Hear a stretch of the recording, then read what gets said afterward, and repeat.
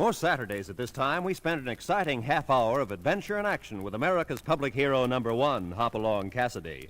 Well, even two-fisted cowboys take summer vacations when they can, and Hoppy is no exception. But Hopalong and Topper will be back with us riding the CBS air trails again 1 week from tonight, September 22nd. Get this and get it straight. Crime is a sucker's road, and those who travel it wind up in the gut of the prison of the grave. There's no other end, but they never learn. From the pen of Raymond Chandler, outstanding author of crime fiction, comes his most famous character in The Adventures of Philip Marlowe.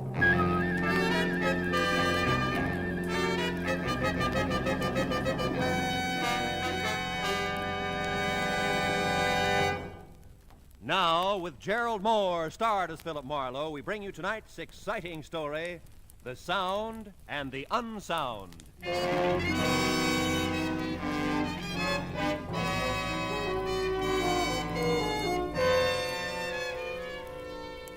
You know, in my business, you get to the point where you think you've seen everything. In fact, you get there at least twice a week.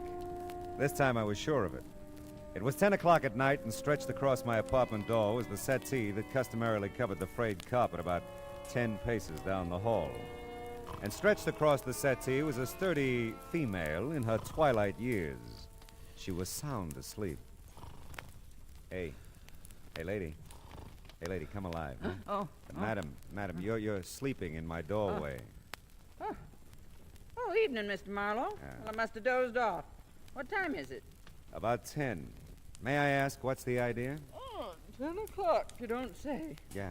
Well, I wouldn't have slept, I don't suppose, except the light's bad in this hall. Not fit for reading, Mr. Marlowe. Yeah, well, I'll speak to the landlady. Now, Well, I guess I'd better put this settee back where it belongs. I hauled it up to your door so I wouldn't miss you. I can haul it back just fine. Yeah, I know, but you... There. Now then, you remember me, don't you, Mr. Marlowe? Lucille Bellows? Well, Letty Parmley's friend, remember? She introduced me to you one day in the supermarket. We all began to talk. Oh, sure.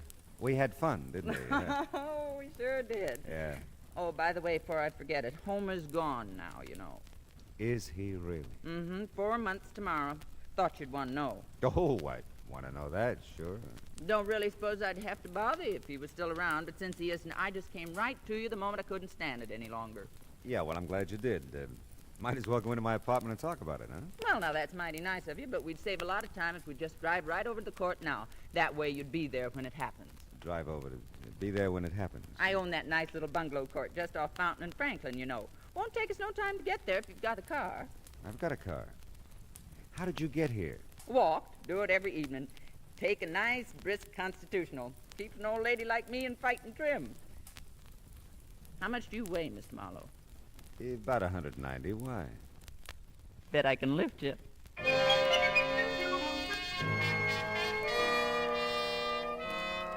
It just seemed smarter all the way around to drive Lucille Bellows back to her nice little bungalow court. My memory wasn't as vivid as hers. I didn't remember Letty Parmley or our hysterical rendezvous in the supermarket or Homer or even Lucille. But the promise of my usual fee made that unimportant. Of two things I was certain: I'd never forget Lucille again, and she probably could lift me. I was still in the dark about everything else as the two of us entered our bungalow at the far end of the court.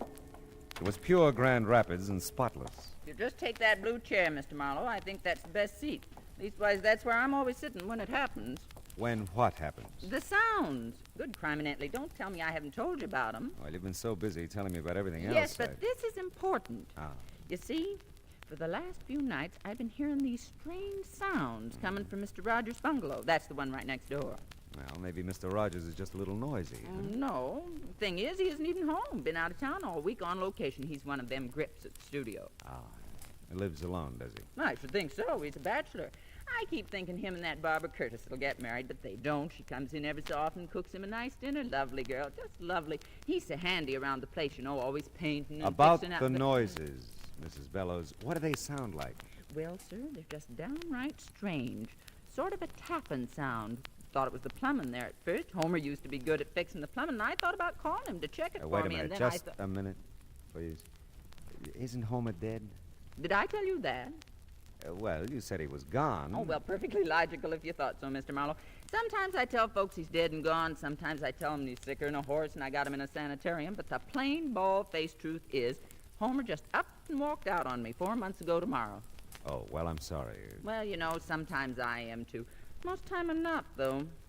But don't think I don't realize I might be imagining these sounds, Mr. Marlowe. I'm getting along in years, and it's just as possible it can be...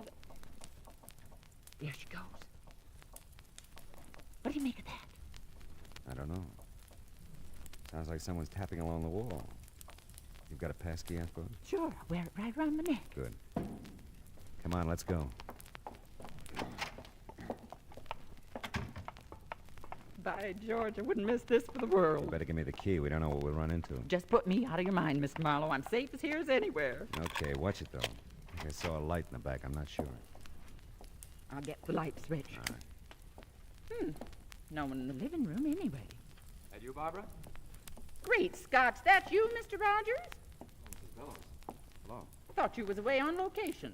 Well, I just got in town a few minutes ago. The boss needed something for the company. He sent me in to get it. Well, sakes alive. Well, I'm that embarrassed at barging in on you this way. Oh, this is Mr. Marlowe, Mr. Clinton Rogers. How do you do? Well, Marlowe? I don't blame you for looking confused the way you do, Mr. Rogers. I might just as well face up to it. For the last few nights, I've been hearing some pretty strange tapping sounds coming out of your place here. And I made up my mind I'd call my old friend Mr. Marlowe here to investigate 'em for me. Oh, I see. Say, Well- you don't look too good, Mr. Rogers. Oh, I'm fine. Well, we've been working pretty hard. I'm just tired, that's all. Well, you see, we heard those tapping sounds a while ago, Mr. Rogers, and then a duller, heavier sound just before we came over. And I must say, we didn't hear you come home, Mr. Rogers. Well, I came in the back way. The sounds you heard, Mr. Marlowe, I must have made them. I guess I dropped my suitcases pretty hard.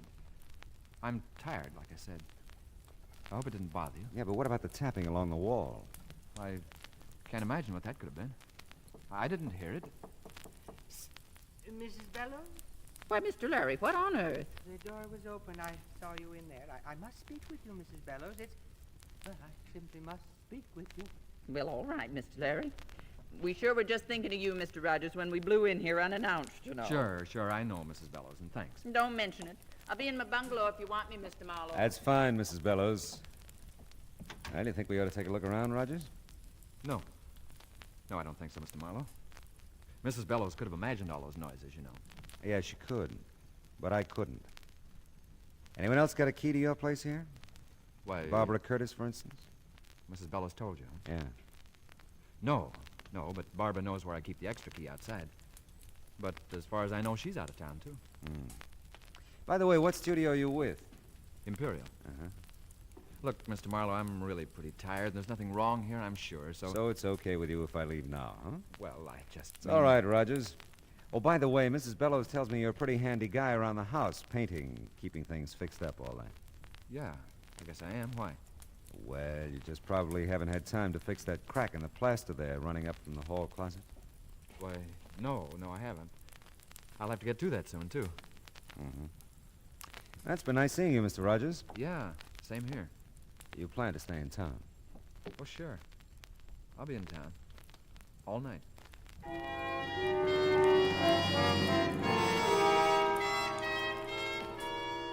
There was something eating at Clinton, Rogers, something pressing, but he wasn't talking about it, not to me anyway.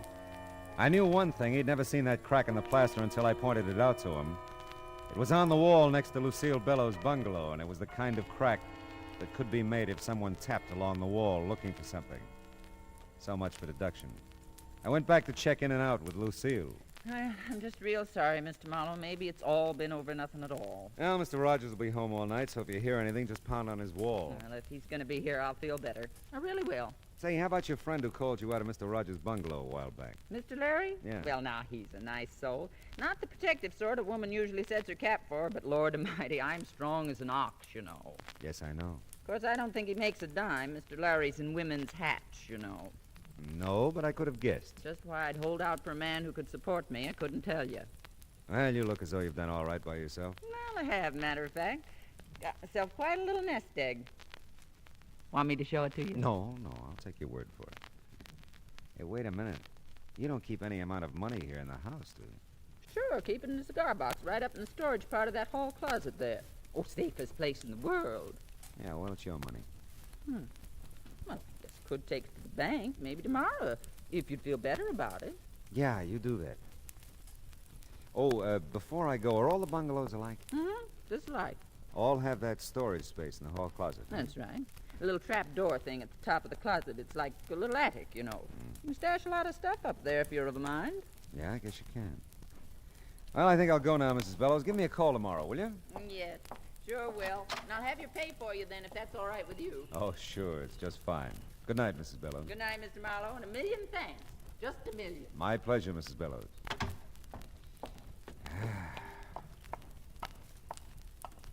Oh, Mr. Huh? Marlowe. Oh, Mr. Larry, isn't it? Oh, yes, it is. Well, I know who you are. I mean, the Philip Marlowe, all that. And all that. Well, that's good. Now we know each other, huh? I've really become quite chilled waiting for you to come, Lucille. Is that what you've waited to tell me? Certainly not. Confidentially, Mr. Marlowe, I know something that may interest you. Oh. Well, it's quite obvious to me that something's going on around here. Something odd, I mean. Are you closing in on a point? Because I wouldn't want you to get any more chilled. Very well, Mr. Marlowe. I'll be brief. But it just may interest you to know that I've seen Homer around here. Quite a bit in the last few days. Now, what do you make of that? I don't know. What do you make of it? Well, I don't know. I must say, I thought it would mean something to you. Yeah, well, it might mean more to Lucille. Why don't you just trot in and tell her all about it? Well, I will. I'll just do that. And I'm sure I'll never trouble you with any of my ideas again, Mr. Marlowe. Goodness. Yeah, well, Lucille's as strong as an ox. Oh, that bed's gonna look real good. Hey!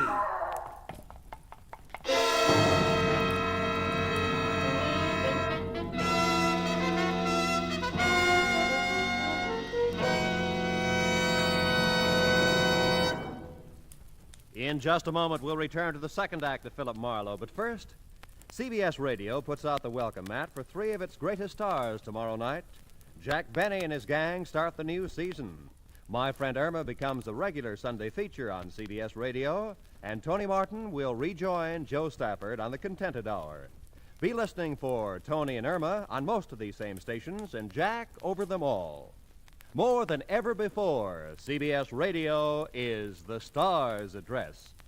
And now with our star, Gerald Moore, the second act of Philip Marlowe, and tonight's story, The Sound and the Unsound.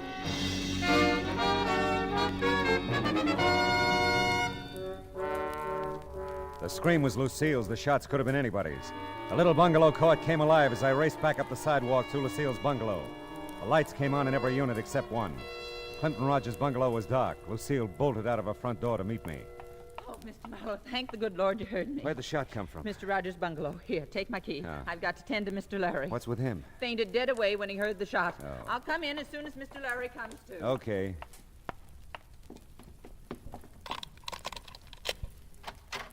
Rogers? Rogers, where are you? Hey, Rogers! Here, Huh? in the kitchen.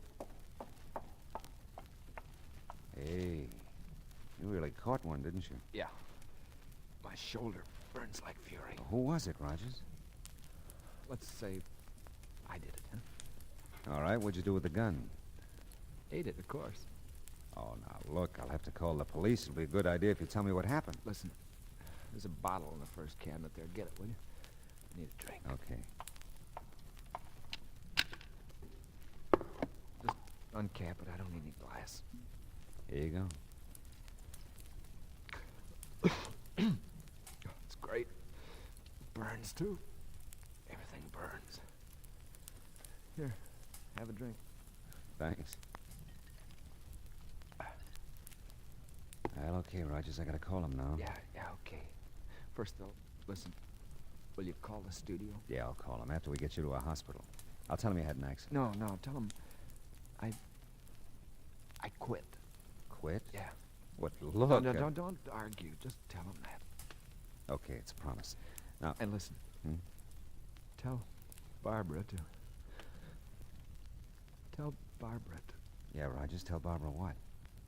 Tell her to...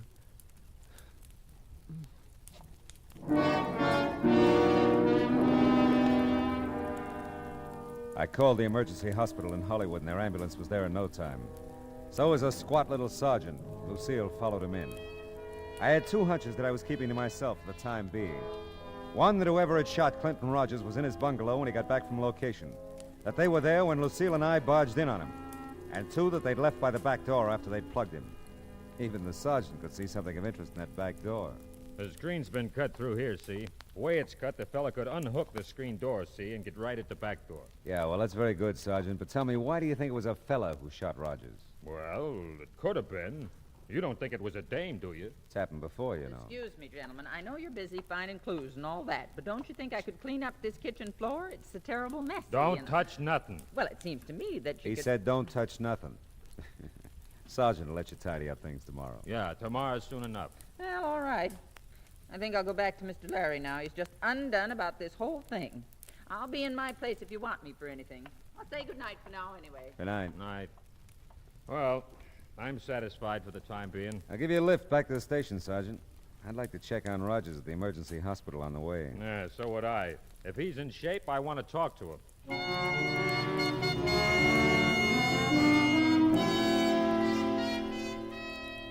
The news from the emergency hospital wasn't too good. They'd taken a slug out of Rogers' shoulder at 38.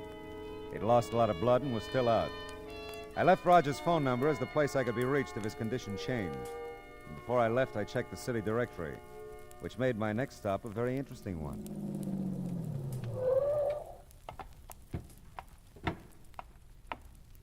Hey, the studio's closed, mister. You can't get in at this time of night.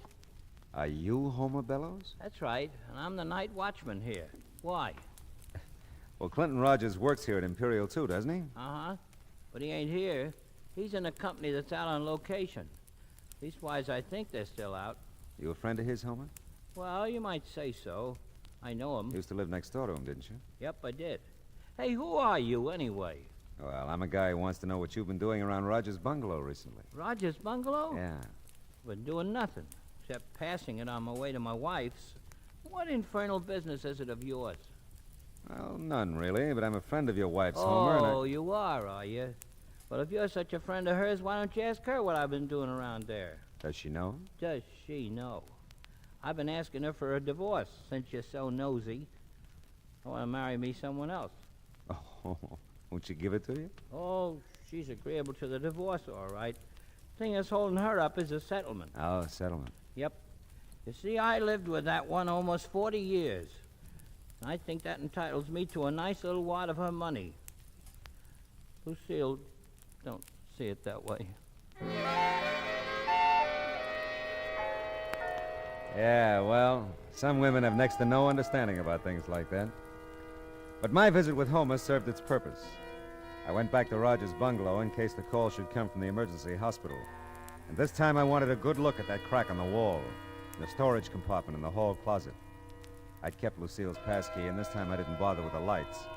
I used the flashlight from my car because I was pretty sure whoever had shot Rogers hadn't found what they were looking for. I just opened the hall closet door when I'd heard it. Someone was unlocking the front door. I moved quickly behind a big chair in the living room. Just tiptoe, Bud. We've got to be quiet. Yeah. But what about lights? We'll try to make the flashlight do. Okay. But I still don't think there's much of an idea. Oh, I was afraid to come alone, Bud. And I've got to find it before Clint comes back. You could just take my word for it, you know. You wouldn't have to be here at all. I've told you. I can't believe what you've said. I've got to find out for myself. Maybe you'll be sorry if you find out. Maybe so. But at least I'll know then. That little storage place here in the closet is the only place I haven't looked. Do you think this will be enough light? Yeah. But how'll I get up there? I can't reach that door from here. Oh, well, wait. I'll get the stool from the kitchen. I'll get it. No, I've got the flashlight, Bud. Oh, good heavens, Bud. Here in the kitchen. It's blood. Yeah. Sure is. Who's that? Hey, Don't reach for anything, Bud. You're covered. What's happened to Clint? Somebody shot him. Oh, no. He's not dead yet, Miss Curtis. You know my name? Yeah, he mentioned you. I'm Philip Marlowe. Mrs. Bellows called me in on this. Oh, Why don't you put the gun down, mister? I will when I find out a few things. where is Clint? I want to go there. Police took him to the emergency hospital. Police, but Yeah, they're going to call me here and tell me how he is. He was still out when I left a while ago. come on, Bud. You've got to take me there. Why, yeah, Barbara, sure. Yeah, not yet, kids. Not till you two tell me what you came to find here tonight. And the other nights you've been here. Other night. You said a while ago you'd looked every place but the hall closet. But I've never been here at night, not without Clint. Don't talk to him, Barbara. You don't have to. I won't. Mr. Marlowe, you can't keep us here. I have to go to Clint. I have to be with him. I'll get that. And don't forget you're still covered, Buster. Yes? Marlowe, Yes, Sergeant. How's Rogers? he's over the hump okay. They gave him a sedative a while ago. He's out like a light, but he's gonna be all right. I see. Did he say anything? Were you able to talk to him? I was able, but he wasn't. Sort of delirious, I guess. Mumbled something about Barbara. And then just after they gave him the shot, he said over and over, "Don't be a fool, Bud. Don't do it, Bud." He did, huh? Well, that's something. Is it? Sure is. Thanks, Sergeant. I'll call you back. What did they say about Clint? Well, it looks like we're looking for a murderer now. Oh, no. Take it easy, honey. We had one break, though. Clint! It'll interest you, Bud. Will it? The police know who shot him. Clint told them. Bud! What are you doing? Just protecting myself, Barbara. You want to use that gun now, Marlowe? I'm keeping her right here in front of me. Yeah, I see. I thought you'd have a 38, Bud. That kind of clinches it, doesn't it? Not yet, it doesn't. Bud, please, don't. Stand still and shut up. Drop your gun, Marlowe. Let her go, kid, and we'll talk about this. She won't get hurt unless you hurt her. Drop your gun. Bud, someone's coming. Mr. Marlowe. Look out, you two! Mr. Marlowe. Oh, my. Thanks for the souvenir, Bud. Oh, my goodness. Good work, Mr. Marlowe. Barbara, honey, are you all right? Yes, I'm all right, Mrs. Bell. How about that, Mr. Larry? Coming in when you did, you're nothing but a bloody hero. Oh, my. I feel so. Good Lord, there he goes again.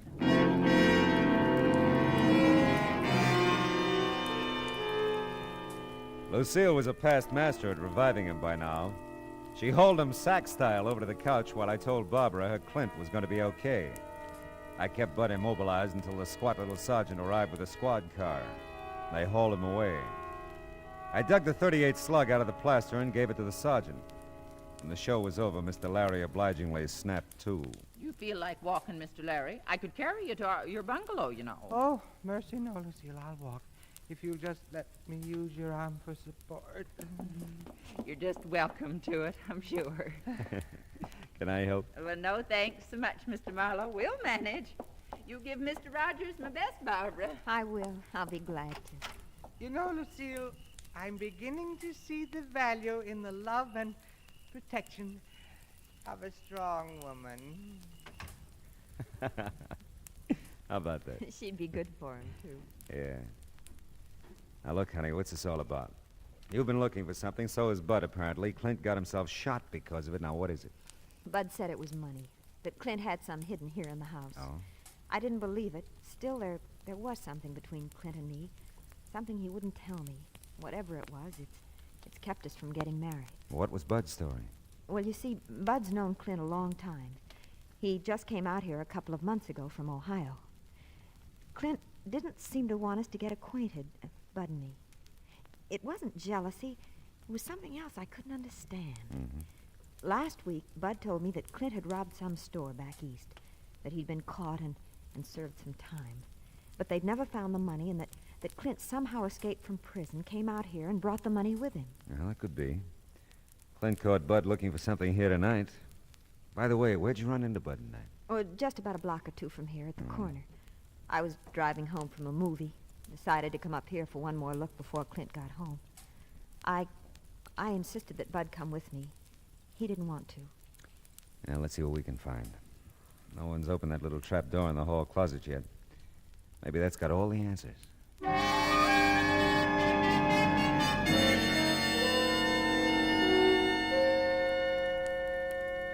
Why, it's a strong box, isn't it? Yeah, it's not very heavy, though. There. Let's see now. No money at all. A couple of war bonds made out to Clinton Rogers and/or Thomas Rogers. Clint said he didn't have any family. Hey, look. Here's an envelope with your name on it. Oh, for Barbara Curtis to be opened in case of my death. I don't know what to do. Well, don't look at me, honey. I can't decide for you. You will go with me when I tell him, though, won't you? Sure I will. Let's see. My darling, this newspaper clipping will tell you why I couldn't marry you. When you read it, you'll see why. I love you, Clint. I'm afraid to read the clipping, Mr. Marlowe. Let me see it.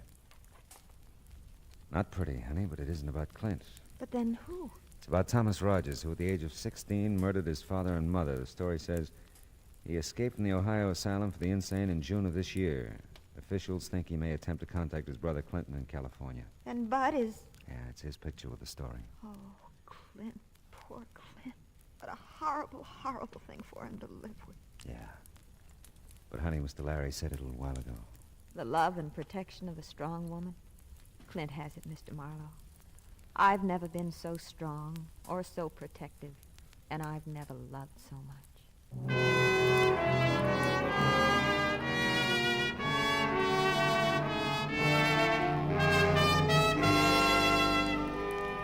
It was almost dawn now.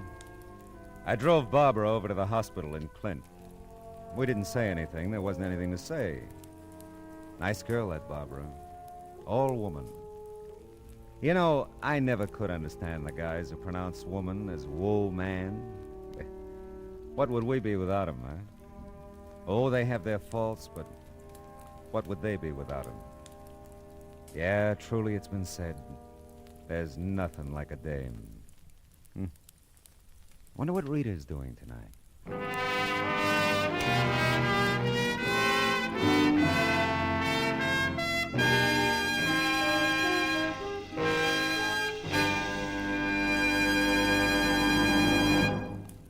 The Adventures of Philip Marlowe, bringing you Raymond Chandler's most famous character, starring Gerald Moore, was produced and directed by Cliff Howell and written for radio by Kathleen Height.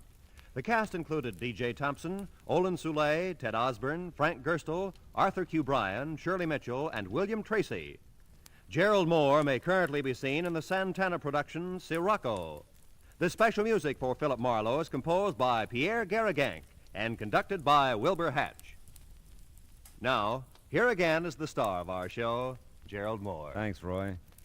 Ladies and gentlemen, boys and girls, tonight's broadcast concludes our current series of the adventures of Philip Marlowe. I understand it won't be very long until we meet again.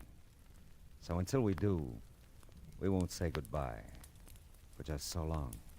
See you soon. I still wonder what Rita's doing tonight.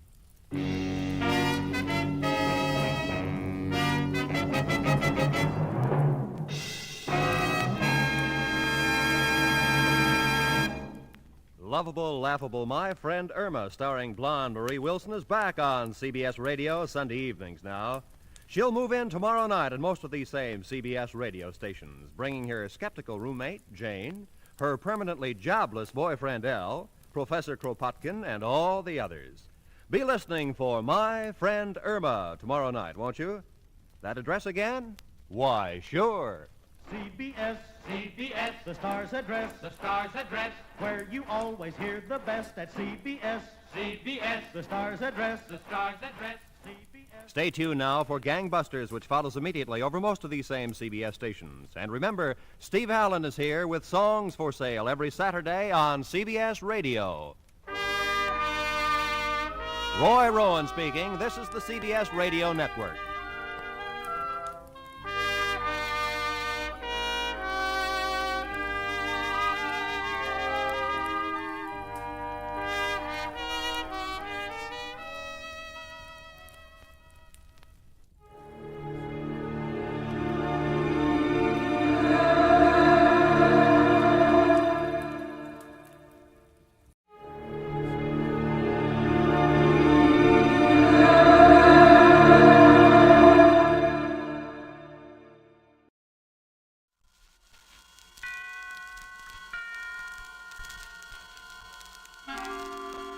Suspense.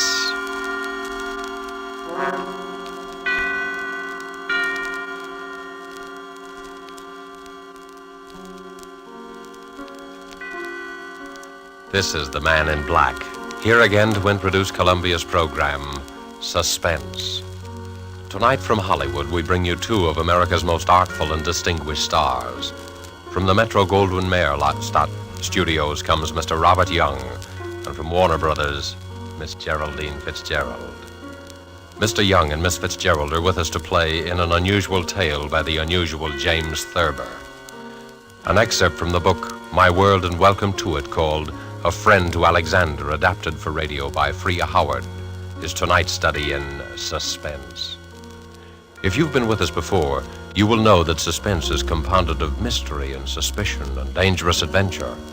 In this series are tales calculated to intrigue you, to stir your nerves, to offer you a precarious situation, and then withhold the solution until the last possible moment. And so it is with Mr. Thurber's poignant and strange story, and the performances of Robert Young as the man who was a friend to Alexander, and of Geraldine Fitzgerald as his wife Bess, who relates these events to us.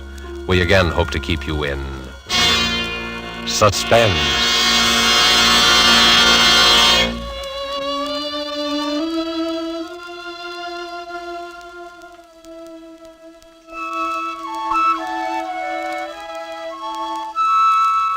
Harry was a laughing, happy-go-lucky fellow before he began to have those dreams.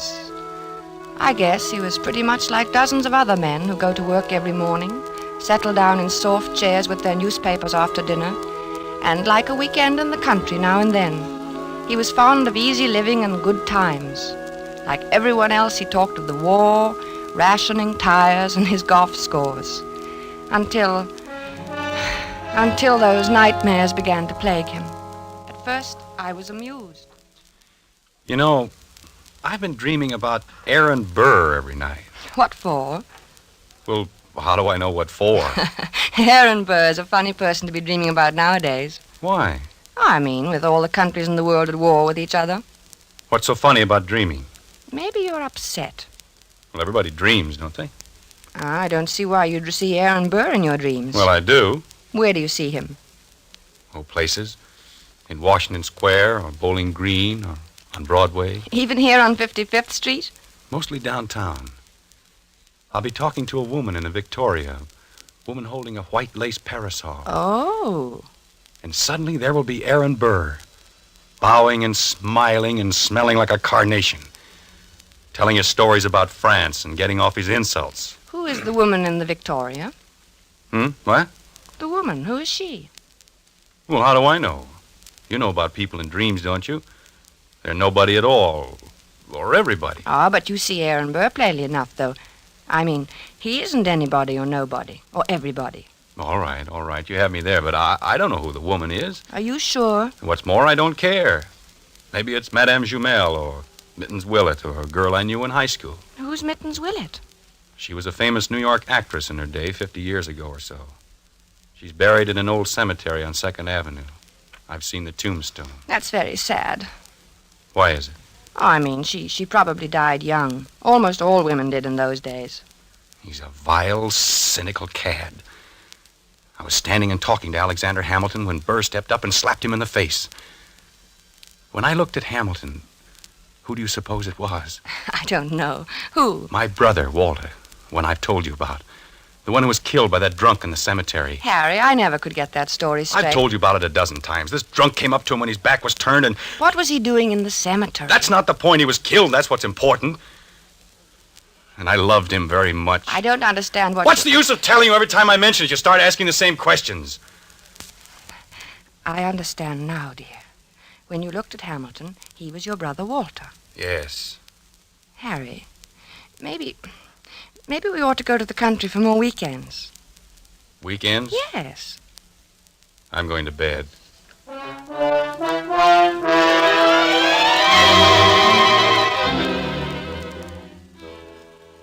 For a time that evening, I worried about Harry. Not about his dream. Why shouldn't he dream? But I wondered about his health. He looked so worried somehow, so unlike himself. I was glad when he went to bed. A good night's sleep was just what he needed, I thought. How could I know? The next morning, we were quietly eating our grapefruit when Harry flung down his spoon. I wish he'd go back to France and stay there, him and his la-la. Who, dear? Oh, you mean Aaron Burr. Did you dream about him again? Yes, he said la-la to me. Why should he say la-la? I was at the tavern and we were drinking ale, and I said something funny. I don't remember what it was. Something amusing about what Ben Franklin had said to Washington once. It was one of those things, you know. No, I don't. Have some more coffee, dear. I don't want any coffee. I made this remark and everyone laughed. Everyone but Burr, that is. He sort of sniffed, and then he said, la-la. Well, why not? I mean, is there anything wrong about him saying la-la? It was the way he said it. He was sneering at me. They all noticed it. Who, dear? Who noticed The others, all of them. And Hamilton. I was there with Hamilton. It was swell until Burr came in. Aaron Burr. I don't see why you dream about him all the time. Don't you think you should take some luminol? I'm not sick, I tell you. I know what I'm dreaming. I just thought, well, it's always Burr, and that seems odd. Well, why? Why shouldn't I dream about Burr if I want to? But you don't want to. No, but I can't help it. Everywhere I go with Alexander, sooner or later Burr shows up and makes those nasty remarks. Last night he elbowed Alexander out of his way. Did it deliberately. Alexander? Hamilton. Oh, Alexander Hamilton. Yes, goodness knows I'm familiar enough with him by this time to call him by his first name. Harry, you know, we might go to the Old Drovers Inn this weekend. You like it there. Hamilton has become not only my brother Walter, but practically every other guy I've ever liked. Don't you like the Old Drovers Inn anymore? Isn't it natural that Hamilton should represent my brother and guys I like? That's natural, isn't it? Yes, I suppose it is. Well, then why are you looking at me like that? You know, dear, I wish you'd go and see Dr. Fox. I don't want to see Dr. Fox. I want Aaron Burr to stop sneering at me in my clothes. He looks at me and his lips curl up and he says, "La, Mr. Andrews, what odd taste you have." I wish you'd go and see Dr. Fox. I'm going to the zoo and feed popcorn to the rhinoceros. That makes things seem right, for a little while anyway.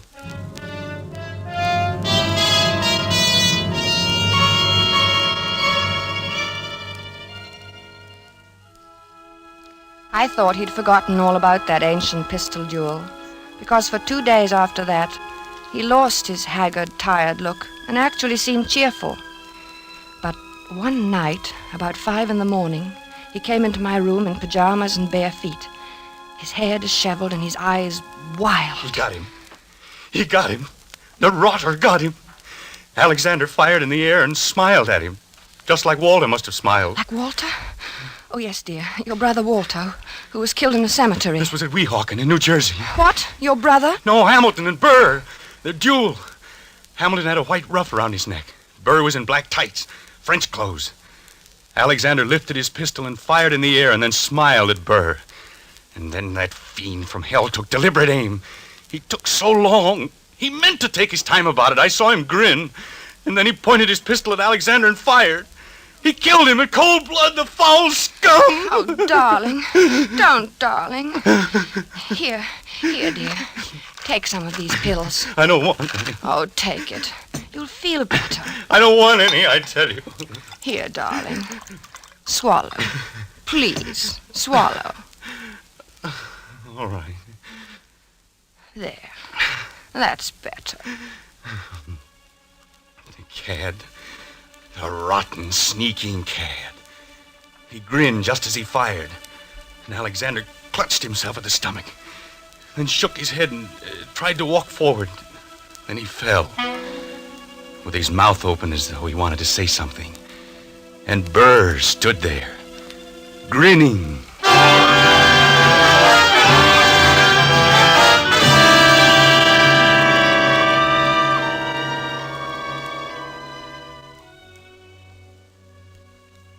He was better after that, but I kept urging him to see Dr. Fox.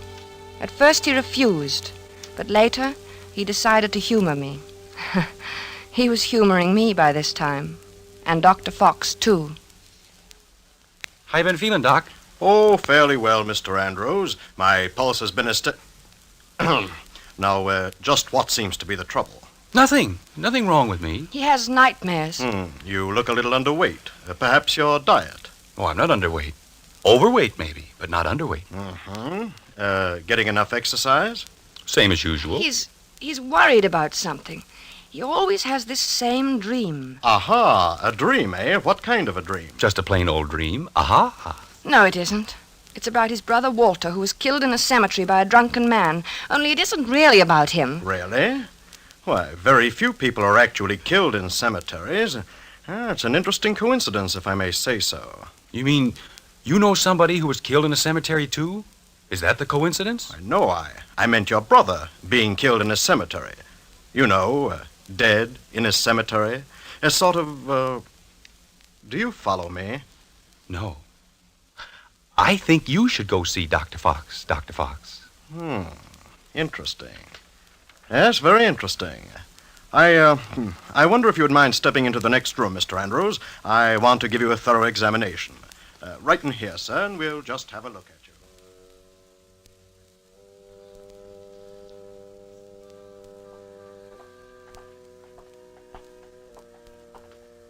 Well, I hope you're satisfied. You heard what he said. There's nothing the matter with me at all. I'm glad your heart is so fine. He said so, you know. He said your heart is fine. Sure, it's fine. My heart's fine. Everything's fine. And you know what I was thinking? No, what? I was just thinking that now that Alexander Hamilton is dead, why, you won't see any more of Aaron Burr. Yeah. Yeah, I guess you're right.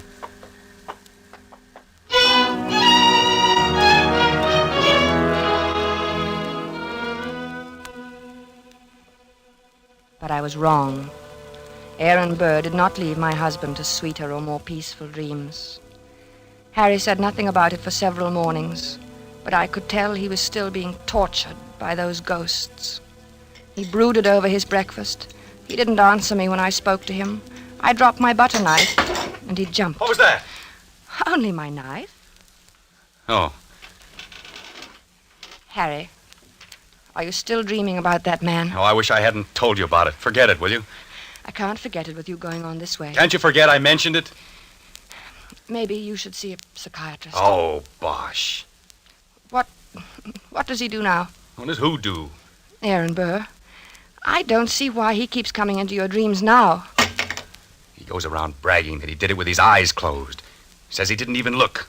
Didn't look when? When he killed Alexander in that duel. Well, what? He claims he can hit the ace of spades at 30 paces blindfolded.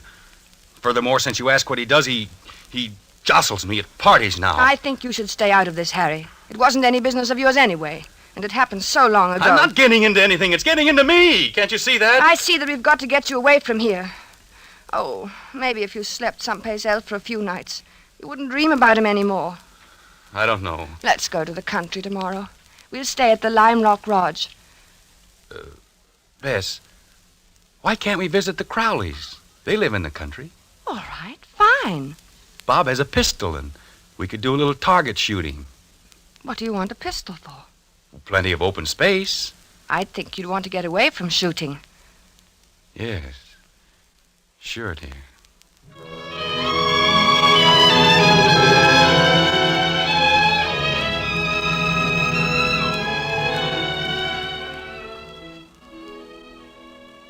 The vacation seemed a success at first. When we arrived at the Crowleys' house in the cab, I thought I'd left my suitcase at the railroad station. Harry laughed his old normal laugh for the first time in many days as he found the bag and handed it to me. And then he leaned over and kissed me. Good old Connecticut. Oh, Harry, this is wonderful. Oh, we'll have a grand time, Bess. Yes, dear. Hello, Miss. Hi, Harry. Here they come. Good old Bob. Remind me to tell him that rabbit joke. Hello, Madison. I'll take your bags, Mr. Andrews. Thank you, Madison. Good to see you. Thank you, sir. Hello there. Biz, what a wonderful Well, day. Bob, Hi, how's the Dad. old country squire? Oh, fine. How have you been? Never better. Boy, it's good to be here. Hello, Alice. Well, you two, I'm so glad you've come. It gets kind of dull here in the hinterland. Oh, I'm glad, too. Say, wait till you get one of our extra special cold martinis into you. You'll feel ship-shape. Still know how to mix them, huh? Better than ever. Get lots of practice these long country winters.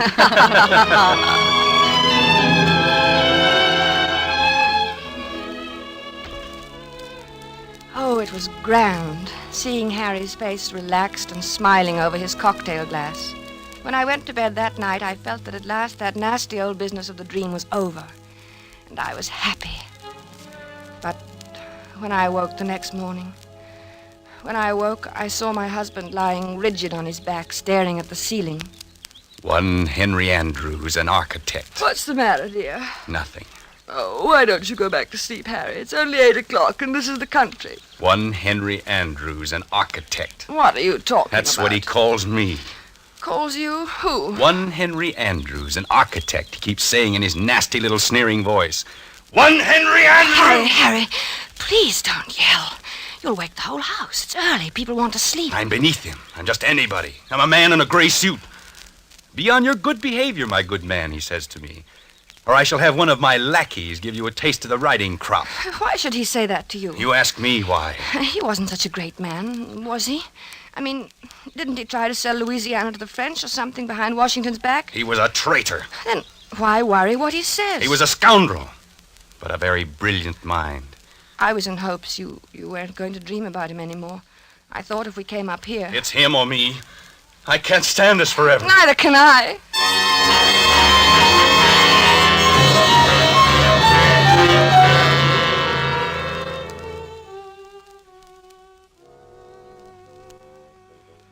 As I had expected, Harry spent most of the afternoon with Bob shooting at targets. At first they just aimed at the paper squares. It all seemed to be good-natured and in fun. After a while, Harry stood with his back to the dead tree trunk on which the targets were nailed. Then he walked 30 paces ahead in a stiff-legged manner, and his face was set in stern lines. His revolver was at arm's length above his head when he turned suddenly and fired. Bob dropped to the ground, scared. Hey, what's the big idea, Harry? But Harry didn't answer. He started to walk back to that dead tree trunk again. Then, with his back to the target, he began marking off the 30 paces. Bob called to him. I think they kept their arms hanging straight down. I don't think they stuck them up in the air. But my husband continued to count off. At the 30th step, he lowered his arm, wheeled about suddenly, and fired from his hip. Hey there, watch out! 2 of the shots missed the tree, but the last one hit it. Like a mechanical man or someone in a trance, Harry began to walk back to the tree again without a word, his lips tight, his eyes bright, his breathing coming fast. And look, it's my turn! But Harry about-faced and stalked on. This time when he fired, his eyes were closed. Poor Bob didn't know what to make of this strange behavior. Hey, good heavens, man, give me that gun, will you? Without a protest, Harry let him have it. For the first time, he spoke. I need a lot more practice, I guess. Well, not with me standing around. Come on, let's get back to the house and shake up a drink. Gee, I've got the jumps. I need a lot more practice.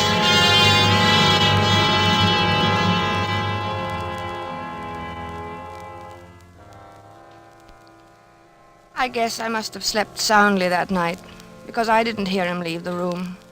He must have crawled out of bed, dressed silently, and crept out of the room. The sun was just coming up, and the light was hard, and the air was cold. Then I heard the shots. Harry! I threw on a dressing gown and ran downstairs. The Crowleys were in the hall. Oh, good heavens, Bess. Is Harry all right? It sounds like it. Where is he? What's he doing? It sounds as though he's out behind the studio shooting.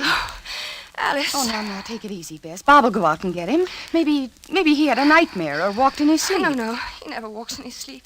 He's awake all right. Now, let's go down and get some coffee. He'll need some. Yes, I'll need some, too. Hey, what the dickens is the matter with him, anyway? I don't know. I'm so sorry. Bob, you go get him. At your service, madam, alive or dead. Bob, stop it. Okay, I'll do my best. Come on, Bess. We'll go to the kitchen. What's that noise? Where? In the kitchen.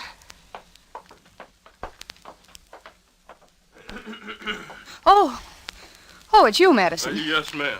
Well, you're shaking. I was just wondering, ma'am. No, it's all right, Madison. You go on back to bed. Clothita was scared, ma'am, and I thought... Well, you tell Clothita that it's all right. Mr. Andrews is shooting a little. He couldn't sleep. Yes, ma'am. Yes. I don't know what to do, Alice.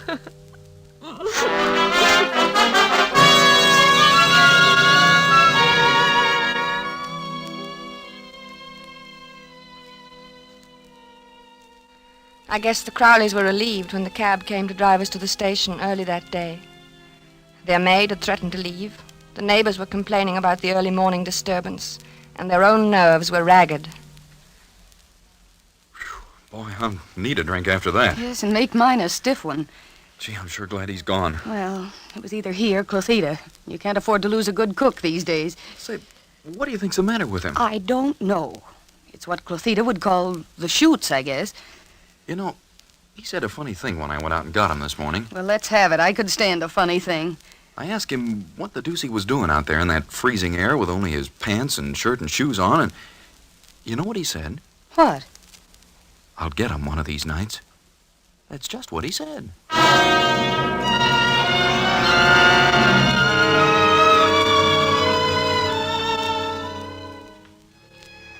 By this time, I was really frightened. When we returned to the city, Harry was a picture of gloom. Our first night back, I looked at him as he lay on the chaise longue in my bedroom in his blue dressing gown, smoking a cigarette. He was haggard and tired, and he kept biting his lower lip. I mixed a scotch and water nightcap for him. No thanks, no liquor. I need a steady hand. Watch my hand. Does it tremble? No. Is it steady? Yes, very. That's good. That's very good. You need a steady hand, you know. For what, dear? Oh, things. Harry, will you sleep in my room tonight? No, you keep shaking me all night to keep me awake. You're afraid to let me meet him. Are you still on that? Why do you think everybody's better than I? I can outshoot him the best day he ever lived. Oh, of course, In the dear. waistcoat. Right next to the middle button. He has 3 big pearl buttons on his waistcoat. Came from France.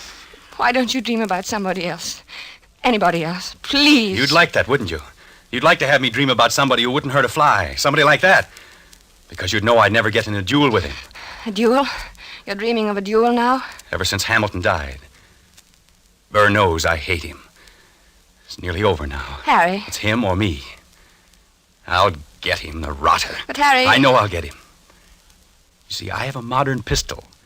He has to use an old-fashioned single-shot muzzle loader. Is that quite fair? Fair? What do I care if it's fair or not? Was it fair the way he shot Alexander? Was it? Don't be mad with me, Harry. Oh, I'm sorry, darling. I'm very unhappy. I'm sorry, darling. And I'm worried sick. Well, I'm sorry, darling. Don't cry. Please don't cry. It upsets me when you cry. And I mustn't be upset. I must be very calm and rested. My hand must be steady tonight. Especially tonight. I'm so worried, Harry. Don't worry about me. I'll be all right. I'll be fine. My hand is like a rock.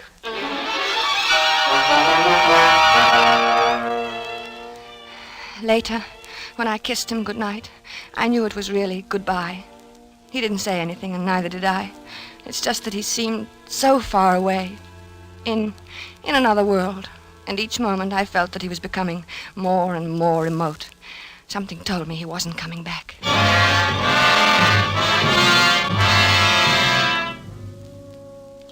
I couldn't sleep.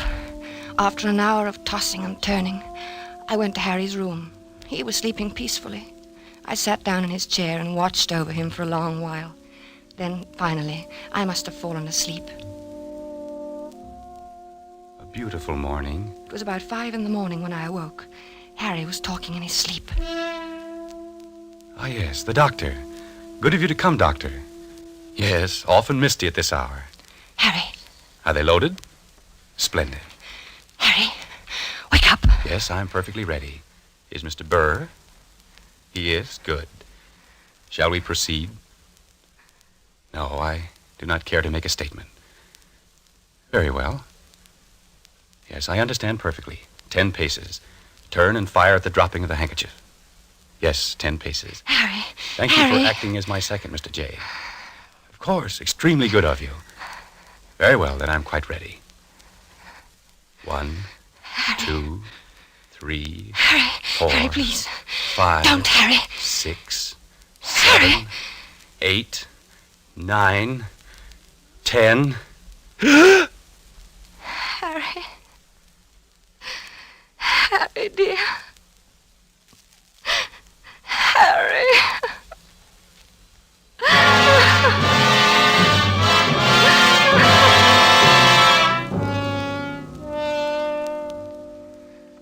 Dr. Fox was puzzled when he examined Harry the next morning. Extraordinary. His heart was as sound as a dollar when I saw him the other day. He seemed to be fine, Dr. Fox. I can't understand it. What? Why his heart stopped as if he'd been shot. Shot? Yes. Of course, there are no gunshot wounds and no... Shot.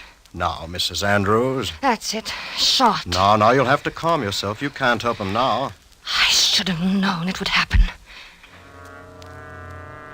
I kept staring at Harry's right hand. The 3 fingers next to the index finger were closed stiffly on the palm, as if gripping the handle of a pistol. The taut thumb was doing its part to hold that invisible handle tightly and unwaveringly. But it was the index finger which held my eye the longest. I looked carefully to make sure I was right. Yes, it was so. That index finger was curved inward slightly, as if it were about to press the trigger of a pistol. So there had been a duel after all. Perhaps there was no gunshot wound. But Harry had been shot as surely as he was dead. Dr. Fox saw me staring and spoke to me. What are you looking at, Mrs. Andrews? Harry never even fired a shot. Aaron Burr killed him the way he killed Hamilton. Well, what are you talking about? Aaron Burr shot him through the heart. I knew he would. Yes, but there's no evidence to I knew he would. Then Dr. Fox put an arm around me. He looked at me gently and a bit frightened, the way I used to look at Harry when he told me about his dreams.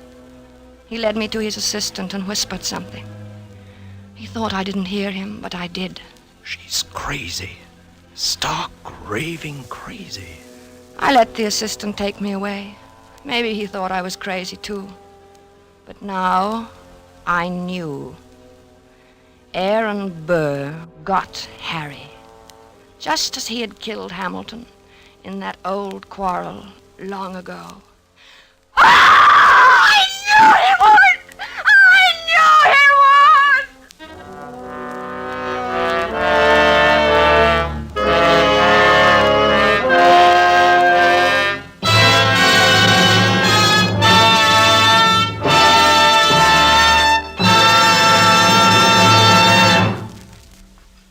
And so closes A Friend to Alexander, starring Robert Young and Geraldine Fitzgerald. The James Thurber story, which was tonight's tale of Suspense. The producer of these broadcasts is William Spear, who with Robert Louis Cheon, guest director, Freya Howard, author, and Bernard Herrmann and Lucienne Marlowe, conductor and composer, collaborated in presenting A Friend to Alexander. Now CBS is pleased to announce that beginning August 17th at 10 to 10:30 Eastern Wartime, Mr. Robert Young, whom you've heard as star of tonight's Suspense, will begin a brand new CBS series entitled Passport for Hunter. Passport for Hunter will bring you each week the adventures of an American newspaper reporter among the people of the United Nations. Next week's broadcast will be written and directed by Norman Corwin, with music by Bernard Herrmann. And the star, as we have said, will be Robert Young. This is your narrator, the Man in Black, inviting you to be with us next week at this same time when, with Miss Agnes Moorehead and with a repeat performance by popular request of the play called Sorry, Wrong Number, we again hope to keep you in suspense.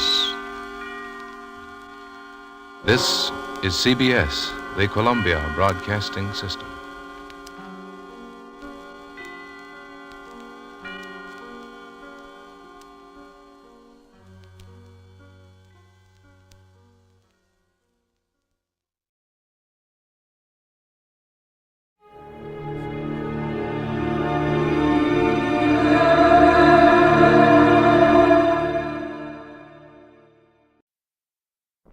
The encyclopedia says that the island of Haiti can be called San Domingo, Santo Domingo, or Hispaniola. Well, after my visit there, I could suggest a few more things they can call it, but they probably wouldn't get past the censors.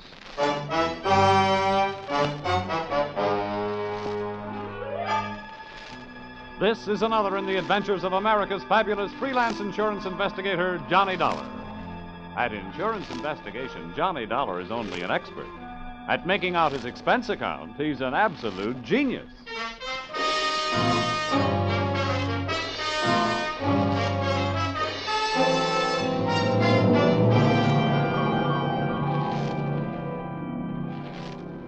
Expense account submitted by Special Investigator Johnny Dollar. To Home Office, American Federated Life Insurance Company, Hartford, Connecticut. Attention, Harvard Huntington, General Manager. The following is an accounting of my expenditures during my assignment in Port-au-Prince, Haiti. Or, the nights may be black down there, but the magic is blacker.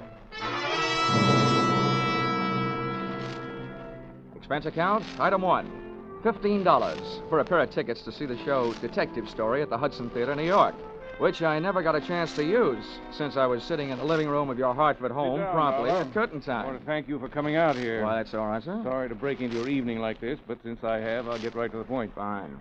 Perhaps you've heard of the Gordon family here in Hartford. Well, what I see of the society page is while I'm flipping back to the sports section. But I've noticed the name. Diamond-studded, aren't they? Yeah, immensely wealthy. Pillars of society and, surprisingly, quite a proper family. Oh. It is all but one of the sons, Ralph. He's a heavy drinker, complete waster, ne'er-do-well. A blot on the old escutcheon, eh? Yes, continually getting into one scrape or another. Now he's done it again. I take it that you're not worried about Ralph the man, but about Ralph the policyholder. Well, to put it bluntly, yes. I don't think it's unethical for a company to protect its interests. In this case, the policy is in the amount of $150,000.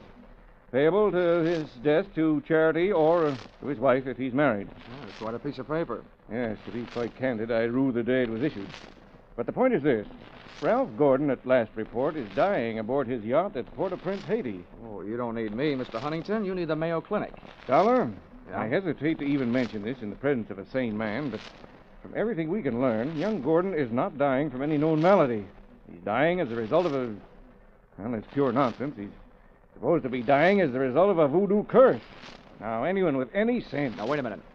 Where'd you get your information? From his older brother, Thomas. He's a doctor. He's down there in Haiti with Ralph.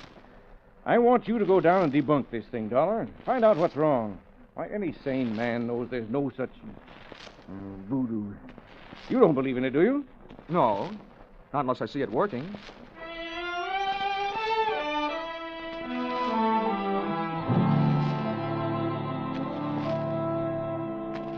Expense account, item 2, $148.70, Hartford to Port-au-Prince, via airplane. Expense account, item 3, $32.50, tropical clothes. They didn't fit me, but they fit the weather. And item 4, $25, spent while I browsed the waterfront bars in Port-au-Prince, looking for somebody who knew where the Gordon yacht was moored. Know about this When I found him, he not only knew that, he knew everything. Ask me first. My name's Cap Reagan, and I've been here since before repeal.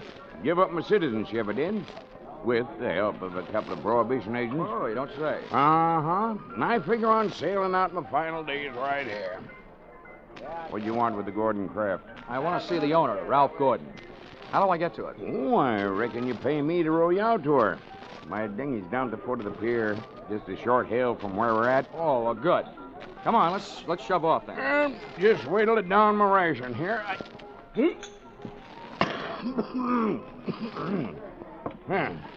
That'll put me shipshape. What'd you say you wanted with that schooner? You figuring on buying her? Thanks for the compliment, pal. Listen, if I bought a boat today, it would have to be a surplus life raft. Now, I told you I want to talk to Gordon. Friendly visit or other kind? I'm beginning to see how you know so much about this island. Well, never question, never learn. Remember that, Sonny? Yeah. Yeah, this way.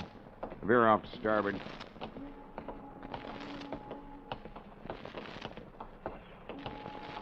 No, sir. Never question, never learn. Yep. Well, I'm an insurance investigator, and a company sent me down here to look things over, including Gordon. Something wrong? I don't know yet. What do you know about him? A jug full, Sonny, a jug full. Stood into the harbor about 2 months back. No sooner dropped his hook than his crew started taking the pierhead lead. Everybody jumped but the bosun, for reasons of his own. Why did they leave him? 'Cause he was half seas over all the time. You navigate with sextant, a compass, and parallel rulers, Sonny. Not with a double shot and a water chaser. You get the drift? They were afraid to sail with them, huh? Aye, that's the line of it.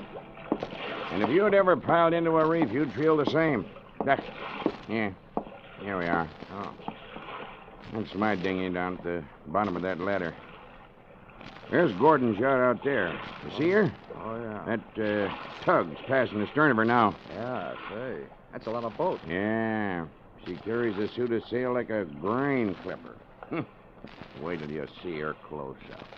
She's as dirty as a garbage scow.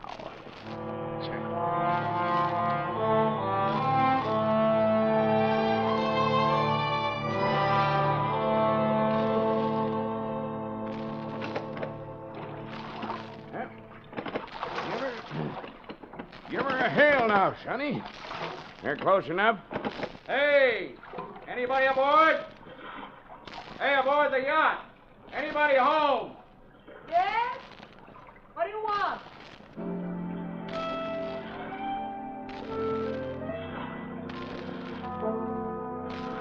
If the ship was dirty, I didn't notice.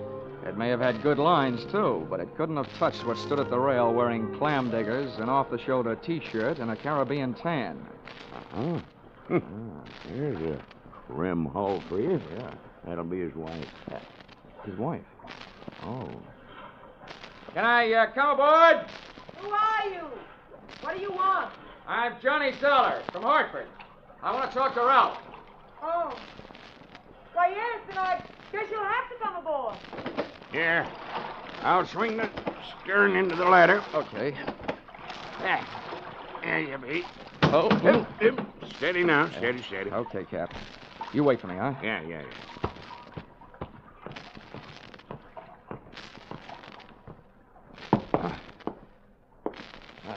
Well, how are things in Ralphie's old hometown? Cold. But not as cold as this reception. Don't let it throw you. What is this, a friendly drop-in? Business? Or just plain snooping? If it's the last, I'm Edwina. The wife they haven't heard about at home. Congratulations. Now I know why you like to wear your shoulders bare. The better to keep a chip on them. If you're through being sharp, I'll let you hear what's left of my husband. Come on, through here. Okay.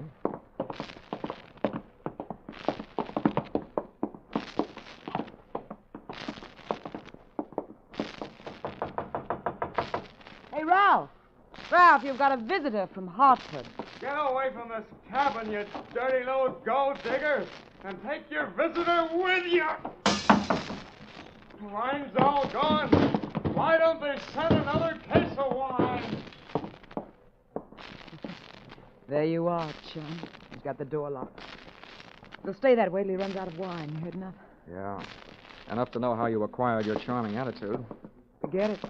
I walked into it with my eyes wide open. Let's get back out on deck. The light's better for throwing bobs at each other. Yeah, sure. Sounds like fun.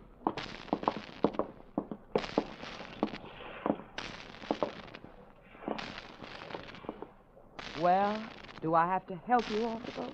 Not until you help me by answering some questions. I'm an insurance investigator, and I was sent down here by the company that holds a policy on your husband's life. What should I do, Frank? The story they got was that Ralph was dying from some kind of a voodoo curse. They don't believe it, and neither do I. Why not? That might be true. Huh? Some old dame, they call her Maria Lascelles. She came out to the boat. She yelled some things at him, and when Ralphie threw a bottle at her, she swore she'd put a curse on him. How'd they hear about that back in Hartford? Ralph's brother, Dr. Thomas Gordon, told them. Do you know him? Yeah, we hate each other. I wonder why he told them. Maybe because he thought somebody, who'd be better off with Ralph dead, was using Maria Lascelles' curse as a cover-up. How would you stand as his widow? Get off this boat.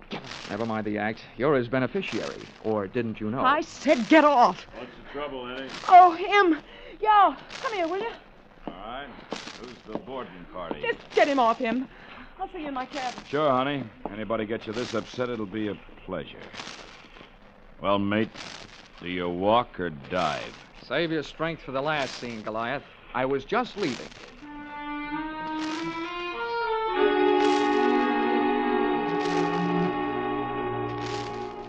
Expense account, item 5, $3. Paid to Cap Reagan as water taxi fare. Item 6, 80 cents. Land taxi fare to Hotel Francois. an up-at-the-heels hangout for not only the best in tourists, but also Brother Thomas Gordon, M.D.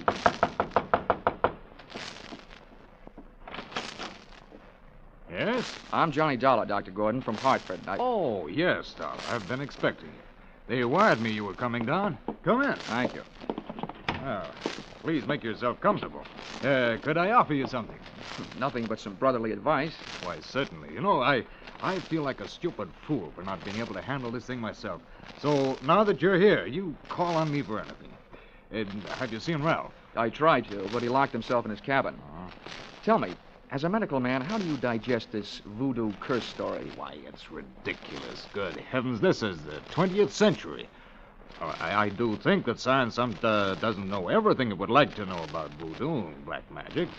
There are stories supposedly true, but any victim would have to have a highly susceptible mind. Now, I know my brother, Mr. Dollar. His mind is susceptible only to his own whims and fancies. Well, then what's the matter with him? Well, that's it. I don't know. He's drawn within himself. He seems to be searching almost insanely for escape through alcohol. Hasn't anybody thought of putting him on the wagon? It's a horrible idea, but I've heard it works. I don't think this is the time for it. He's suffering mentally and needs release. Well, that leaves us with only one thing to think about. No matter how thin you cut it, it's still voodoo. Well, I'm a man of science, Mr. Dollar. I'd make hypocrisy out of all my knowledge and training if I attacked the problem from that direction. But please, you let me know what you learn.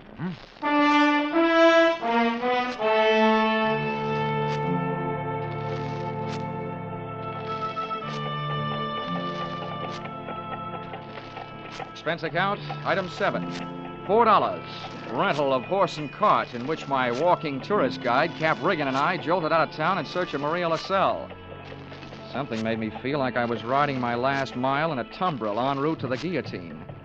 The moonlight was fighting a losing battle against an army of storm clouds that were sweeping in. And then to make it worse, I heard a drum. You there, Sonny? Yeah, sort of a tired Gene Krupa. Means we're getting close to Maria's headquarters. Is she the only one around here? Yep. None of the good Hougans performs in her territory. She's too mean. Oh, great. What's the matter? We're here. And that's the path. Over there by that gnarled old tree. From here on, you plot your own course. This is close enough for me. Oh, me too. Well, how do I know I can't put a curse on her? I've never tried. Smooth sailing, Sonny. The path ran along the edge of a field of sugarcane. On the other side was a solid wall of jungle. First, I smelled some feathers burning. Then I heard the chant. There was an opening in the wall of jungle that led to a small clearing, and just before the moon was smothered by another cloud, I saw a shack. Little clouds of smoke curled out through an open door, and I could see the glow of a fire on the floor inside. Maria, I want to talk to you. Who is it? Comes to the house of Maria. My name wouldn't mean a thing to you, but what I have to say will. Can I come in? Andre. What is this word of so great importance to stop Maria? All I know about voodoo is I don't believe it. Papa Legba. I've come to you because I haven't gotten any answers from anybody else. I want to know what's behind this so-called curse you put on Ralph Gordon. You don't believe? You let me make you believe, eh? Ralph Gordon, he died tonight in the wind and rain. And for you, I have magic now. Look, regard my fire. You will see, you will believe this smoke. Voila! Billy!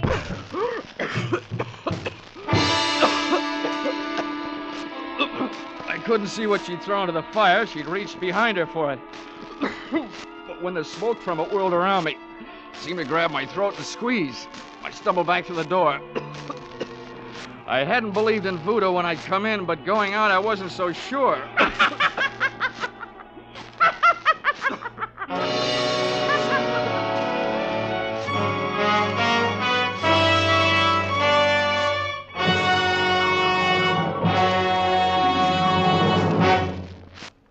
In just a moment, we'll return to the second act of Johnny Dollar. But first, The two Orange Bowl teams, Santa Clara and Kentucky, will be honored by Vaughn Monroe and his CBS Caravan tonight.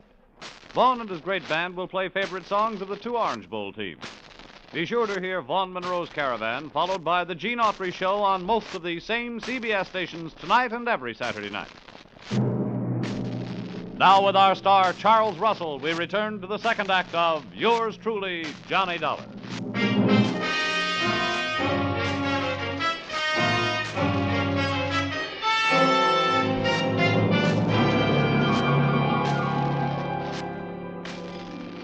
My throat burned.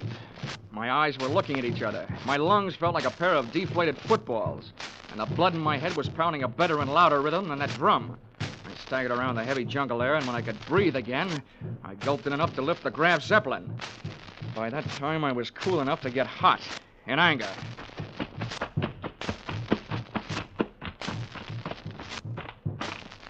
I got back to the shack. Maria had either disappeared into space or flown the coop. The atmosphere was not quite deadly. I crossed over to where she had been squatting.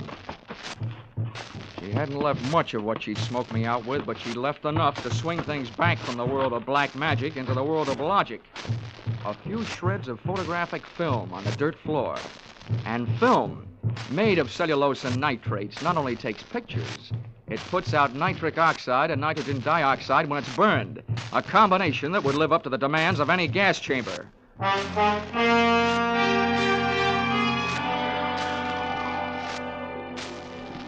captain rowed me out to the Gordon yacht. This time I boarded without a hail. Ralph was still in a bad mood as I started to pass his cabin. Why don't they send the wine? Empty! Empty! His antics inside the cabin sounded interesting, but not half as interesting as the conversation coming from Edwina's cabin. Dear Edwina, the little wife they didn't know about at home. I'm telling you, we can't go on with this. Well, this tops it. You having a change of heart. Well, that's what happened. Not so sure that makes any difference. Maybe you're in too deep to back out. How would you like it if I spilled the whole thing? Well, what difference does it make? It's better than landing in a Haitian prison with your motives showing. Think it over, Angel. I'll be in my sack when you make up your mind. How wrong can you be? See you later, hon. Since I've been on the receiving end of so many surprise sluggings, this was almost a pleasure. What are you doing on this ship? Get off. Oh, no. Not of that intriguing conversation I just heard. How much did you hear? If I added it to that gas assault Maria LaSalle threw at me, it'd be enough to nail you and Loverboy here for conspiracy to commit murder. Well, I don't know what you're talking about. Well, the point is, I know what you two were talking about. Oh, listen to me. You've got to believe me. I don't have to. Well, try me anyway. Well, I admit that him and I... Well, it was because Ralph turned into a wino after we were married. Well, this probably marks the first time in history that an icicle melted in Port-au-Prince. Please let me finish. When my marriage went to pieces, I had to do something or go crazy. See, Ralph drinking up all the champagne on the island was just more than I could take. I was going to divorce him and leave with him, but we weren't going to murder him. Chapter 1 has so many holes in it, it would have been printed by a punch press. You don't worry about landing in prison with your motive showing when all you're planning is divorce. Oh, yes, you do when people are waiting for your husband to die under mysterious circumstances. That's why I was trying to make him go away. If Ralph died, who'd look any farther than the erring wife? Can you lock this cabin from the outside? Yeah? What are you going to do? You're not going to lock me in? No, just your playmate. You're coming with me. Where? To Maria LaSalle's. I want to catch your reaction when she sees you. You don't believe me. No. With $150,000 at stake, I don't even believe myself.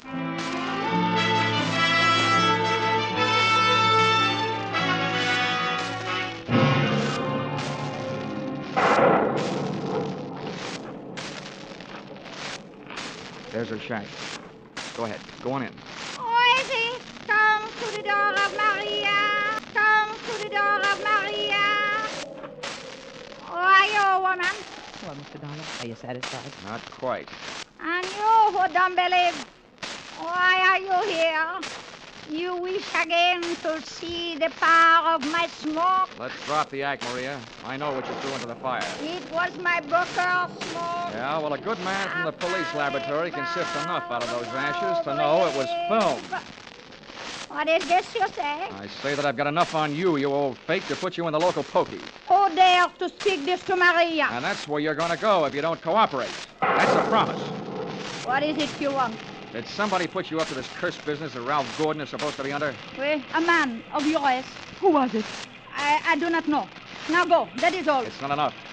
What was his name? I don't know the name. What did he look like then? My eyes are closed. Nuts. Come on. No, Taking you into town if I had to drag you by the hair. No, don't touch me. I will tell you how it is. It is true. I do not know the name or the face. He come to me. He asked me when comes the next rain and wind. I tell him last night. But it is tonight. The storm comes with the heat. He tell me he needs storm to close portholes in the ship. Huh? He say, if I bring this curse, I will be the best Huguin on Haiti because it kill white man. That is difficult. That is all. Now you go. How about the film for the fire? Did he give it to you? This is true. Not long before you come. Well, get rid of it, Granny, before you lose your license to operate. Now you go. Maria will be alone. Papa, Okay, Mrs. Gordon.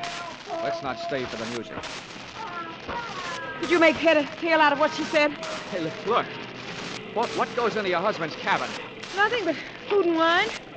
Mostly wine. Well, who fixes his meals? I do. Our cook left us. Well, what about the wine?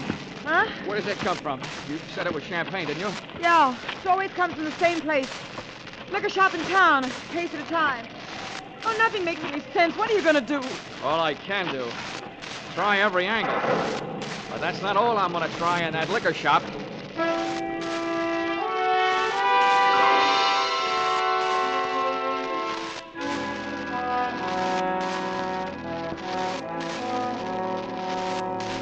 Expense account, item 8, $4.50.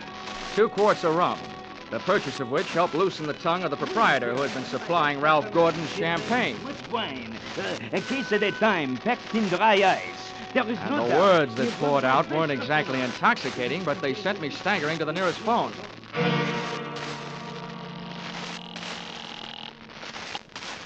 Yes? Hello? Hello, Dr. Gordon, this is Dollar. Good. Dollar, I've been wondering about you. What have you learned? First, tell me this. What would happen to a man if he was in a ship's cabin on a stormy night with all the portholes closed and there was a lot of dry ice in there with him? What was that? A small room, no ventilation, a lot of dry ice. A lush maybe passed out. What would happen? Good Lord. Dry ice is solidified carbon dioxide. If enough of it evaporated into the room... The lush would not be bothered by a hangover the next morning because he wouldn't wake up, right? Exactly. The gas, although not toxic, would force the oxygen from the atmosphere, and the result would be asphyxia. What are you getting at, Dollar? That curse your brother is suffering from is very scientific. The champagne he's been getting has been chilled by dry ice, about 5 pounds per case. And 1 case went out to the yacht just before the storm broke. Lord. Well, it may be just coincidence, but Ralph's wife, and that's bosun. Yeah, I know. For a bosun, he'd make a very good chemist. Well, send for a pull motor, will you? If it's too late for your brother, maybe I can use it.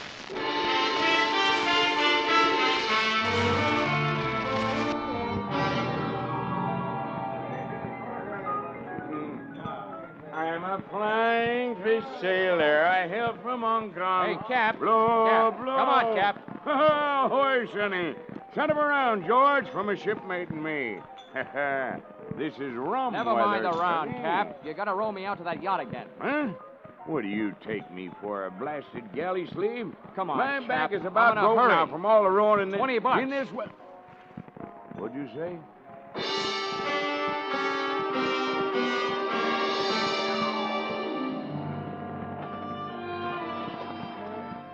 I didn't think it could rain any harder than it had, but it did. We would have been drier swimming. And the visibility was so bad, I would have had to have a seeing eye sealed to find the ship. But about 20 minutes out, Cap spotted her riding lights. Here she lies, Sonny. We were on target. But so was somebody else. A searchlight stabbed out at us. Hey. This sounds like Prohibition days. Who's giving us a broadside? Can't tell yet. I'll lay a pelican hood over his head if I get my hands on him. Hey, Cap, what's the matter? Got my left leg. Cap, get down to the bottom. I'm going over the side. To me, swimming is a pastime to be practiced only under ideal circumstances. In a pool. and preferably in the company of a well-filled bikini suit. But there was nothing to do but swim, so I swam. I tried to remember how many shots had been fired, and that's where I made my mistake. There was a lull in the shooting, which I took to mean the gun was empty. I put my head down in the best Weissmuller style and thrashed my way to the ladder. But when I got there, the first thing I saw after I'd shaken the water out of my eyes was the muzzle of a rifle. The face looking down the barrel at me belonged to Brother Thomas Gordon, M.D. Sorry, Dollar. Killing you wasn't in my plan. But now it'll have to be done. I wasn't surprised at that, but I was surprised at what happened. I was waiting for a bullet to come my way, but instead the doctor did. Are you all right, Dollar? Yeah, I am. Nothing wrong that a Turkish towel won't cure. I'll thank you later for spoiling his aim. Get a hook on the doctor. He's our prize fish. Don't let him get away. I grabbed a fire axe out of its case on my way to Ralph Gordon's cabin. If it needed ventilating, I knew one quick way to do it.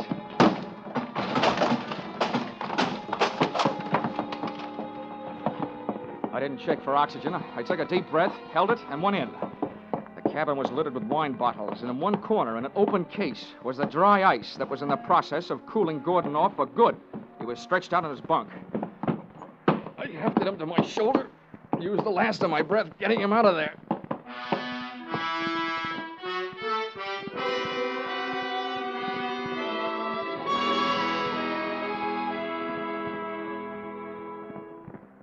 Expense account, item 9, $30.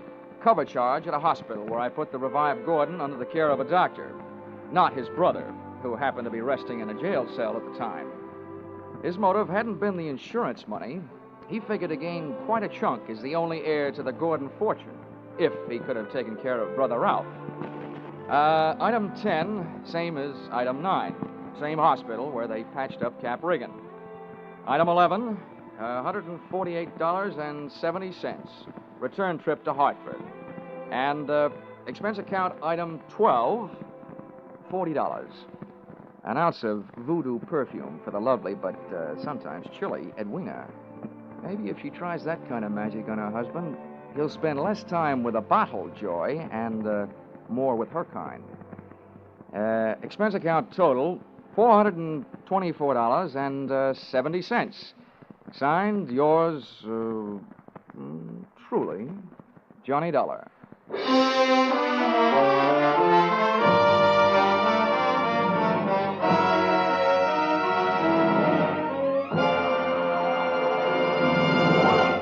Yours truly, Johnny Dollar, stars Charles Russell. Tonight's script by Paul Dudley and Gil Dowd was produced and directed by Ralph Rose. Featured in the cast were Betty Lou Gerson, Sylvia Sims, Ben Wright, Ken Christie, Howard Culver, Dawes Butler, and Tim Graham. The special music is written and conducted by Leith Stevens.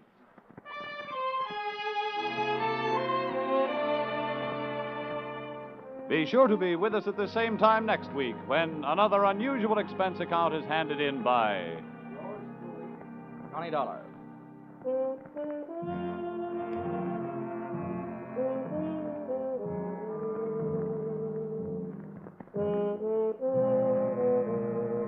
Were you right? Were you wrong? Did you know it was Buster Keaton playing Sing It Again's Phantom voice these last few weeks?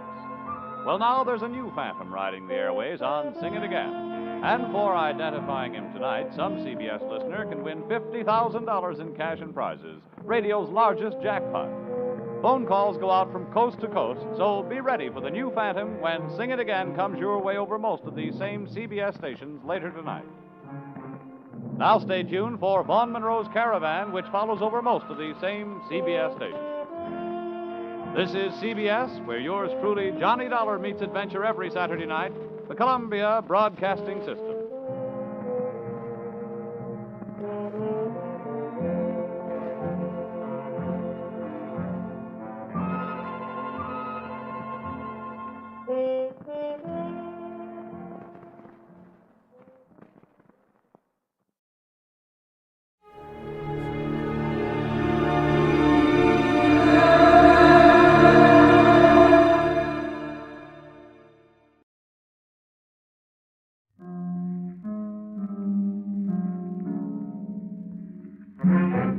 Columbia Broadcasting System presents yours truly, Johnny Dollar.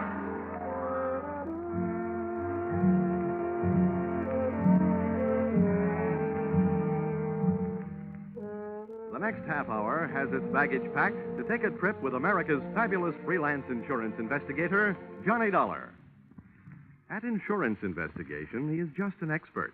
At making out his expense account, he is an absolute genius.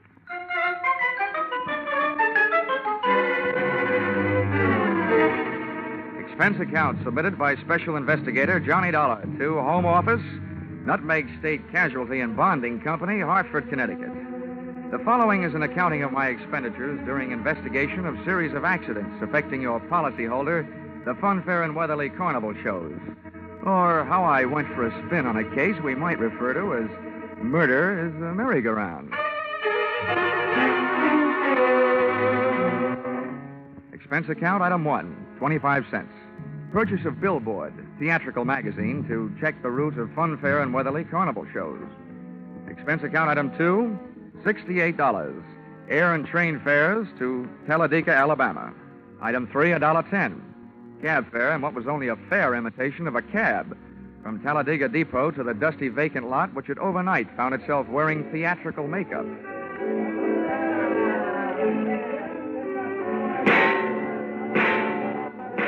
Brightly as the hot sun beat down on the midway, it couldn't help the layout of canvas and slats from looking beat up.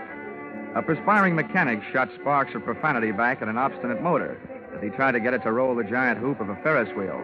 I asked him what he knew about the accident of a week before when a car dropped off the same Ferris wheel, badly injuring 3. He was charming. Listen, pretty boy. Don't go getting nosy around here. The Joe in charge of the electric scooter concession was just as sweet.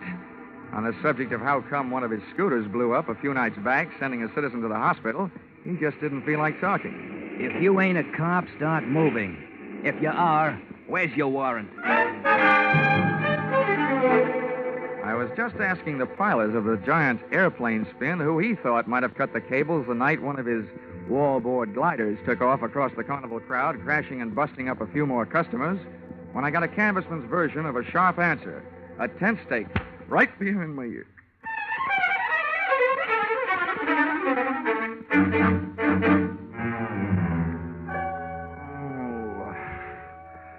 Well, those sleeping beauties waking up, huh? Who are you? I thought maybe you'd be sick of asking questions. First, maybe you better answer a few. Before you get up. Number 1, who are you? A pilgrim from Hartford. Never mind the double talk, wise guy. What's your name? My name is Johnny Dollar, but right now I feel like 2 cents. What's your big interest in those accidents you were asking questions about? Strictly academic. I'm only representing the insurance company that's paying off on those accidents. Now maybe you'll tell me who you are and where I am. Ah, thought you guys were smarter. Dollar, I'll let you in on a little secret. Next time you want to find something out on a traveling show, get to the boss first. Asking a lot of questions around a circus or carnival lot is unhealthy. Where is the boss, Miss Pepper? Louise is in the other end of this trailer. She'll be right out. Now, okay, you can get up on your feet. Oh, thanks. I hope you don't mind if I don't stay up on him. I feel more like sitting down. Go ahead. You still haven't told me who you are. My name's Brennan. Oh, yeah, Shanty Brennan. Yeah, you're the general manager of the show. They told me all about you. Louisa Pepper's right arm and strong arm. How long will she be? Yeah, she's getting dressed. Just finished taking a nap. We drove all night to get here. How about having a blast with me while you're waiting? No, thanks. I haven't enjoyed a noon bottle since I was 2. But don't let me stop you. Thanks. Oh. You sure you won't have one? I'm sure. Brennan, the insurance company's been checking up on your show. The police chiefs in the last 10 towns you've played say it's a clean one. We haven't got a pickpocket or a grifter on the lot. But plenty of trouble, huh, during those past 10 stops? At least once a night somebody's got hurt. But never any of us. It's always 1 or 2 of the townies, the citizens. Last night, a car on the whip cut loose. That sent 4 to the hospital. 4 more insurance claims for Nutmeg State Casualty and Bonding, huh? Yeah, and 1 more town we won't be able to play again for a couple of years. It's a wonder we didn't travel out of that town last night by rail, tarred and feathered. For 10 straight nights now, you've had at least 1 big accident every night. What's your guess, Brennan? Has fate taken a steady job on your show, or is somebody out to get you? Somebody's out to get us. Okay, well, do you have any idea? Oh. Why didn't you tell me we were entertaining a gentleman, Shanty? I'd have put on some more clothes.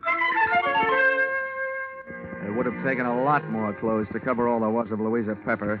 She looked like an aging Cupid doll, but even in a carnival, she was no prize. I didn't like the look in her eye. It looked much too friendly. So right away, I decided to change the unspoken subject. Miss Pepper, I'm here on business, insurance. Sorry, we're not buying any. And I'm not selling any. The way things have been going, the insurance company I represent would probably like to buy some of yours back. Oh? Yeah.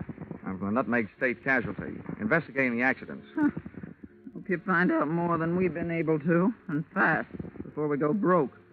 The word's traveling one town ahead of us. They got us pegged for a dangerous midway. Have you been using police protection? 20 extra cops a night at $10 a cop.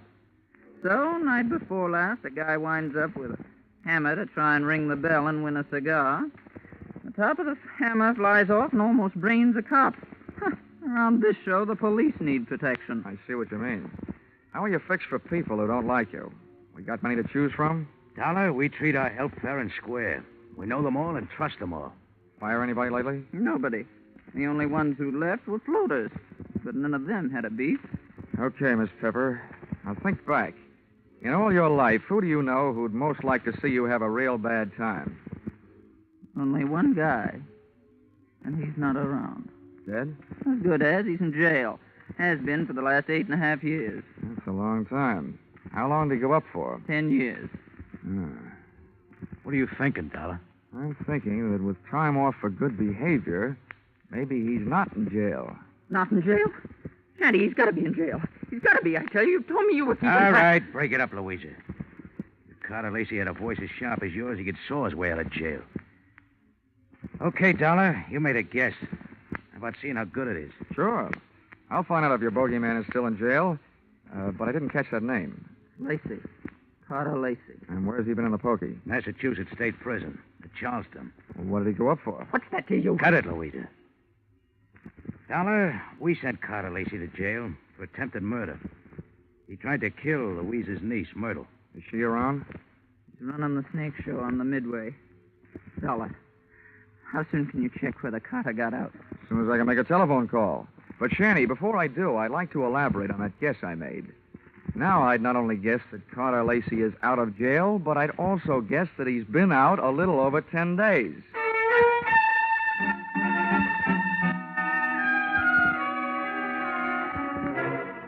Expense account, item 4, $3. Telephone call to Massachusetts State Prison, confirming both of my guesses. Carter Lacey had checked out of the Bay State's Hotel Greystone for bad boys 2 weeks previously. Item 5, $32. Telephone calls to various hotels in the last 10 towns the Fun Fair and Weatherly Carnival shows had played. Item 6, 10 cents. 2 nickels spent calling 2 hotels right here in Talladega. Then I dropped 1 more nickel in the telephone, got the lucky number. Yes, sir, we do have a Mr. Carter Lacey registered. Room 312. Shall I call? And hit the jackpot. Expense account item 7, 65 cents. Cab fare to Sunshine Hotel. Tip the driver, $1. From the lobby, I called room 312. He invited me up. I invited him down. I knew I'd feel better talking to Carter Lacey with a lot of people around. They'd make nice witnesses if he suddenly got homesick for prison life and used me as his ticket back. I waited in the coffee shop. The waitress brought me a cup of coffee, and my palate went to work refereeing a one-sided bout between the strong Java and the weak cream. Hello. Dollar? All right. Sit down. Thanks. You're Carter Lacey, huh? Have some coffee? No, thanks. It keeps me awake nights. How about your conscience? Having the same trouble with that? My conscience deserves an 8.5-year rest. But it can't start its vacation until I even up a few scores. Busting up carnivals. Child's play. Look, Dollar, over the phone, you told me you're an insurance investigator. You can save your company a lot of money. How? Call them up and tell them not to insure the lives of 3 people. Because any minute now, 2 of them are going to be dead. Louisa Pepper, Anise Myrtle, and Shanty Brennan. Yeah, Dollar. I'm going to kill 2 of those people. The other one's still my friend who's going to help me do it. In case you don't know your law, Dollar, don't bother calling the cops. I can't be held for making a threat unless I put it in writing. Well, Lacey, I don't know what your beef is against the people running that carnival, but those accidents have been hurting a lot of innocent bystanders. Dollar, you're talking to a guy who really knows what it means. Getting hurt as an innocent bystander.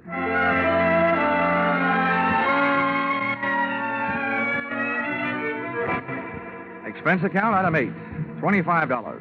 Retainer to local detective agency hiring shadow for Mr. Carter Lacey. Explanation, an ounce of crime prevention is worth a ton of trials. Item 9, $1.20. Cab fare back for the evening's festivities at the Fun Fair and Weatherly Carnival, which was rapidly becoming more and more of a thrill show.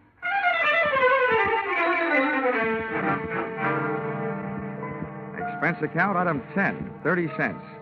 Down payment on ulcer, eating supper at what the carny people call a grease joint. I made my way among the trailers that were lined up behind the midway, and as I looked for the one housing Louisa Pepper's snake-charming niece, Myrtle, the burning sensation around my heart wasn't all caused by the hot dogs I'd just eaten.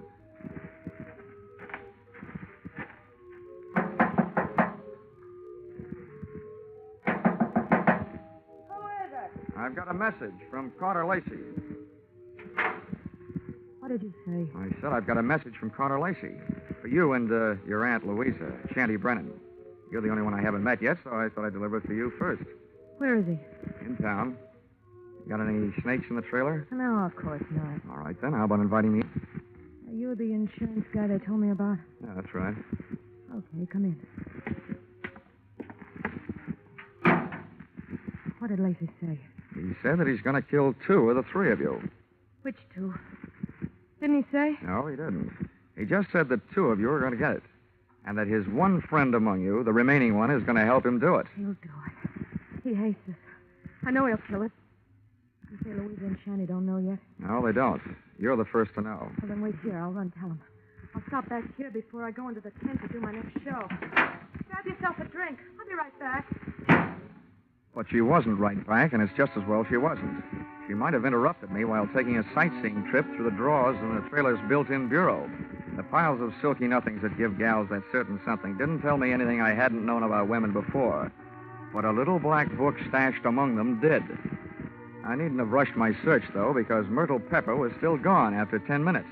That's about the time I headed back to her Aunt Louisa's trailer, pulled open the door, and walked in. You scared me, Della, barging in like that. Mr. Dollar, I told you I'd be right back. Did Myrtle here deliver Mr. Lacey's little love letters? Yes, the fool. He always was a fool. He can't kill us. You mean it's against the law? I mean, it's impossible, that's all.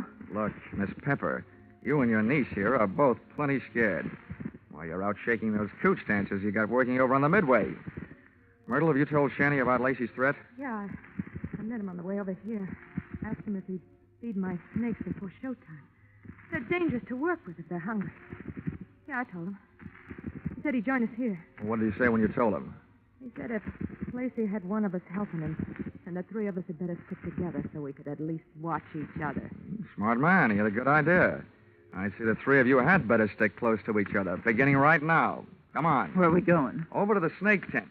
And when we get there, Myrtle, you'll be the only one of us who'll be among friends. The 3 of us left Louisa's trailer. We walked past the back of the shooting gallery concession right in the front of it.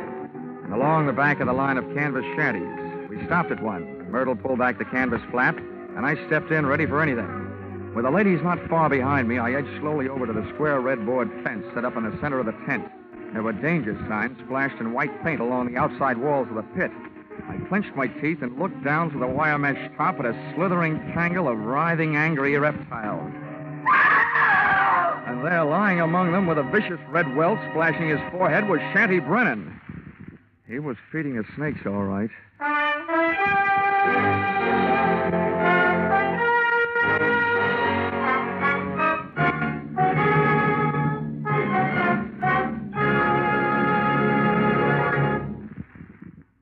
In just a moment, we'll return to the second act of yours truly, Johnny Dollar. But first, here is some news. 30 minutes of new thrills will be added to CBS 10 great Sunday night entertainments this coming Sunday. At 6:30 p.m. Eastern Standard Time, where you formerly heard Spike Jones, CBS will bring you screen star John Lund in an adventure-packed tale of a ship filled with terror and horror. This story, A Shipment of Mute Fate, starring John Lund, is the first of 3 special broadcasts from CBS' famous Escape series. It will be heard over most of these stations immediately preceding a familiar show which brings you a different kind of escape, The Jack Benny Show. And now, back to yours truly, Johnny Dollar.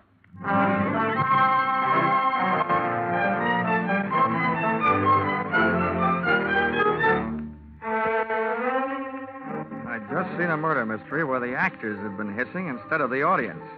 The lead character in that snake pit wasn't going to win any Academy Award.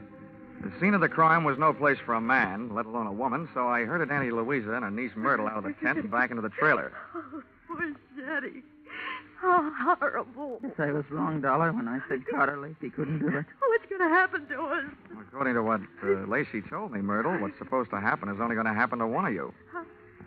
What do you mean? Well, he claims that one of you was in this with him, and that one knows she's safe. This may turn out to be an acting contest between you two. What's that crack supposed to mean? Well, the one who's safe wouldn't want anybody to know she feels safe, huh? Oh. I wish I had learned to cry. Louisa, you don't think it's me? Well, I know it ain't me. Oh, ladies, how about observing a moment of silence in memory of the deceased? While I give you a few instructions. Okay. Have you got a gun in here, Louisa? Yes, and a license to carry it. Good. Where is it? The gun, not license. I won't give it to you. Well, if you don't, people might get to thinking that you're Carter Lacey's girlfriend and accomplice. Anyway, I don't want the gun to take with me. I want to leave it here. Where is it? In that drawer right over there.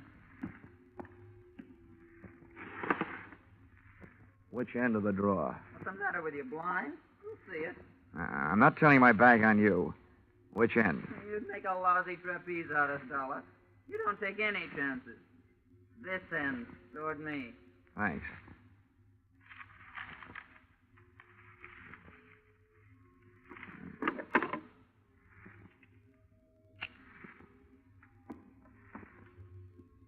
Well, now where are the keys to the car hitched to the front of this land yacht? What are they for, Dollar? Just another chance I'm not taking. With those keys in my pocket, this trailer won't be joyriding anybody off into the night. Where are they? I'll get them for you. Wait a minute, Myrtle. How come you know where Louisa's keys were? Yeah, Myrtle. How come? Because, well, they're laying right there in plain sight. Oh. Thanks. Now I'm going out and call the police. Louisa, I want you to get into that chair down at the other end of the trailer. Okay, General. You got the gun. And you, Myrtle, get on that bunk down at the other end. I don't understand all this. And now, ladies, while I'm gone, I don't want one of you gals to be knocking off the other. But on the other hand, I can't leave you here without protection. So I'm leaving the gun right here on this table in the middle of the trailer. And if Carter Lacey comes knocking at your door, you can have yourselves a race for the gun.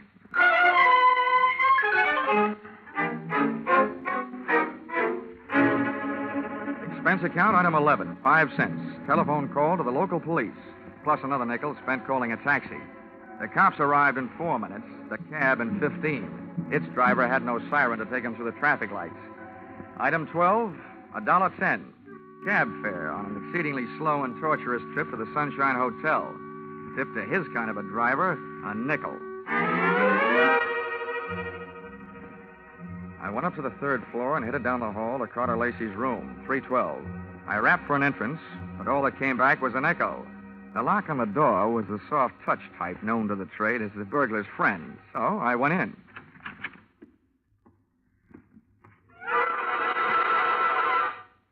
Stars fell in Alabama? Oh. Stiffs fell in Alabama tonight. Oh, Operator, this is an emergency call. Let me have the Talladega police, will you? Hello? Police department? This is the same guy who just called you from the carnival to report a murder. Yeah, well, you can send in the 2nd team. I've got another one. You can send in the 2nd team. I've got another one for you over here at the Sunshine Hotel. Room 312. A party's just been strangled. Yes, I'm sure. Lots of bruises and deep-set fingernail marks on the throat. Sure, I know who it is. The name of the deceased is Myrtle Pepper. Myrtle Pepper certainly had been a fast worker. She not only had beat me down to the hotel, she'd managed to get herself killed in the bargain. I dusted the room for information, which was obviously more than the floor mate had done for dirt, and came up with a kind of an eye-opener you don't drink. A pint-sized surprise in the form of some old newspaper clippings and Carter Lacey's prison release form. And what let him out let me in on something. I got out of the room into the elevator, and when I hit the lobby wondering where to start looking for him, I found him sitting there looking at me.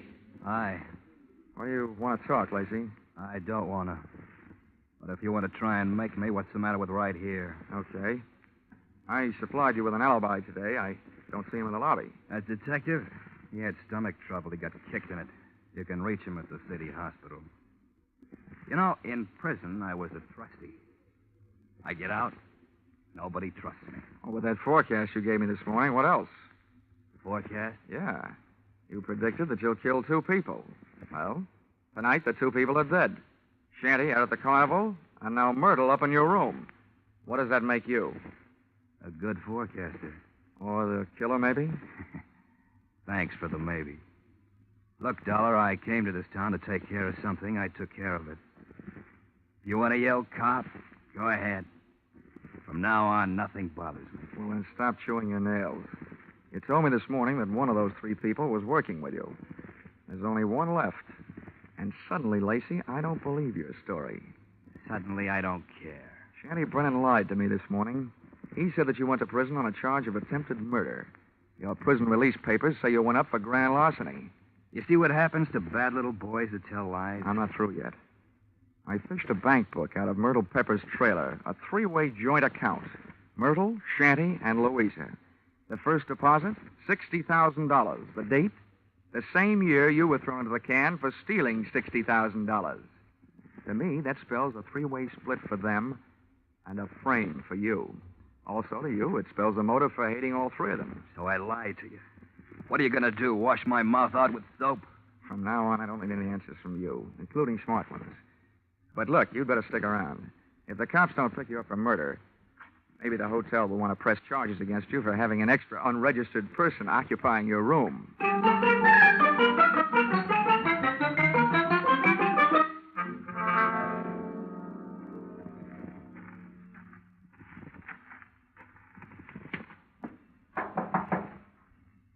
Who is it?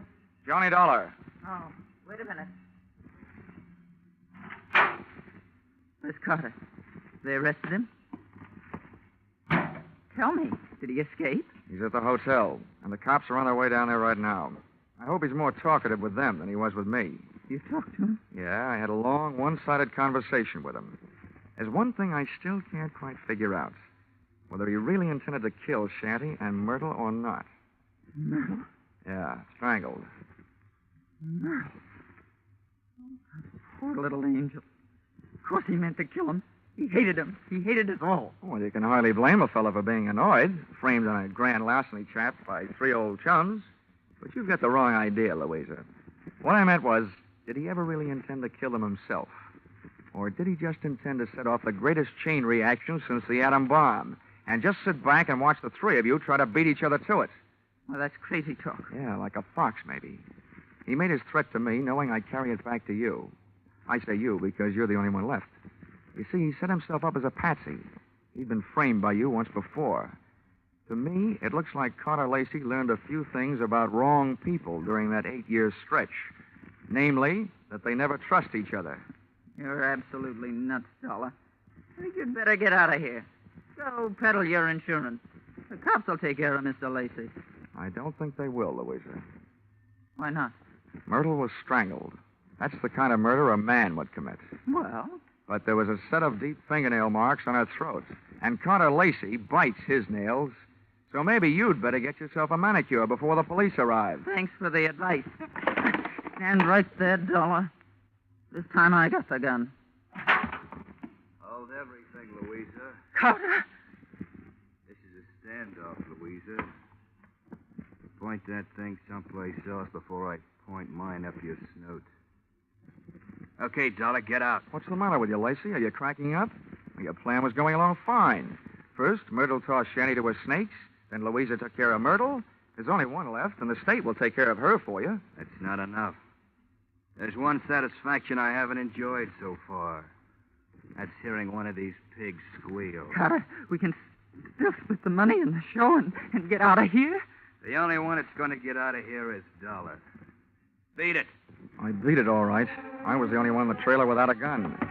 I plunged into the darkness looking for something and came up with a tent rope, dashed back to the trailer door, and lashed the knob to the guide rail.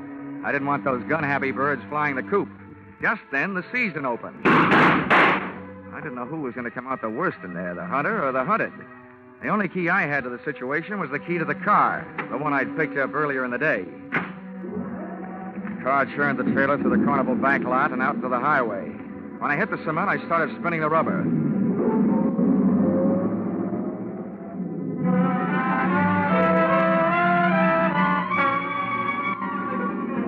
Just as we hit the streets of the sleeping city, things woke up.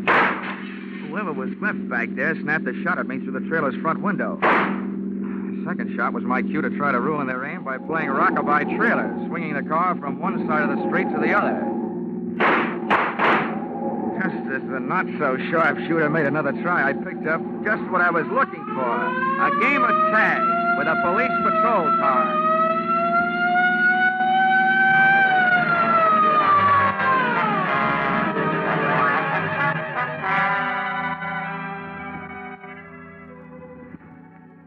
Expense account, item 13, 15 cents, bicarbonate of soda. Those Midway hot dogs I'd had for supper were no thoroughbreds. Item 14, $35, cigars for night shift. Talladega police, for whom I had started things smoking. Item 15, $3, hotel bill. Oh, but never let it be said that I ever turned in a measly $3 hotel bill for myself. This was to check out of the Sunshine Hotel, the man who had checked out in the trailer at the hands of Louisa Pepper. Louisa Pepper, the only one who was a good bet to catch up with Brennan, who had been murdered by Myrtle. And Myrtle, who had been loused up by Louisa. And Carter, whom she had also carted out of this world, proving that when you start any kind of chain reaction, you should be careful, because you're never going to be sure where it's going to stop. Expense account total? What? Only $692.18. I must be slipping. Yours truly, Johnny Dollar.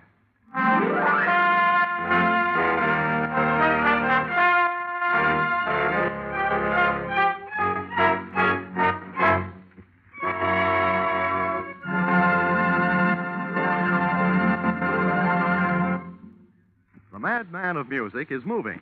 Yes, Spike Jones, formerly heard on CBS on Sunday, is already unpacking his famous collection of flit guns, dishpans, and other instruments, ready for tomorrow night's premiere broadcast as a CBS Saturday star. Hear the Spike Jones Show on most of these same stations tomorrow night at 7 o'clock Eastern Standard Time, when it joins Vaughn Monroe, Gene Autry, Gangbusters, and Sing It Again as a regular Saturday night CBS feature.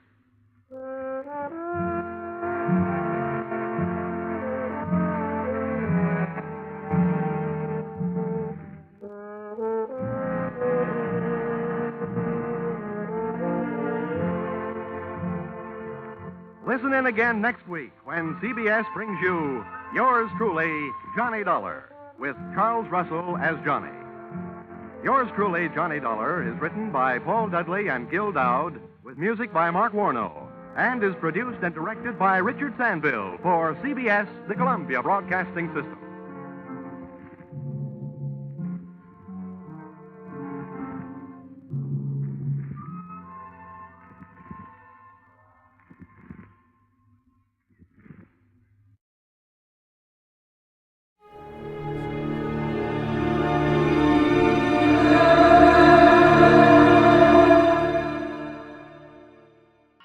Autolite and its 96,000 dealers present Suspense.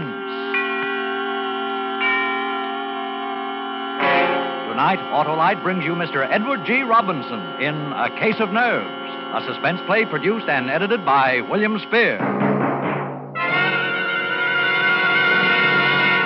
Say, Hap, Where'd you get that medal? Won it at the carnival last night, Harlow. Shot 10 clay pigeons out of 10. Well, that's real firing, Hap. Sure as an Autolite spark plug. Guess I qualify as an expert, eh, Wilcox? Well, Hap, the clay pigeon field is a bit limited. But take Autolite engineers. You see, they design and build Autolite spark plugs to work as a team with the coil, distributor, and all the other important parts of the ignition system.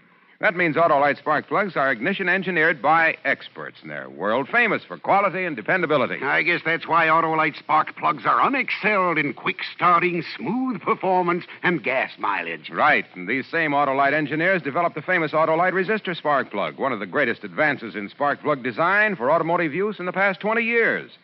So, friends, see your friendly Autolite spark plug dealer tomorrow. Have him replace worn-out spark plugs with ignition-engineered Autolite spark plugs. Whether you choose the resistor type or the regular type, you can't buy a better spark plug for your car because you're always right with Autolite. And now, with a case of nerves and the performance of Edward G. Robinson, Autolite hopes once again to keep you in suspense.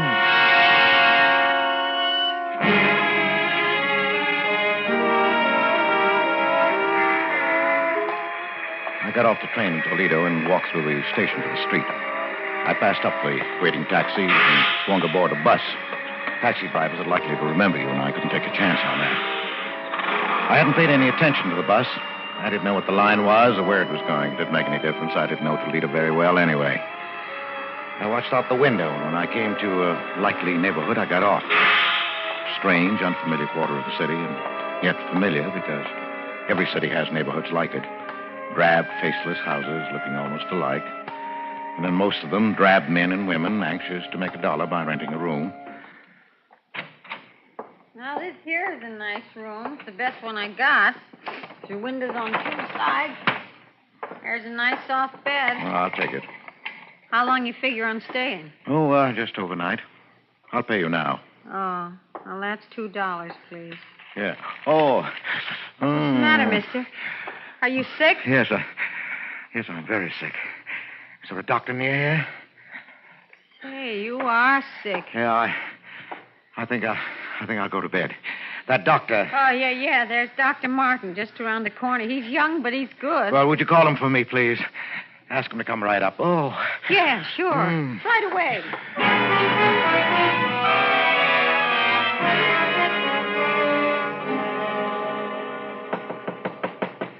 Come in.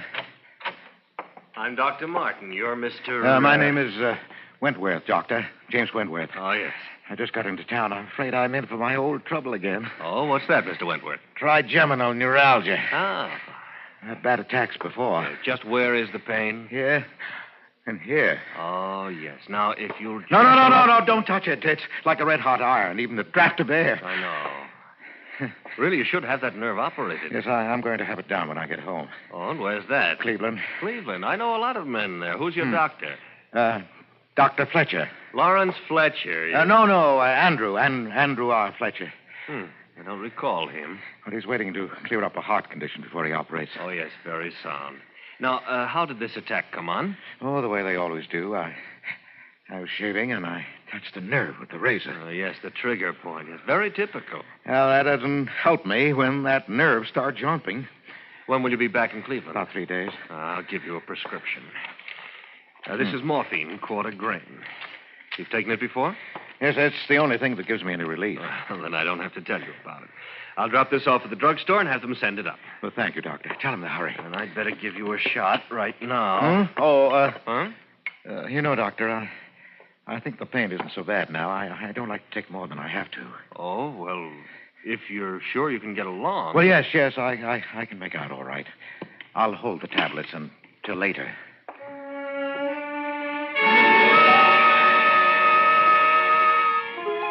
I paid Dr. Martin, young Dr. Martin of Toledo, and he left.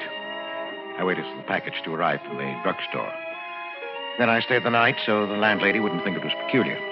In the morning, I got on the train, went back to Cleveland, to the hospital with the little white tablets in my pocket. The little white tablets with which I would kill Louise.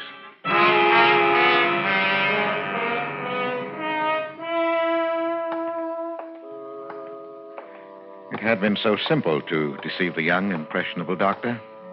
So simple to counterfeit the symptoms that I'd seen Louise react to for 4 years now. It would keep her in bed for 4 years more. Great. For 20. I'd live with the tic douloureux, the painful nerves so long. Too long indeed. Dr. Bantua had to come every day now. The nurse had to be on hand day and night to combat Louise's attacks, to quiet the raging nerve with morphine.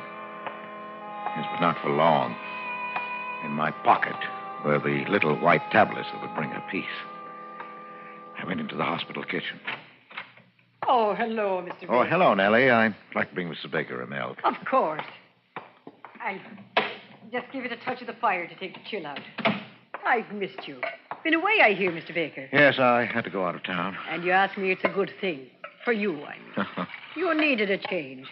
The hospital day after day was telling on you. Oh, I don't think so. Yes, it was. I could see. You're a good man, Mr. Baker. Believe me, it's like a saint you're bearing your trials. Not like some others I could mention. Well, isn't the milk ready, Nellie? It is. There we are. Spoonful of sugar. Just the way Mrs. Baker likes it. Well, thank you, Nellie.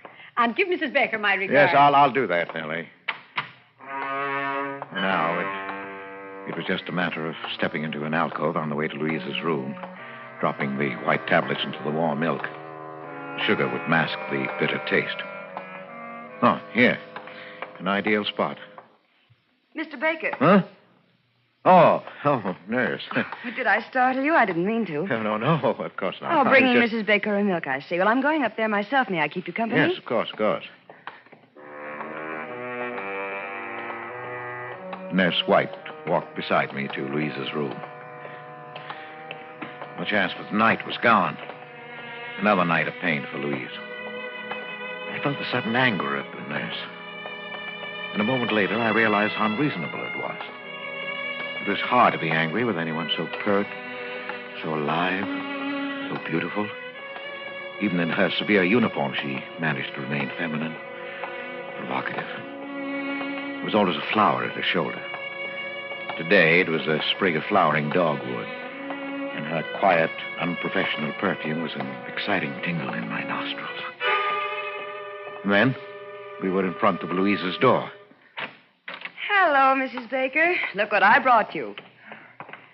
Albert, dear. Hello, darling. Oh, I'm so glad you're back, darling. I missed you. I missed you, too. Here's your milk. You never forget, do you, Albert? How was your day?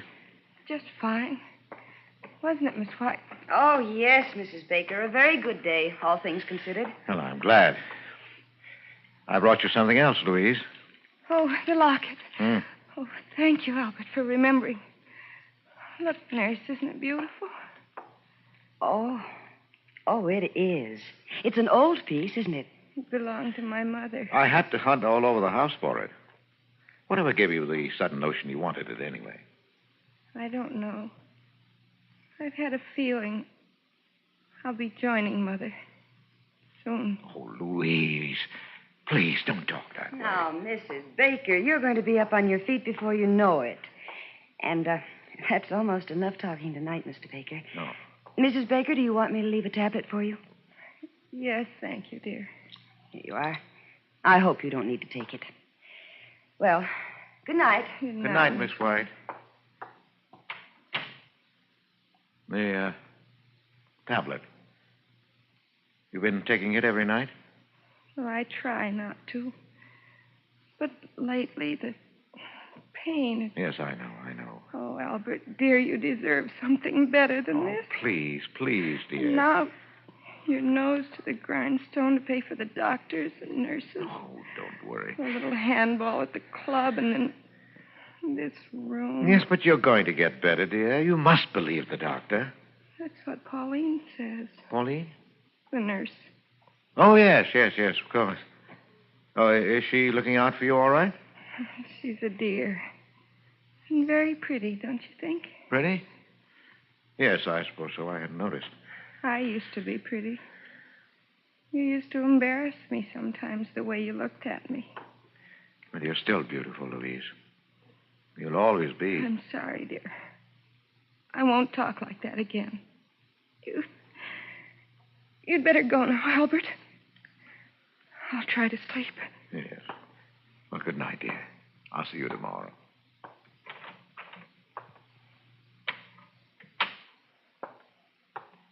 Mr. Baker. Oh. Miss White. I thought you'd gone. I wanted to talk to you, Mr. Baker. Yes? It's about Mrs. Baker. She worries me. Her mental state is very low. You heard how she talked Yes. about her mother, the locket. Yes, I heard. She needs something, I don't know what, to snap her out of this mood. I just thought I'd mention it to you. Yes, thanks. Oh, where are you going? To put the morphine away. You know, I don't see why Dr. Van Tour doesn't give her more of that stuff. She needs it. Yet you ration it out as though it were poison. Well, it is poison, Mr. Baker. That's why I'm particularly careful about Mrs. Baker. But you don't think she'd actually... Oh, well, usually the ones who talk about it don't do it, Mr. Baker, so I wouldn't worry. Hmm. Well, good night. Wait a minute. Yes? Miss White. Pauline, isn't it? Why, yes, I didn't think you knew. Well, would you mind, when we were alone, if I called you Pauline? I'd like it. Thanks. Well, you know, this is an awful thing to ask, but, well, you know, it's been pretty lonely for me. Oh, yes, I know. That is, I can guess. Well, would you let me take you to dinner this evening? Why, thank you, Mr. Baker. I'd love it. I'm off duty at 8. Well, I'll pick you up then. And, Pauline. Yes, Mr. Baker. My name's Albert. At 8, then. Albert.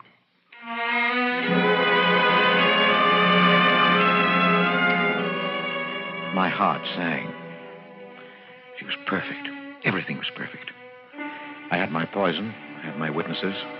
Louise had said just the right things in their presence, talking about her locket, making her veiled hints at suicide. How beautifully everything fell into place. I started toward the lobby door when I heard my name. Oh, Baker. I say, Baker. Oh, Dr. Van Tour. How are you? Oh, fine, fine. Say, I want you to meet someone. This is Dr. Martin of Toledo. I looked at him, at the man who stepped forward to shake hands with me, and my mouth went dry. This was Dr. Martin of Toledo who had given me my murder prescription.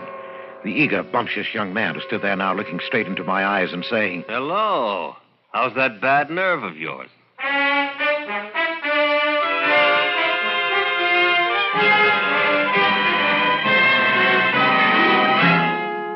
Autolite is bringing you Edward G. Robinson in A Case of Nerves, tonight's production in radio's outstanding theater of thrills, Suspense.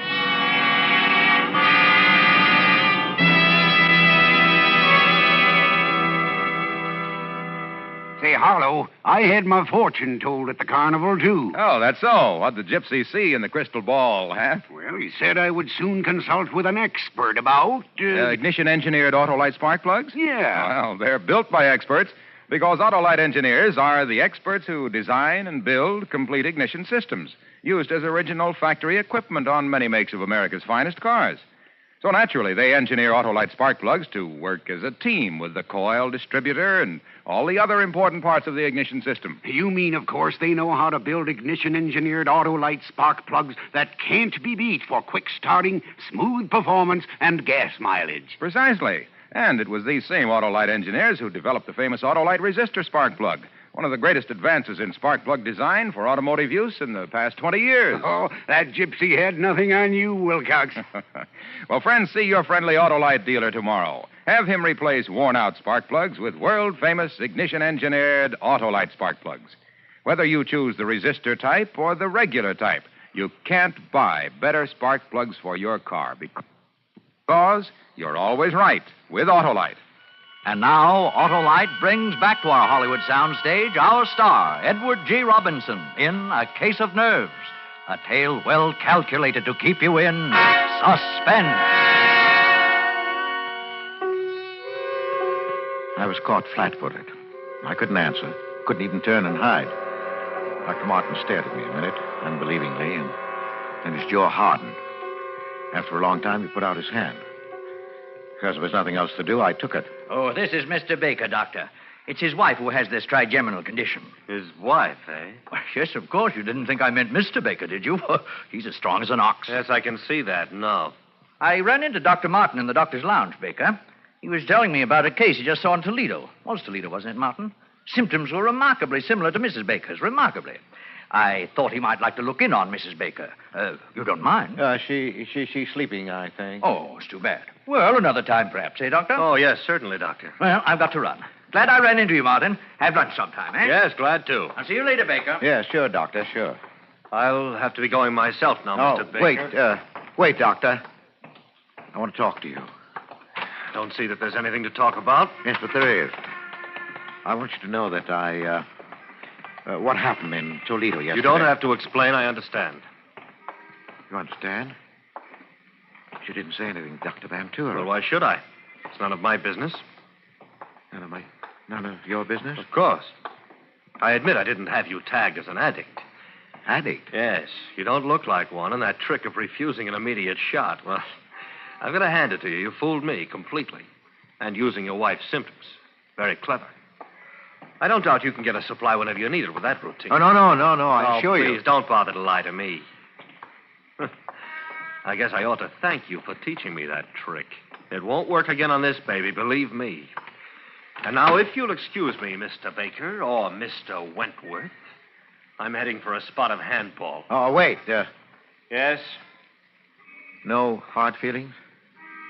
No, of course not. Look, Doctor, if you really mean that about no hard feelings, and if you haven't got a partner, well, I play a pretty good game. Now, that's what I call a switch, anyway. All right, hop in.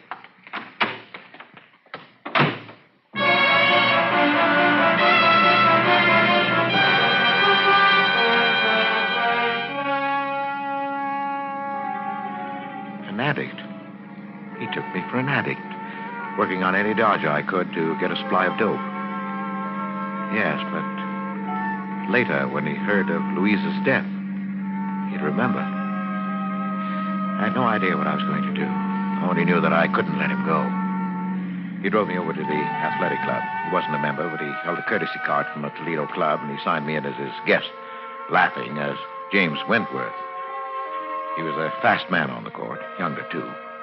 I'd have had a hard time keeping up with him in any circumstances, but as it was, he beat me easily. I could think of only one thing, that he was dangerous. Dangerous, and I had to get rid of him somehow. It's a nice backhand you've got there, Baker. Wish I could handle those tough ones half as well. Well, never mind the compliments, Doctor. Just remember the final score and be satisfied. Say, how about a sweat out? They've got a good steam room here. Yeah, sounds good to me. Here, this way, then. Oh, take your towel. Oh. Boy. Oh, boy, this is hot. Sit on your towel. Yeah, good idea. That was lucky for me you came along. This place is dead today, not a soul here. Well, I enjoyed it. Oh, hot, isn't it? Yeah. Say, Baker, you know, I misjudged you. Sorry. Oh, that's all right. Forget it. You know, you really could do something for your trouble. Yes? We've got a sanitarium in Toledo that have been having pretty good luck with addiction lately. I scarcely heard him. I only realized that we were alone, clouded in steam, not even visible to any casually curious person looking through the glass square in the door. This was my chance. I'd never get another like it. Take nerve, of course. I picked up my towel. What are you doing? I'm sorry, Martin, but there's no other way.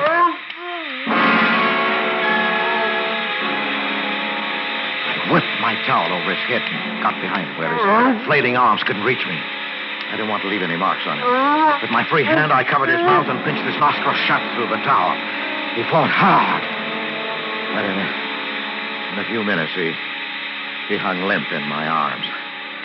And after a few minutes more, I knew he was dead. I left him there, hidden in the steam. In the locker room, I dressed quickly, parted my hair on the wrong side, and plastered it down in a way I'd never normally wear it. The man at the reception desk barely glanced at me as I passed him. Later, when they found Martin, they'd look for a man named Wentworth. They'd never find him because he didn't exist.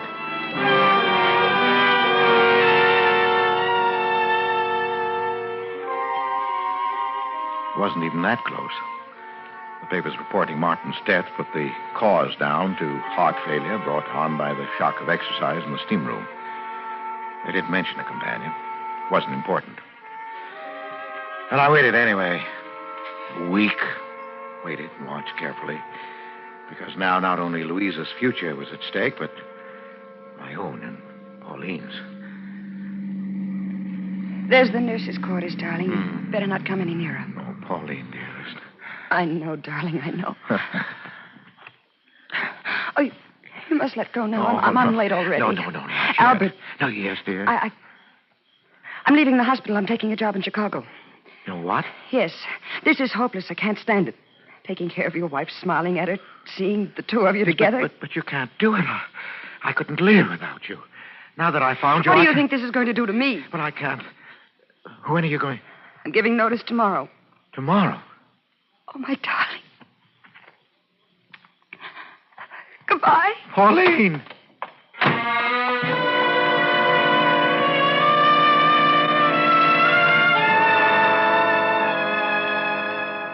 She was gone. She said goodbye. So I knew what you meant. When I saw her again, it would be in the hospital across Louisa's bed. She'd be Miss White, and I'd be Mr. Baker. No, I couldn't stand that now. Yes, but there was one sure way to hold her. The little white tablets were still in my pocket.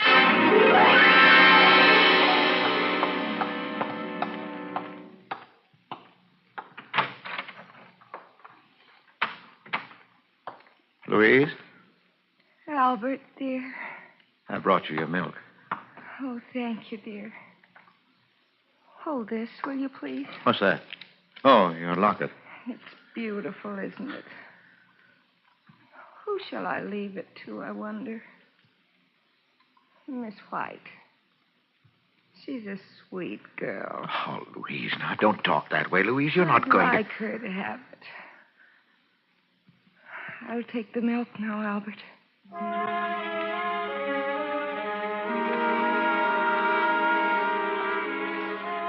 She drank it. I had to clench my jaws to keep from crying out. She smiled and held out the empty glass to me. And it was over. I went home and tossed sleeplessly, waiting for the inevitable. Hello? Yes? Yes? No, I'll be right over.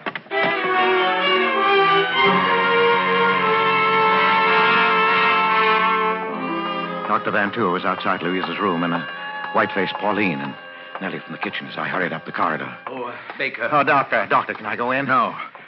Baker, your wife is dead. What? Dead? Oh, but I don't understand. I thought she was improving, that you planned to operate. She died of an overdose of morphine. Oh. Oh, Mr. Baker, I'm terribly sorry. I am too, Mr. Baker. Yes, but how could she get it? That's what I intend to find out. She took it in this glass of milk. There are traces left. Nellie here says you brought it up to her. I didn't want to, Mr. No, that's Baker. all right, Nellie. Well, of course I took it up. I did every night. Everybody in the hospital knows that. Yes, I knew it also. Was anybody in the room when you brought it? No. Just Louise. And you saw her drink the milk? No, Doctor. She didn't drink it then, not until after I'd gone.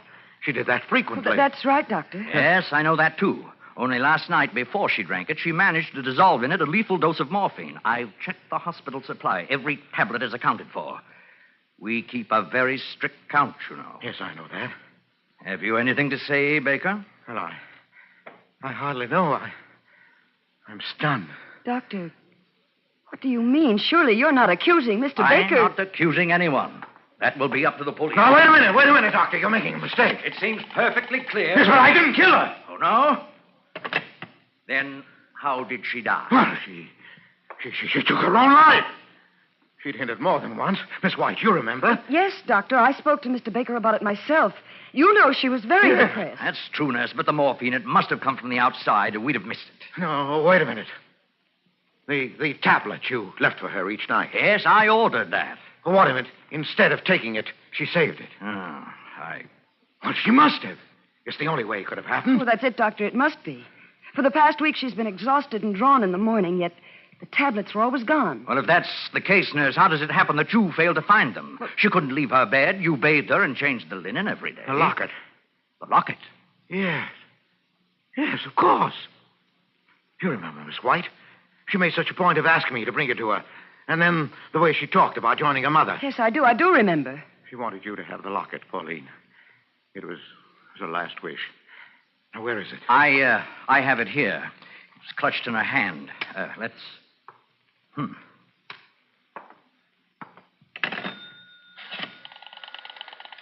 Police headquarters, please.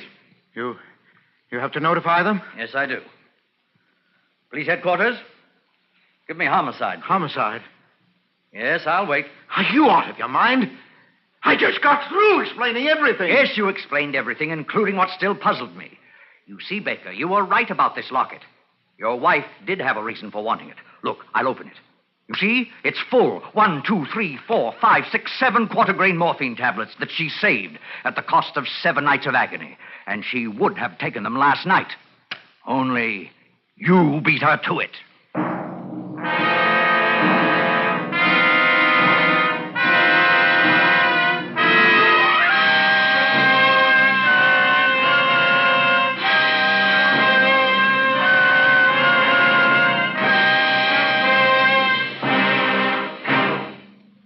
Suspense, presented by Autolite. Tonight's star, Mr. Edward G. Robinson. Say, Wilcox, do you know what else the gypsy saw in the crystal ball? Well, Hap, if it was a really big crystal ball, she might have been able to see more than 400 products made by Autolite for cars, trucks, planes, and boats in 28 plants coast to coast. These include complete electrical systems used as original equipment on many makes of America's finest cars. Generators, coils, distributors, voltage regulators, wire and cable, starting motors, electric windshield wipers. All engineered to fit together perfectly, work together perfectly, because they're a perfect team. So, friends, if your Autolite-equipped car needs replacement parts, ask for and insist on Autolite original factory parts at your neighborhood service station, car dealer, garage, or repair shop. Remember, you're always right with Autolite.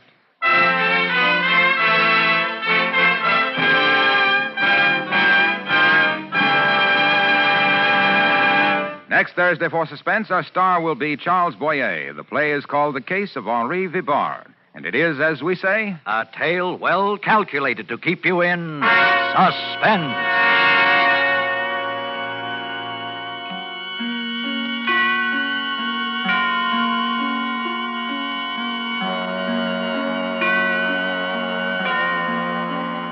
Tonight's suspense play was produced and edited by William Spear and directed by Norman MacDonald. Music for Suspense is composed by Lucien Moraweck and conducted by Lud Gluskin. A Case of Nerves is an original play written for radio by Lawrence Goldman. Edward G. Robinson may soon be seen in My Daughter Joy, an Alexander Korda production for London Films. In the coming weeks, you will hear such stars as Broderick Crawford, Jack Carson, and Kathy and Elliot Lewis. Don't forget, next Thursday, same time, Autolite will present Suspense, starring Charles Boyer.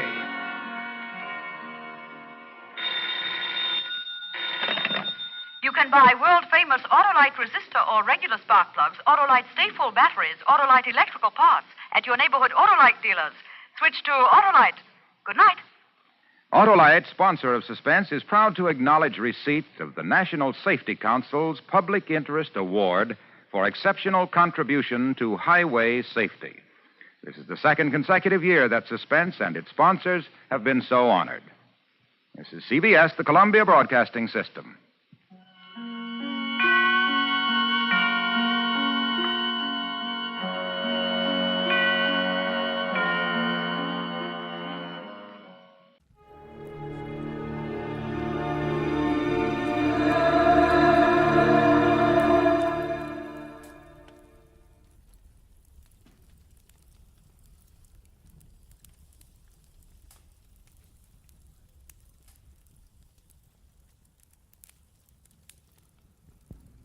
Get this and get it straight. Crime is a sucker's road. And those who travel it wind up in the gut of the prison of the grave. There's no other end. But they never learn. From the pen of Raymond Chandler, outstanding author of crime fiction, comes his most famous character in The Adventures of Philip Marlowe.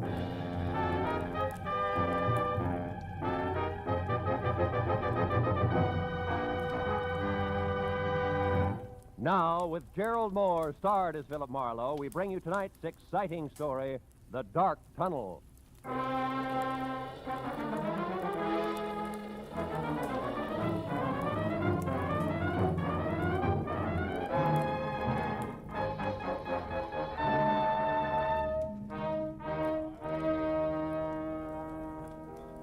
So, after being hitched 1 month, Marlowe, 30 days, where am I? I don't know. Where are you? Out in the cold, and with enough unpaid bills, Marlowe, to choke an elephant. Fur coat, hats, shoes, dresses, the works.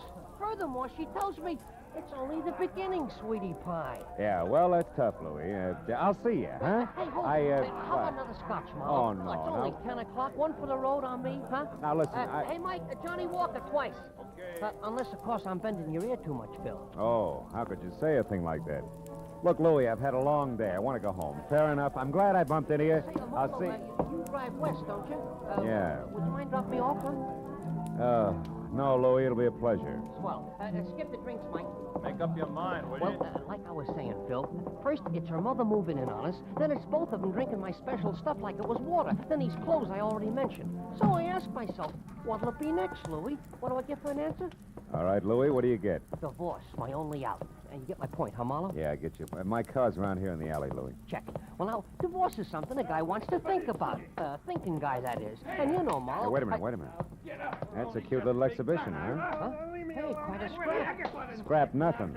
It's a few inches short of murder and closing fast. You better break it up, Louie. Hey, Heavy. Yeah? Kind of a hot night for this, isn't it? What do you want, Sonny? I'd like to hold your coat. Seems to be cramping your style. He's in one piece. Why, you lousy long nose. Don't worry, I am. How do we go on, Muscles? All right, mister. Right now, he's all yours, if you can bring him to. So long, hero. Hey, Marlowe, this kid's pleated all right. Yeah, come on, give me a hand, Louie. We'll get him out of here. No. Okay, fella. Come on. Up we go. Up on your feet. Oh, thanks, mister. All right. Do you live near here? A couple of blocks away. The DeWitt Arms Hotel on Western near Sunset. Oh. All right, take it easy. Put your arm over my shoulder. We'll get you there. Thanks. Come on, Louie. Over to my car, huh? Yeah, sure, Marlowe. But maybe I better skip the lift, huh? I mean, my problem, the discussion we were having, we better postpone it for a while, huh? I know what you mean, Louie. Yeah, it'll keep. All right, kid, come on. Let's go.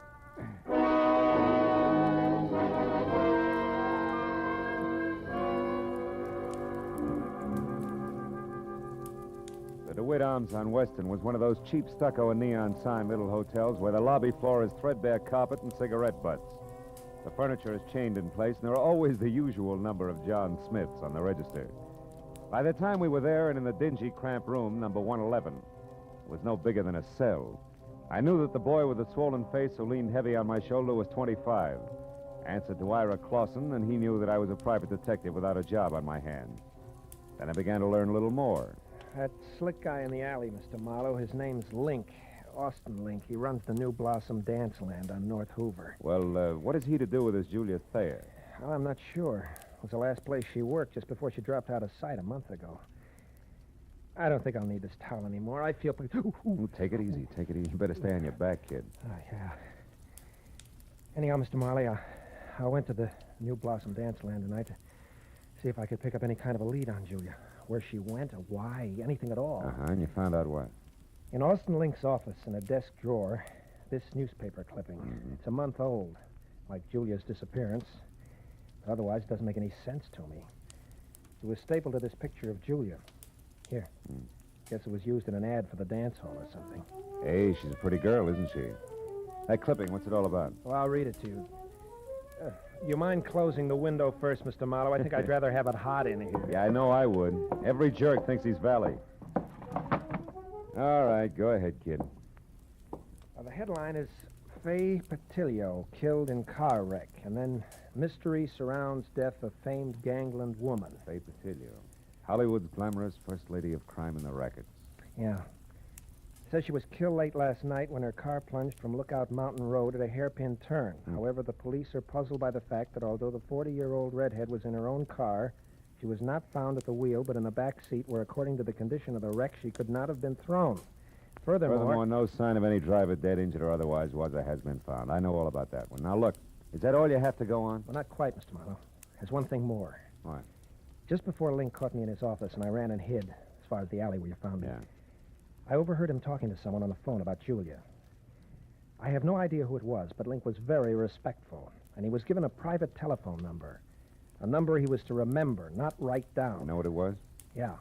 Washington 7017. Wait, 7017. That's it, Mr. Marlowe. That's not quite, Ira. That's only half of it. What do you mean? You and Julia, why you want to find her, what she means to you, why you haven't gone to the police. Well? I'd rather not say, Mr. Marlowe, if you don't mind. Okay. Suit yourself. Well, good luck, kid. When you're on your feet again, play it a little neater, huh? You'll stay on your feet a lot longer that way. Mr. Marlowe, wait. Hmm? Please. I want you to work for me. I'll tell you everything. That's better. May help, kid. Anyway, it can't hurt. No. Not any more than it has already.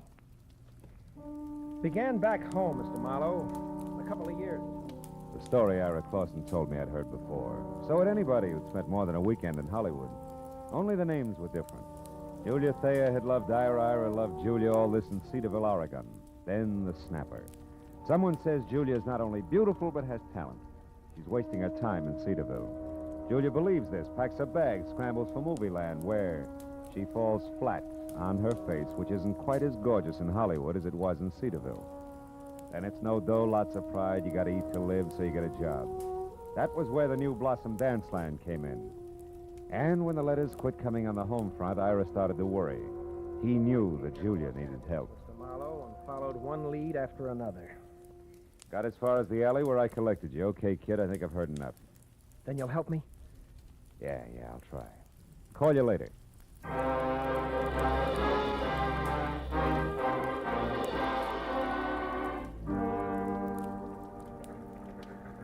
So, your problem's a phone number, huh, Marlowe? Washington, what was it? 7017. Hey, Callahan, that's a handy book. Newspapers need handy books, Marlowe. People clam up too much these days. I blame the movies myself. Hey, no such animal. It could be a new number, or didn't I mention that? You didn't? All right. We'll try the supplements. Get one from the phone company every month, like a bill. Let's see. Wallace, Washington, 5,000, 6, 7, 7,000. Yep, here it is. 7017. Good. Address 1622 Ramona Boulevard, which would be East L.A. and Industrial. Listings Southern City's warehouse. Ring a bell? A cannon. Southern City's warehouse is just one of the interest of L.A.'s answer to whatever became of the big bootleggers. I mean Joe Stapp, a very smooth, very nasty man. Yeah, this I've heard. Now tell me, Callahan, does he also happen to own the New Blossom Dance Land over on North Hoover? He does? Now you tell me, Phil. There's a story I could use here? Oh, no story. Uh-huh. You know, Marlowe, it's just like I said. People clam up. Too much these days. You're so right. Good night, Callahan.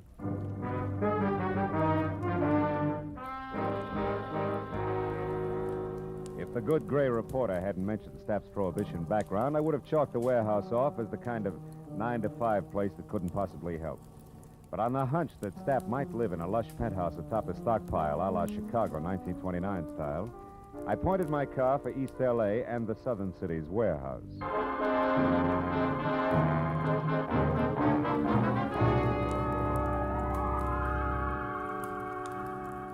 20 minutes later, when I was there and saw a step-down Hudson outside and soft light oozing over the edges of the roof, I didn't regret my move. Not at least until I'd found a flat metal door and had pushed the button attached there, too. Then I began to wonder because Aladdin himself couldn't have gotten a quicker response. Nor could his genie have been any more of a mountain than the item I drew.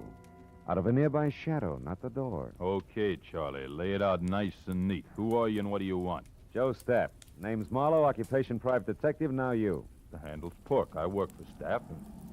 Hey, now wait a minute. What's it to you who I am? Shamus is close enough to cop this stink. And I'll beat it before I start thumping on your boy wonder and turn you into something vest pocket size. Steady, Pork. Seems to be the trouble. Who are you, mister? His name's Marlowe, Mr. Stapp. He's a private... He'll answer for himself, Pork. Go ahead, Marlowe. What do you want with me? What's it about? Fay Patilio. Fay Patilio? Shut up, Pork. Hey, Petilia was dead, Marlowe. So was conversation about her. Anything else? Yeah, something else. Girl who used to work over at the New Blossom Dance Land, Julia Thayer. Know where she is? Why she disappeared? No, and I don't care. Why should I? Because you used to go places with her. I've gone with 100 girls, Marlowe. Julia was no different, except for one thing. She gave me the brush. Well, good night, Marlowe. Sorry I couldn't have been more help. I won't be long. One Paul. more thing, Joe. Do you mind telling me who Julia dropped you for? Not at all. A pretty boy, Dean Coty. Julia thought he was better looking than a mink coat. Where can I find him? Can you throw that in? Surely. Forest Grove Cemetery, Marlowe. Oh? He was burned to death in an accident at some cottage, poor boy. Well, good night, Marlowe. Pork here will walk with you as far as your car. That's real friendly. Let's go, Charlie, and no funny business. Oh, I wouldn't think of it, Pork. You got height, weight, reach, and artillery on me. Yeah, and I'll gladly use them all. That's your buggy there? Yeah, that's it. Well, it's been a nice stroll, Porky. Charming. Just so it stays that way, Charlie, remember to keep away from here, huh? Here, the dance land, and the Silver Lake spot. The Silver Lake, huh? Yeah, Porky, I'll remember. Every word of it.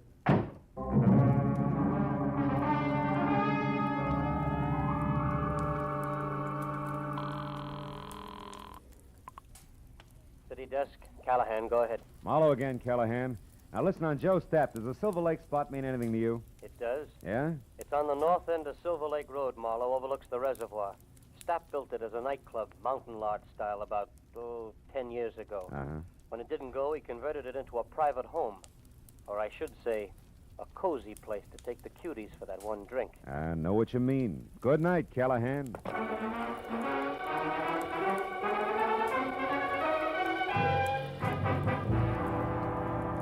The Silver Lake Reservoir was only a mile off Lower Sunset Boulevard, but the setting could have been a street in Switzerland.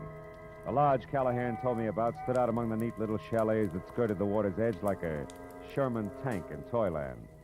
Also, it was showing light from a screened-in porch.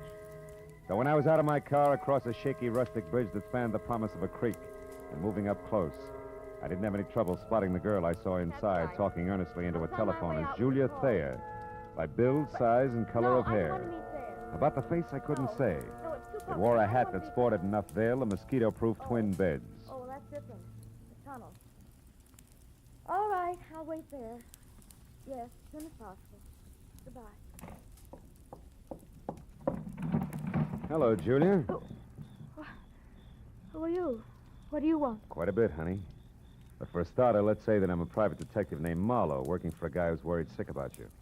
Ira Clausen. Ira Clausen? Well, who's that? Yeah, well, I'm not sure, but maybe he's the world's greatest sucker. Now, let's level, baby. It's getting late for guessing games, huh? I'll pay it. Oh, what's the use? What do you want to know, Mr. Marlowe? Too much to chat about here. The owner's no friend of mine. Come on, we'll take my car. All right, whatever you say. I'm tired of running. Let's go. Will you take my arm, please? This darn bridge scares me silly. Oh, sure. Just watch your heels on those loose planks, huh? You okay? Uh-huh. I think I'm going to be just fine, Mr. Marlowe.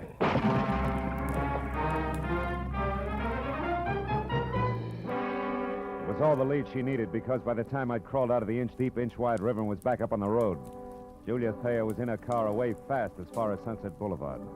So I went to the phone back in the lodge and got through to my client at the DeWitt Arms Hotel and brought him up to date in a hurry, including the latest question mark. The tunnel? Well, of course I've heard of it, Mr. Marlowe. Matter of fact, I've been there. Why? Well, it's where Julia's heading right now. Now, what's the location of it, Ira? Ira! I'm still here, Mr. Marlowe. Yeah. You sound real different. I don't get it. What's up? Very personal business, Mr. Marlowe. You see, I'm Ira Coty, not Clausen. Dean Coty's... Brother, Mr. Marlowe. Brother who's out to get the girl responsible for his burning to death. Julia Thayer, the cheap scum. So Marlowe played Patsy. Oregon, the boy-girl pitch. You made it all up. Every bit of it. Mr. Marlowe, before I needed your help. Now I don't anymore. Get lost.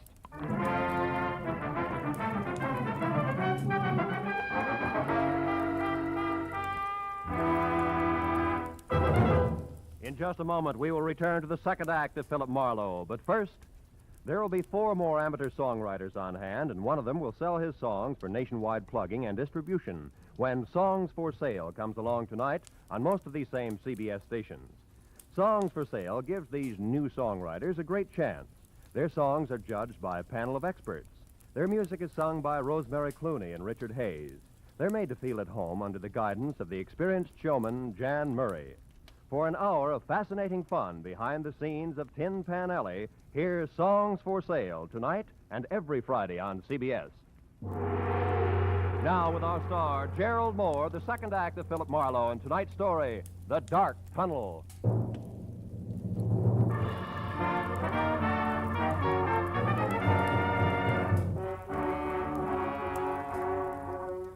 I stood there for a minute after Ira Cody hung up and tried to figure my next move, while the phone in my hand quietly buzzed sucker. A pair of haywire lives was scheduled for a smash-up, and I'd let myself get mixed up right in the middle. Now my only chance to do something about it was to find out fast what was meant by the tunnel. I started out of the place, but only got as far as the front door. You going somewheres, cutie? That rod makes you 6 feet taller, doesn't it, Porky, huh? I don't like you, Charlie. You played a dirty trick on me. Trick? What are you talking about? When I slipped and mentioned Silver Lake, it made Mr. Stapp mad at me, and I don't want Mr. Stapp mad at me. That I can understand. Now, look, you feel like talking this out? No. Oh, listen, you dumb ape. It's for your own good. Something's going to happen tonight that'll make your boss a lot madder than he is now. I'm the only one who... You're just trying to trick me again, but it won't work. Not this time. First, we lift your gun. Now, get going. We'll take your car. Porky, you're going to hate yourself for this in the morning when Stapp finds out. I doubt it. You see, Charlie, it's his idea. Now get going.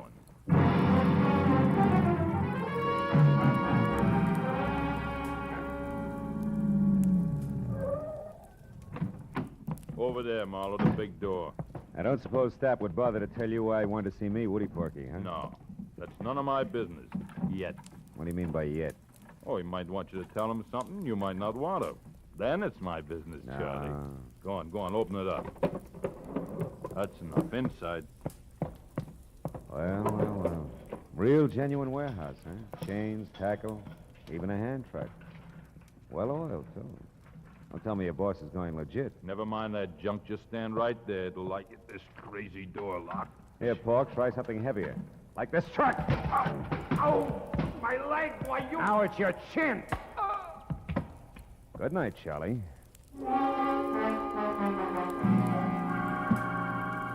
I fished my own gun out of Pork's pocket, tossed his .45 off in a dark corner, and rolled the Hulk himself out of sight behind a stack of crates. Then I went over to an elevator in the corner.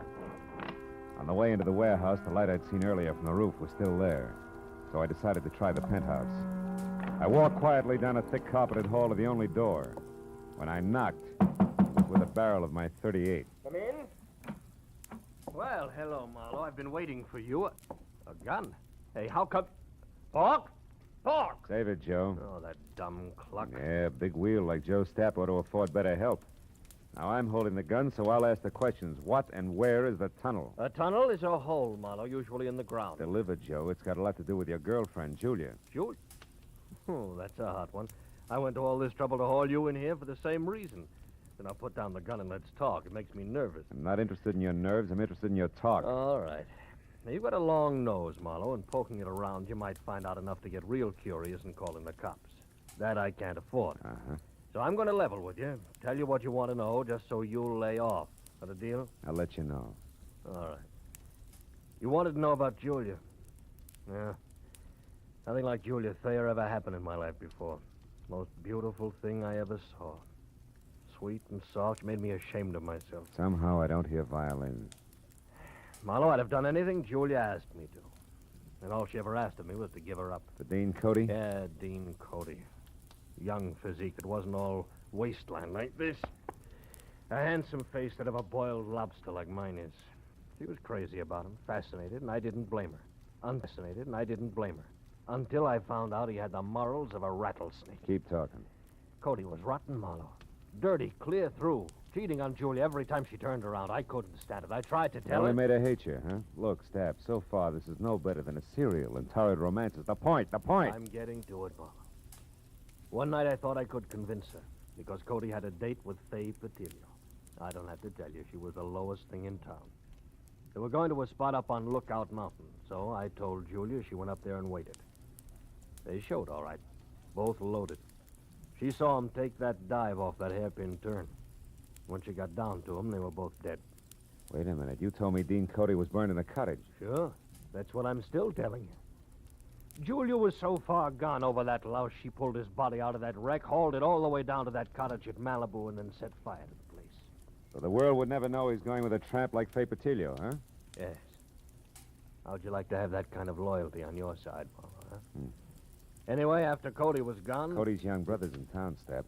He thinks Julia's responsible for Dean's death, and he's going to kill her. What? They're scheduled to meet at that tunnel I asked you about. Now, where is it? Stop, I asked you. I heard you. Tunnel's an old abandoned underpass in back of the New Blossom. But we're not going there, Marlowe. We're going to sit tight and let it play as is. Are you nuts? Not anymore. Julia was out of her head that night. Something went wrong when she started that fire. She got caught in it herself, Marlowe.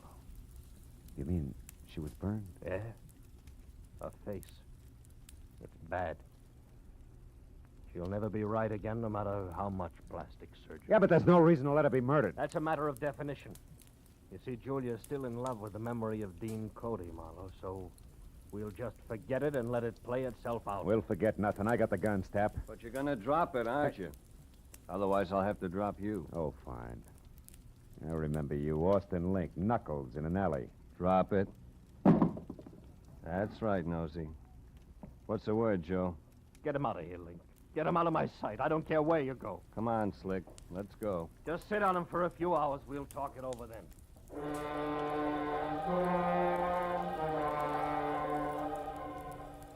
Link was a professional. He stayed exactly far enough behind me to be always out of reach, but always close enough to keep me under control. All the way down in the elevator, I watched for a chance that never turned up. And as I rounded a corner and headed for the big door again, I glanced at the stack of crates. Pork had come too. He was on his feet behind them, a heavy steel pulley block in one hand, his face a stupid mask of blind hate. He slammed the block at me with everything he had. I'll kill you! I dropped to the floor and heard the thing connect behind me. It had caught Link dead center. He fell like a bag of sand. Before Pork realized what had happened, I charged the stack of crates through my shoulder against it. Made it to the door and out in one dash. My car was sitting where I'd left it. I heaved a sigh of relief and piled in.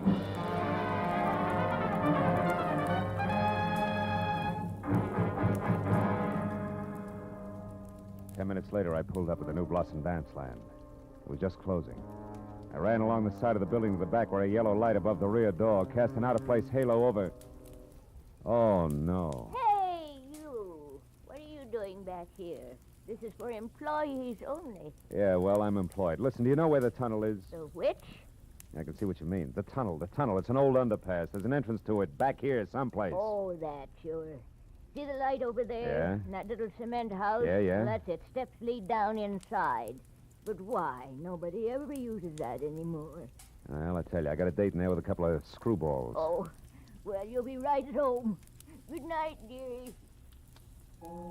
A baker's dozen steps led down into the thick darkness littered with newspapers, weeds, and wine bottles, all long dead. As I eased down inside, I heard voices, low and tense, amplified by the rolling, hollow echo in the tunnel. At least I'd made it in time. When I got to the bottom, I could see the two of them silhouetted against the dim glow at the far end. I pressed my back against the wall, thought about my empty shoulder holster, and moved toward them. And you killed him, didn't you? You're making a mistake, Ira. A terrible mistake. No, you killed him, all right. You and that beautiful face of yours that he couldn't resist. Why are you hiding it behind a veil? You used to be so proud of it. You killed Dean just the same as if you'd shot him. But you're not getting away with it, Julia. I'm going to square it up for him right now. Ira! What? Marlowe, how did you find this place? I found plenty beside that, Ira. Give me that gun. No, you're not going to stop me. Even if you shoot, I'll kill her first. I don't have a gun, Ira, but I got facts. Before you shoot anybody, you better listen. Julia wasn't responsible for Dean's death. He was. Everything she's done since then has been to protect what little good there was left of his crummy reputation. You're a liar. I can prove it. Dean went bad, Ira, all bad. He was a low, double-crossing cheat. You're lying, you're lying! The night he died, he was two-timing Julia. But in spite of that, she risked everything to move his body from a smashed-up car. So nobody would ever find out what really happened to him. It's true, Ira. Stop it! You liars, both of you. I won't let you say things like that about my brother. You don't care if he's dead, Julia. You'll do all right. You've got the kind of beauty all the men go for. And you, Marlowe... Shut up, you crazy punk. Stay back. Admit you're a liar, Marlowe. Admit it or I'll kill you. I swear I'll kill you along with Julia. You'll be doing me a favor. You haven't seen my face lately, have you, Ira? I never want to see it. I think you better, kid. Got a match, Marlowe? Sure. Here. Look, Ira. You can't be Julia. I was burned, Ira. It happened to me when I tried to hide the Kind of rotten trash that Dean had been mixed up with. The only reason she did it was because she loved him, maybe more than you did. Now, come on, kid, let's have that gun. You don't want to kill anybody. No. I don't want to kill anybody. Julia, I'm sorry. Ira! Let him go, Julia. The hard part's over now. He'll be all right. I'll look in on him after a while just to be sure. But, what about you, huh? What about me? I'll be okay, Marlowe. After I've done some thinking. This shock, I think it's what I needed. Goodbye. It's a dark tunnel, honey. Think you can find your way out alone? Yeah? Yeah, I'll find a way out alone. One of these days.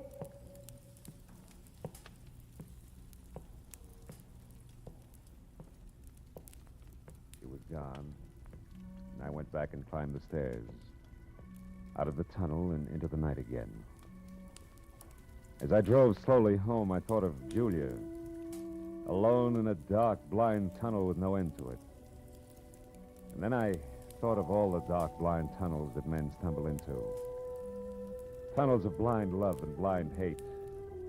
Of blind submission that lets empty suits of armor conquer cities and men's minds. Tunnels of blind worry and blind greed, of blind ambition, of blind... But then I stopped because I was getting no place except into a blind alley.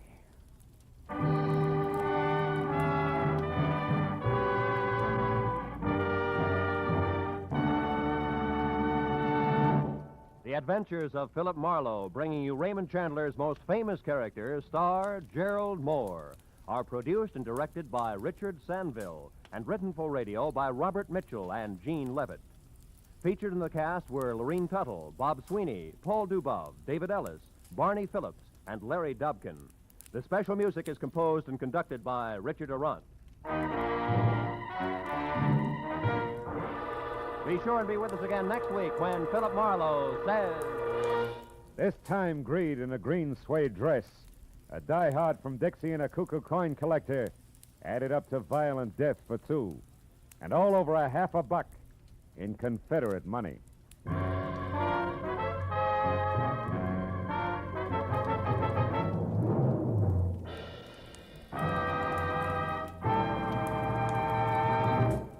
Every Friday night, CBS brings you stories taken from the files of parole boards of the 48 states. With only the names changed, these stories give in complete detail the events of a criminal's life up to the time he is up for parole. Then, before you hear the board's decision, you can make up your mind. Is this man ready to be set free? It's been hailed by press and public alike as an outstanding anti-crime show. And you can hear it now by staying tuned, because Up for Parole follows immediately on most of these same CBS stations. Roy Rowan speaking.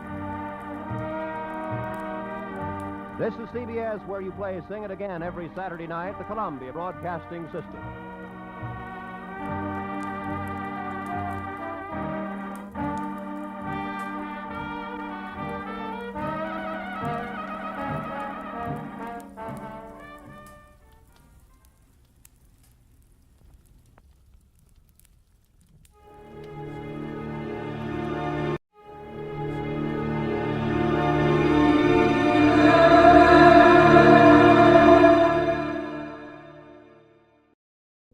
Well, anyway, I learned the answer to the question, what does a doctor do when a doctor needs a doctor?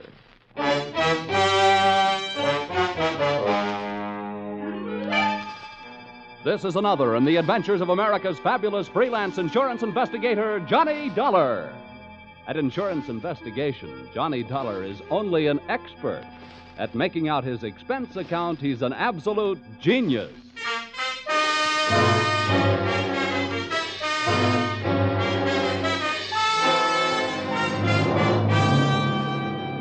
Expense accounts submitted by Special Investigator Johnny Dollar to American Volunteer Liability Insurance Company, Hartford, Connecticut. Attention, Homer Shalley, General Manager. The following is an accounting of my expenditures during my investigation of one of your policyholders, Dr. Otto Schmedlick. Or, an apple a day sent the doctor away. Or, it couldn't have happened to a bigger worm. Expense account, item 1. 80 cents cab fare to your office in answer to your call. Tip to driver, $1. Oh, morning, Mr. Dollar. Hiya. Go right in. Mr. Shalley's expecting. Thanks, sir. Good morning, Dollar. Good morning. Sit down. Thank you. I'm sorry we had that unfortunate altercation over the last expense account you submitted to this office. Oh, that's all Of right. course, it was ridiculous. You're going around tipping cab drivers $1 after a 50-cent trip. Well, you know me, Homer. Just a silly, headstrong, impetuous boy. It was somebody else's money, yes. We've been through all that. What I want to talk to you now is, policy. Oh, here it is. Dr. Otto Schmedlick, Los Angeles, California. California? Doesn't anything ever happen in Hartford? I've been using an airplane seatbelt so much lately, I'm about ready to throw away my suspenders. Dr. Otto Schmedlick. I suppose you're familiar with the existence of that type of insurance policy which protects doctors against charges of malpractice. Yeah, I've heard of them. Well, we had the rare misfortune of issuing such a policy to this quack Schmedlick. Well, what do you want me to do? Go out and take his temperature? Dollar, when I want to laugh, I tune in Jack Benny. Now, this is serious. The policy we issued to Dr. Schmedlick only covers him up to the extent of what is construed as accidental malpractice. If we can prove criminal malpractice, we can cancel the scoundrel's policy. Do you have a good reason to think it's criminal, or are you just toying with a happy thought? Look, our company has already paid off on 2 claims. Recently, we've heard rumors about this man. It seems the Medical Association is watching him very closely. But so far, no one can prove anything. Now, Dollar, do you want the assignment? No, but I'll take it.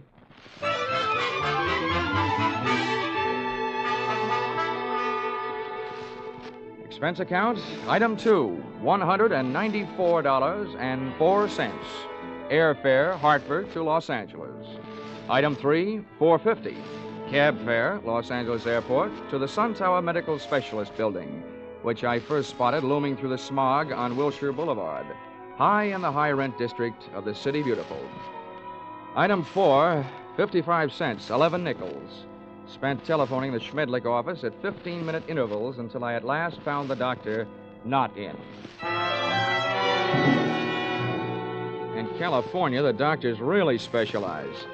And the buildings they work in sometimes really make the most of it, as I found out in the elevator going up. Second floor, eye, ear, nose, and throat. Doctors Care, Kreider, Whitetis, and Osterban. Pardon me. Third floor, fractures, strains, sprains, and dislocations. Doctors Fowler, Woodruff, Toigo, and Brown. Oh, pardon me. Fourth floor, obstetrics, orthopedic, pediatrics, and general practice. Dr. Small, Collier, Reynolds, Frank, Stanley, Feinbaum, and Schmedlick. Would all these medical terms you just tossed off by any chance mean that we have now arrived in the land of the mechanized stork? To put it crudely, yes. Thank you, Jack Armstrong.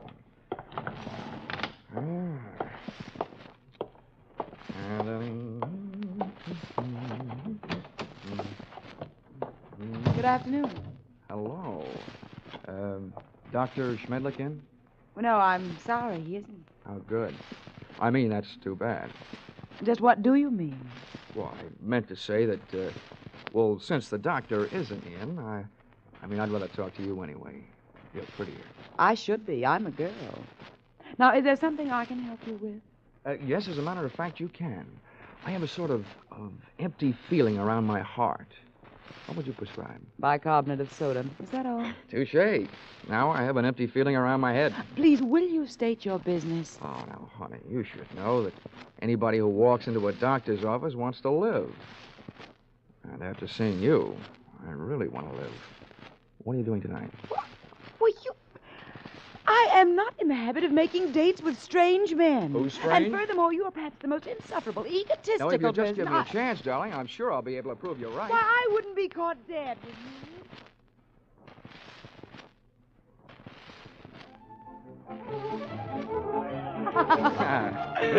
Oh, Johnny, you ain't. You like that, huh? This is the first time I've ever tasted champagne. Good old champagne. The rich people's 7-Up. Well, here's to us. To us. Doreen, I feel like talking. Well, thanks for putting me on guard. Listening to you can do strange things to a girl. I want you to know more about me. I'm an insurance man. I didn't go up to your office hoping to see the doctor. I wanted to see his nurse. You. Why, Johnny Dollar, if you try to sell me... Oh, hey, now, wait a minute. Hear me out. You can probably guess it's getting pretty tough trying to sell insurance these days. More than anything else, a guy needs a new angle, and I've got one. People who go to doctors are worried about their health. Now, people who are worried about their health are worried about the security of their families. So they become good prospects for insurance policies. No, but at the same time, aren't they also bad risks? A lot of them are, yeah. But they can't pass the insurance physical. But there are plenty of others. You should know the figures prove that as many healthy people go to doctors as do unhealthy. Perhaps the most popular disease in America is hypochondria. And the national headquarters seems to be located right here in Los Angeles. I see. And from me, you want a list of Dr. Schmedlick's patients? Smart girl. Smart boy.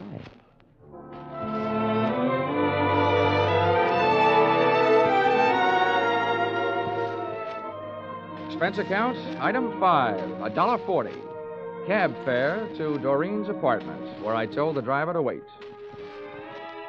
Expense account, same item, part 2, $28. Waiting time, before I took the cab the rest of the way back to my hotel.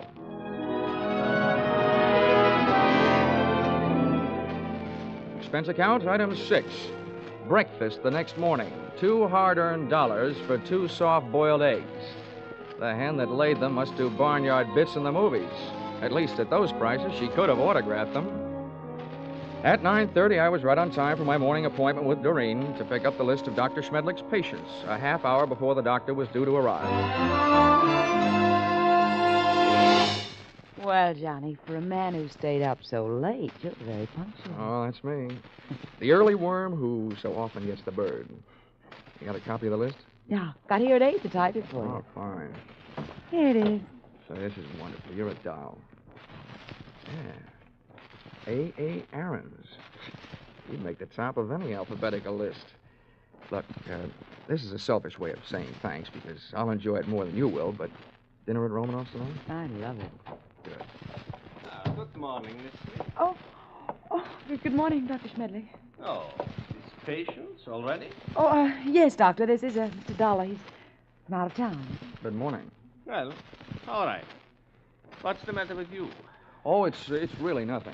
Let me be the judge of that. I will make the diagnosis. I will see you in a moment. Johnny, I don't know what happened. He's never come in this early before. I don't mind that, but I wish you hadn't made a patient out Well, of it. I just had to say something. He wants to know about everybody who comes in here. Johnny, you'll just have to go through with it. We can't let him know about the list. Okay. But what's this going to cost me? What does the old squarehead get for a checkup? $50 a consultation. Oh. Honey, instead of Romanoff's for dinner tonight, we better make it a drive-in. Sorry, Johnny, I am. You can come in now, Mr. Lawler. Oh, well, with a D, Doctor. The name is Dollar. Oh, yes, I forget. I have so many cases on my mind. Now, if you will be so good to slip off your jacket and your shirt while I talk. All right. Now, what is the nature of your complaint? Well, my back. See, I was in a small automobile crack-up driving out here. No, that's a dangerous, complicated area, the back. Now, if you'll be so good to get up on the table and lie down. Oh, all right. Now, on your stomach. The feet down here, please. That's good. Now, I tap your back.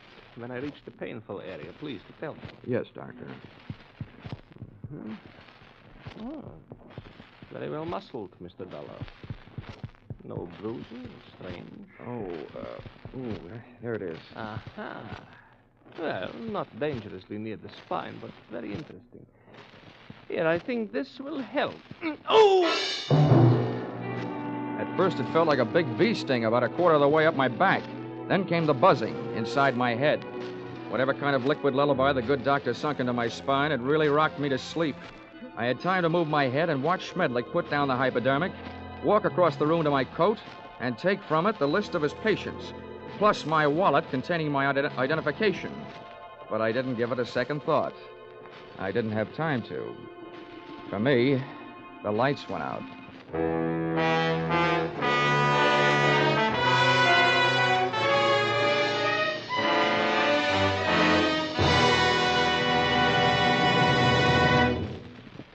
In just a moment, we will return to the second act of Johnny Dollar. But first, assets, one block of wood. Liabilities, more trouble than the legendary paper hanger with the hives. It sounds as though Edgar Bergen had a pretty bad bank balance, doesn't it? But luckily for you, he comes back week after week to the CBS studios with his block of wood named Charlie and lets himself in for more trouble.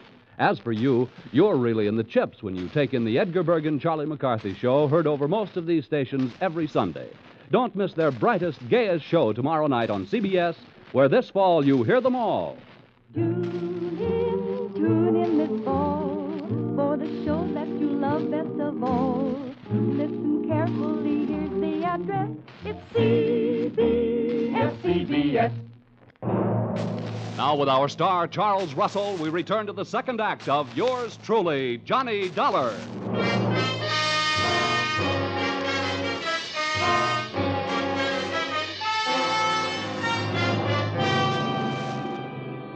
In my racket, sleeping on the job isn't always fun, and this was one of those times. Waking up from Dr. Schmedlick's slumber treatment for nosy people carried with it a dark brown taste in the mouth, thickness of the tongue, and big bells ringing in your steeple. I was scoring on all those counts when I rolled open my eyelids, which fought me all the way. I sat up and found myself on a hard canvas cot in a bare room with soft walls. They were padded. The window wasn't much. What there was of it was barred. So was a tiny opening in the upholstered door. At first, I thought I was going crazy. Then I realized I was in the kind of place where they put people they think have already joined the ranks of the enchanted. It took me only 10 years to make it over to the door before I looked out through the small slit. Hey! Hey, come here, someone! Hey, room service! All right, wait a minute. I'm coming. Hold up your voices. Now listen, mister. The first thing you learn in here is we don't like noise. Makes the other patients nervous. Okay. Where am I? Who are you? I'm your nurse. Oh, sorry I didn't recognize you. I thought nurses were supposed to wear little caps. I got a little cap, but I don't wear it indoors. Hey, listen, you. Don't go making fun of me or you'll be sorry, see? I'm sorry now. How'd I get in here anyway? Well, all I know is this place is for your own good. They say outside you're dangerous. You can depend on it. If I ever get out, I will be. What'd you say? Nothing. You're one of them, all right, talking to yourself. What's your name? Well, it's none of your business, but I'll tell you. I don't like people calling me hey you, so I'll tell you. My name is Foggy. Okay, Forgy. Listen, all I want is a chance to talk to somebody who's in charge. How about it? That's easy. When your time comes, the boss will be here without no asking. You get one visit from the boss every day, just like all the others. When'll that be? Just before supper. So why don't you go back to sleep? That won't be for 4 more hours. Oh, dandy. Who is this boss? What's his name? The boss is not a he. It is a she. And her name is Dr. Doreen Smith.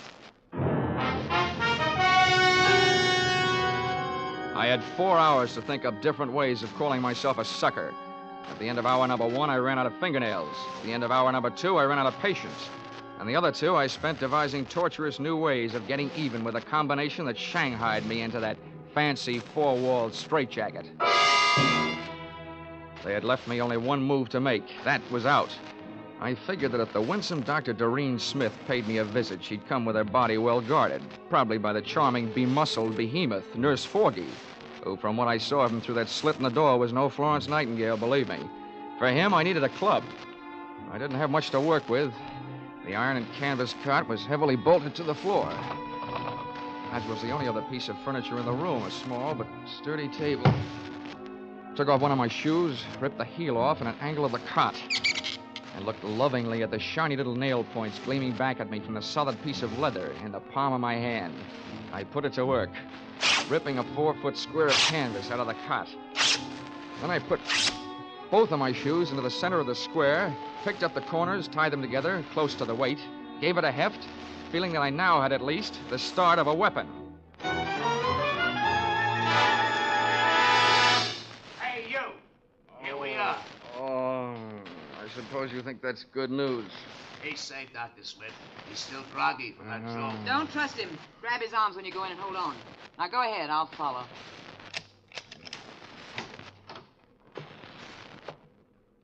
Don't try any tricks and we won't hurt you, see? Thanks, Nursey. I wouldn't think of it. Come here, you. Back in here, sweetheart. Oh, dropped your hypodermic. Planning on rocking me to sleep again, huh? You let go of me. Sure, but let me tell you something. This is one squirrel that's going to get out of this cage.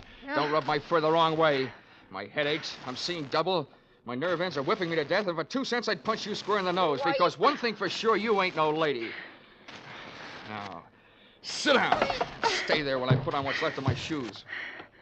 You better go back to Hartford, little boy. This is too big for you. Being around you will make anybody grow old in a hurry. What do you think you're going to do? Right now, I'm going to take your keys, lock you in here with Sleeping Beauty there, and then I'm going out for a breath of fresh air. Have fun, the 2 of you. You can make a peach of a pair.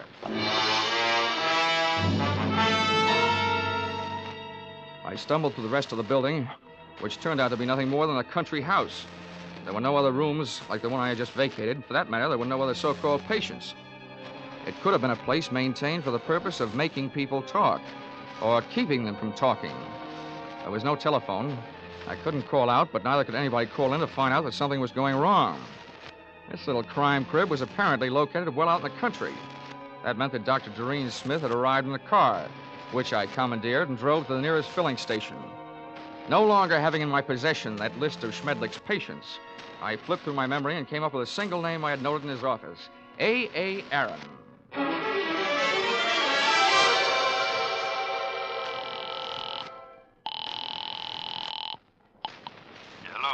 Hello, is Mr. A.A. Aaron in, please?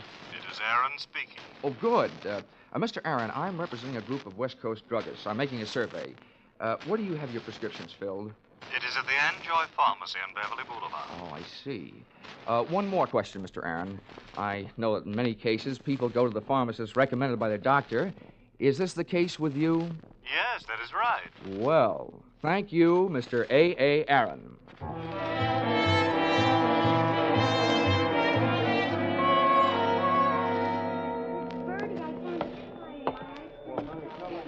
Pardon me, Mr. Anjoy. The clerk up front told me where I could find you. My name is Dollar. I'd like to have a word with you if you have the time. On the basis of ethics, the state of California should have picked up the gentleman's pharmaceutical license and issued him a barber's permit. Mr. Anjoy loved to talk. From the few thousand words he threw at me during the ensuing half hour, I managed to sift the following information. Dr. Schmedlick's prescriptions were usually refillable, dangerous, and habit-forming. I also managed to memorize the names of a few of his patients from the narcotics book. With these tucked into a lonely corner of my cerebral cortex, I limped out into the newborn night.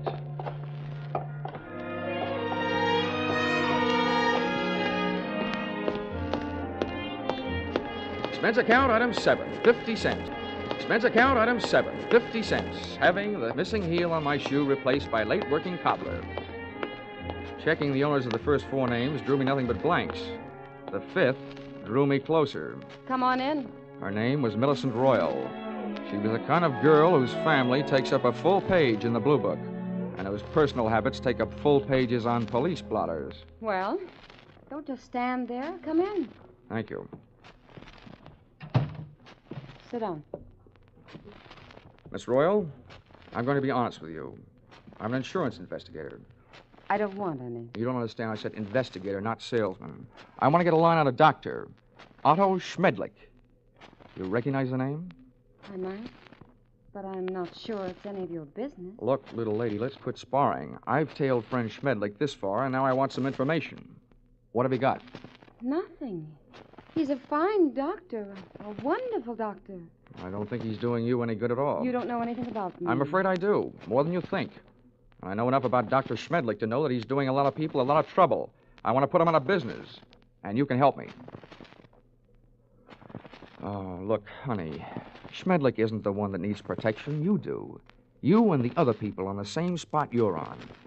Why don't you do yourself some good? I think you better leave now. Okay. Perhaps I'd better drop around to the home of Quincy P. Royal, Bel Air. My father? No, don't do that. And give me some answers. You can't make me. Nobody can. Anything that passes between a doctor and his patient is a secret. Nobody can make me say it, not even a judge. Whoa. Wait a minute. All right. If you change your mind, I'm staying at the Park Beverly Hotel. I'll trip them up sooner or later. If I have to, I'm turning it over to the federal men. Narcotics Department. Why did I ever let you in here? Get out. Leave me alone. Go away. Please. You can't make me do anything. Well. Is my estranged wife having a lover's quarrel? Bill, get this man out of here. Make him leave me alone. I don't see why I should rescue you from anybody's clutches. But you, I don't like your look, so get out before I bust you in half. You know, you look like just the guy who might be able to do it. Happy honeymoon.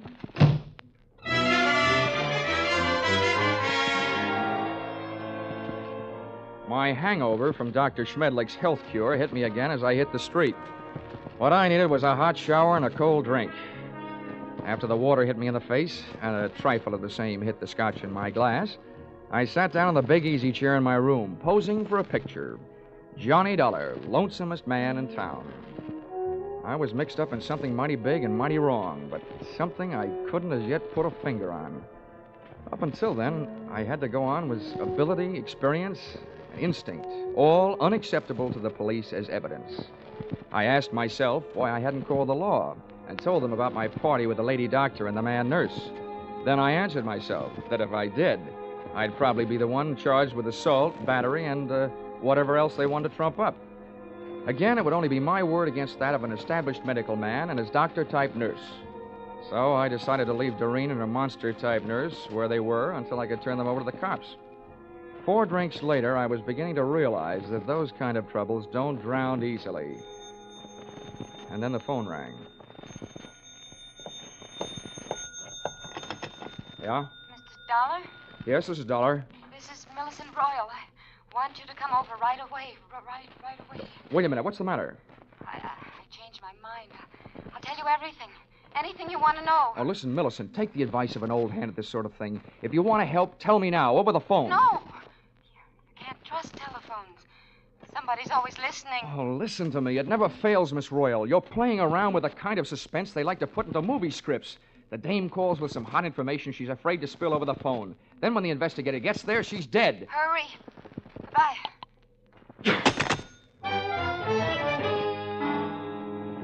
I went there. I was right. She was dead.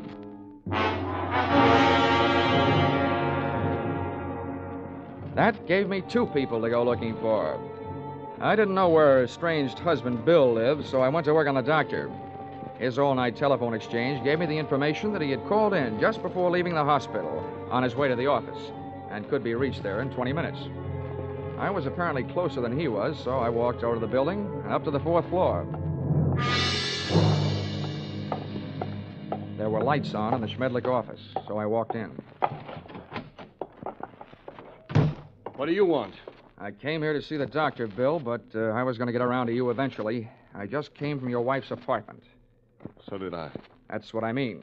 You've got some talking to do. I know who you are, but don't go getting any ideas. I didn't kill her. I loved her. It didn't sound like love when I met you in the apartment. We made up right after you left. I went out to get her something from the drugstore. When I came back, she was dead. That's what I'm doing here. I'm waiting here to kill the man who did it. How do you know it was Schmedlick? Because after you left her apartment, she called the doctor and told him if he didn't stop shaking her down, she was going to tell you the whole story. And he threatened her, and she called me. What was the grounds for blackmail? Narcotics? That's right.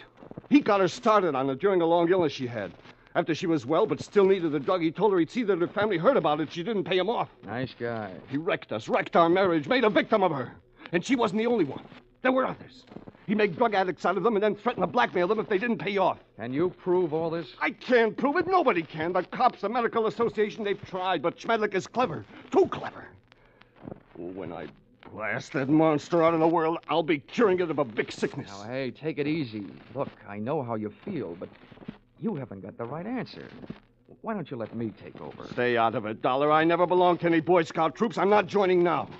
You know what they say, an apple a day? Well, I've got one here for the doctor.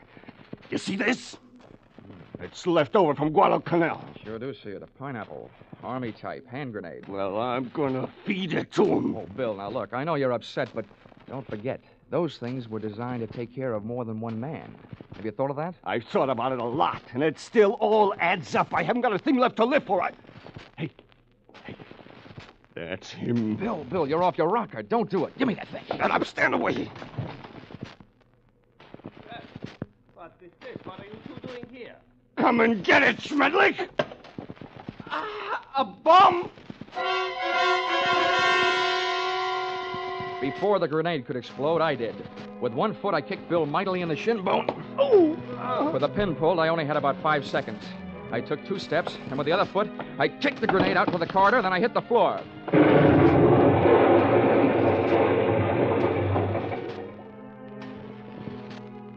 All right.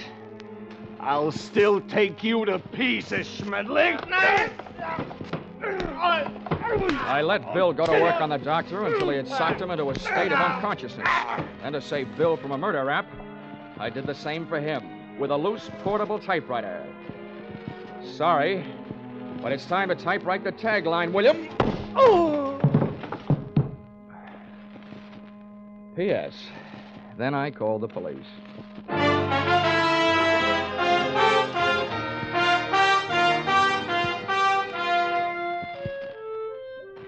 Expense account, item 8. $50, airplane rental, Burnsley Charter Service for a flight to Palm Springs. Item 9, $62. Dinner at the Dunes, party of 3. Included in said party, me and Haig and Haig.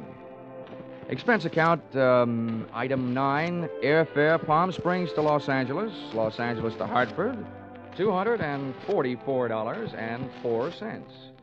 Expense account, total, $1,211.69. All that for getting rid of a doctor.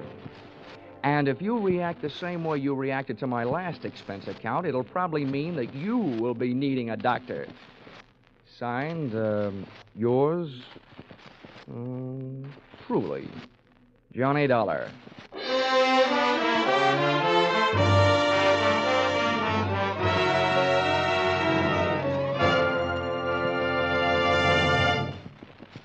Yours truly, Johnny Dollar, is produced and directed by Gordon T. Hughes and stars Charles Russell.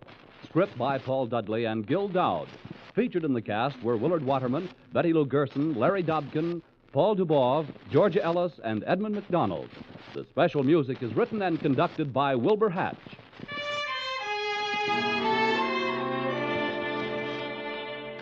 Be sure to be with us next week when another unusual expense account is handed in by yours truly, Johnny Dollar.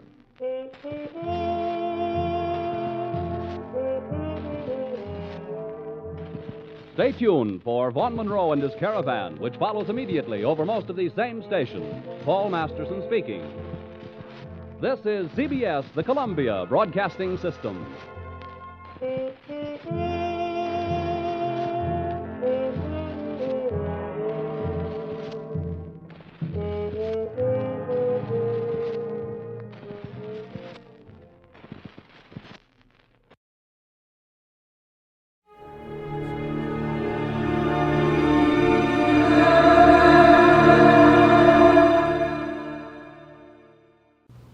here is another in NBC's great parade of new shows.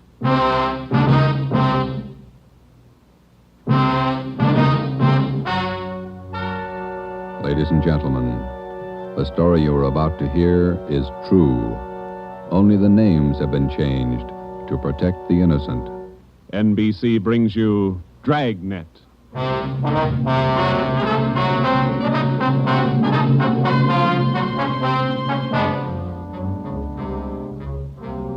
You're a detective sergeant. You're assigned to burglary detail. A sudden wave of jewel thefts is sweeping the city. In 16 days, 16 burglaries have been committed, one each night.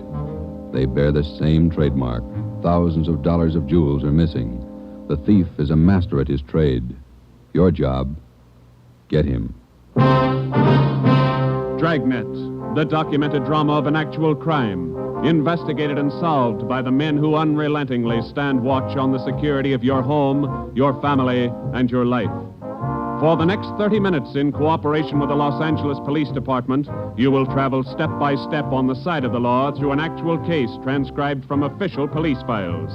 From beginning to end, from crime to punishment, Dragnet is the story of your police force in action.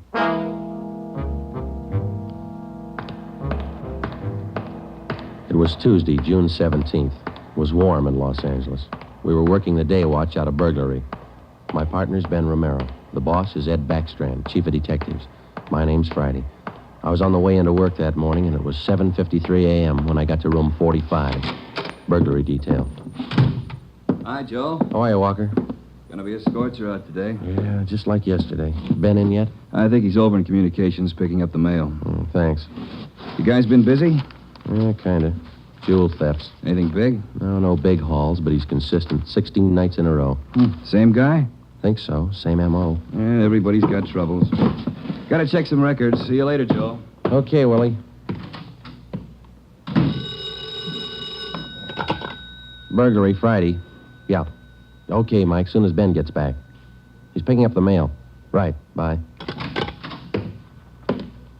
Hi, Joe. Hi, Ben. Hannon just called. Chief wants to see us. Take a look at these first. What do you got, overnight reports? Yeah, these two. Yeah. 2 of them. 3 diamond rings, 1 sapphire, 1 necklace, jade. Big haul. Look at the other one.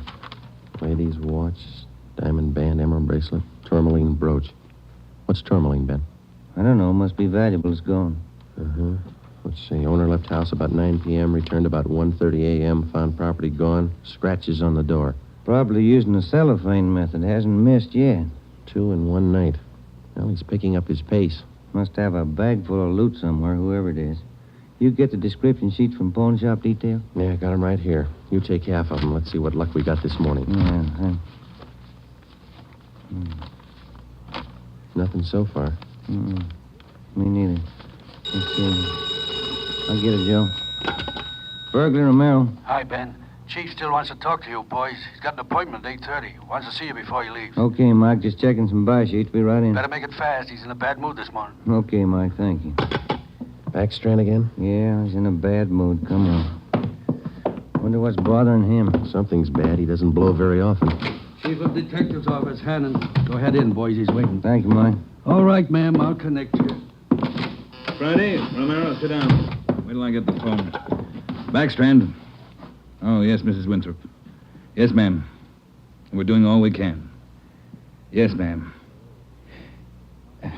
Yes, ma'am. Yes, I'll do that. Yes, ma'am. Goodbye. Got trouble, Ed? Taxpayer, Mrs. Winthrop. You two ought to remember the name. We do, Skipper. 10 days ago, somebody lifted $2,000 worth of diamonds from her bedroom while she was at the symphony. Last night, she was hit again. A diamond watch, an emerald bracelet, and some kind of a brooch. Tourmaline. I don't care what kind it was. It's gone. What's the pitch? We just read a report a couple of minutes ago, Skipper. Could be a tie-in with those other 16 jobs. 16 jobs in 16 days. You haven't got a lead on the thief yet? Nothing shows up. No prints, nothing. What about the pawn shops? Nobody's tried to soak any hot stuff as far as we know. We double-checked the detail. We got every hawk shop in town on the alert. Whoever it is, they've got to try to pawn the stuff sometime. Unless they're going to give diamond rings for Christmas presents. And they haven't tried the pawn shops yet, Skipper. We're sure of that. Look, 16 burglaries in 16 days. Jewels and watches. Good ones. That's got to stop. It's got to stop soon, you understand? We'll stay right on top of it, Ed. We're doing all we can. For 2 weeks, I've had half a dozen women calling me every day. Society women. Some of them figure they should get extra treatment. They're only DR numbers to us, Skipper. They all get the same attention. I'll try and explain that to some of them. They think you're in on the racket. Maybe you boys would like to take these calls some morning. No thanks, Ed. All right, then, let's get some action. Keep the pawn shop operators on their toes and get after every known fence in town. That's all. I've got an appointment. All right, Ed. Check you later. Holding a call for you, Ben. Oh, thank you. Hello. Oh, hi, Max. What? Well, hold it. Be right down. First break, Joe. What do you got? Necklace and a watch. Both of them on the stolen property list. Where? Henry's pawn shop. 5th and Main. 6 minutes later, at 8:25 a.m., Ben and I drove up in front of Henry's Square Deal Pawn Shop. Quick cash, no red tape, watches bought and sold. The proprietor was Max Murphy, an old friend of Ben's. Well, pal, of all days, it had to happen yesterday. Took the day off and went fishing up at Big Bear. I left my nephew in charge, Harry. A real knothead, that kid. How do you mean, Max? Joe, if I told him once, I told him 101. Whatever you do, whatever they come in with to Hawk, check it with the list. Check it with the stolen property list. What does he do? He forgot. He forgot. Oh, a real knothead, that boy. How old is he, Max? 32. A real knothead. I checked the slips from yesterday. Then I checked the stolen property list. There it is. Hot stuff. When did the stuff come in, Max, do you know? About 4 o'clock yesterday afternoon. Can we look at it? Oh, sure. Back here behind the car. There it is. Did you check out the serial numbers on the watch yet, Max? When I found out, yes. They match to a T. All right, let's see. Yeah. Description on this necklace matches, too. Let's have a look at your buy book, huh, Max? Yes, sir, Joe. Here you are. There's a deal right there. Here? Yeah, that's him. That's how he gave his name. Walter Tracy, 132 and a half Blackstone Court, Los Angeles. Let me check the book for the description, Max. Oh, sure. Yeah, here. Mm-hmm. Okay, Max, thanks. We'll be checking with you later. Sure, Joe. Anytime. Sorry. All right, Max. See you later. You fellas take it easy. Right.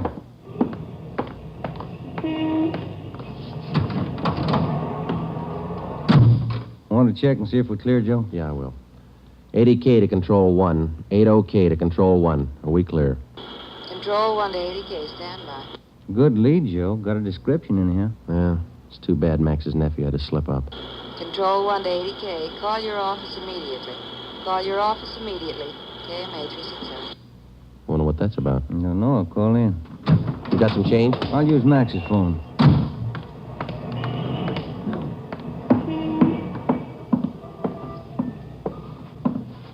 Use your phone a minute, Max? Oh, you, Ben? Sure. Help yourself. Thank you.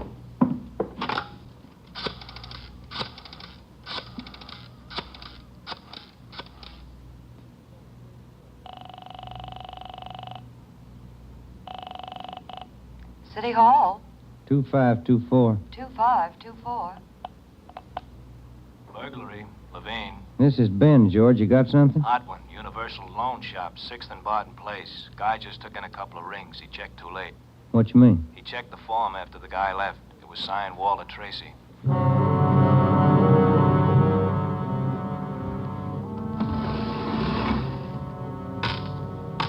There they are, Sergeant. Both rings.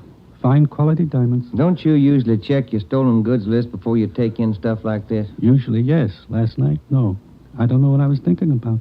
Can we have a look at your buy book? Right here. There it is. Walter Tracy. 699 Olive Street. 145 pounds, 5'9", dark hair, build, thin. We'll have to slap a hold on these rings. I know. I should have thought. Can you think of anything else that might help us to identify the man? Well, no. Had a light suit on. Nice cut.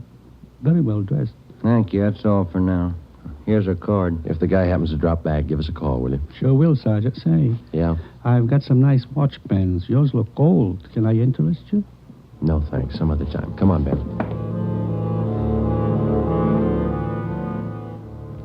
That afternoon and the following morning, despite our alert and our warnings, 2 more pawn shops called in with reports of stolen watches taken in. We checked them out.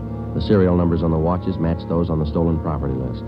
On the pawn shop account books, the loan was listed under the name Walter Tracy, The addresses were given as number 12 St. Vincent Place and 700 East Flower. The descriptions of the man were the same. Slight build, well-dressed, about 145 pounds, 5 feet 9 inches tall, dark wavy hair. We had the name and description distributed to every pawn shop in Los Angeles and surrounding communities. Through our informants, we checked up on every known fence in the city. For the next 2 nights, we received no reports of stolen jewels. That made up for the double burglary the night before.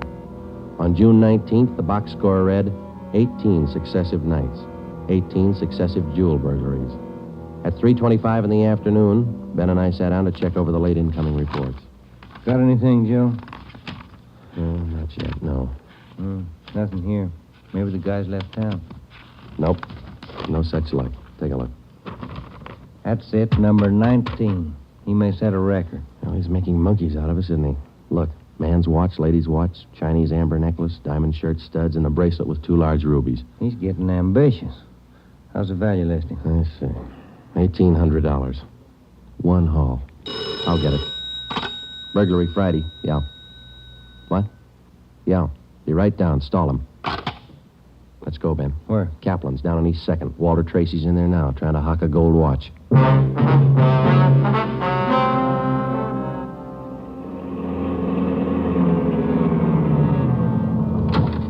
Ben, cover the door. I'll go and look like I'm shopping around. Right, but watch your step. We don't know this guy. Yeah, stay close to the door, huh? I'm sorry, that's the best we can do on the watch. Look, Mac, this is gold. 21 jewels. Well, it's the best I can do. Drop dead. Well, it's the best I can do. Don't get sore. Yeah, sure. See you later. That's him, Sergeant. Walter Tracy. I stalled him as long as I could. All right, I'll check back with you later. Did you spot the guy that just came out? Yeah, I went up straight. Let's follow him. Hustle it. You spot him, Ben? Straight ahead, about 15 yards. He's crossing the street. Yeah, let's get up a little closer. We'll lose him, sure, if the light changes. Come on, run for it. Watch the traffic light. That was close. He might have spotted us. He's going faster. Come on, Joe, run. Yeah. Don't lose him. This crowd's not helping. Hey, wait a minute. I bet you're a cop. You're chasing somebody. All right, let go of my arm, mister. Let go. Well, you don't have to get tough. Lousy cops think they own the street. I'm going to write the mayor's office. Come on, Joe. He's running for it. Yeah, I see him. Watch the signal up ahead. Hurry, Joe. Almost up to him. Into the parking lot. Hey, you! Stop! Look out, Joe. A gun. Yeah, I see him. Get away. All right, smart guy. It's a nice job. Yeah. He's too fast for an honest man. Let's take him in. When we got back to headquarters, Walter Tracy was under technical arrest. We took him directly to the interrogation room. We searched him thoroughly. We had him take everything out of his pockets and put it on the table. Then we had him take all the money he had in his wallet, count it out, and hold it in his hand. What is all this routine? That's all the money you have on you? $47.17, right? Yeah. Okay, keep it in your hand. Ben, shake him down. All right, Tracy. Take off your coat, shirt, tie, and your shoes and socks. What kind of a pitch is this? I'm no hood. Take them off. 2 big cops. You're not pinning anything on me. I don't care what you do. Sleeves, pockets, lining. Nothing in the coat, Joe. Get his shirt. Take it light with the threads, huh? Costs money. How about the trousers, Ben? Let's see. Cuffs, pockets. No. Let me get the belt. Zipper on the inside of the belt? No, it's clean. Shoes are okay. All right, Tracy, let's see the soles of your feet. I hope you don't mind. They're dirty. Why don't you take a shower? Let's see. All right, Joe, nothing. Put your clothes back on. Yeah, thanks. All right, you. What's your name? Huh? I said, what's your name? You telling jokes? Walter Tracy, you know that. Your real name. How old are you, Tracy? 27. Where do you live? No place. Just got in town a couple of days ago. Where are you from? Salina, Kansas. Where you been sleeping the last 2 nights? The park, Pershing Square. Clothes don't show it. Pretty natty. I had 'em pressed. Where? Down by the square. I don't remember. You ever been arrested before? No. Where'd you get this gun, Tracy, the one you pulled on us? I didn't know who you were. Could have been a couple of hoods. You kind of look like it. Where'd you get the gun? I won it in a crap game coming out on the train. Where'd you get the watch? Graduation present. You want to run a make on him, Joe? The gun and the watch? Yeah, I'll call him. Wrong check. You can't prove a thing. Pawn shop records, Gilmore. Gil, is Friday. Can you give me a make on a watch? Sure, Joe, go ahead. Time Master, yellow gold, man's wristwatch. Okay. Case number 716F23. Right. Movement number B351708. Got it. Okay. Now give me a make on this gun, huh? 32 S&W automatic. Serial number 579461. Okay. Call me back? Right. What's your station number? 2572. I'll ring you, Joe. Thanks. Having fun? What'd you do with all those jewels you stole? When do I get out of here? I don't think you're going to get out. You got nothing on me. How tall are you, Tracy? Get your tape measure. 5'9". How much you weigh? 140. I'm 27. My name's Walter Tracy. I come from Salina. I've been in town 2 days, and I don't know what you guys are talking about. You sound smart. You don't act it. And you're flying blind, copper. What'd you do with those jewels you stole? I don't know what you're talking about. What color are your eyes? I don't know. I'm colorblind. What color would you say your hair is? You colorblind, too? You ever been arrested before? Straighten out. He asked me that. I'm asking you. No. You ever done any big time? No. All right, I don't care if you level with us or not. We're going to make you on those prowl jobs, all 19 of them. Sure. You guys are smart. You got in Los Angeles 2 days ago, is that right? Yeah. You don't know anything about any jewel thefts. That's what I said. And how come your name and your handwriting's on the account books in 4 pawn shops in Los Angeles? It's not mine. You can't prove it. We can, Tracy. Come clean. What'd you do with the stuff you stole from 1250 Moraga Drive, June 5th? I didn't steal any stuff. What'd you do with the rings and watches you took from 1400 Placerville Road, June 9th? I wasn't in town. What'd you do with the diamond dress pins you stole June 13th, 123 South Van Ness? Did I do that? You're not only kinky, you're a bad liar. You prove it. Border get you a sawbuck, your prints bounced, Tracy. Our handwriting man's gone to work on those signatures of yours. You haven't got a chance. Now, come on. Where'd you hide this stuff? You can't prove a thing. Where'd you say you've been sleeping the last 2 nights? In the park, Pershing Square. You want a map? Clothes sure look nice. I said I had 'em pressed. But you can't remember where. No, I can't remember where. That a crime? Friday talking. Joe, this is Gilmore. Here's the stuff you asked for. Let's have it, Gil. No make on the watch, no make on the gun. Okay, Gil. Thanks a lot. Yeah. You're in up to your neck. You said that, didn't you? You're gonna talk, Tracy. Kind of tired. All right, we'll let you sleep on it. Come on, Ben. Let's book him. Right. I'll get your jobs, coppers. Sure. Come on. We took Walter Tracy to the county jail and had him booked on suspicion of burglary. He was still sullen. We knew we had the guilty man. Now we had to prove it. As it often happens, the victims never see the burglar. They only know he's been there. They can't identify him, but they can identify their property. Our job was to find the property. When we did, we'd have Walter Tracy. And the 19 victims would have their property returned. But Tracy wasn't talking, and we knew he'd never talk unless he thought it might help him. We took the problem to Ed Backstrand. Smart punk, Skipper, but he's done time before. How do you know? Tried him out last night when we brought him in. He talks like it and he acts like it. But he won't cop out. Are you sure? He won't talk in 100 years. He knows he's got us in a spot. Well, one thing's sure. We're not going to send him up without finding the loot first. He's planted this stuff somewhere in this city. We've got to find it. Ben and I have got an idea, Ed. It's not going to be easy, but it might work. What is it? Tracy tried to soak some of the stolen property at 4 separate pawn shops in the downtown area. Yeah? At each one of those 4 pawn shops, he gave a local address. Now, we're sure he must have a room or an apartment someplace in town. All right. Where? That's where guesswork comes in, Skipper. Every one of those addresses he gave falls within a certain area. How big an area? Oh, you got that street diagram, Joe? Yeah. Here it is, Ed. From Figueroa here to San Pedro, and from Pico down to 1st Street. The area's about 12 blocks wide, 14 blocks long. That's a lot of territory. How are you going to cover it? On foot. We'll take Tracy with us. Plenty of legwork. You sure it's the answer? We've got to find the stuff, and it's the only way we can figure it. Hotels, apartments, rooming houses. There must be hundreds of places he could stay in that territory. It'll take a couple of weeks. Yeah, on foot it will. All right. It's tough, but it's your idea. Go to it. An hour after we left Chief Backstrand, we got Tracy out of his cell in the county jail and started our canvass of the appointed area. We took the usual precautions and handcuffed Tracy's wrists to our own. We started the search for his hideout at 1st Street and Figueroa. was a warm day in Los Angeles. The temperature was 91. After the first 3 hours, I could tell Ben's feet were ready to give out, and so were mine. We couldn't even have the comfort of complaining. That had encouraged Tracy, and he was cocky enough already. He cursed and threatened every step of the way. My legs off. All right, quit pulling, will you? Come on, Tracy, up the stairs. Another one to check. Warm day, Joe. Yeah, a little. What do you mean, a little? Must be 110. Yes? What is it? You the manager? Yes. Could you tell me which apartment this man has in your house, ma'am? Who, him? Yes, ma'am, this one. Never saw him before.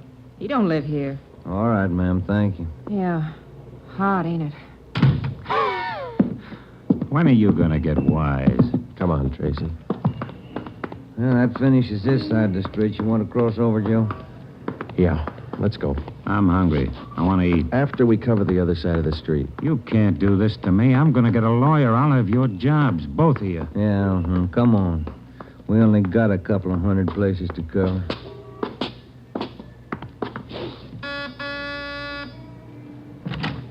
Hi, gents. What can I do for you? You the manager? I run the place, yeah. Which room does this man have in your place? Him?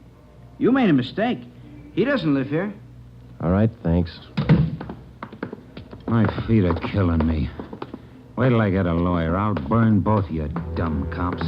What do you think you're doing anyway? Making a guy walk? All that day and the day after that and the day after that, Ben and I, with Tracy handcuffed to our wrists, canvassed the designated areas, from hotel to hotel, from rooming house to rooming house, and the apartments, too. Every day our feet ached a little more, our pace slowed down, Tracy got more irritable, and the weather got hotter.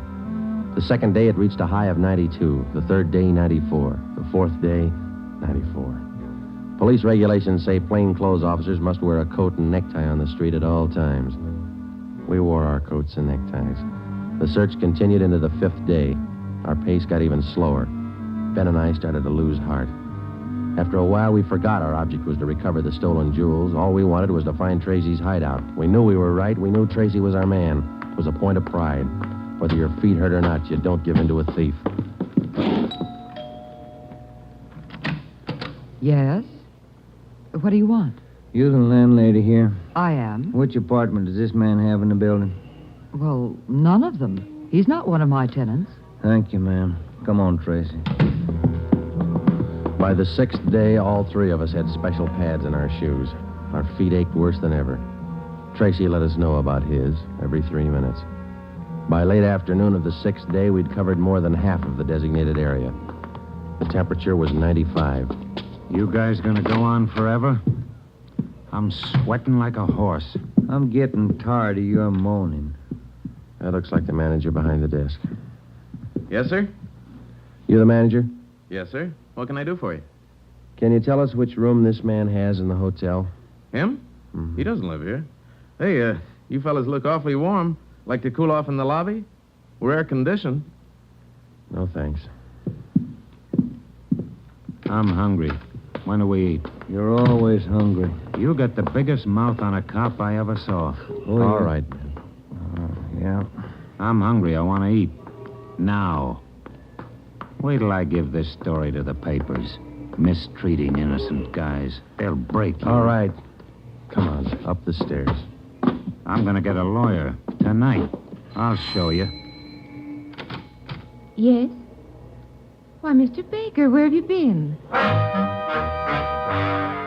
We questioned the landlady, a Miss Elizabeth Hunter.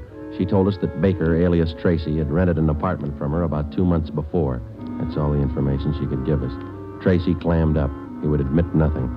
We asked Miss Hunter to accompany us as a witness. We took the elevator up to Tracy's apartment on the 6th floor.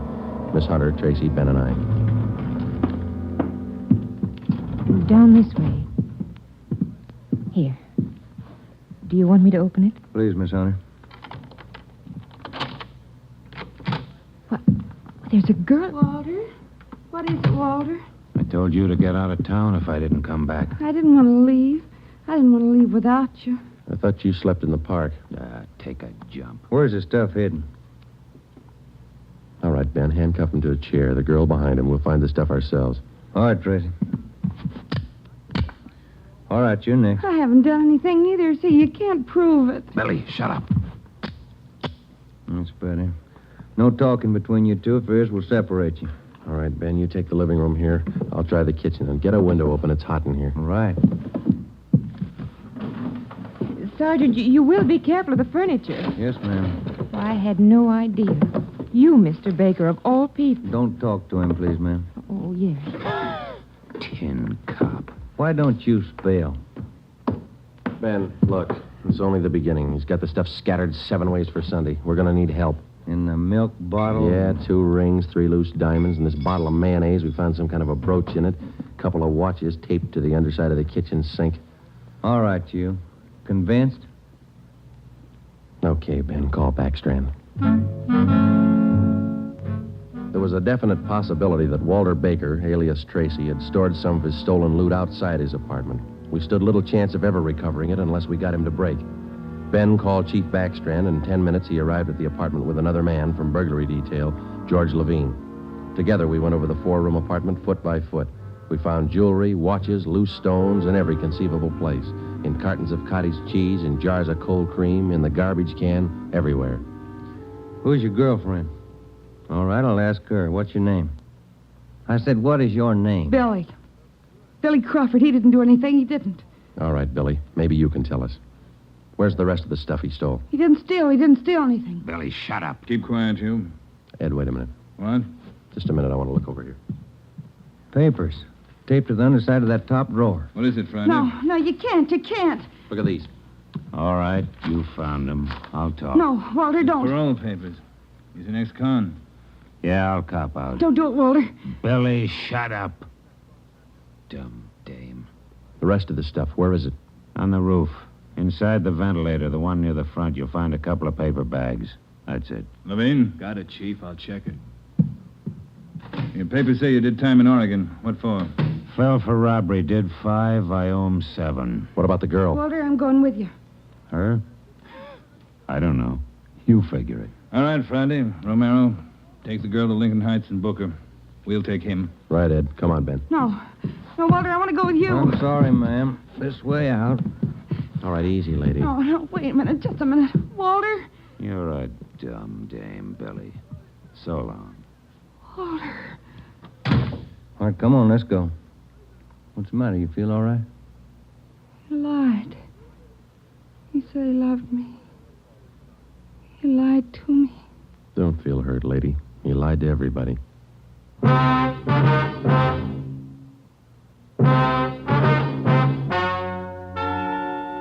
The story you have just heard is true. Only the names were changed to protect the innocent. Walter Baker, alias Walter Tracy, was tried and convicted on 3 counts of first-degree burglary and received the maximum sentence prescribed by law. He is now serving out his term in the state penitentiary. A hold has been placed on him by the state of Oregon, where he will serve out 7 years for violation of parole. Billy Crawford, Baker's accomplice, was tried and convicted of receiving stolen property and is now serving time in the state penitentiary for women.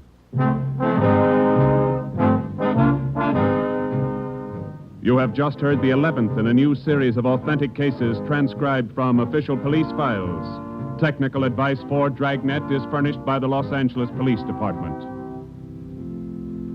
Tonight's program is dedicated to Warden Clarence A. Larkin of Folsom Prison, Sacramento, who, on the evening of September 24th, 1937, gave his life so that yours might be more secure.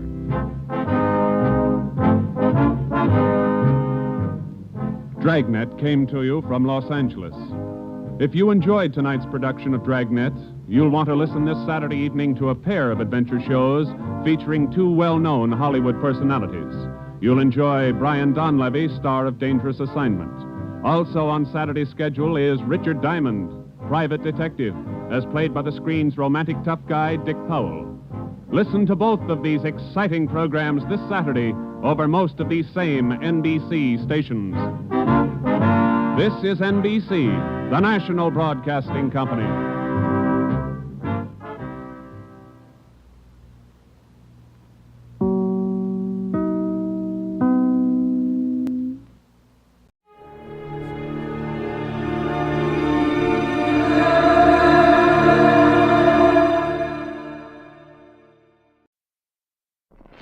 encyclopedia says that the island of Haiti can be called San Domingo, Santa Domingo, or Hispaniola.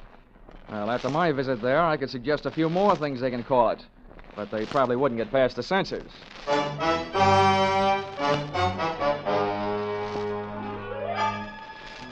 This is another in the adventures of America's fabulous freelance insurance investigator, Johnny Dollar. At insurance investigation, Johnny Dollar is only an expert. At making out his expense account, he's an absolute genius.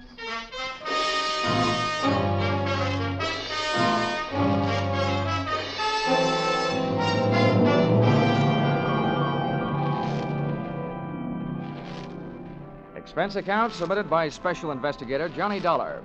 To Home Office, American Federated Life Insurance Company, Hartford, Connecticut. Attention, Harvard Huntington, General Manager. The following is an accounting of my expenditures during my assignment in Port-au-Prince, Haiti. Or, the nights may be black down there, but the magic is blacker. Expense account, item 1, $15 for a pair of tickets to see the show Detective Story at the Hudson Theater, New York, which I never got a chance to use since I was sitting in the living room of your Hartford home promptly at curtain time. I want to thank you for coming out here. Why, that's all right, sir. Sorry to break into your evening like this, but since I have, I'll get right to the point. Fine. Perhaps you've heard of the Gordon family here in Hartford. Well, what I see of the society page is while I'm flipping back to the sports section. But I've noticed the name. Diamond-studded, aren't they? Yeah, immensely wealthy. Pillars of society, and surprisingly, quite a proper family. Oh. It is all but one of the sons, Ralph. He's a heavy drinker, complete waster, ne'er-do-well. A blot on the old escutcheon, eh? Yes. Continually getting into one scrape or another. Now he's done it again. I take it that you're not worried about Ralph the man, but about Ralph the policyholder. Well, to put it bluntly, yes. I don't think it's unethical for a company to protect its interests. In this case, the policy is in the amount of $150,000. Payable to his death to charity or to his wife if he's married. Oh, it's quite a piece of paper. Yes, to be quite candid, I rue the day it was issued. But the point is this. Ralph Gordon, at last report, is dying aboard his yacht at Port-au-Prince, Haiti. Oh, you don't need me, Mr. Huntington. You need the Mayo Clinic. Dollar, yeah? I hesitate to even mention this in the presence of a sane man, but from everything we can learn, young Gordon is not dying from any known malady. He's dying as a result of a... Well, it's pure nonsense. He's supposed to be dying as the result of a voodoo curse. Now, anyone with any sense... Now, wait a minute. Where'd you get your information? From his older brother, Thomas. He's a doctor. He's down there in Haiti with Ralph. I want you to go down and debunk this thing, Dollar. Find out what's wrong. Why, any sane man knows there's no such... voodoo. You don't believe in it, do you? No. Not unless I see it working.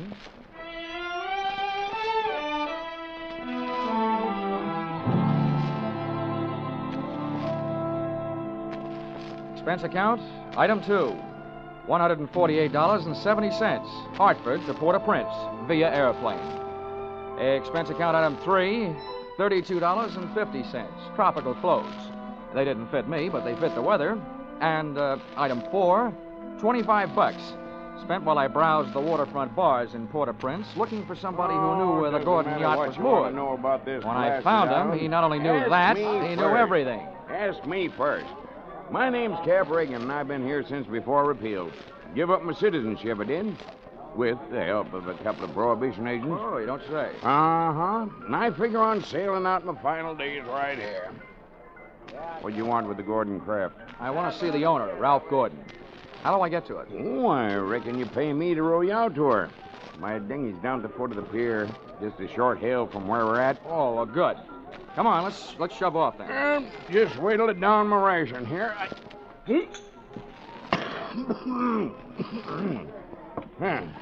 That'll put me shipshape. What'd you say you wanted with that schooner? You figuring on buying her? Thanks for the compliment, pal. Listen, if I bought a boat today, it would have to be a surplus life raft. Now, I told you I want to talk to Gordon. Friendly visit or other kind? I'm beginning to see how you know so much about this island. Well, never question, never learn. Remember that, Sonny? Yeah. Yeah, this way. Veer off to starboard.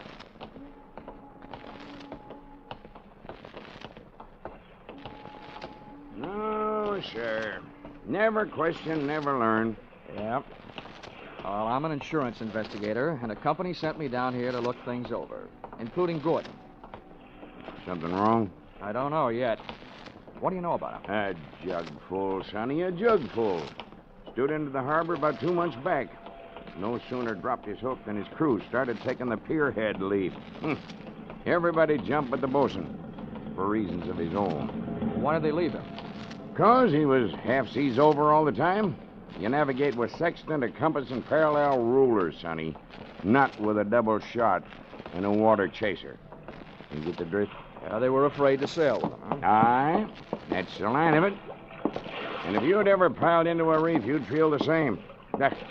Yeah, here we are. Oh. That's my dinghy down at the bottom of that ladder. There's Gordon's yacht out there. You see her? Oh, yeah. That tug's passing the stern of her now. Yeah, say. That's a lot of boats. Yeah. She carries a suit of sail like a grain clipper. Wait till you see her close up. She's as dirty as a garbage scow.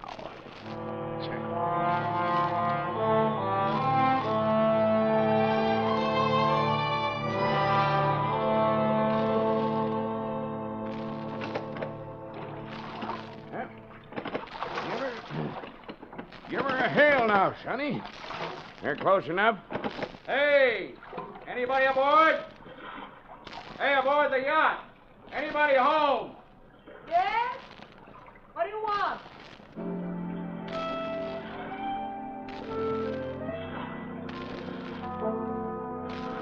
If the ship was dirty, I didn't notice. It may have had good lines, too, but it couldn't have touched what stood at the rail wearing clam diggers, an off-the-shoulder T-shirt, and a Caribbean tan.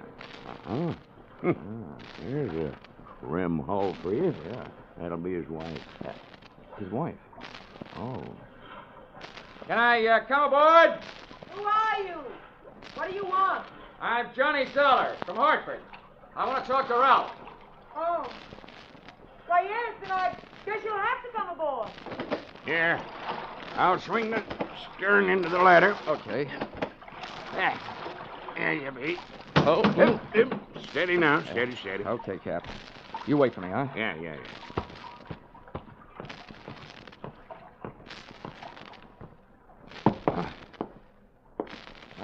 Well, how are things in Ralphie's old hometown? Cold. But not as cold as this reception. Don't let it throw you. What is this, a friendly drop-in? Business? Or just plain snooping? If it's the last, I'm Edwina. The wife they haven't heard about at home. Oh, congratulations. Now I know why you like to wear your shoulders bare. The better to keep a chip on them. If you're through being sharp, I'll let you hear what's left of my husband. Come on, through here. Okay.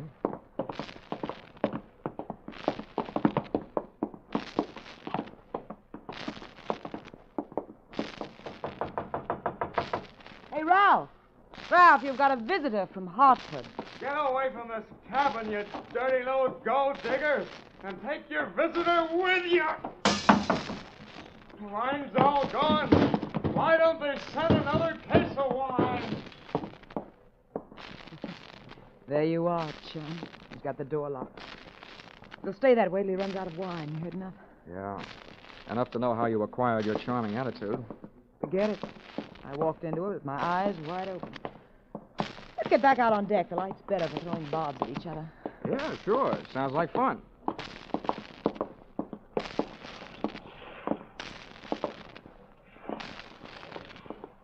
Well, do I have to help you off the boat? Not until you help me by answering some questions. I'm an insurance investigator, and I was sent down here by the company that holds a policy on your husband's life. Oh, what should I do, Finch? The story they got was that Ralph was dying from some kind of a voodoo curse. They don't believe it, and neither do I. Why not? That might be true. Huh? Well, some old dame, they call her Maria Lascelles. She came out to the boat. She yelled some things at him, and when Ralphie threw a bottle at her, she swore she'd put a curse on him. How'd they hear about that back in Hartford? Ralph's brother, Dr. Thomas Gordon, told them. Do you know him? Yeah, we hate each other. I wonder why he told them. Maybe because he thought somebody, who'd be better off with Ralph dead, was using Maria Lascelles' curse as a cover-up. How would you stand as his widow? Get off this boat, get off. Never mind the act. You're his beneficiary. Or didn't you know? I said get off. What's the trouble, Eddie? Oh, him. Yo, come here, will you? All right. Who's the boarding party? Just get him off him. I'll see you in my cabin. Sure, honey. Anybody gets you this upset, it'll be a pleasure. Well, mate, do you walk or dive? Save your strength for the last scene, Goliath. I was just leaving.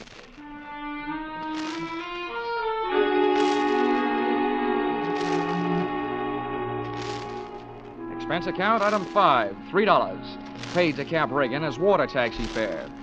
Item 6, 80 cents. Land taxi fare to Hotel Francois.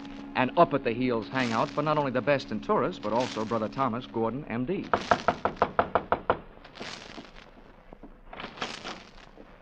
Yes? I'm Johnny Dollar, Dr. Gordon, from Hartford. Oh, yes, Dollar. I've been expecting you. They wired me you were coming down. Come in. Thank you. Well, please make yourself comfortable. Could I offer you something? Nothing but some brotherly advice. Why, certainly. You know, I feel like a stupid fool for not being able to handle this thing myself. So now that you're here, you call on me for anything. Have you seen Ralph? I tried to, but he locked himself in his cabin. Tell me, as a medical man, how do you digest this voodoo curse story? Why, it's ridiculous. Good heavens, this is the 20th century.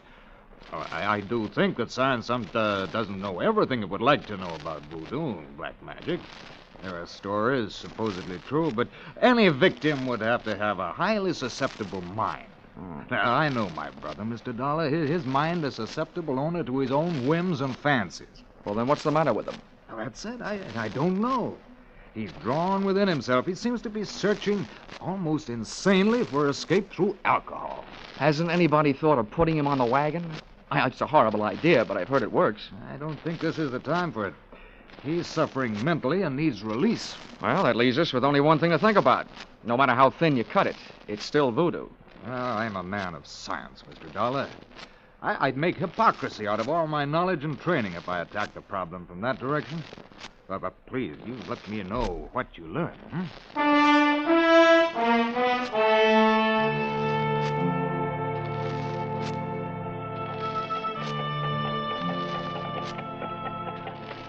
Expense account, item 7, $4.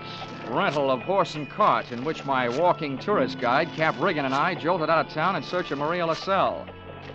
Something made me feel like I was riding my last mile in a tumbril en route to the guillotine.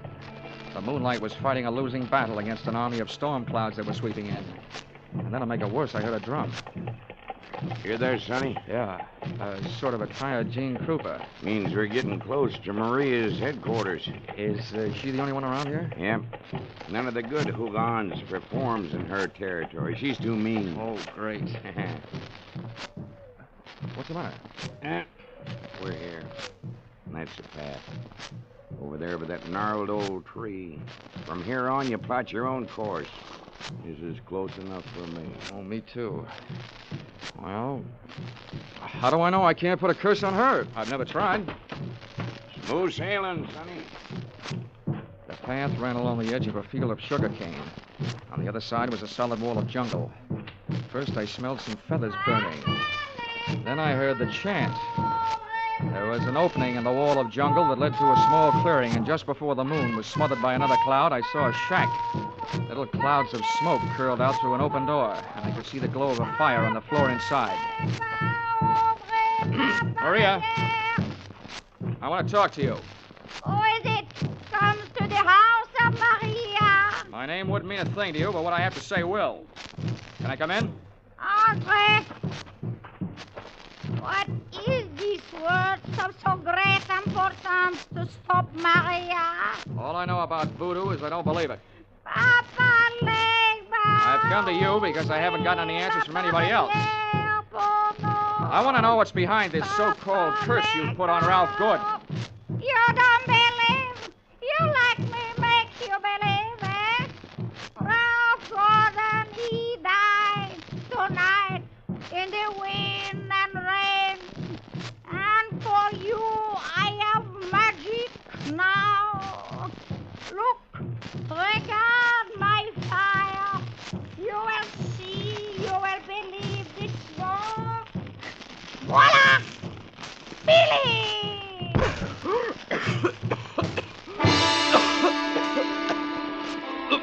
I couldn't see what she'd thrown into the fire. She'd reached behind her for it. But when the smoke from it whirled around me, it seemed to grab my throat and squeeze. I stumbled back to the door. I hadn't believed in voodoo when I'd come in, but going out, I wasn't so sure.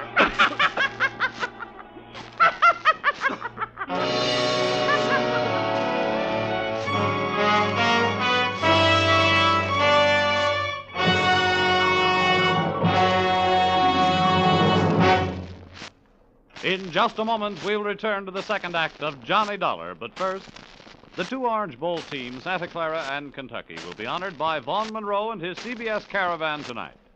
Vaughn and his great band will play favorite songs of the two Orange Bowl teams. Be sure to hear Vaughn Monroe's Caravan, followed by the Gene Autry Show on most of the same CBS stations tonight and every Saturday night.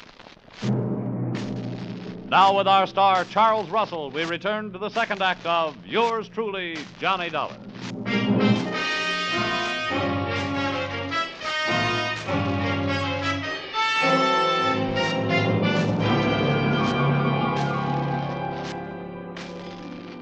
My throat burned. My eyes were looking at each other. My lungs felt like a pair of deflated footballs. And the blood in my head was pounding a better and louder rhythm than that drum. I staggered around the heavy jungle air, and when I could breathe again, I gulped in enough to lift the Graf Zeppelin. By that time, I was cool enough to get hot, in anger.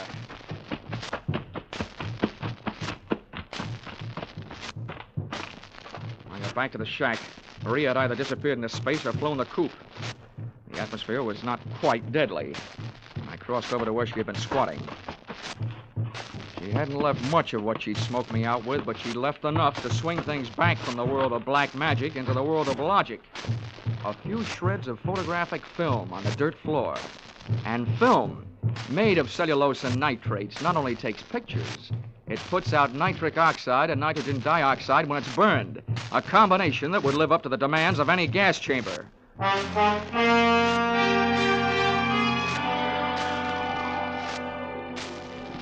captain rowed me out to the Gordon yacht. This time I boarded without a hail. Ralph was still in a bad mood as I started to pass his cabin. Why don't they send the wine? Empty! Empty! His antics inside the cabin sounded interesting, but not half as interesting as the conversation coming from Edwina's cabin. Dear Edwina, the little wife they didn't know about at home. I'm telling you, we can't go on with this. Well, this Thompson, you having a change of heart. Well, that's what happened. Not so sure that makes any difference. Maybe you're in too deep to back out. How would you like it if I spilled the whole thing? Well, what difference does it make? It's better than landing in a Haitian prison with your motives showing. Think it over, Angel. I'll be in my sack when you make up your mind. How wrong can you be? See you later, hon. Since I've been on the receiving end of so many surprise sluggings, this was almost a pleasure. What are you doing on this ship? Get off. Oh, no. None of that intriguing conversation I just heard. How much did you hear? If I added it to that gas assault Maria LaSalle threw at me, it'd be enough to nail you and Loverboy here for conspiracy to commit murder. Well, I don't know what you're talking about. Well, the point is, I know what you two were talking about. Oh, listen to me. You've got to believe me. I don't have to. Well, try me anyway. Well, I admit that him and I... Well, it was because Ralph turned into a wino after we were married. Well, this probably marks the first time in history that an icicle melted in Port-au-Prince. Please let me finish. When my marriage went to pieces, I had to do something or go crazy. See, Ralph drinking up all the champagne on the island was just more than I could take. I was going to divorce him and leave with him, but we weren't going to murder him. Chapter 1 has so many holes in it, it would have been printed by a punch press. You don't worry about landing in prison with your motives showing when all you're planning is divorce. Oh, yes, you do when people are waiting for your husband to die under mysterious circumstances. That's why I was trying to make him go away. If Ralph died, who'd look any farther than the erring wife? Can you lock this cabin from the outside? Yeah? What are you going to do? You're not going to lock me in? No, just your playmate. You're coming with me. Where? To Maria LaSalle's. I want to catch your reaction when she sees you. You don't believe me. No. With $150,000 at stake, I don't even believe myself.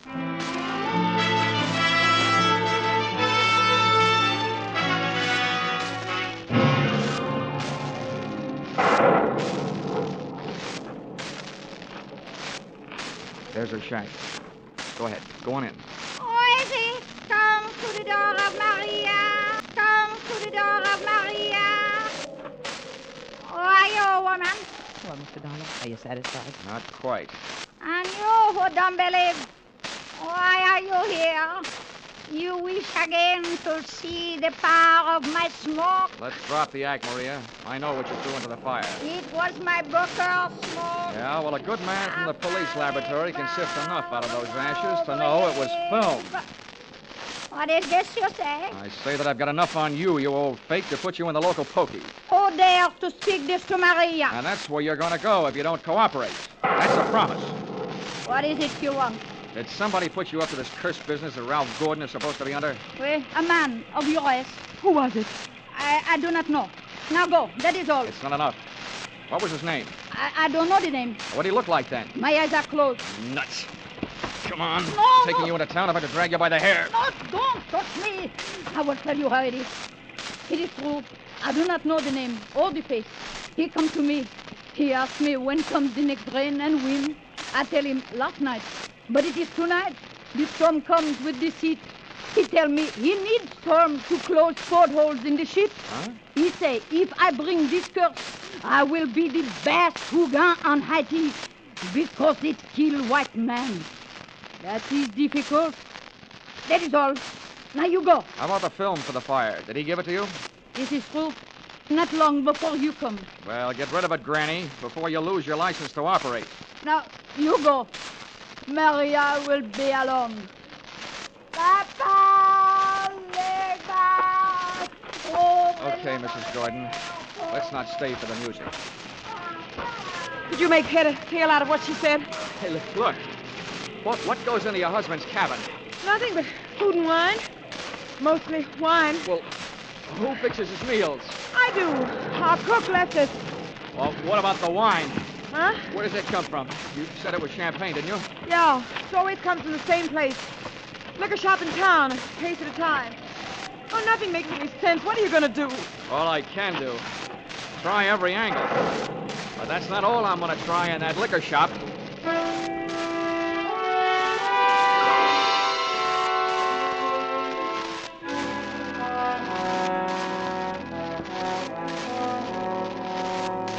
Expense account, item 8, $4.50.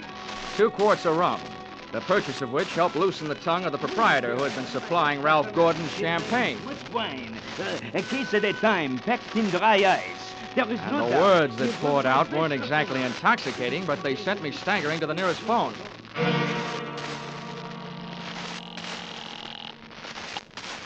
Yes? Hello?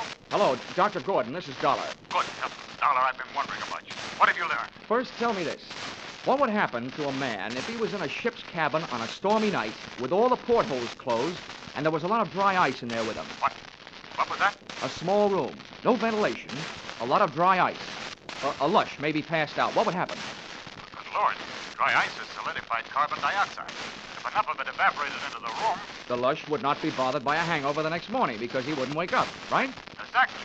The gas, although not toxic, would force the oxygen from the atmosphere, and the result would be asphyxia. What are you getting at, Colin? That curse your brother is suffering from is very scientific. The champagne he's been getting has been chilled by dry ice, about 5 pounds per case. And 1 case went out to the yacht just before the storm broke. Lord. Well, it may be just coincidence, but Ralph's wife and that bosun. Yeah, I know. For a bosun, he'd make a very good chemist. Well, send for a pull motor, will you? If it's too late for your brother, maybe I can use it.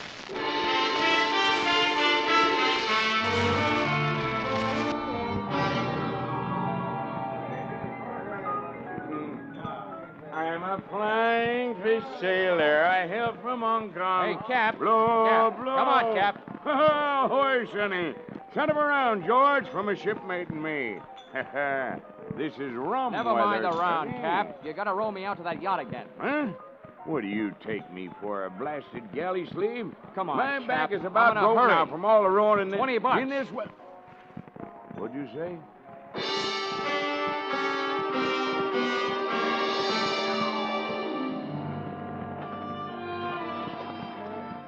I didn't think it could rain any harder than it had, but it did. We would have been drier swimming. And the visibility was so bad, I would have had to have a seeing eye sealed to find the ship. But about 20 minutes out, Cap spotted her riding lights. Here she lies, Sonny. We were on target. But so was somebody else. A searchlight stabbed out at us. Hey. This sounds like Prohibition days. Who's giving us a broadside? Can't tell yet. I'll lay a pelican hood over his head if I get my hands on him. Hey, Cap, what's the matter? Got my left leg. Cap, get down to the bottom. I'm going over the side. To me, swimming is a pastime to be practiced only under ideal circumstances, in a pool, and preferably in the company of a well-filled bikini suit. But there was nothing to do but swim, so I swam. I tried to remember how many shots had been fired, and that's where I made my mistake. There was a lull in the shooting, which I took to mean the gun was empty. I put my head down in the best Weissmuller style and thrashed my way to the ladder. But when I got there, the first thing I saw after I'd shaken the water out of my eyes was the muzzle of a rifle. The face looking down the barrel at me belonged to Brother Thomas Gordon, M.D. Sorry, Dollar. Killing you wasn't in my plan. But now it'll have to be done. I wasn't surprised at that, but I was surprised at what happened. I was waiting for a bullet to come my way, but instead the doctor did. Are you all right, Dollar? Yeah, I am. Nothing wrong that a Turkish towel won't cure. I'll thank you later for spoiling his aim. Get a hook on the doctor. He's our prize fish. Don't let him get away. I grabbed a fire axe out of its case on my way to Ralph Gordon's cabin.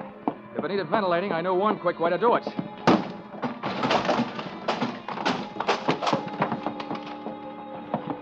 I didn't check for oxygen. I took a deep breath, held it, and went in.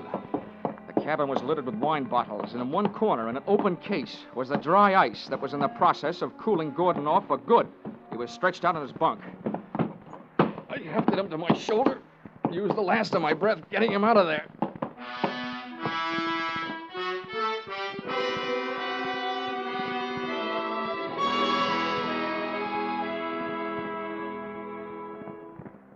Expense account, item 9, $30. Cover charge at a hospital where I put the revived Gordon under the care of a doctor, not his brother, who happened to be resting in a jail cell at the time. His motive hadn't been the insurance money. He figured to gain quite a chunk as the only heir to the Gordon fortune, if he could have taken care of Brother Ralph. Item 10, same as item 9. Same hospital where they patched up Cap Regan. Item 11, $148.70. Return trip to Hartford. And expense account item 12, $40. An ounce of voodoo perfume for the lovely but sometimes chilly Edwina. Maybe if she tries that kind of magic on her husband, he'll spend less time with a bottle joy and more with her kind. Expense account total, $424.70. Signed, yours, truly, Johnny Dollar.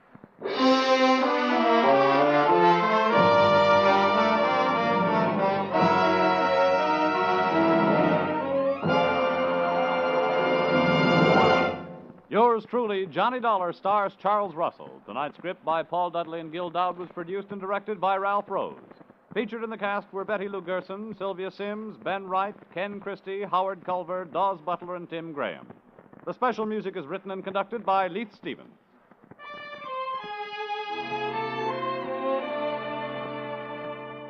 Be sure to be with us at the same time next week when another unusual expense account is handed in by Johnny Dollar.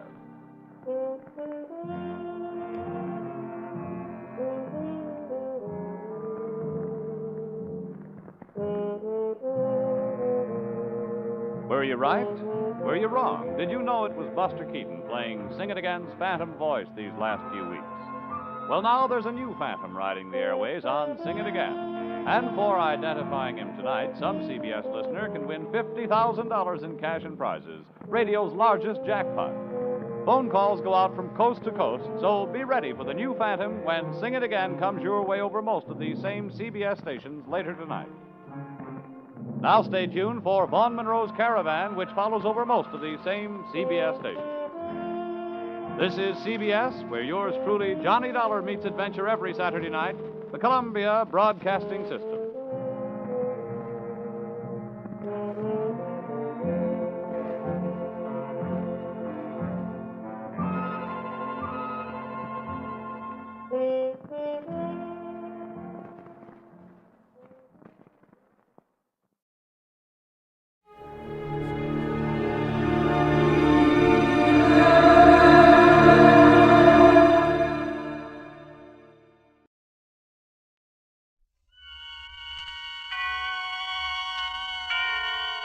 Autolite and its 96,000 dealers present Suspense. Tonight, Autolite brings you A Killing in Abilene, a suspense play starring Mr. Alan Ladd.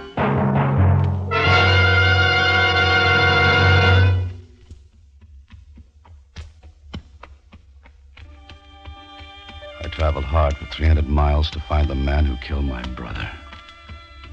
I'd come down out of the Snake Range that morning, followed the river trail through the canyon, and that afternoon had found Pleasant Valley. A handful of buildings, desolate and huddled in the cold shadows of the mountains around. Tall, dark.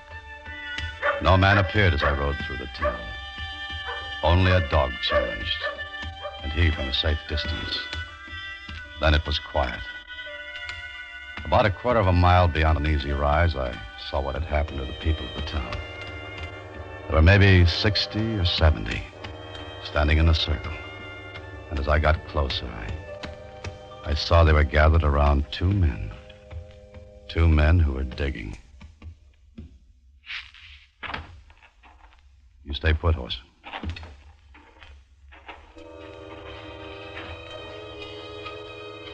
There was a look on the faces of the people standing there. Even the kids peeking from behind skirts and trouser legs. And it was something I'd seen before. It wasn't a good look. It was the look some people had had 2 years before in Abilene, when we discovered my brother's body.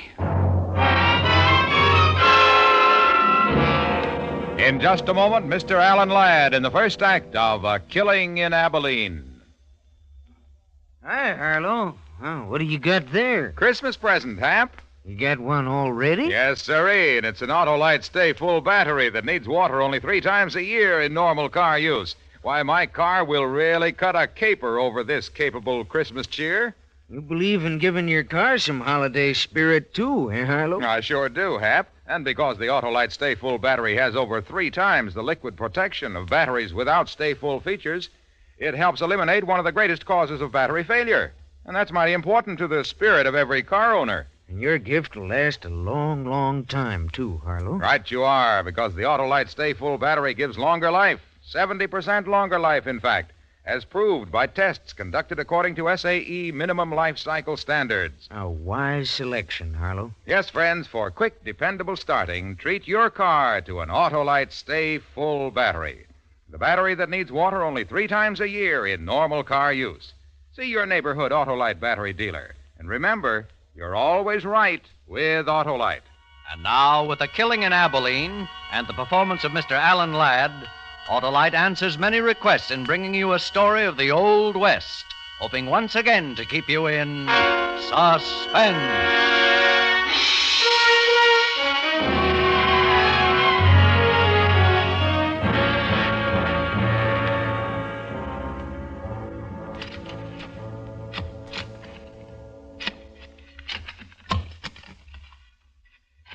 Hold up a minute. What's the matter? I hit something.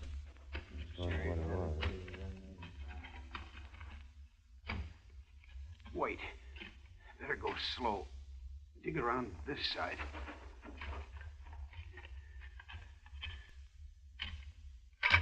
Here, I can't do it anymore. One of you boys take over. I'll do it, Jim. Somebody's got to.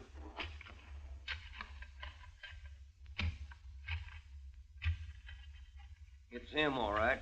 I seen his shirt. You were right then, Dan. Jake Garvey, you're a sheriff. Better come take a look. Yeah.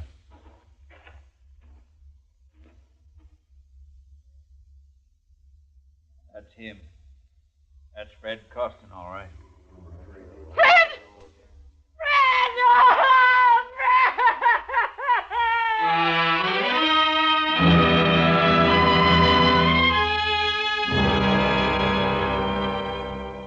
The other women folk led her away. The men stayed and pushed in a little closer to the pit and waited there until the job was finished. Then they noticed me. What are you doing here, stranger? Where are you from? You're the sheriff? That's right. Jake Garvey. Amanda's my name. from Abilene. So? I'm looking for a man in these parts.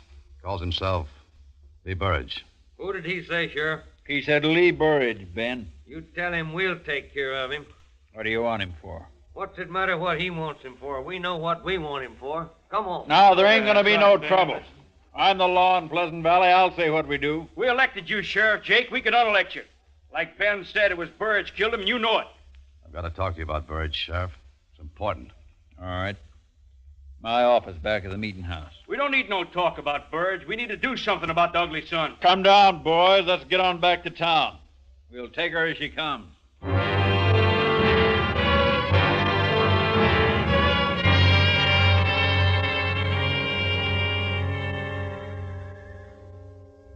Smoke? No, thanks. The boys want to know why you're here. So do I. We don't like strangers. What do you want with Lee Burridge? I had a brother. Killed out in Abilene. Burridge did it. Oh? He and another one drove a herd into the railroad. Burridge got drunk and killed my brother. Buried him same as here. We found this pouch near the grave. His name burned into it. It's taken me 2 years to find him. Now I want to talk to him about it.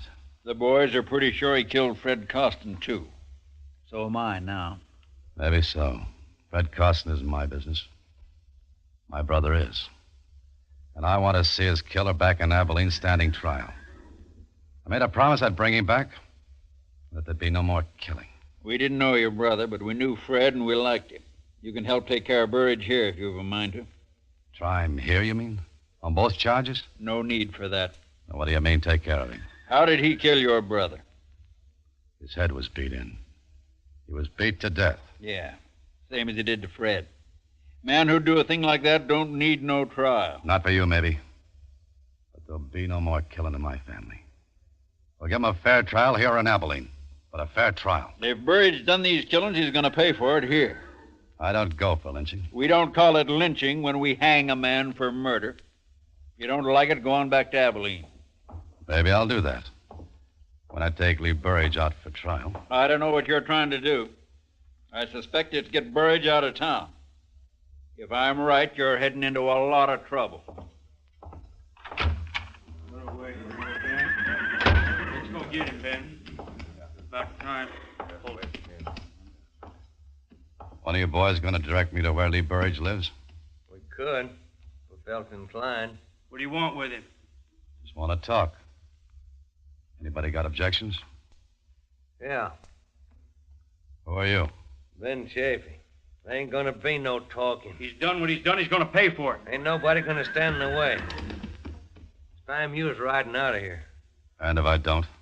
Then I'll help you. Climb off, Ben. We don't need no private wars here. Where does he live? Come on, boy.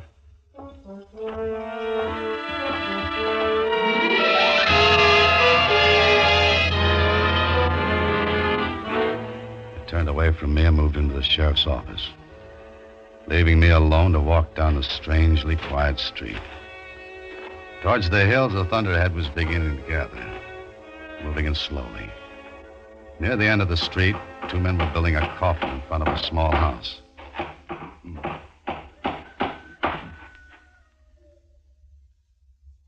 This is where I'll find Mrs. Costin? Why do you have to come meddling around here at a time like this? Can't you leave her with her to her sorrow? Because he's a stranger, Bob boy. And strangers don't have no time for other people's sorrow. Maybe you're right, old-timer. Maybe they got too many themselves.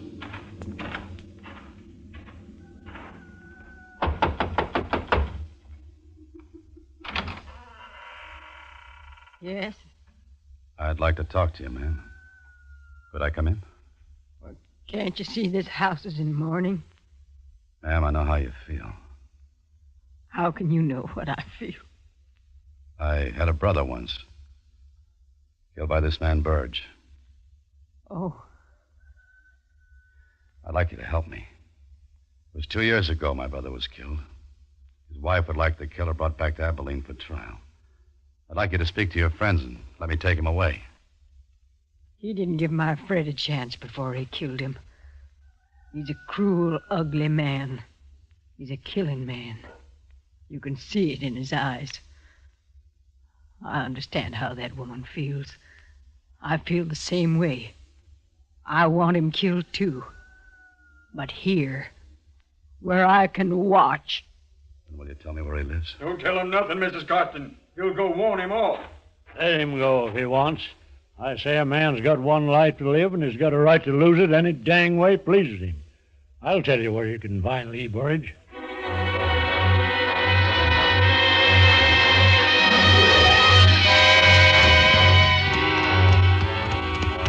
A few miles outside of town where the canyon spread, I saw his hut. Set against a fire-blackened hill. There was no growing thing in the rocky ground except one sick, twisted tree. Stunted limbs reaching out empty, waiting. Hold it. Easy, horse. Easy. Throw your gun down, you. Or I won't miss with the next one. Lee Burridge? Throw it down. I'm Jeff Mander. It was my brother Seth you killed in Abilene. That's who you are. You've caused me enough trouble. Get out of here. They'll give you a fair trial there. Stay here and you're going to be lynched for Fred Costin's killing. Don't come no closer. Nobody's going to lynch me while I got this. Listen to me. I don't hold no love for you. I shouldn't care what happens to you. But it took me 2 years to find you. Now I'm taking you out. Don't come no closer. Put up your gun. I'm warning you. Put up your gun! I knew he was shooting to miss. But I didn't know what would happen if I moved closer. So I got out of his canyon.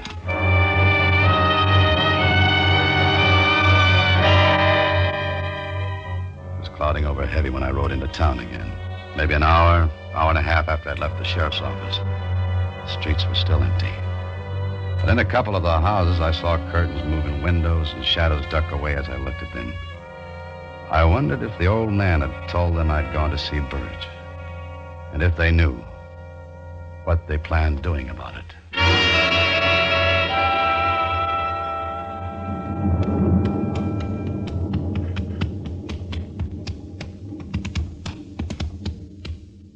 Old-timer? Yeah. I see you had to talk with Burridge. You see. You ain't wearing a gun. He get the drop on you? Yeah. Surprised he didn't kill you. So was I. Did you tell them I'd gone there? Yep. What'd they say? They said if you get Burridge first, they'd get you. They said you should go back where you came from while you still can. I will after I settle with Burridge. Where's the sheriff? I went off with the boys. After Burridge? Yep. They're going to wait till dark. Then they're going to string him up. Why are they going to wait till dark? I want to be with them. I thought you didn't like lynchings. I don't, but I want to be there. Well, I was told if you come back to town, you'd have to be with them. Don't make me use this, son. Just turn around and we'll join the rest of them. All right. And I'd suggest you stop your talking about Lee Burridge. From what I overheard, you're close to sharing a rope with him.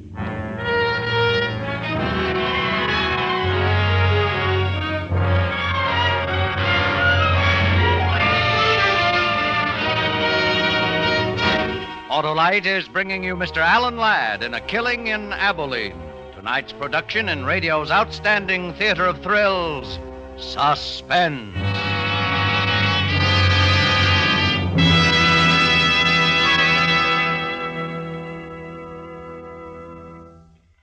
Well, Harlow, only 8 shopping days till Christmas. Well, that doesn't bother me, Hap. I'm giving everybody an Autolite Stay Full battery, the battery that needs water only 3 times a year in normal car use. Even folks without cars? Well, sure. Why should they be denied the pleasure of having that fine, fit, faithful friend that gives 70% longer life? Says who, Harlow? Why, everyone knows the Autolite Stay Full battery gives 70% longer life, and this is proven by tests conducted according to SAE minimum life cycle standards. Sounds mighty powerful. It sure does, and it's because every positive plate in an Autolite Stay Full battery is protected by a fiberglass retaining mat to help reduce shedding and flaking, and keep the power-producing materials in place. Go on, Harlow, go on. Well, friends, this Christmas, present your car with a famous Autolite Stay Full battery. A battery that needs water only 3 times a year in normal car use. See your neighborhood Autolite battery dealer tomorrow. And remember, you're always right with Autolite. And now Autolite brings back to our Hollywood soundstage Mr. Alan Ladd in Elliott Lewis's production of The Killing in Abilene, a tale well calculated to keep you in suspense.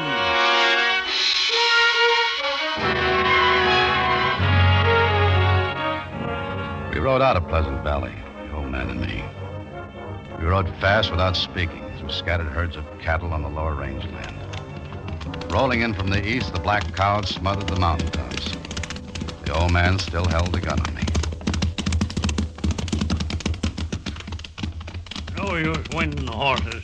Won't be dark for a couple hours yet. Lynching parties get their guts after dark. How come you went with them? Waiting for you. I thought you'd be around. Besides, I seen a lynching once. Too much trouble. Yeah. You still figuring to take Burridge with you to Abilene? I can try. Ain't that going to be a mighty daring without a shooting iron? Might be. I'm surprised after 2 years looking for him, you didn't shoot him when you found him. That's not what I come for. Why not? Killed your brother. I made a promise to somebody. His wife? Yeah. Mine, too. What was it between Costin and Burge? Well, I don't know. Nobody's seen much of Burridge in the past couple of years, ever since Ben told us about how he was a killer. Ugly man. Just ugly mean. You said Ben told all of you Burge was a killer? Yeah. Guess it's your brother he killed. That right? That's right. And now, because of him, you might get killed. But why? They think you made it up about your brother. They think you're trying to take Burridge away. Do you? Well, I haven't decided yet. We ford the stream here. Oh, watch your footing.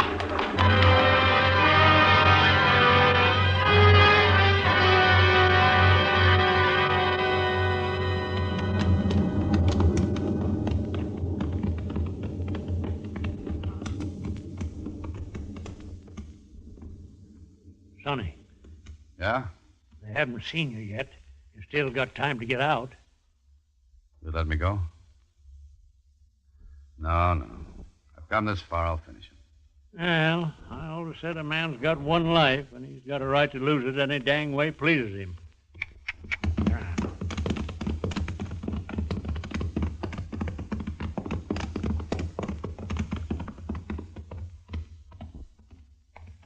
Hello, Sheriff. Thought you'd left Pleasant Valley. We decided he ought to come with us where we can watch him. You decided, Ben. What do you say, mister? I'll tell you what he says, Sheriff. He says he wants Burridge one way or the other. He asked to join. That's what he says. Get off of the horse, mister. All right. Now say that lie to me, and I'll make you choke on it. I want Burge as bad as the rest of you. I'd prefer him to stand trial, that's the difference. I don't want this lynching if we can avoid it. Why, you... Take your hand off your gun, Ben. He ain't armed. Take it easy, Ben. We decided what to do. You're here because I want you here. Burge killed Fred Costin in a fight, now we're going to settle it. Burge kills easy. I've seen him do it once before. He's not going to do it again. You saw him kill my brother? I thought you didn't believe me. I saw it. You need more of a trial than that.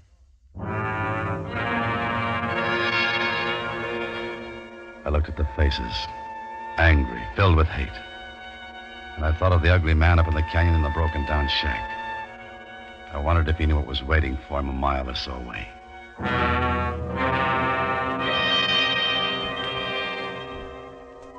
It was quiet then. Storm clouds are quickening the end of the day. The party became shadows sitting nervously or smoking. Two of the men had some whiskey and were building their courage for the night's work.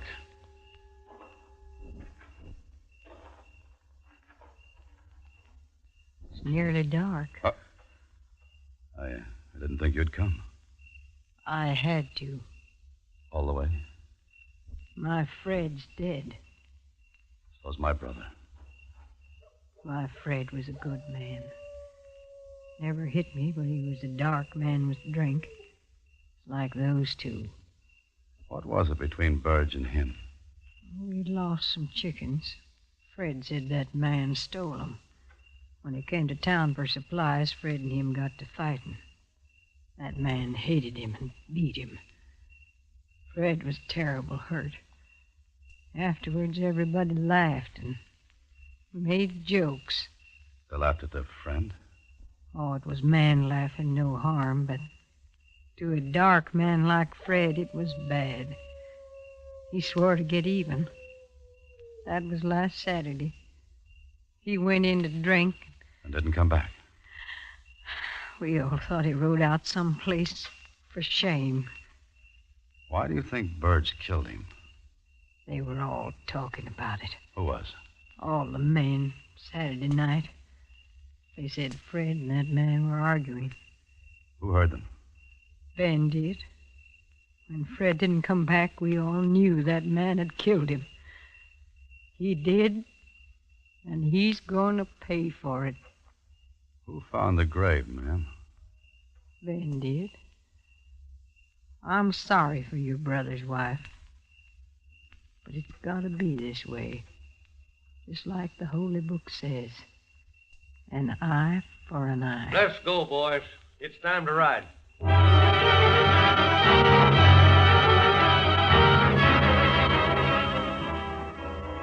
We rode to the widening of the canyon, dismounted, and went the rest of the way to the hut on foot. We took one horse with us.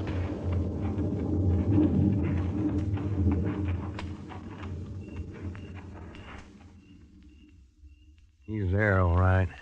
There's a light inside. Hold up, boys. Bob, Huh? you, Jim, and Need'll come with me. Right, Sheriff. We'll bring him out. The rest of you stay here. What's the idea? You're too quick tonight, Ben, and giving too many orders. You stay. Still trying to get him away, son? I might. You're like an Indian I knew once. Had to shoot him 5 times before he knew he was dead. What do you want here? You know what we want, Burridge. Get out of here. Get off my land. You come outside quiet like. We don't want no trouble. Trouble? I ain't asking for trouble. You asked for it when you killed Fred Costin. Costin? Who killed? I didn't kill him. Save your breath while you still got it. Come on. Oh, let go. Let go of it. The cow's the lamb. Let her go up in smoke. He won't be using it anymore. I'll kill you. I'll kill you all for this. You done your last killing. Get that rope over that limb. Is this your doing, Ben? Shut up. Tie his hands, Bob. I'll hold him. You're gonna blame this one on me, too, Ben? Shut up, I said. He didn't do it. He didn't do it. Let it go, son. You can't stop him now. I gotta talk to him before they do. He didn't do it. Now I know it. Wait a minute. Take my gun. Thanks.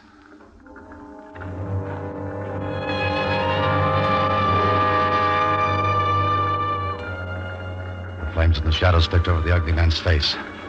The rope was around his neck. He knew he was going to die. But as I came near him, I could see in the light there was no fear in his eyes, only hate. He lifted onto a horse. The rope was tightened. He was ready to be lynched. Then he saw me. One request, Sheriff. What, Burridge? Let me talk to him a minute. The stranger here? For a minute. No more talking. Kick that horse out from under him. No, don't, Bob, not yet. Let him talk. Why do you think I killed your brother? They're trying to get away with something, Jake. Shut up, Ben. Let them have their say. Why?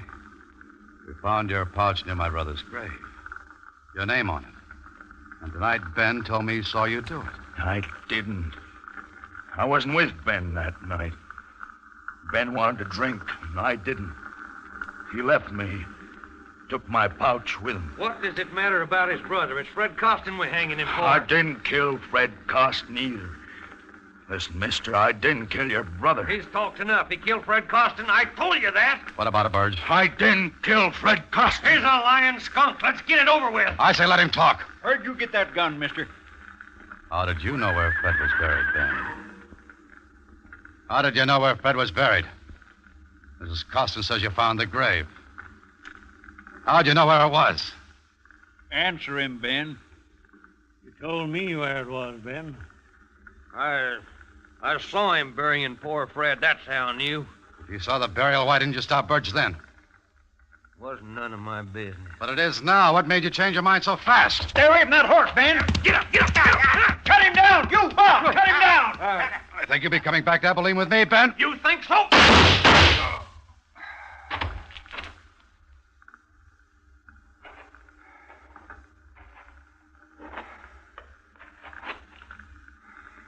You all right, son? Yeah. Burge? He'll live. Rest easy, son. You done a good job. But you ain't going to keep your promise about your brother's killer. There's no sense taking Ben Chaffee back to Abilene. We'll bury him here.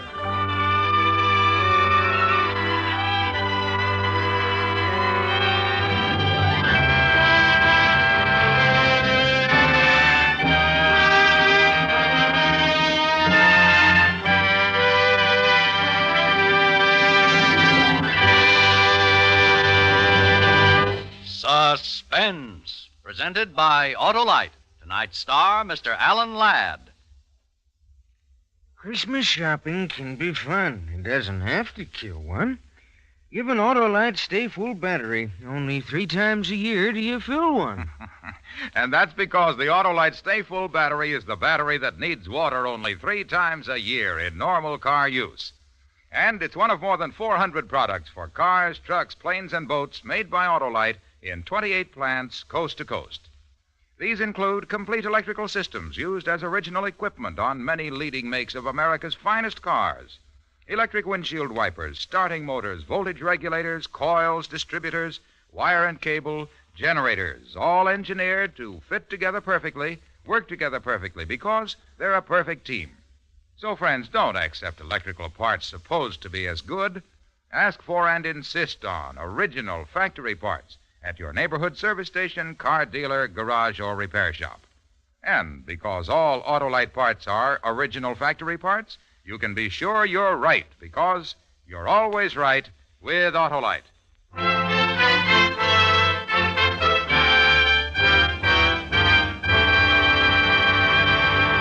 Alan Ladd will soon be seen in Paramount's Technicolor production, Branded. Next week on Suspense, Mr. Dennis Day, a star of Christmas for Carol. And in weeks to come, you will hear such famous stars as Cornel Wilde, Ezio Pinza, and Ginger Rogers, all appearing in tales well calculated to keep you in suspense.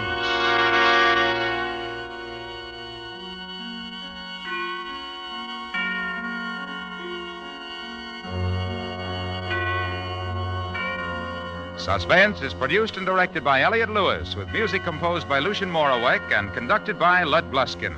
Portions of this program were transcribed. A Killing in Abilene was written for Suspense by Gil Dowd and Anthony Ellis. And remember, next week on Suspense, Mr. Dennis Day in Christmas for Carol.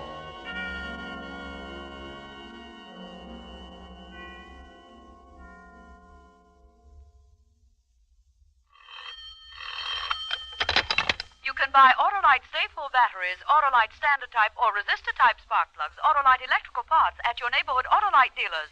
Switch to Autolite. Good night. Better production means better living. That ideal has given America the world's highest standards of living. Learn how you can help to improve our economic life. For the free booklet, The Miracle of America, write Box 10, Times Square Station, New York City. This is CBS, the Columbia Broadcasting System.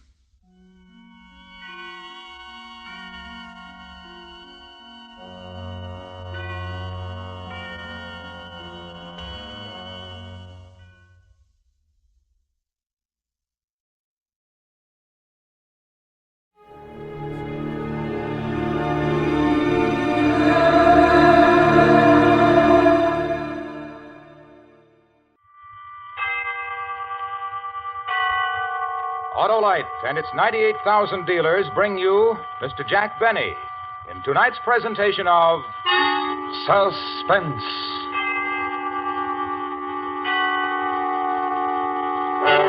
Tonight, Autolite presents a story about a man who worked for 30 years to prepare a most unique personal retirement plan. The story is called A Good and Faithful Servant. Our star, Mr. Jack Benny.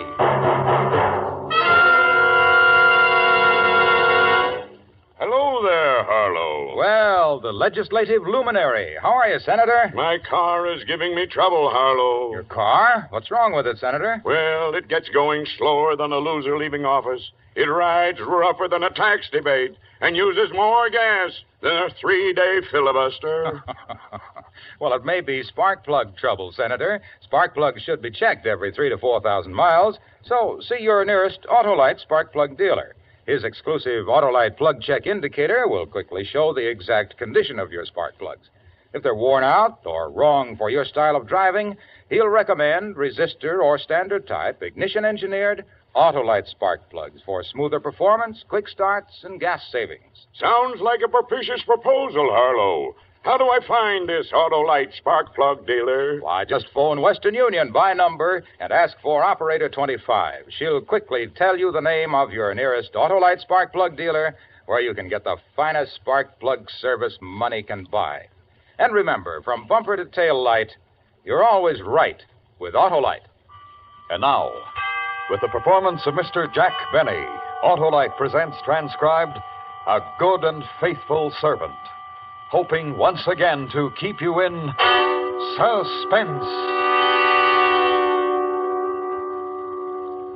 I know you've been through a lot, Mr. Fenton, but if you could just try to recall anything else about the appearance of the two men. Lieutenant, couldn't this wait? Fenton has spent 14 horrible hours locked in a vault. And while I admire his spirit and pluck in bearing up as well as he has... I'm just trying to get something to go on, Mr. Waterman. Do you want your money back or don't you? The welfare of my employees comes first, Lieutenant. First, last, and always. And you're insured.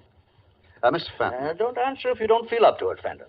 I don't mind, Mr. Waterman. I'm anxious to cooperate. Now, as near as I can remember... Be sure you get this, Florence. As near as I can remember...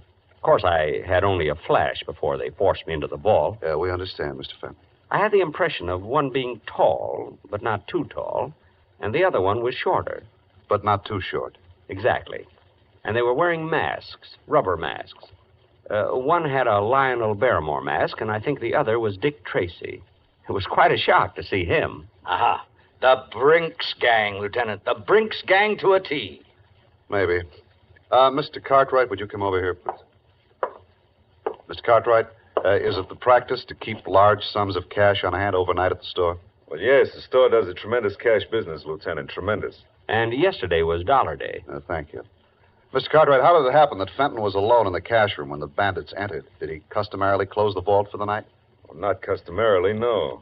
When I'm unavoidably called away from the store... Does this happen often? Well, very seldom, Lieutenant. Very seldom. But it happened yesterday. And two men walked in, put you in the vault, and walked out with a big hunk of money. At precisely 5:56. Mr. Cartwright opened the vault this morning at 8:02. Correct, Lieutenant. We won't know how much they got until I can make an audit. And if there's any question, Lieutenant, of corroborating Fenton's story, I need only to say that he's been with Waterman's for 30 years, a good and faithful servant. More exactly, Mr. Waterman, 29 years, 11 months, and 29 days. I was due to retire tomorrow before this unfortunate circumstance arose, Nonsense, Fenton. You'll retire tomorrow. And if there's any question, Lieutenant, of Fenton's character, his honesty, his devotion... Yeah, sure. You can go home, Mr. Fenton. Better get some rest. If you want to duck the reporters, go out this back way. Well, what do you think, Mr. Waterman? Entirely up to you, my boy, entirely. But in these days of doubt, of confusion, and dishonesty in high places, I believe your simple story of courage and devotion to duty will be an inspiration everywhere. Mr. Waterman, I am ready to face the press.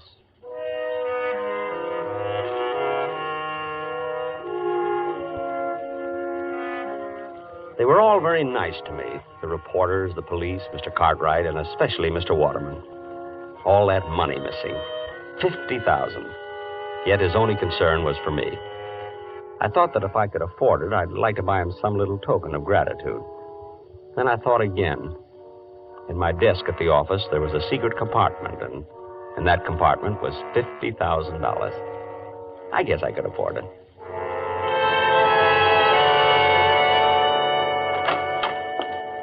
Yoo-hoo! Mother, I'm home. Good morning, Harold. I hope you haven't had breakfast. I've kept it hot for you. You're not going to ask me how it went, Mother? Oh, I heard over the radio. But I wish there'd been some way of doing it, that it wouldn't have kept you out all night. Oh, I wasn't out all night, Mother. I was in a vault. I know you were, Harold. And if you keep on, you're going to end up with that same sinus strip your father used to have. Oh, Mother, it was a perfectly dry, warm... Oh, never mind. Eat your cereal, Harold. You'll feel better. Mr. Waterman told me to take the day off, Mother. I'm not going in until tomorrow. That was certainly big of him, after all you've done for them. How much did you get? $50,000. It's in my desk at the office, in the drawer with the false bottom. In your desk? Will it be safe there, Harold? Well, no one will be looking for it. Harold, you don't think you'll have any trouble getting the money out of your desk? I think things will work out all right. See, according to my plan, Harold, you see, I told you from the beginning you weren't strong enough for this type of thing.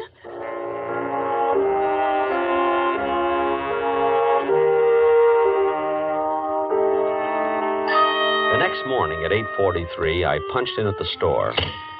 Figuring 308 working days a year, that made 9,240 punches. It was a little strange to think of this being my last. I walked through the store to the elevator, past lingerie, ladies' gloves, and perfume the way I always went. But this morning was different. People looked up when I passed. They spoke to me. They knew who I was. Even the brunette in perfume smiled at me. I almost stopped, but I couldn't think of anything to say. In the elevator, one of the girls asked me how I felt. Still scared, I said, and they laughed. They wouldn't have laughed any harder for Mr. Waterman. I got out at 8, my floor, and as I went into my office, Miss Prentice, Mr. Cartwright's secretary, looked at me. 23 months and 2 days she'd been looking at the top of my head. But this morning, she looked at me. And she smiled. I guess I smiled back. Good morning, Mr. Fenton. Good morning, Miss Prentice. It wasn't much, but I felt it could have been a start. I was almost sorry this was my last day. Fenton, did you hear me? Yes, Mr. Cartwright. I heard you, Mr. Cartwright. All right. A big workload piled up yesterday when you took off, and we haven't anyone new coming in till tomorrow. Not that I want to overload you on your last day. An honest day's work for an honest day's pay, Mr. Cartwright. Oh, good. I'm still trying to find out how much was taken in the holdup, so you're on your own. I think I can tell you almost to the penny, Mr. Cartwright. I'll make my own check. And how about the work Oh, good morning, Mr. Waterman. I was just, Well, Fenton, back at the old desk, eh? Well, I just didn't feel right away from it, Mr. Waterman. Hey, I got a surprise for you this afternoon, Fenton. Going to make a little ceremony out of your retirement. A ceremony? Good for store morale. Right, Cartwright? Oh, absolutely, Mr. Waterman, absolutely. And about that request of yours you made last week, Fenton, I wouldn't be a bit surprised if we can swing it. Oh, you're too kind, Mr. Waterman. Oh, my boy, when you work for Waterman's 30 years, you've got something coming to you. No. Really?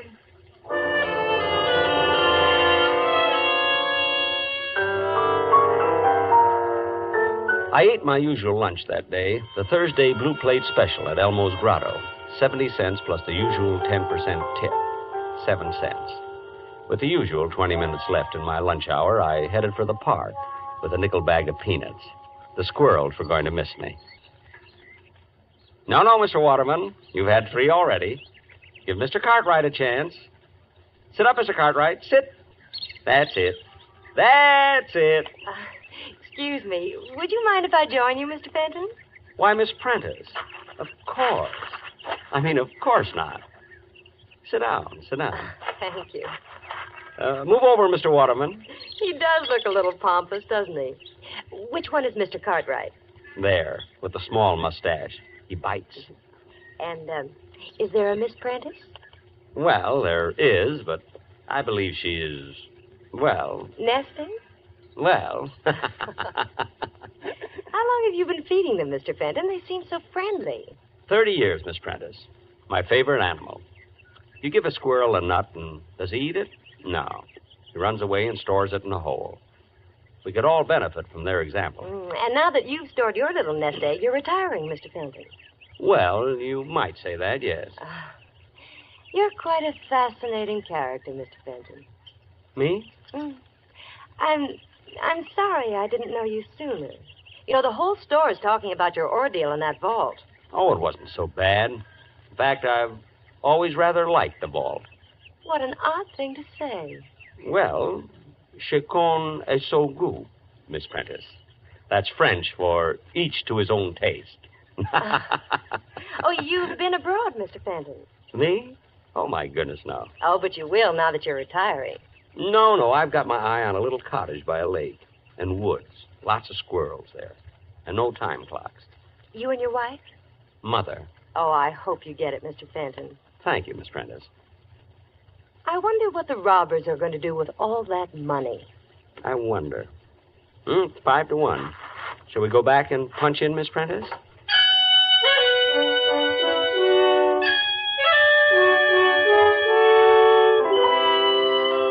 She let me walk all the way back to the store with her. And in the elevator, Mr. Bixler, Sporting Goods, winked at me. Funny, for 10 years I'd had the feeling Mr. Bixler didn't like me.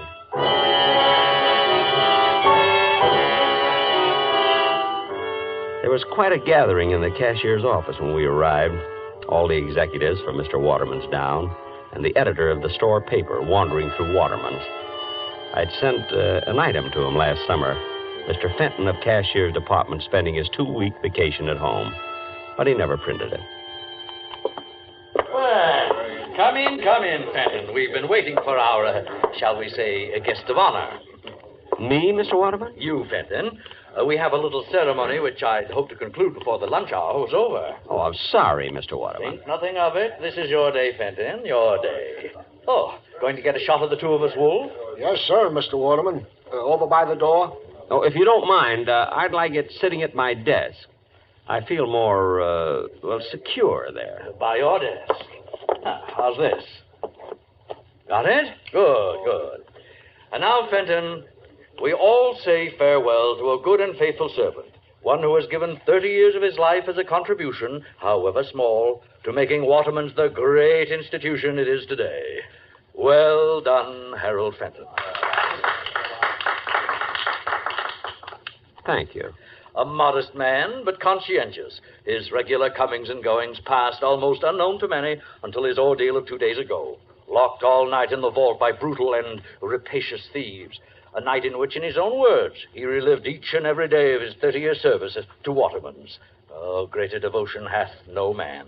Oh, it was nothing, really. And now, his labor's done, his burden borne, Fenton will live out the rest of his days in ease and comfort, because he has arrived at the retirement age of the Waterman pension plan, by which he will receive... $31.68 a month. $31.68 a month for as long as he lives.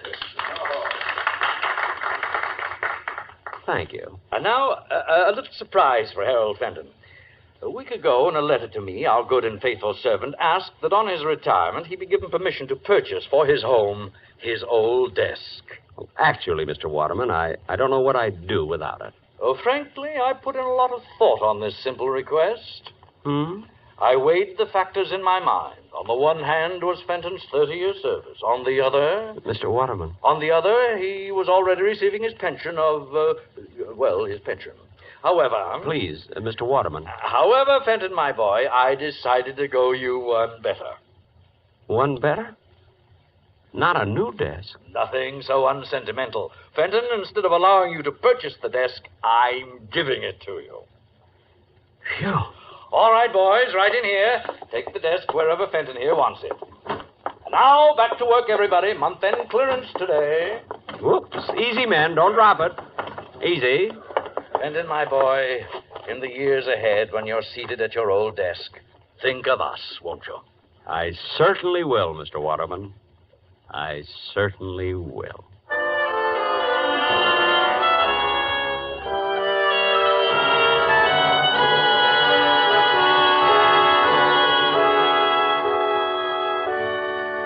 Autolite is bringing you Mr. Jack Benny in A Good and Faithful Servant.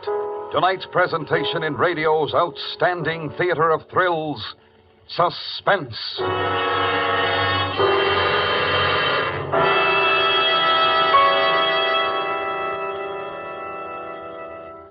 Well, Senator, did you take my advice? Why, yes, Harlow. My Autolite spark plug dealer turned my worn spark plugs out of office and elected a set of ignition-engineered Autolite spark plugs. A wise move, Senator. Those Autolite spark plugs are designed by the same Autolite engineers who designed the coil, distributor, generator, and all the other important parts of the complete ignition system used as original equipment on many leading makes of our finest cars, trucks, and tractors. They're world famous for quality and performance. And my Autolite spark plug dealer nominated Autolite resistor spark plugs for my car, Harlow. Ah, you're on top now, Senator, because Autolite resistor spark plugs represent one of the greatest advancements in spark plugs for automotive use in the past 20 years. They offer proven advantages such as double life, gas savings, and smoother performance. And they're specified as original equipment on many leading makes of our finest cars. What's more, the Autolite resistor spark plug is just one of a complete line of ignition-engineered Autolite spark plugs for every use. So, fellow citizens, be sure, vote for Autolite. Right, Senator. Friends, take a tip from me and see your nearest Autolite spark plug dealer this week. And remember, from bumper to tail light, you're always right with Autolite. And now, Autolite brings back to our Hollywood soundstage Mr. Jack Benny in Elliot Lewis's production of A Good and Faithful Servant. A tale well calculated to keep you in suspense.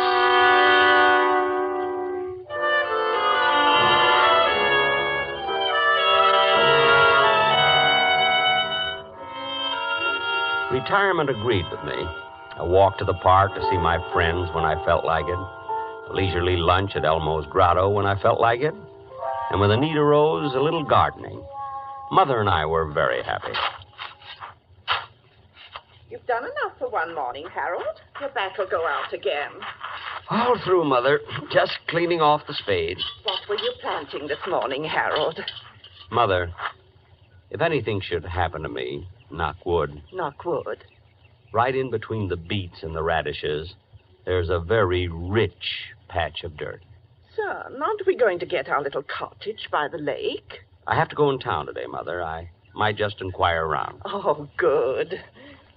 You know, Mr. Waterman is really a very sweet man. The Waterman pension plan. I just wish I could tell him how happy it's made me.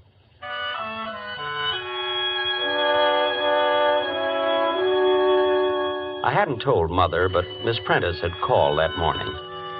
Mr. Cartwright wanted to see me that afternoon at the office, she said. And she asked how I was. What would have happened if I'd asked her to lunch? I almost did, too.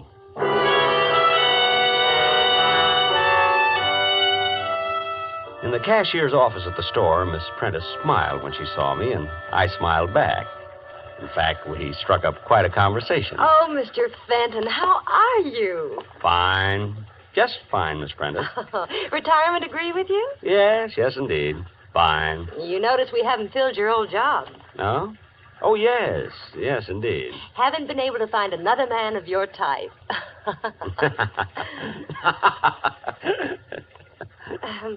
Well... Well... Is that you, Fenton? Come on in here. Coming, Mr. Cartwright. Sit down, Fenton, sit down. Thank you. Just trying to clean up accounts on the robbery. Fenton, what was your final tally again? 50,000, almost exactly, Mr. Cartwright. You're way off. That doesn't check with my audit at all. I'm quite sure of my figures. Well, then you're wrong, that's all. My check shows they got away with 82,000. 82,000? Right. Now, if you'll just sign the necessary statements corroborating my audit... I can't do that, Mr. Cartwright. And just why can't you? Don't you take my word for it? Frankly, no. Fenton, look. You're retired. It's nothing to you one way or the other. You just made a little mistake in your figures, that's all. Mr. Cartwright, are you asking me to help cover up a shortage in your accounts? All right, Fenton, I'll lay it on the line. Temporarily, I'm a bit short. Involvement with a woman, and you wouldn't understand. I most certainly wouldn't. Look, I'll make it worth your while. Shortages I found out sooner or later, Mr. Cartwright. All right, if that's your attitude, let me tell you something, Fenton. I don't like the smell of this robbery of yours. I don't like it at all. What do you think of that? You're implying that I made off with $50,000 belonging to Waterman's? I think it's highly possible. And how are you so sure it was $50,000? Supposing me, for one instant, capable of such a thing, Mr. Cartwright, wouldn't I be much too clever to put my head in a noose by covering up for you? Fenton, if I was talking to an honest man, wouldn't he have taken my story right to Mr. Waterman? I'll give you 5 minutes. Either sign my audit or I go to the police and accuse you of stealing $82,000. Think it over, Fenton.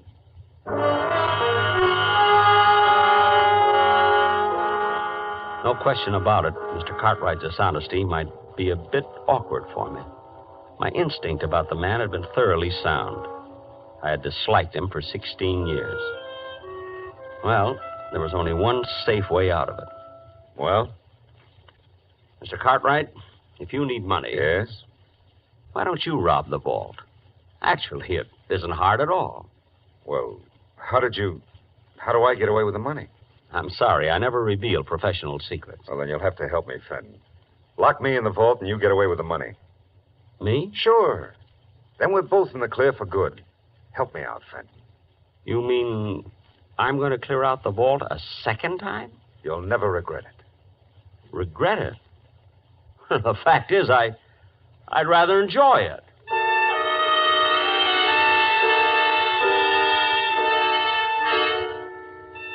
We settled on the following Friday.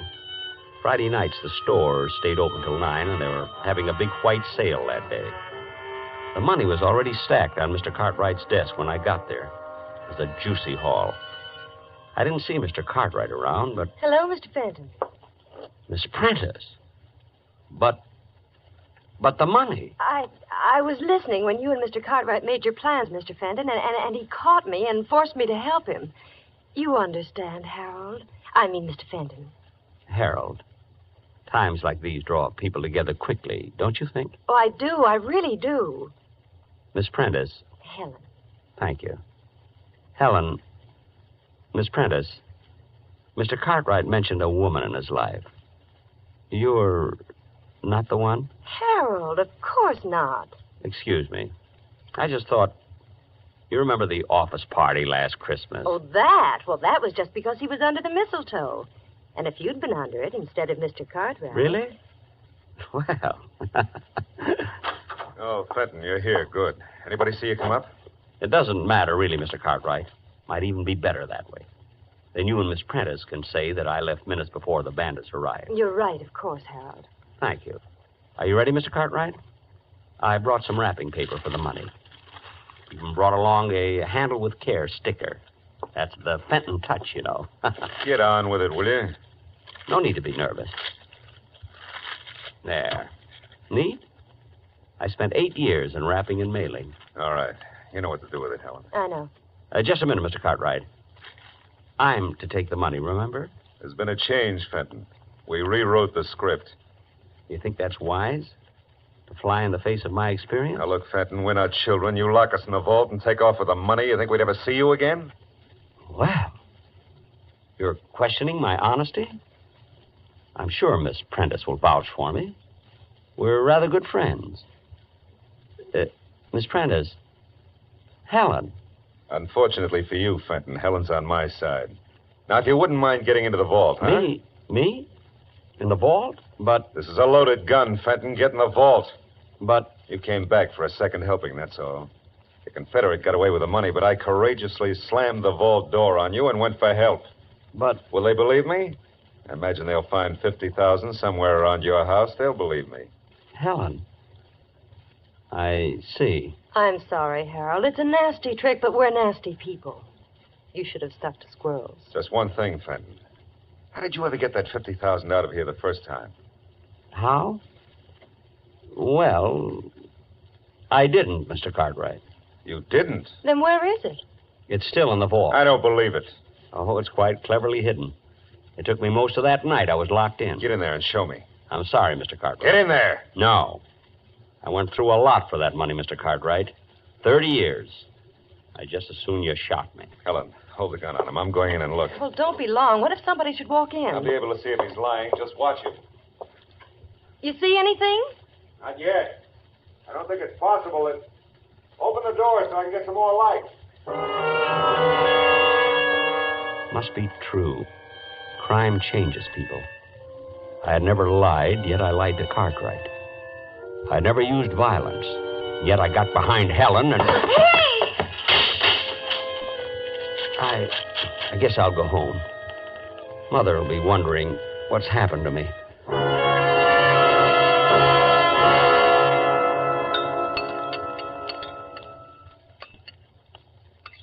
Some more cereal, Harold? I don't think so, Mother, thanks. What time is it? 8:10, son. Well, they would have opened the vault at 8 this morning. The police should be here any minute. Are you sure those two will implicate you, Harold? It seems likely, Mother. The gun would be hard to explain. And I think Miss Prentice will turn on Mr. Cartwright after a night in the vault. Yes, she's just the type. I'm sorry, Mother. I guess I just don't know much about women. It's all right, son. You think they'll be hard on you? Not very. I haven't spent any of the money. The insurance companies always look kindly on such cases.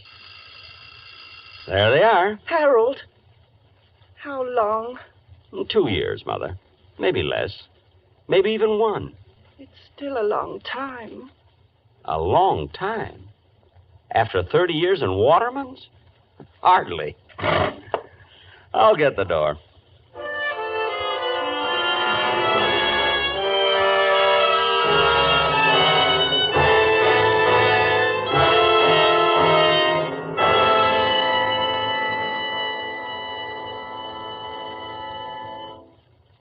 Suspense, presented by Autolite. Tonight's star, Mr. Jack Benny.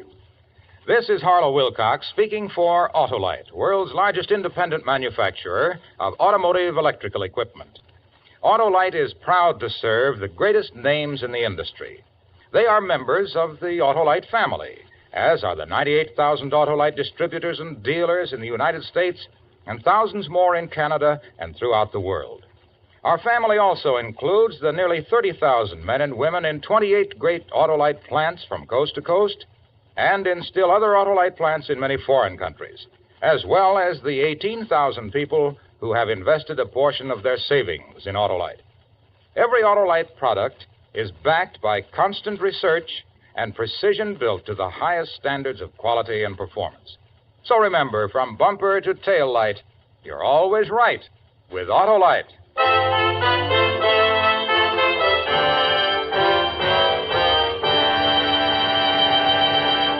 Next week, a story of revenge. The desperate effort of a murderer to destroy the man who had committed him to prison. The story is called Concerto for Killer and Eyewitnesses.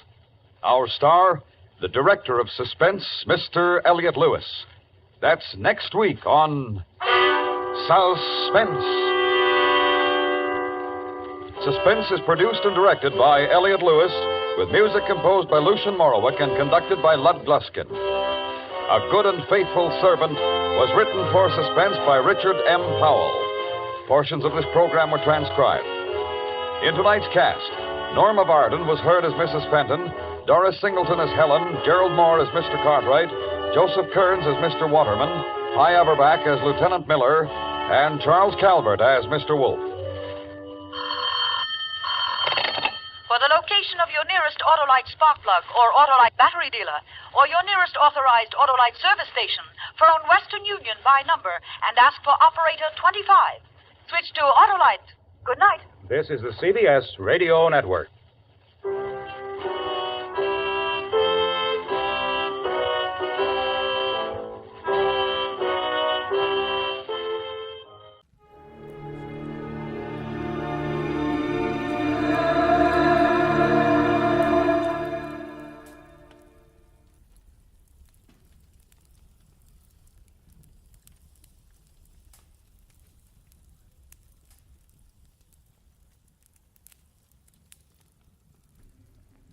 Get this and get it straight. Crime is a sucker's road, and those who travel it wind up in the gut of the prison of the grave. This time I was in the country where the night should have been nothing but peace and quiet. But a pair of angry eagles changed all that. One was solid gold and too close to a battered corpse. The other weighed 160 pounds and was too quick with his fists. It happened like this. From the pen of Raymond Chandler, outstanding author of crime fiction, comes his most famous character in The Adventures of Philip Marlowe.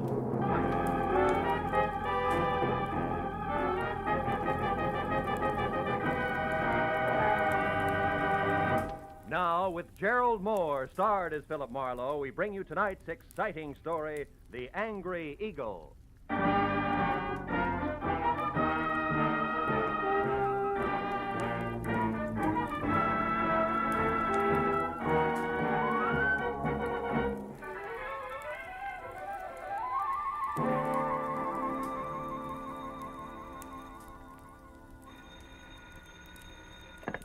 Hello. Mr. Philip Marlowe, please. Clover Lake, California calling. This is Marlowe. One moment, sir.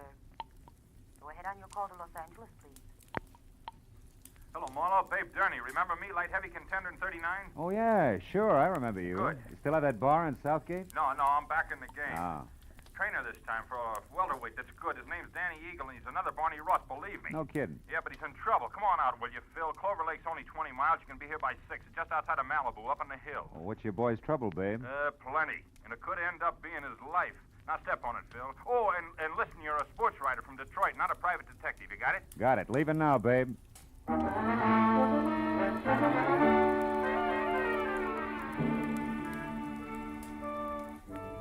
It was an hour's drive to Malibu Beach in a film colony where the convertibles outnumbered the hardtops 5-1. And another 30 minutes up into the mountains along a steep spiral of macadam which at every turn made more of the Pacific below and less of Malibu. Until finally I was at the top.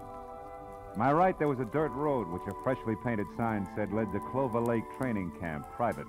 Raleigh Lance, owner. I drove on into what turned out to be a converted summer hotel marked office. A couple of buildings that had been stables and maybe 24 cabins spread out over a sloping green acre that led to a cliff's edge and the lake some 100 feet below. When I pulled in and parked in a gravel semicircle which was close to a roofed-over boxing ring where a lot of muscles in sweatpants was making a punching bag sound like a machine gun, I saw Babe Durney coming toward me in ducks and white T-shirt with an angry fighting eagle as in Danny on it. It was more bay window and less hair than last time, but still the same quick smile under a nose that spread over half his face and an extended hand that could have passed for a catcher's mitt. Hiya, Phil. Glad you didn't take any longer. Things are worse. Oh? Danny got canned an hour ago, and he's burning up. Told Lance and his wife where they both could go, and I think he's going to personally see to it that they get there. Now, wait a minute. Who's this Lance? Oh, Raleigh Lance. He runs this place, Marlowe. Yeah. Strictly the big-time, big-shot manager. His seat at the fights has to be A1. His license plate the lowest number he can get. Yeah, half pint in French cuffs and built-up heels. Got 10 fighters there. Danny's one. And the wife? Oh, yeah. Myra. A lot of curves, a lot of war paint, and never enough clothes on. Know what you mean. Yeah, well, also not much to keep her busy, and Lance hasn't got time to run around down in Malibu. Which means sheep's eyes at the boys, huh? Yeah, Danny Eagle included. Not that the kid ever did anything about it, mind you. Figured she was just being friendly. Come on, let's move on down by the lake like I was just showing you around. Hey, Jersey. Yeah? You can quit now. Do a mile in the shower. Okay, Big. See you later. Anyhow, Phil, this morning, Lance and the missus had a beef when the big shot got mad, read Myra off, and called Danny and tried the same thing on him. Didn't take, huh? No. So the boss canned him. The kid went back to his cabin and started kicking the fixtures around. That's when I called you. He's got a lot of temper, Phil. Yeah, but what do you want me to do? Help me get him out of here before he tangles with Lance. He said he wasn't going to get off the ground till things were squared away, and he... Oh, hold it. What now? Over there near the edge of the cliff. Friend of Lance's, just weatherwax. Well, that old man? Yeah, hayseed to look at or listen to, but he owns about every piece of land around here. Uh-huh. Rich, retired, and has just learned about prize fighters. Calls them gladiators. Also, he's got a mud fence-faced daughter he's real anxious to pass off. Yeah, also he's coming this way. Hello there, son. Yeah, don't encourage gab. It's his specialty. Well, Dave, my boy. What shape are you in tonight? Oh, well, not quite fighting trim, Mr. Weatherwax. I was just showing Mr. Marlowe here around the grounds. He's a sports writer. Sports writer? Yeah. Well, glad to make your acquaintance, Mr. Marlowe. Thank you. Yes, sir. When I think about what I've missed all these years not following the ring... Mr. Weatherwax, excuse me, but We're in a hurry. I want Mr. Marlowe to see the lake before it's dark. We'll see you at dinner or up at the lodge later, huh? Yes. I look forward to that. Goodbye. Yeah, bye, sir. The original windbag. Yeah. But, Marlowe, like I was saying, I gotta have your help. Yeah, but what can I do now? The kid's through, babe. Sure, but look, Phil, I know other managers. I also know the makings of a champ when I see him, and Danny Eagle's got the stuff. And? Okay, I like him. Phil, you gotta get next to Lance. If he thinks you're doing a feature on him, he'll be your best friend in a couple of hours. A little Napoleon. And when I'm buddy-buddy, I steer him away from ordering his muscle man to play pretzel with Danny while you're trying to get him out of here. Is that it? That's right. I already planted that you're coming up here, so all you got is... Hey, look. Huh? Up at the lodge on the porch there. That's him and Myra going in the office. My cue. Mm-hmm. Okay, but first tell me one thing, babe. Does Danny know about me? No. He'd turn against me if he did. He likes to settle his stuff his own way. That's why you got to get to Lance. In or out of the ring, it still takes two to make a fight, Phil. Yeah. All right, babe. I'll do my best. Yeah, Philip Marlowe, Detroit Daily News. Wonder if there is such a paper. No, it doesn't sound too bad. Listen, Myra, I don't want any more trouble with you. I'm fed up. Oh, You're fine. fed up. You? Well, that's funny. You dragged me up here and expect me to... And try real hard to understand this. I dropped 10 grand, 10,000 berries last night on that punk Steve Rocker. I'm not very happy. So you want a fighter who stinks. What's that got to do with me? I don't know. But if you'd let him alone, he wouldn't have looked so tired in there. Of all the cheap cracks you've ever made, that's about the... The what? Go on, say it. You never flirted. You never played up to it. You were only being friendly. Go on, spit it out, why don't you? Don't think I won't. When we're alone. Oh. Excuse me, I didn't mean to eavesdrop. I was looking for Mr. Lance. Raleigh Lance? That's me. What do you want? My name's Philip Marlowe, Detroit Daily News, Mr. Lance. Oh. Yes. Come in, Mr. Marlowe. Oh. There was a note here on my desk. Should expect you for an interview. Glad to see you. Oh, thank you. I don't believe I've, my wife, Mr. Marlowe, Mrs. Lance. How do you do? Hello. From, Detroit, you said? Yeah. How are things at the Beaver Club? That's quite a spot, I hear. Oh, yeah, quite. I used to go with a reporter there. He told me about some wild parties at their press club. Busy Beaver Nights, they used to call them. Yes, busy beaver night. Lots of fun. Mm-hmm. I'll bet. Myra, Mr. Marlowe and I'd like to talk a while, so... So I'll be running along. It was a pleasure, Mr. Marlowe. Thank you. Goodbye, Raleigh. I'll see you later. Yeah. Well, Mr. Marlowe, have a chair. Drink? Yeah, I will, thanks. It's quite a spot you have here, Mr. Lance. Make it Raleigh, fella. All right. Yeah, it's okay. But you're not up here to write about a training camp, are you? Of course, I know background counts, but, well, like this drink, the soda helps, too. But the scotch is the thing, huh? Health? Same. Yeah, you're right about that scotch. Mr. Lance? What is it, Kelly? I'm busy now. Well, it's about Danny Eagle. Did you give him his walking papers?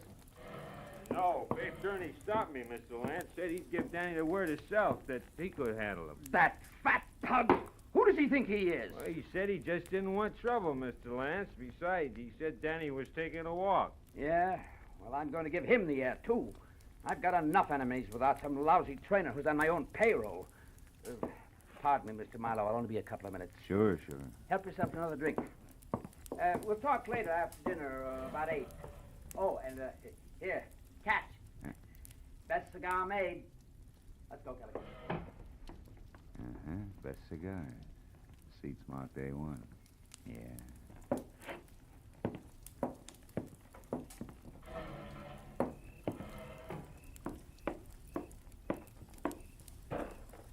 Hey. Huh? Don't go away mad. My hubby always runs out on people, even private detectives. Slips, huh? Busy Beaver Night, indeed. I made it up. I never even heard of Detroit. Why'd you bait the trap? Lance, the jealous jerk, has threatened to hire a detective a half a dozen times. Oh. After all this fuss over Danny Eagle, you were about due.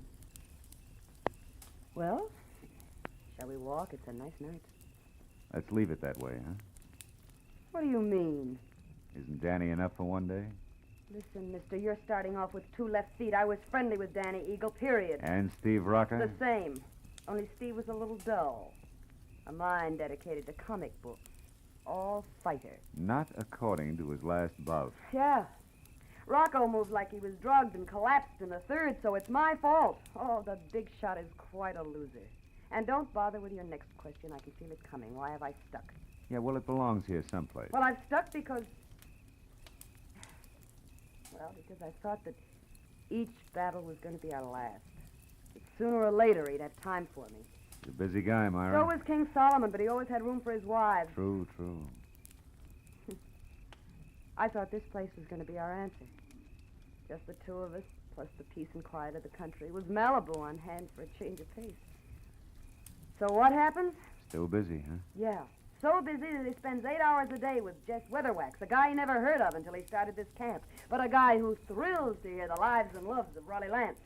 And that leaves me with his daughter, Clementine, if I don't talk to the fighters. Clementine, whose shoes are number 9, with an IQ to match. Good night. Wait a minute, Myra. Where you going? Going as far as my cabin and an old-fashioned cry. Or maybe just an old-fashioned, I don't know which. Good night.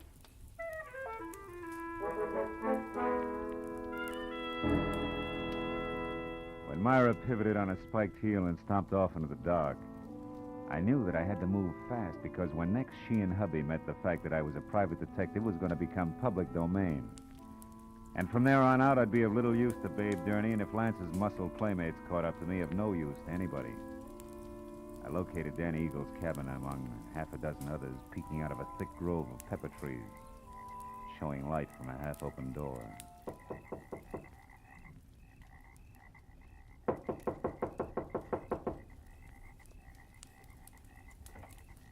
Hey, anybody home?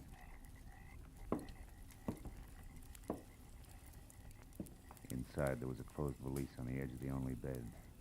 And on the dresser, some money, a package of lemon lifesavers, and a tie clasp. A gold one with a gold angry eagle on it that said Danny was still around. Then he got to talk for himself. I think you're in the wrong cabin, mister. I haven't vacated yet. Well, don't you think it'd be easy all the way around if you did, Danny? Right now, I'm not looking for the easy way, mister. I've been walking and thinking about that. That and a pair of people I don't like. A pair I want to square myself with. Mr. and Mrs. Raleigh Lance. Oh!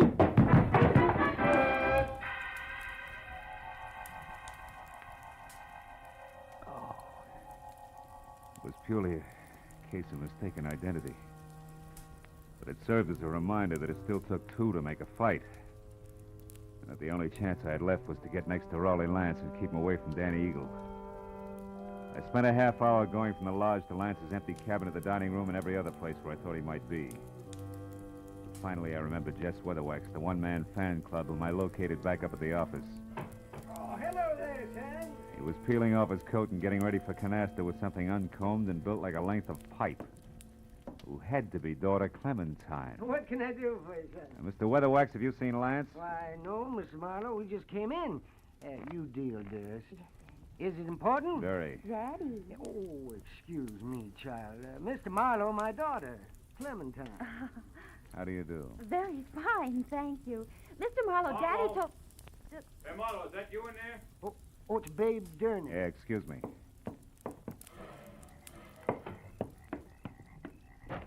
Phil, come with me, quick. What's wrong? Lance is dead, Marlowe. What? At the edge of the lake on the rocks. Accident? I don't know. Come on, Phil.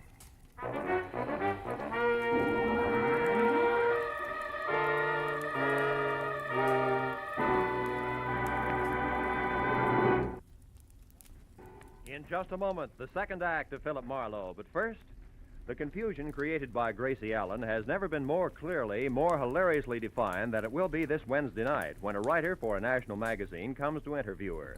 For the writer also meets some of Gracie's friends who present highly conflicting stories which Gracie does not untangle. It's another merry, mad mix-up which could come only from George Burns and Gracie Allen. So be listening this Wednesday on most of these same CBS stations. Now with our star, Gerald Moore, the second act of Philip Marlowe, and tonight's story, The Angry Eagle.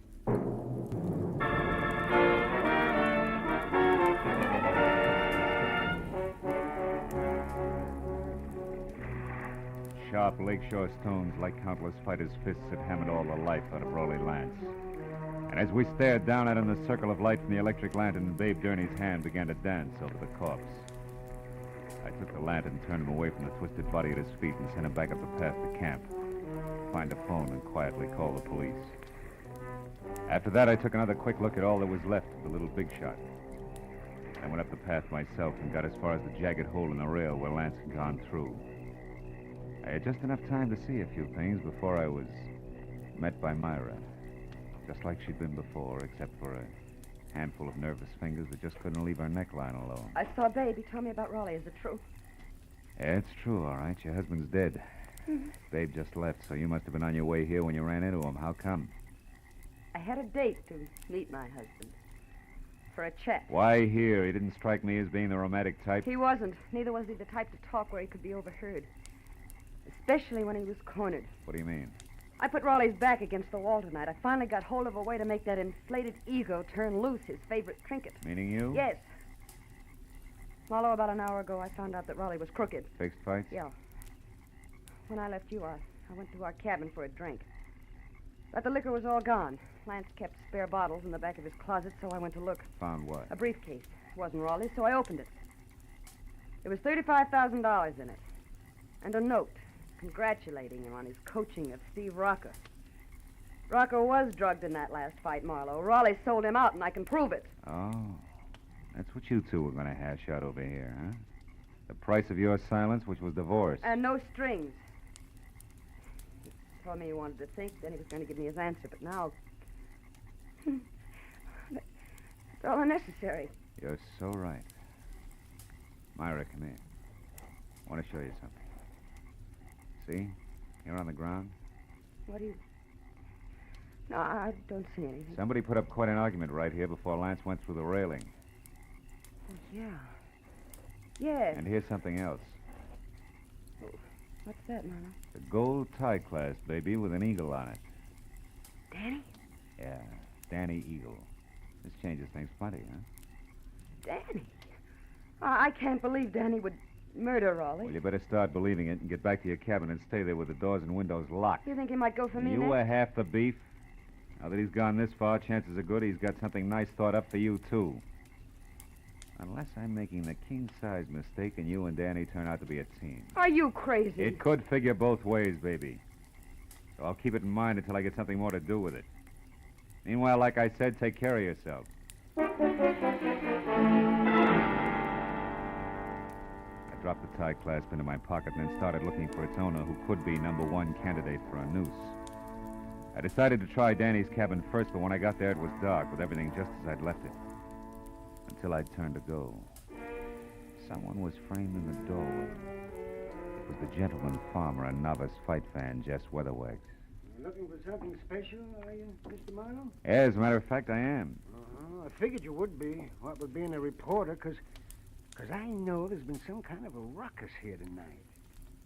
How did you know there was trouble here? Well, I happened to be passing by a certain phone a few minutes ago, and I heard that trainer, Babe Durney, calling the police. Oh. Okay, as long as you know that much, you may as well know the rest. Somebody shoved the boss of this place out through a railing into 100 feet of thin air. He's dead. Well, Lance murdered? By one of his own men? Oh, no, I don't believe it. He's a good manager. His boys loved him, every one of them. You should be so loved, especially by a guy like Danny. Danny Eagle? None other. And that's only half of it. Your good manager, Mr. Lance, was a fight fixer. One who'd even drug his own stable to be sure to lose. He was as crooked as a hyena's back leg. He prearranged boxing fights? That's putting it mildly. His own wife, Myra, pinned that on him just tonight. She didn't go into detail. She didn't have to. She had enough proof to make it stick because she was getting a divorce on the strength of it. Oh, I find it mighty hard to believe all this, Mr. Marlowe. And here's something else. I'm not a reporter. I'm a private detective. You're a private detective? Yeah, called in by Babe Durney because he was worried. Now I am. Anyway, here's what I'm getting at. If you're really sincere about liking your violence according to Marquis of Queensberry rules, you can do me a big favor. What can I do? Keep an eye on Myra Lance for me. Uh-huh, yes. I left her in the cottage. Dan Eagle may be only half finished with what he started. I'll do my best. You can count on that, sir. Okay, I'm going up to the office at the lodge now and find out if anyone saw Danny leave the grounds. I'll see you.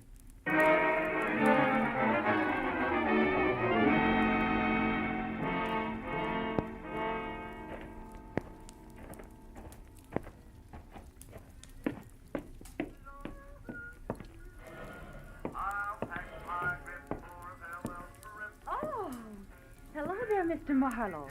Did you get enough story material from the box fighters? For a couple of novels, Clementine. You alone here? Well, I am now. My daddy and I were playing canasta, but he left a while back. Went off without his coat, too, see? I know. You've been here in the office ever since, huh? Why, yes, why? Well, maybe you can help me. Did you... Gladly. But you've just got to help me first, Mr. Marlowe. Have you got a cigarette paper? A cigarette paper? You know, the makers. I'm Oh. trying to roll me a cigarette, ran out of mine. I found my daddy's tobacco, and then I absolutely emptied his coat pockets here looking for a paper, but there wasn't any. You wouldn't happen to No, have it. no, I'm afraid not, Clementine. Here, have one of mine. In fact, have two. Oh. Now, my question. Did you happen to see Danny Eagle go out the... Go out? Out the what, Mr. Marlowe? Huh? Oh, never mind. Listen, Clementine, did this thing come out of your daddy's coat pocket, too? That old ticket stub? Yeah. Out of that little pocket in the big one on the right side, it was... Well, Mr. Marlowe, what's wrong? I don't know. But I better find out right now.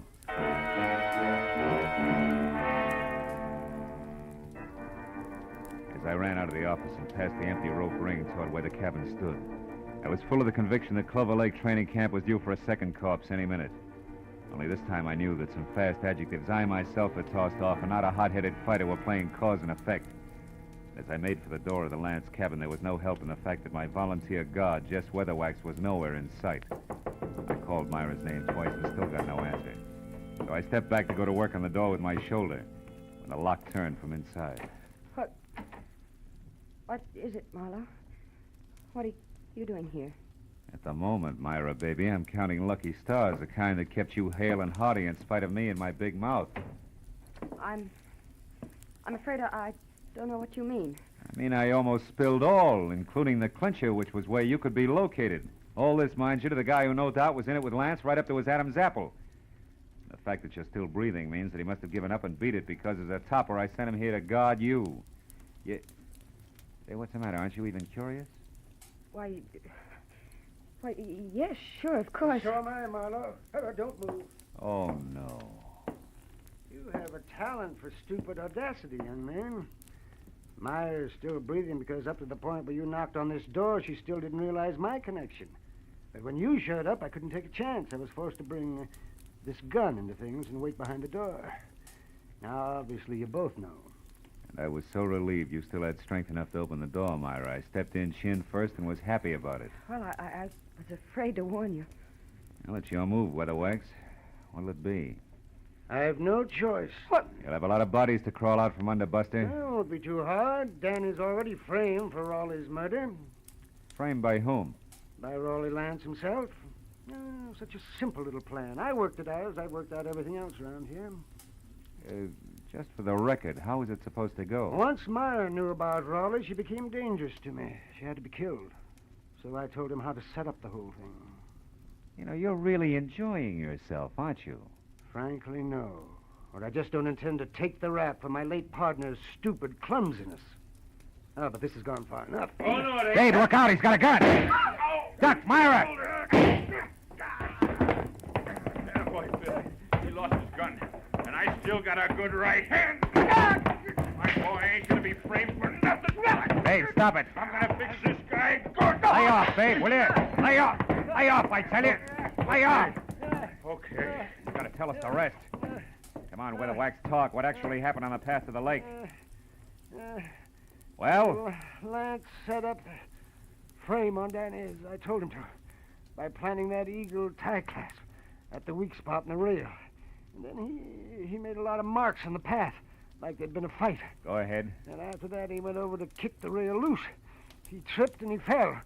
All because of those shoes of his with the hard, slick soles and built-up heels. Silly little man.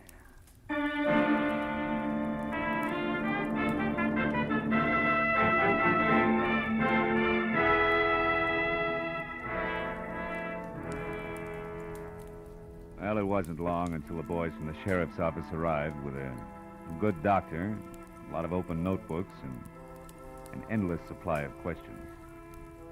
But finally, all the pieces were fitted together.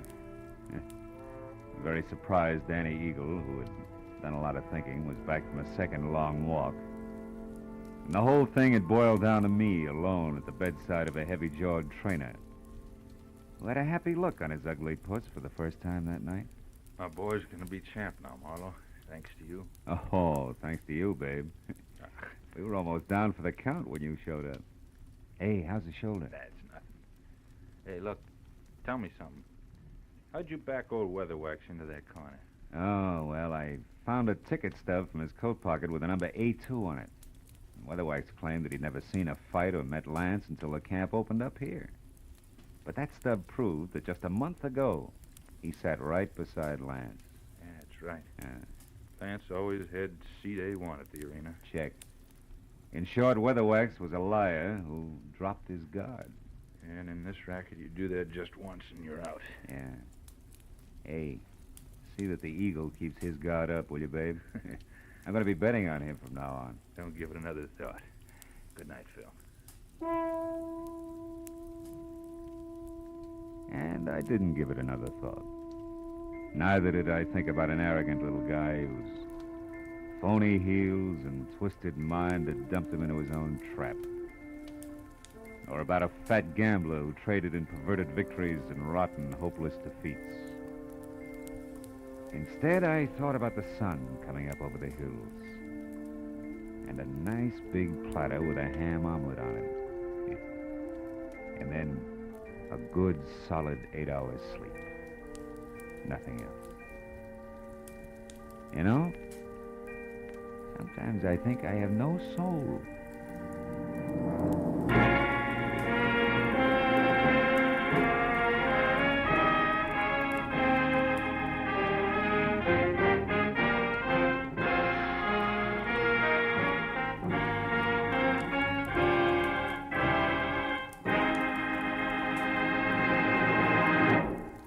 Adventures of Philip Marlowe, bringing you Raymond Chandler's most famous character, star Gerald Moore, are produced and directed by Norman MacDonald and are written for radio by Robert Mitchell and Gene Levitt.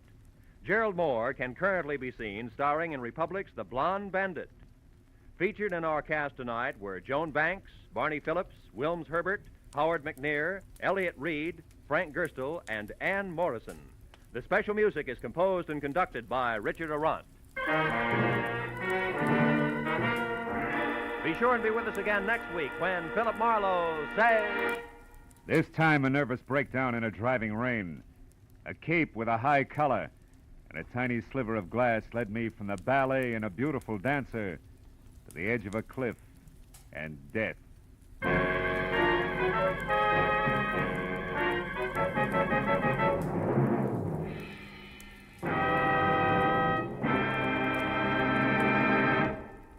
A few months ago, our newspapers and magazines were full of articles and pictures showing the progress we've made during the first half of the 20th century. That progress, brought about by the American way of doing business, means that today we enjoy the highest standard of living of any nation in the world. We can keep our standards high, and we can increase the benefits for all of us by continuing to produce efficiently under a free economic system. This is Roy Rowan speaking.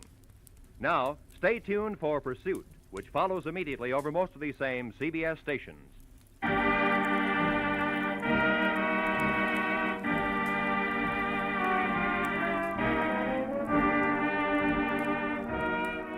This is CBS, where Burns and Allen are heard every Wednesday night, the Columbia Broadcasting System.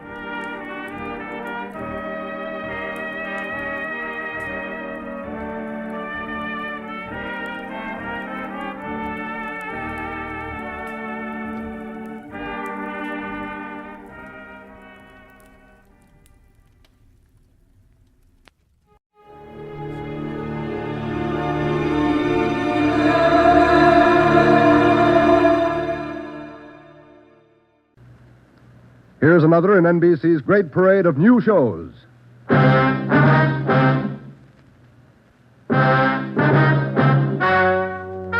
Ladies and gentlemen, the story you are about to hear is true. Only the names have been changed to protect the innocent. NBC brings you Dragnet.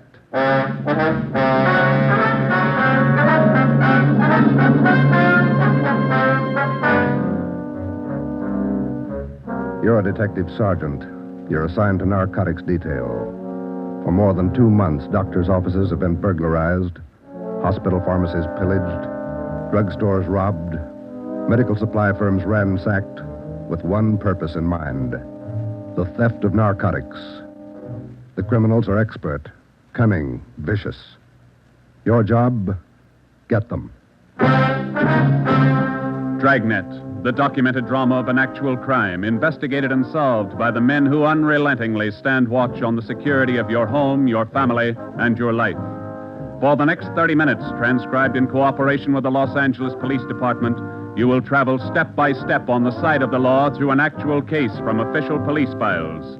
From beginning to end, from crime to punishment, Dragnet is the story of your police force in action.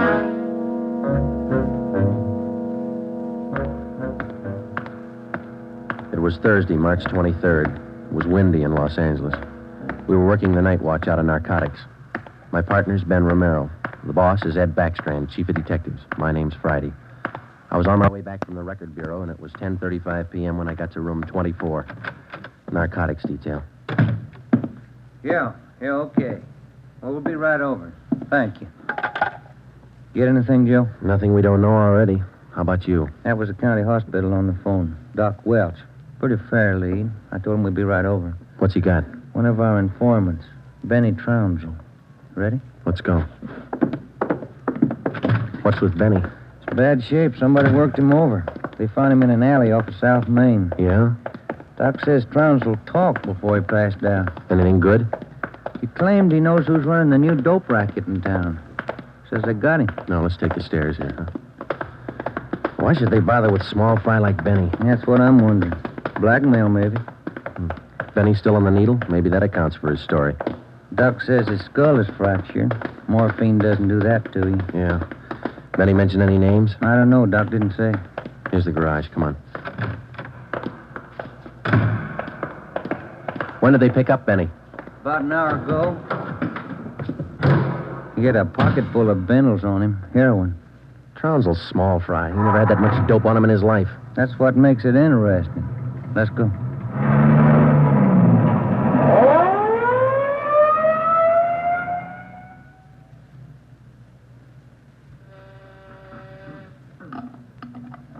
County Hospital? Yes, sir. The line is busy. Will you wait? Thank you. Can I help you, gentlemen? We'd like to see Dr. Welch. She's expecting us. Your names, please? This is Sergeant Romero. My name's Friday, police officer. Oh, yes. Around the corner to your left, room 127. The doctor's waiting for you. Thank you. Come on, Ben. I hope Benny's still talking. We could sure use a lead. Yeah. Here it is. 127. Hiya, Ben. Joe? How are you, Doc? Anything new? Just left Trounsel upstairs. You think we can talk to him now? Won't do much good. He died about 6 minutes ago. For almost 2 years, Benny Trounsel, an addict himself, had been one of the most valuable informants Ben and I had in the narcotic gangs. More than once, he had helped us solve a case, but this time, if Benny Trounsel had any direct leads to the nerve center of the newest narcotic ring, he took them with him. Besides his dying accusation that the ring had gotten to him, he left behind only 2 small scraps of information. First, when he arrived at the county hospital, Dr. Welch reported that Trounsel repeatedly muttered the name Patterson. Secondly, among the few personal effects found in his pockets was a good amount of heroin and a small piece of white paper with 2 words scrawled on it, Tucker Building. Benny Trounsel's body was taken to the county morgue, and the next morning it was posted. At the coroner's inquest, the cause of death was listed as a brain hemorrhage induced by severe blows by a blunt instrument on the sides and base of the skull, inflicted by a person or persons unknown. Besides Ben and myself, the only identification witness at the inquest was a woman who managed a rooming house in Benedict Alley, where Trounsel used to stay periodically. After the inquest, we questioned her briefly in our office. Miss Strite, you say you can't remember any friends Trounsel had while he stayed at your rooming house? No, I can't. Besides, if I knew that man used dope, I never would have rented him a room. How long did he rent from you, Miss Strite?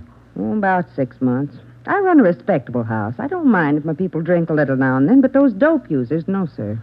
Did you know anything about Trounsel, Miss Strite? Where he spent his time, where he had his meals? Well, don't serve at my place. Too much trouble. Most of the people eat at the Ace lunchroom, down the corner. Where's that, Miss Strite? Grant and South Main, right on the corner. And you think Trounsel might have spent some time there? He might have, I don't know. Miss Strite, did Trounsel ever mention anyone by the name of Patterson? No. Patterson? No. And you can't recall any friends he might have had? He had any friends and never set foot in my house. That's all I know. All right, Miss Strite, thank you. Here's a card, ma'am. If you come across any information about Trounsel, we'd appreciate it if you'd call us. All right. That all? That's all, ma'am. Thank you. Well, bye. Goodbye, ma'am. Big help. Yeah, not even a good identification witness. You got those listings we made on the Tucker building? Yeah. Yeah, let's see. Here it is. Okay, let me have it, huh? Tucker building, 7310 South Wilshire. I wonder what Benny Trounsel could have been doing out there. Shouldn't be too hard to check. It's a small building. Yeah. 6 listings for the whole place. A couple of law offices, real estate guy, dentists, architect, and a doctor. One dentist, one doctor. Could be a lead. Maybe. Pretty thin. Friday, Romero. You got a minute? Yeah, Skipper. Come on, Joe. Yeah. What do you got, Ed? Letters. Here's a sample. Now listen to this. Chief of Detectives, Ed Backstrand, City Hall, Los Angeles. In view of mounting wave of narcotic robberies, strongly recommend that your efforts to curb this lawlessness be redoubled. They all like that? All of them. They're mad. Can you blame them? Not a bit. We haven't got much to go on, Chief. The gang's pretty smart. All right, then let's be smarter. There's no law against it. Doing our best, Skipper. Then make it better. I'm sick of that bunch, and I'm tired of these letters. And look at that record. In 2 months, 15 drugstore robs, 8 medical offices, 2 supply houses, 2 hospital pharmacies. Narcotics missing every time. Now, who's behind it? None of the old-timers. We've checked them out. Gone over every hype and mainliner we know of. All right, then get on the transients. New faces. Climb on every one of them that shoots the stuff until you get to that gang and break it. If you need help, holler. But get to that gang and break it. You understand? Okay, Skipper, we'll try. You dig up anything on that Trounsel case yet? Still checking out one lead. What? Slip of paper we found in Trounsel's pocket, Ed. Said Tucker building on it, that's all. Just going to check it out when you called. All right, hop on it, fast. We got a lot of pressure on us. Keep in touch with the office. It was almost noon when Ben and I got out to the Tucker building. It was a 2-story affair, comparatively small, very modern. We checked with the dentist in the building first, but he'd never heard of anyone by the name of Benny Trounsel. His records and appointment books proved it out. Well, that's one down, Joe. Yeah. Let's try that doctor's office now. What's his name? Let me see. Springer. Dr. Fred Springer. He's on the 2nd floor. Okay. There's a stairway down there. Come on. Pretty close to lunchtime. Might not be in. Maybe. Somebody should be there. We haven't got much time to play with. Yeah. Chief sure was up in there this morning. Here's the office. Fred Springer, M.D. Good morning. May I help you, gentlemen? We'd like to see Dr. Springer, please. Do you have an appointment? No, we don't. Well, the doctor's not in at present. Would you like to make an appointment for later in the day? No, ma'am. We're police officers. This is Sergeant Friday. I'm Sergeant Romero. How do you do? I'm Miss Turner. I'm the doctor's nurse. Then you must take care of the appointment and record books for the doctor. Yes, I do. Well, maybe you can give us the information we're looking for, Miss Turner. Did the doctor ever have a patient by the name of Trounsel? Benny Trounsel? Trounsel? Mm-hmm. No, I don't think so. Just a moment. I'll check. Thank you. No. Trounsel, is that the way you spell it? Yes, ma'am. No. The name's not listed here. Let me check the account book. No. Wait. It's funny. What's that, Miss Turner? Here in the back of the book in the doctor's handwriting. Look. Trounsel, the Black Parrot. Certainly funny. I can't remember seeing that notation before. It must be fairly recent. Miss Turner, what kind of a clientele would you say Dr. Springer has? Oh, it's quite exclusive. Beverly Hills, Bel Air. That's where most of the bills are mailed. Can you recall seeing Trounsel in the office here, Miss Turner? Small man, thin, walked with a kind of a limp, not very well dressed? No, I don't think so. Doesn't sound like any of our patients. Would you show us the doctor's prescription lists for the last 2 months? We'd like to check them. Well, I'm afraid I can't. Dr. Springer keeps them in the safe. He's the only one who has the combination. How long you been with Dr. Springer? About 10 months. Ever since he started his practice out here. Where was he before that? Philadelphia. I don't understand all these questions. Is anything the matter? Just a routine check, Miss Turner. When do you expect the doctor back? About 4 this afternoon. He's out making home calls. All right. Here's our card. Would you ask him to call us as soon as he comes in? I'll do that. Thank you, Miss Turner. Bye. Goodbye. Bye. Oh, say, Miss Turner, there's one more question. Yes? Does Dr. Springer have a patient by the name of Patterson? Oh, yes. One of the doctor's first patients, John Patterson. He lives out on East Beverly Drive. When we left Dr. Springer's office, we called R&I. There was no make on John Patterson. Ben and I drove over to see him just on a hunch. It didn't pay off right then, but it showed a little promise.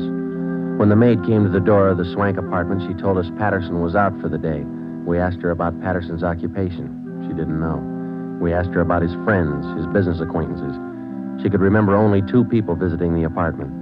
One of them was Dr. Springer, apparently a constant visitor. The other, a tall, dark man who spoke bad English. We asked the maid how long she had worked for Patterson. She said ever since he moved to Los Angeles, about 6 months before.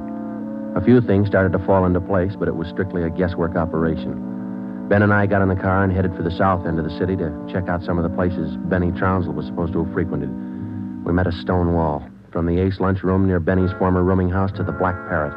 No one was willing to talk. Threats didn't work, and neither did promises. Ben and I gave up for the moment and headed back to the office. Pacific Ambulance 1, call to Alhambra is now code 3. Seems like Skid Row doesn't want any part of this one. Yeah, there's a bad feeling. Something's got him scared. Sure would like to know what it is, or who it is. Yeah, I'd like to know Control the 1 answer to to Unit that, too. 80K. Control 1 to Unit 80K. Bus, Joe. Get it, will you? I got it. 80K to Control 1. 80K to Control 1. Go ahead. 80K. Call station 2511, code 3. 80K to Control 1. Roger. KMA 367. Wonder what that's all about. Well, let's find out. There's a drugstore. They ought to have a phone. Pull over, huh? You got a nickel? Oh, yeah, sure. Thanks. I'll be back in a minute.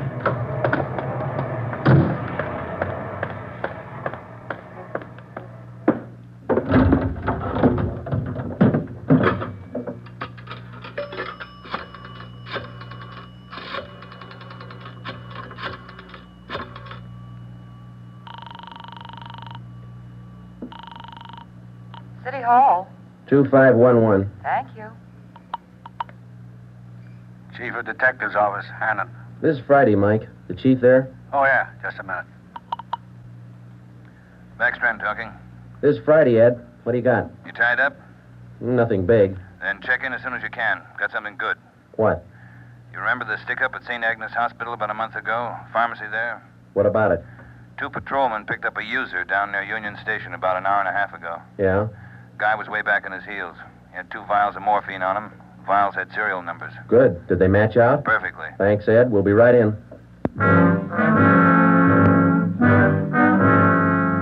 When Ben and I got back to the office at 3:52 p.m., we picked up Chief Ed Backstrand and went directly to the crime lab, where Lieutenant Lee Jones analyzed the contents of the 2 vials taken from the suspect.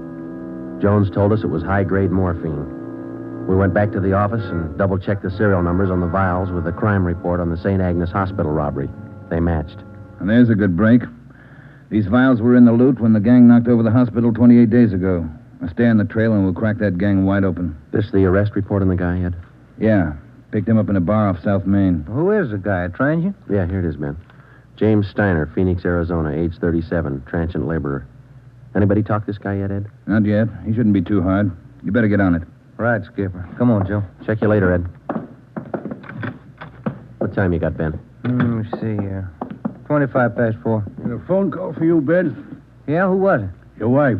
Wants you to pick up some aspirin and a bottle of nose drops for your kid on your way home. Oh, yeah, almost forgot. That the only call we had, Mike? That's right. Thanks. Well, you got that Dr. Springer's number, Ben? Yeah. Here it is. Crestview 55284. Thanks. Nurse said he'd call us around 4, didn't she? Yeah.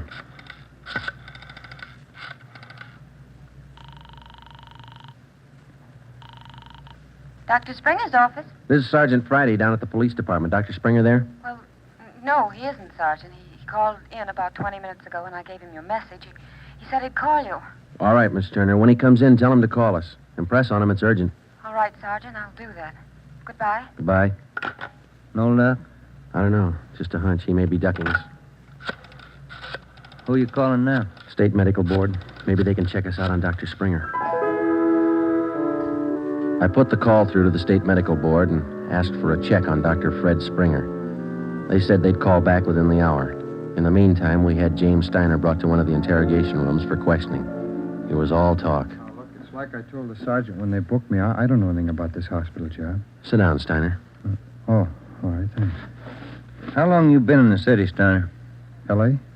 Oh, about a month. I came from Phoenix, looking for work. Things are pretty slow in Phoenix. Where'd you get the morphine? Huh? I said, where'd you get the morphine? The stuff? I bought it. Just for a pop now and then. I just play around with it. Just for kicks. Who'd you buy the vials from? Who? I don't know. A guy in a bar gave me a price. Which bar was that? Which bar? The Black Parrot.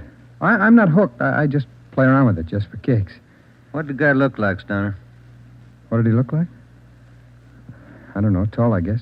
Would you remember him if you saw him again? Remember? Sure. I talked to him a couple of nights at the bar. Was he on the stuff? Was he a hype? Hype? Yeah, maybe. Tall fella, dark. You shooting the stuff? Shooting the stuff? No, I'm no mainliner. I never took in the veins of my life. I told you I'd do it just for kicks, just a pop now and then. Take off your shirt. Let's see your arms. Huh? My arms? Come on, take it off. Well, who are you kidding, Steiner? Your arm looks like a pincushion. I told you, just once in a while, just for the kicks. I'm not hooked on it. They found 2 vials of stolen morphine on you, Steiner. You can go 2 ways, hard or easy. Hard or easy? I told you I ain't done nothing. I bought the stuff. I use a cap or a bindle once in a while for kicks, but I'm not hooked. I bought the stuff, I tell you. Who was he, Steiner? Who sold it to you? Who? I told you. I met him in a bar, the Black Parrot. Who was he? He was tall. Dark. He gave me a good price. Come on, let's have it, Steiner. His name. I'm feeling sick. You got something for me? I'm sick. All right. Mike. Yeah, Joe? Get some milk. A couple of quarts right away. Okay, Joe. You ready to tell us, Steiner? Who was he? I'm sick. I'm sick. We're getting some milk for you now. Come on, you better talk. Max. That's all he said. Name was Max. He gave me a good price. I only take a pop now and then just for kicks. You think you could point him out for us? Yeah, maybe. I'm sick. I'm sick. Narcotics from Merrill. Hello. This is Dr. Springer calling. You wanted to talk to me. Yes, we did, Doctor. And we've got a few questions we'd like to ask you. Oh, hold on just a minute, will you? It's Dr. Springer, Joe. All right, tell him we got to see him tonight. We'll call him back later. Dr. Springer? Yes? Sorry, Doctor. We'll have to see you later on tonight. You be at home? Well, I have an appointment this evening. Would you mind telling me what this is all about? Sure, Doctor. It's about a man named Benny Trounsel. Oh. I see. And if you don't mind, we'd like to check over your prescription list with you. Yes. I'll cancel my appointment. You can contact me here at home. 1538 South Road. I'll be here all night. All right, Doctor. Thank you. We'll see you later then. Yes. Goodbye. Goodbye. What'd he say? All right? Yeah, it's all right. I'll buy that hunch of yours now, Joe. Dr. Springer, he knows who killed Benny Trounsel. I bet he knows why. When Mike Hannon came back with the milk, we fed it to Steiner, and then we put him back in his cell. We put in another call to John Patterson out on East Beverly Drive, but there was no answer. We left word with Hannon where we were going, and then Ben and I headed out for Dr. Springer's home. It was 7:35 when we pulled up into the driveway at 1538 South Road, a low, rambling, ranch-type home.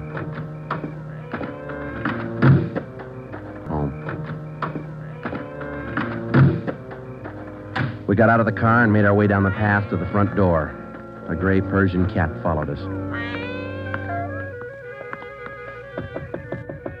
The door was half open. We knocked, but there was no answer.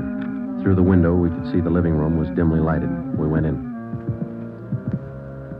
We found Dr. Springer sitting in a large carved mahogany chair in the dining room. The room was hung with draperies. He was slumped forward, face down on the dining table. There was a bullet hole in his right temple. On On the floor near his right hand was a .32 automatic pistol. In the center of the dining table was a piece of white paper. Looks like he beat us. Yeah. Any names on that confession? One says he killed Trounsel. No, wait a minute. It says, John Patterson. He forced me to this. What? I don't know. What's it look like to you? Here's another one. Norberg. That's all it says. Then he signed his name, Dr. Fred Springer. Ben, come over here. Look at these. Hypodermic needle. It works. Is this morphine? White powder. Could be. Then he was on it himself. Looks like it. We'll find out when they post him. I'll get it. Yeah. Sergeant Friday there, please. This is Joe, Mike. What do you got? Can you talk all right there? Yeah, go ahead. Just got a kickback on your call to the State Medical Board on this Dr. Fred Springer. Mm-hmm. He's not a registered physician in the state of California. Besides that, his license was revoked in Pennsylvania 2 years ago. Illegal operations. That explains it. Notify homicide. Get the crime lab in the corner out here, will you? Looks like Springer shot himself. Okay, Joe, right away. We'll wait for him, but hurry him up, Mike. We got a couple more places to check out tonight. Okay, Joe, see you later. Right. What's next? Patterson place? I don't know. Maybe we ought to try Steiner first. Sounds good to me. Feels like we're getting close. Yeah, Ben. Real close. 12 minutes later, homicide and the crime lab men checked in at the Springer house, and Ben and I checked out. We went back to the office and found Ed Backstrand waiting for us. We told him our story, and he sent 2 men out to keep an eye on the Patterson place. 2 other men went to work to try and track down the other name in Springer's confession note, Norberg. Ben and I went up to the county jail and picked up Steiner. The 3 of us started out to look for the man who sold Steiner the 2 vials of morphine stolen from the hospital pharmacy a month before. The man's name was Max. He was tall and dark. That was all we knew. The rest of it was up to Steiner. 2 other men from the detail, Davis and Emerson, came along with us to take care of Steiner if anything went wrong. Our first stop was the Black Parrot Tavern. Davis parked the car in an alley down the street. Steiner, Ben, and I got out and walked the rest of the way. You understand what you're supposed to do, Steiner? Me? Yeah. I go in first and sit at the bar. You 2 will follow me. I sit at the bar, and if I see Max, I give you the sign. That's okay, huh? That's right. And you don't try to break for it. Break for it? Me? I told you, I'm squaring with you guys. All right, Steiner. Go ahead. Let's hope it works, Joe. Yeah. There he goes inside. Come on. Now, look, try to grab one of the booths along the wall if you can, huh? Right. Here we are.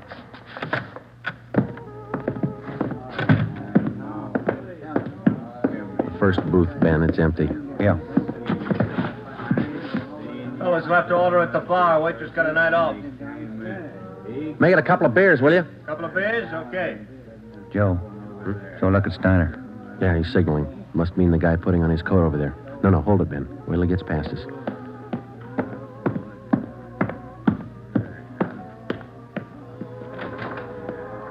All right, get Steiner back to the car. I'll tail the guy. You come after me.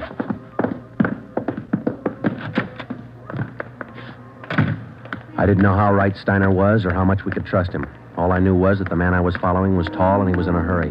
I followed him 3/4 of a block before he turned in at a motel. He went to a cottage at the rear of the lot, let himself in, and closed the door quickly behind him. A minute later, Ben and the others pulled up in the car. Got him staked out, Joe. Steiner says that was Max. Let's make sure. Come on. Which one's he in? The one down at the end here. Now be careful. You too. All right, here we are. Wait a minute right there.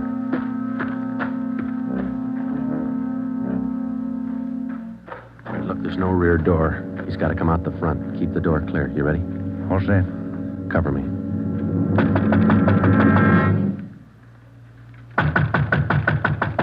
Open up in there. Who is it? Police officers, open up. Just a minute. All right, Ben, give it back to him. Don't shoot, we'll come out. All right, throw your guns out first, then come out with your hands behind your head and make it fast. Watch it, Ben, he's making a break. All right, mister, that's far enough. Get out of my way. Get out of Get him, Ben. That's good, Ben. You all right? Yeah. He didn't mean it, Copper. He didn't mean it. He didn't know what he was doing. Well, that must be a good excuse, lady. A lot of people use it. Come on, Ben. Let's take him in.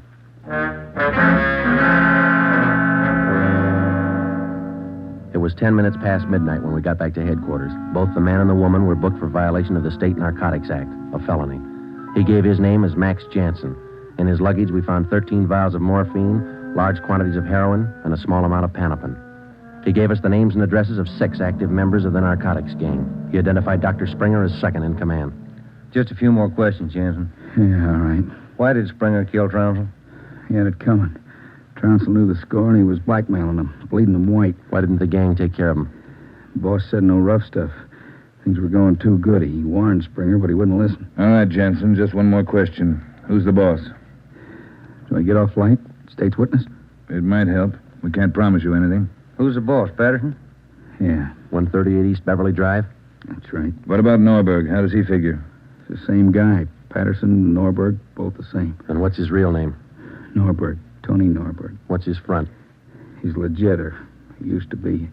Importing business. Where? Here. Got an office downtown. Do I get protection? Where's Norberg now? Home out in Laurel Canyon. Do I get protection? I thought you said he lived out on East Beverly. His apartment, his home's out in the canyon. Where? What's the address? Do I get protection? You'll get protection. Wind Way. 860 Wind Way. All right, Friday. Romero, take some men with you.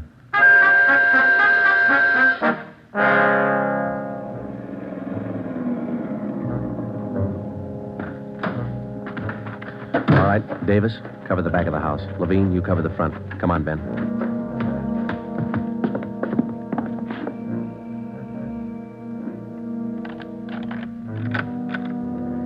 Yes? Mr. Norberg in? Who's calling? Police officers. Oh, come in, won't you? Thank you.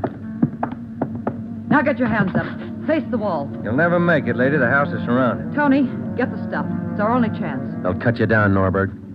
All right, Jeannie, give him the gun. Don't be a fool. They're going to march out the door in front of us, right to the car. I'm not going, Jeannie. Try it if you want. I'm not going.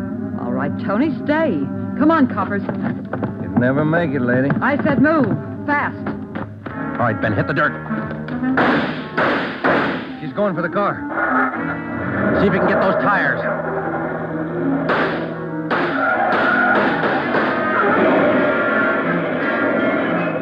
Come on.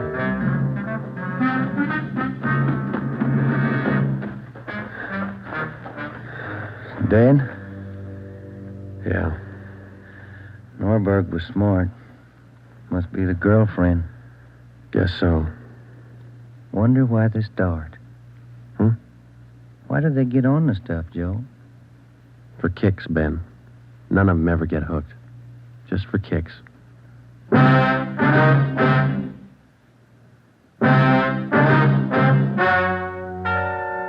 story you have just heard is true.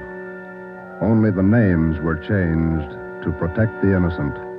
Tony Norberg, alias John Patterson, was tried and convicted for possession of narcotics, robbery, and conspiracy, and was sentenced to the maximum term prescribed by law, each count to run consecutively. He died 3 years and 11 days after his arrival at the state penitentiary.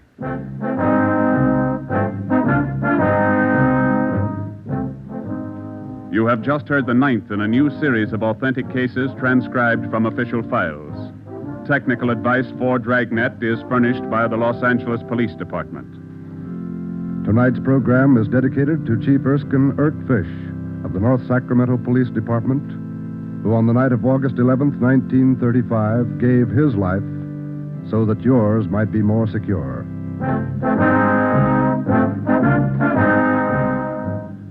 Dragnet came to you from Los Angeles. This is NBC, the national broadcasting company.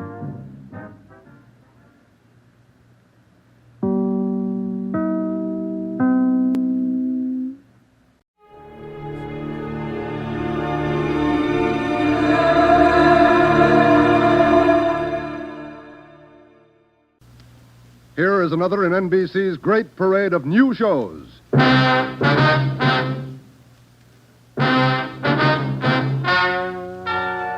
Ladies and gentlemen, the story you are about to hear is true. Only the names have been changed to protect the innocent. NBC brings you Dragnet.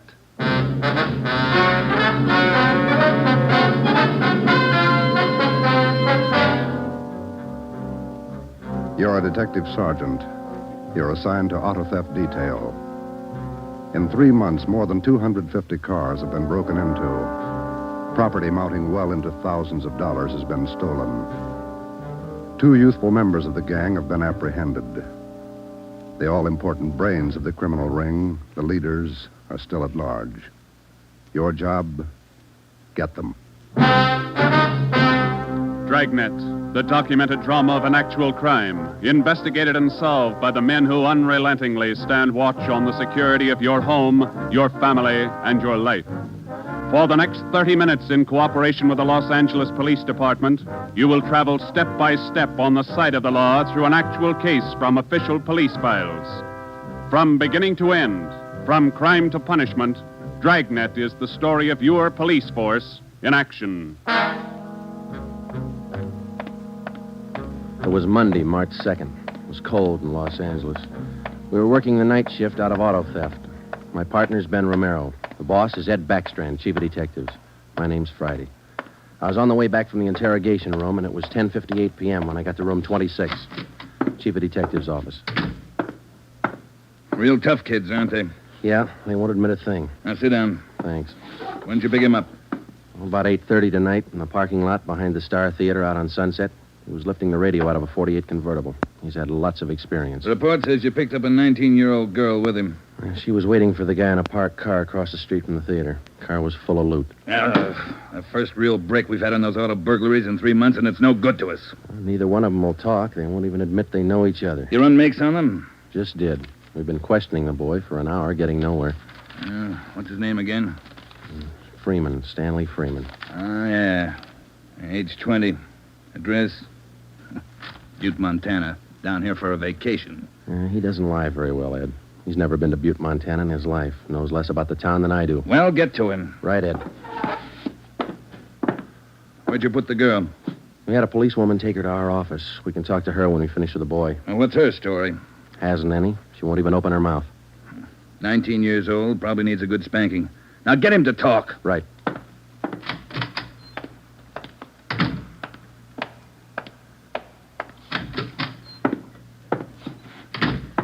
Did you run a make, Joe? Yeah, he's clean.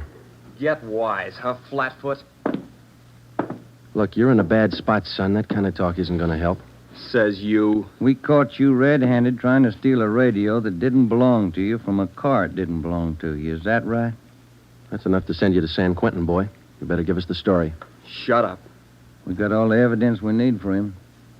Maybe you don't realize how serious this is. We've had more than 250 car burglaries in this city in the past 3 months.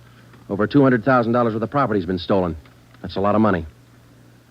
So what? So you're the number one suspect, young fella. Your method of operation in breaking into that car tonight is the same used in most of the other burglaries. That means you're not going to be tried just for this job tonight. What are you getting at, Flatfoot? Listen, son. In the state of California, breaking into a locked car is a felony. You can go to state penitentiary for that. And we're going to file a complaint of burglary with the district attorney in the morning. You say you're from Butte, Montana. All right, I don't believe you, but we'll make sure. Ben, go down to our office and call the news photographers. Stanley here is going to have his picture on the front page of every newspaper in Los Angeles tomorrow. Right, Joe? No. You can't. I won't let you. I got my rights. What's the matter, youngster? Everybody wants his picture in the paper. Yeah, well, I don't. I won't let him. We got your picture already for him, remember? They took it when they fingerprinted you. You can't use it. You can't. I'll get a lawyer. Reporters will be over in a couple of minutes. We have to give them your story and your picture, too. This one. You won't. You won't. Give it to me. All right. Give it to me. All right, Freeman, get your hands off him. Now, sit down. All right. Now let's have it straight. Don't let him use the picture. Don't let him. You can't. You can't. We got to have the truth, son. Now, look, you're 20 years old. You know right from wrong. You'll have to take your medicine. If you cooperate, we'll do all we can to help. I live out in the Wilshire district. All I wanted was a little extra money. We didn't take much. We didn't think it was so wrong. It was stealing, Freeman. You know that's wrong. Where do you live out there? Piper Avenue. 821 Piper. You won't give him my picture. You live there with your family? Yeah, my mother. Father's dead. Promise me you won't give him the picture. My mother, she'd see it. Promise me. You're working with a gang on those auto burglaries. We know that. Now, who are they? Where are they? And what's the setup? I can't. They get me for it. Who'd get you? I can't tell you. I can't. Who's your girlfriend, Stanley? The one you were with tonight? Joanne. Joanne Miller. Where does she live? Piper Avenue, same as me. Lives on the same block, 866. Is that her home? She live there with her folks? Yeah. Mother and father. They work. And you got her into this. Isn't that the story she gave us, Ben? I did not. I didn't. It was her. She said a bunch of kids were doing it. It was quick money, something to do at night. She started it.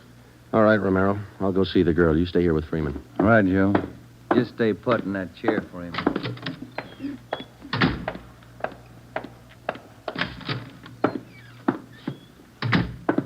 Hi, Marge. Hello, Joe. You and Romero handling this case? Yeah. I'd like to talk to the girl a few minutes. Marge, will you stand by? Right, I'll sit over here. Thanks. All right, miss. What's your name, age, and address? I told this lady cop 15 minutes ago I'm not saying anything. All right, then we'll tell you. Your name's Joanne Miller. You live at 866 Piper Avenue. You live with your father and mother. Both of them work. You're a liar. That's not me. You're 19 years old. You live on the same block as your boyfriend, Stanley Freeman, and you're the one who got him mixed up in this gang. Isn't that right? No, it's not right. It's not. I didn't do anything. Well, that's only half the story. Freeman told us everything. You want to hear the rest? No. Stan wouldn't tell you. He wouldn't. He told us how you got him mixed up in it. Quick money. That's what you told him, didn't you? No, it was him. I can prove it. The rest of the kids will tell you. He got me in this. Ask them, they'll tell you. It was Stanley and Fred Milford and George Jansen. They started it, all three of them. All right. Will you tell the story to a police stenographer? I'll tell him everything. He's not blaming this on me. Marge, will you go get the stenographer? Right, Joe. Now, how many persons in this gang of yours? Oh, about 10 or 12. And it's not my gang either. He got me into this, and now he's trying to lie his way out, blaming me. How long you been doing this, burglarizing cars? Me? Oh, only about 2 weeks. It was supposed to be fun, something to do at night. The rest of them been at it a couple of months. Who's the head of the gang? I told you, it's him, Stanley, and Fred Milford and Jansen, all three. I only started going out with them 2 weeks ago, maybe less. All right, Joanne. Tell it to the stenographer the same way. Stenographer will be in a minute, Joe. Okay, Marge, thanks. Stay with her. Right, Joe.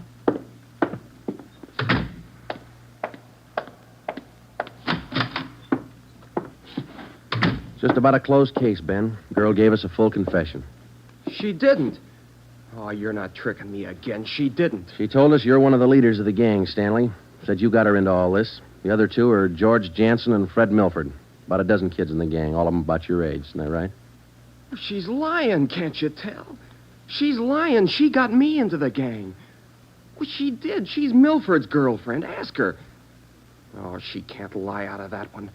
She got me into it. I can prove it. Who's the real leader of the gang? Milford. He started it. He organized the whole thing. He collects the stuff we get, and he delivers it. Jansen helps him do it. What do you mean he delivers the stuff? Where does he deliver it? Somewhere in Dogtown, I think. Down around South Main, near the railroad yards. Who's it delivered to? Oh, I don't know exactly. I heard Jansen mention the name once. Myra, he said. It's supposed to be a big secret. Myra, that's all I remember. Where does Jansen and Milford live? Well, Jansen rooms down on East Flower. 1042, I think. It's a rooming house. And Milford lives 2 blocks over from me on Quincy. 234 Quincy. He lives with his grandmother. Got that, Ben? Right. All right, let's pick up Milford and Jansen. It was 10 minutes past 1 when Ben and I returned to headquarters with George Jansen and Fred Milford in our custody. In Jansen's room at 1042 East Flower Street, we found 2 fur coats, a box full of new car accessories, an S&W .38 revolver, and a .45 automatic. When we picked up Fred Milford at his home, we discovered 5 deluxe car radios hidden in the garage, plus a valuable assortment of cameras, cigarette lighters, and clothing. Both Jansen and Milford refused to talk, but when we got them to headquarters and showed them the signed statements of Stanley Freeman and the girl, Joanne Miller, they broke. Milford, where else did you and your gang operate besides the Wilshire district? No place, only out there, that's all. Same type of car burglaries have been committed all over the city. You telling us your gang didn't have a hand in them? It's the truth. Our territory was Wilshire District. We didn't go outside. You mean some other gang's responsible? I don't know. All I know is we didn't have any part of them. Is there another gang, Milford? Maybe. I don't know. You find out. It's none of my business. It is your business, Milford. You admit you and your gang committed 55 jobs in the past 3.5 months. That leaves about 200 jobs to be accounted for. Yeah, that's right. You figure it out. We have figured it out. I think you and your gang of young thieves pulled every one of those 250 jobs. There isn't any other gang. That's the story the district attorney's going to get. You're crazy. There is. I know there is. Then give us the information and save yourself a lot of trouble. Well, we're not the only ones. That's all I know. Milford, do you know how many years you get for auto burglary? I told you, we're not the only ones. There must be a couple of others besides us. Vince Mahoney, he's got a gang. Where does Mahoney operate? West Hollywood and Beverly. Where's he live? I don't know. Honest, I only met him a couple of times. Where'd you meet him? I don't remember. Where'd you meet him, Milford? Delivery. I met him down at the delivery place a couple of nights. When you delivered the property you stole from cars, is that right? Yeah. Where was that? Down by the railroad yards. Where? Chavez Street. It's a little alley off East Main. Who'd you deliver the stuff to? I told you, her name's Myra. That's all I know. We meet her and some guy on Tuesday nights. We give them the stuff and they pay us off. Mahoney delivers the same night I do. Do you meet her every Tuesday night? Yeah. You're going to meet her this Tuesday, tomorrow night? I don't know. I guess so. Same place? Yeah. Are you the only one she deals with? Sometimes Joanne. Me or Joanne. I know what you're thinking. You want to use me to trap Myra. Well, what's it worth? You know better than that. How about it, Milford? Oh, what else can I do? Give me another cigarette. By 3:30 that morning, the signed statements and confessions were piling up fast. Milford gave us a list of the names and addresses of each member in his gang, and within an hour, they were all under questioning at headquarters. Most of the suspects, about 1/3 of them girls, ranged in age from 18 to 21. As they told their individual stories, the scope of the case grew until it covered most of the city. By late afternoon of the next day, Tuesday, March 3rd, 3 more gangs operating in Venice, Bel Air, and North Hollywood had been apprehended. They confessed to more than 175 burglaries from locked cars during the past 3.5 months. At 5 o'clock that afternoon, Ben and I met with Chief Backstrand in his office. How many admissions you have now? Over 50, Ed. Here are the gang leaders' statements.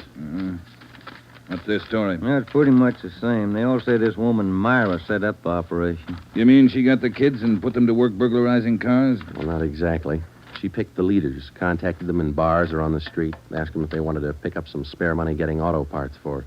Then she didn't tell them to go out and burglarize cars. Well, not in so many words, Ed, no. After they brought in auto parts for a couple of weeks, she told them to bring her everything they could find, outside the car or inside. Those are the words she used. 5 of the kids dictated those words into their signed confession. Oh, that should hold in court. What else did you get on this woman? Oh, she taught them how to work, told them to wear gloves, all angles. Well, we got most of the small fry. Now, where do we find this Myra woman? Any description on her? Yeah. Kids say she's about 33, 34. Good-looking redhead. 5'5", about 120, well-dressed. No description on the guy she runs with. You run a make on her yet? Yeah, no previous record. We've set up a stakeout for her tonight. 2 of the gang leaders have volunteered to go along, this Milford and Vince Mahoney. Good. Down on Chavez, where she usually meets them? Yeah, that's right. When? 11:15. That's the regular time for the meet, according to the kid. All right, I'll be at home. Call me. I don't want to miss out on this one. When Ben and I left Ed Backstrand's office, we went home for dinner and a few hours' sleep. At 9:30 p.m., we were back at the office. We met the men in the special detail, which Backstrand had assigned for the stakeout that night. We briefed them on their duties, and then we got Fred Milford and Vince Mahoney out of their cells. To avoid any possible suspicion of the presence of a trap, we had Milford's permission to use his car in the stakeout. The car which he had said he had driven to the delivery meetings with the woman Myra at least a dozen times before. We arrived at the stakeout area, Chavez Alley in East Main, at 9:58. The meeting was scheduled for 11:15. The moon was out, but the sky was overcast, and there was a cold wind blowing from the east. Hey, what time you got, Sergeant? About 10. Why, Milford? Getting nervous? No, just wondering. How are you cops going to rig this thing? In just a couple of minutes, we're going to plant you 2 in Milford's car, parked up there in the alley.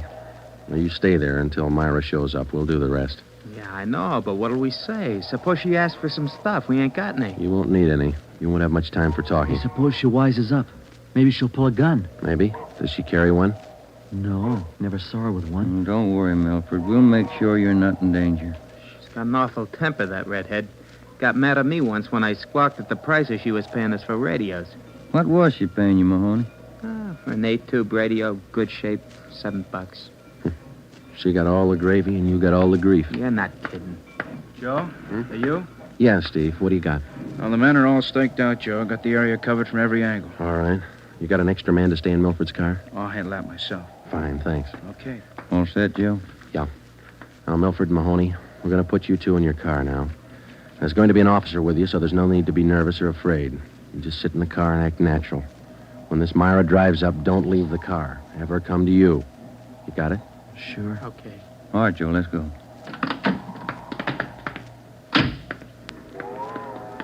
Sure is cold out. I don't even have a heater in my car. You stole enough of them. Okay, Steve, here they are. All right, boys. Milford, get in first behind the wheel. Okay. Mahoney in the middle. Now I'll sit in the back. We'll be parked in that garage across the street, Steve. Got a perfect view of the alley. Okay, Ben. Check with you later. Right. Mean night, Joe. Yeah, come on.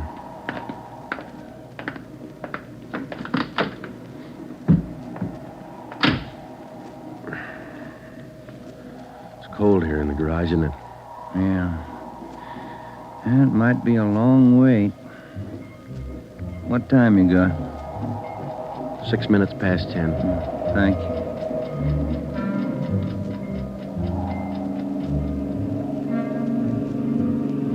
Hey, Joe. What is it? It's nothing. Thought that passing car was turning in the alley. Relax. It's early. Lonely place. It's dark. Gets on your nerves.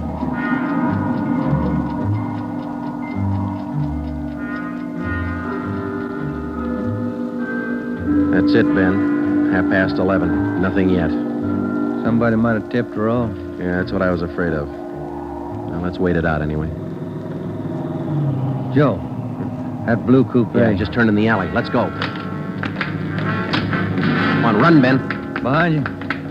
All right, you fella. Quit your fighting. What'd you get, Steve? Yeah, here he is. Just drove up in the coupe. Got out and called Milford Mahoney by their first names. He's in on it. What about the girl? No sign. Kid was the only one in the car. All right. Tell the men the stakeout's off for tonight. Have them report back in. We'll take the kid with us. Okay. All right, young fellow, this way. What do you cops think you're doing? I ain't done nothing. Look, sport, we heard that from 54 different kids yesterday. We're tired of that line. Come on. When we got back to the office, we took the boy to the interrogation room and questioned him. He gave his name as Matthew Leiter, age 21. He wouldn't break until Vince Mahoney definitely identified him as a member of his car burglary gang and the special favorite of the red-headed woman they called Myra. Then Leiter copped out and told Ben and I that he had talked with Myra as late as 10 o'clock tonight.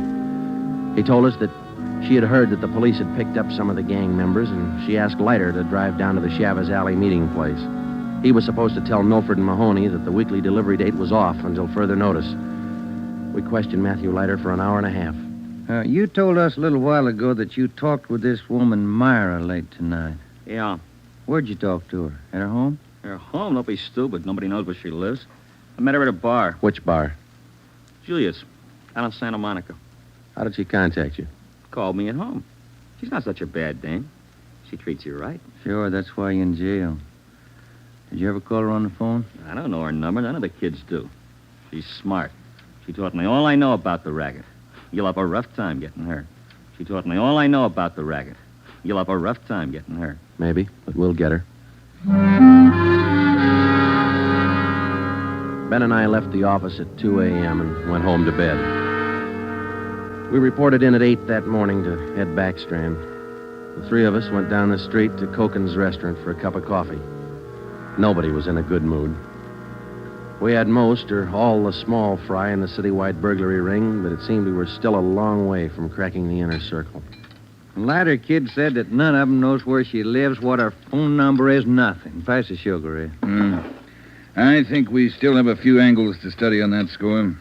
Right now, I've got some more bad news for you. What's that? You been through your mail this morning? No, not yet. We haven't had a chance. I saw the overnight reports. There were 32 car burglaries last night. 32. All the way from Wilmington to North Hollywood.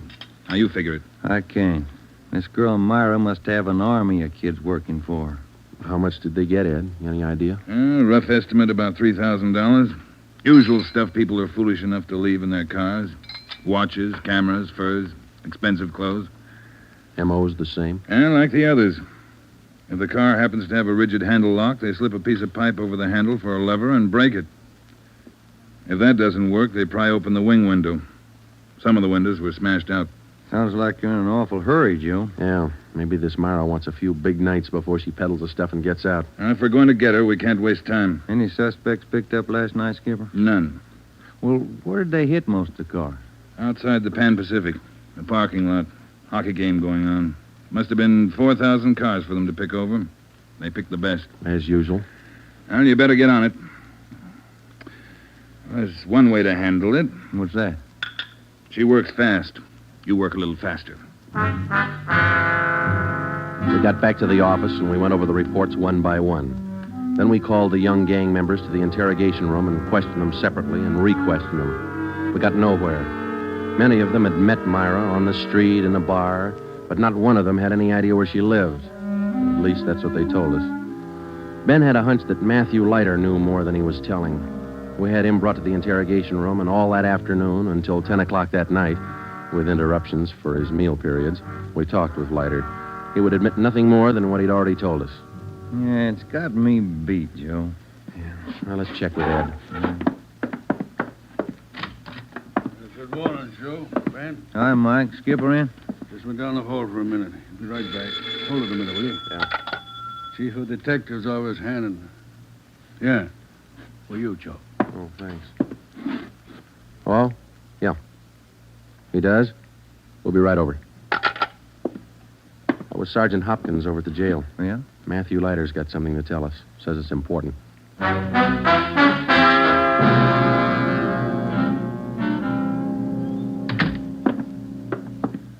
Have a chair here, Leiter.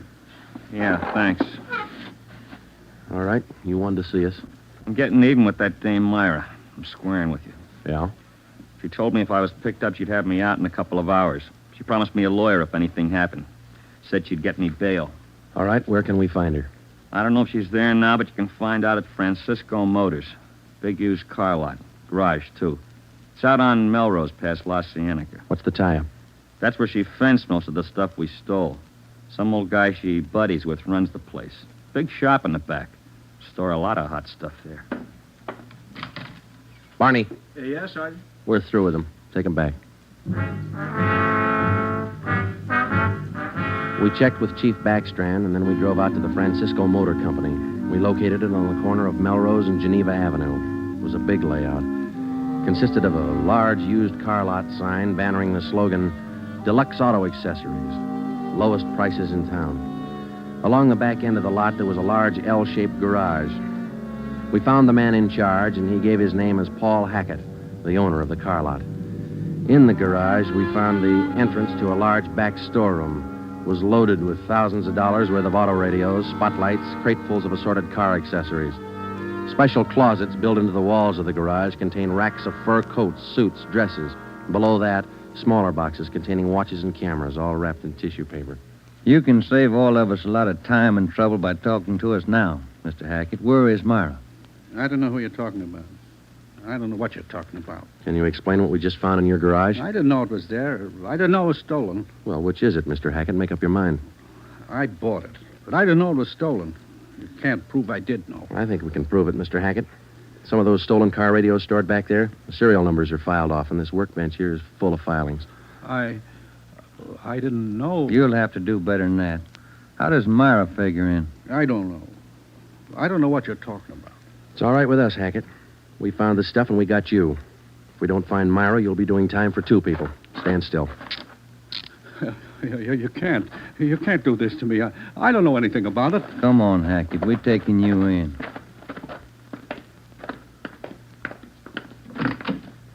All right, get in the car. Come on, in the car. Am I going to jail? You're going to jail. All right. I'll take you to Myra. Hackett told us that Myra lived at 1345 Munich Drive in Beverly Hills. He said that he was Myra's husband. He told us that he'd been in a legitimate garage business for 10 years before he married Myra. She talked him into the racket. He identified 1345 Munich Drive as their home. When we got there, we found stores of stolen property similar to those found in the garage. Myra was not there. Hackett had no idea where she might be. We sat down in the living room and waited.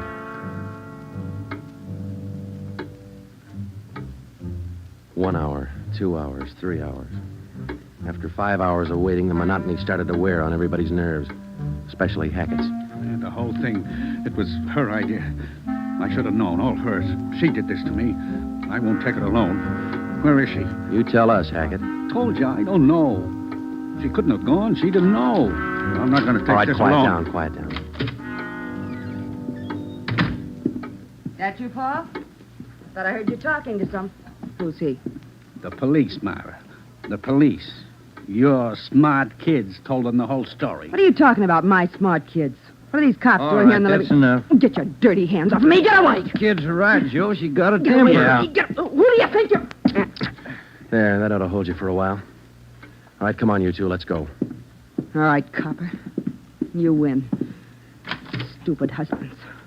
How many times did I tell you? Don't trust those kids. Don't store the stuff in the garage. Don't open it for anybody. Get a lawyer. No, you knew better. Dumb jerk. The idea of having those cops camping in the living room waiting for me. Why didn't you warn me? I'm going to divorce you. That's what I'm going to do. I'll stick you for plenty. Jerk. All right, inside you two.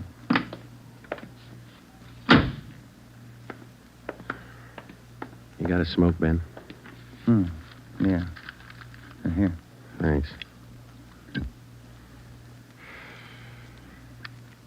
I was just thinking. What? Those kids were right. She's a pretty nice-looking woman. Yeah. Nice face. Beautiful figure. Mm-hmm. Sure talks a lot, though, doesn't she? Yeah. Hey, Joe, remind me to take home some flowers to my wife tonight, will you?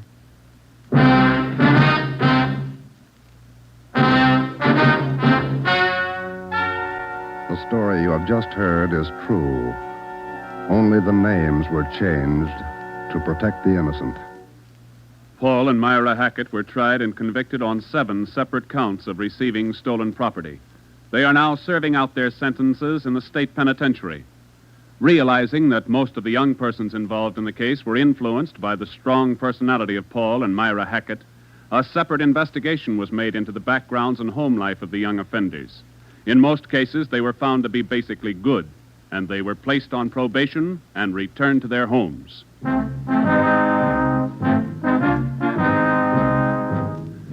You have just heard the 13th in a new series of authentic cases from official files. Technical advice for Dragnet comes from the office of W.A. Wharton, Acting Chief of Police, Los Angeles Police Department.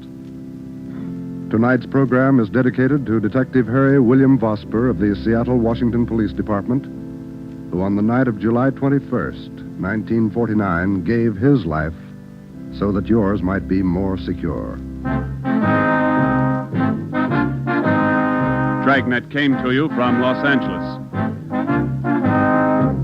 And now, an important announcement. Starting this Saturday, September 3rd, Dragnet will be heard at a new time over your NBC station. Consult your local newspaper for the new listening time. And now, speaking in behalf of the producers and the entire cast of Dragnet, we would like to take this opportunity to thank you for your many kind letters of encouragement and approval. Remember, next Saturday for Dragnet, this is NBC, the national broadcasting company.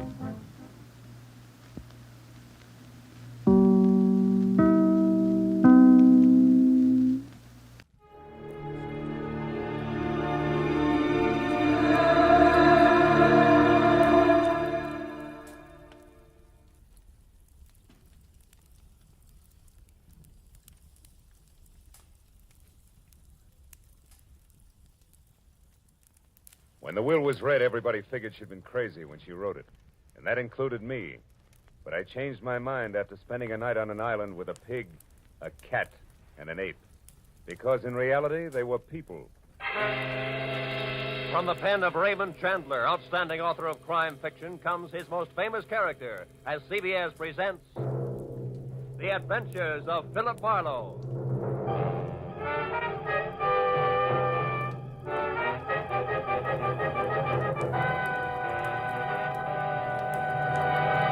And now, with Gerald Moore starred as Philip Marlowe, we bring you tonight's unusual story, Where There's a Will. I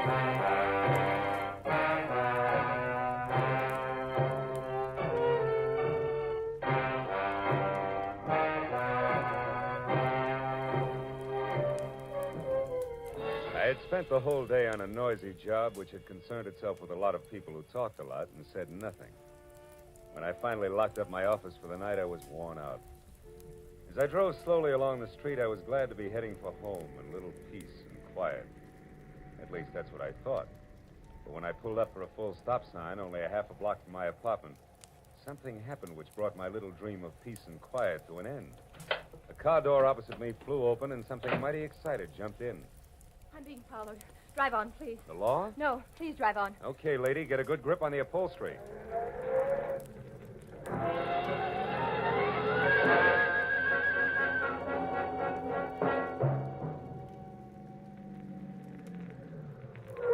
There, that ought to do it.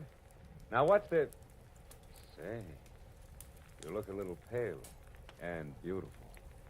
I'm always pale when my heart's in my mouth.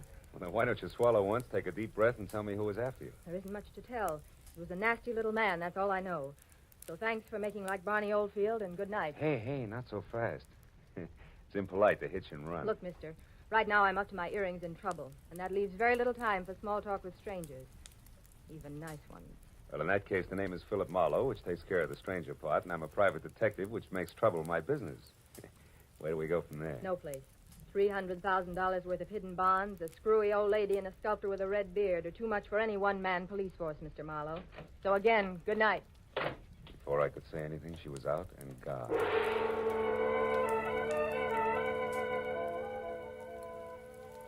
There was only the heady scent of taboo in the air, and the memory of a gorgeous profile with jet black hair and pale blue eyes.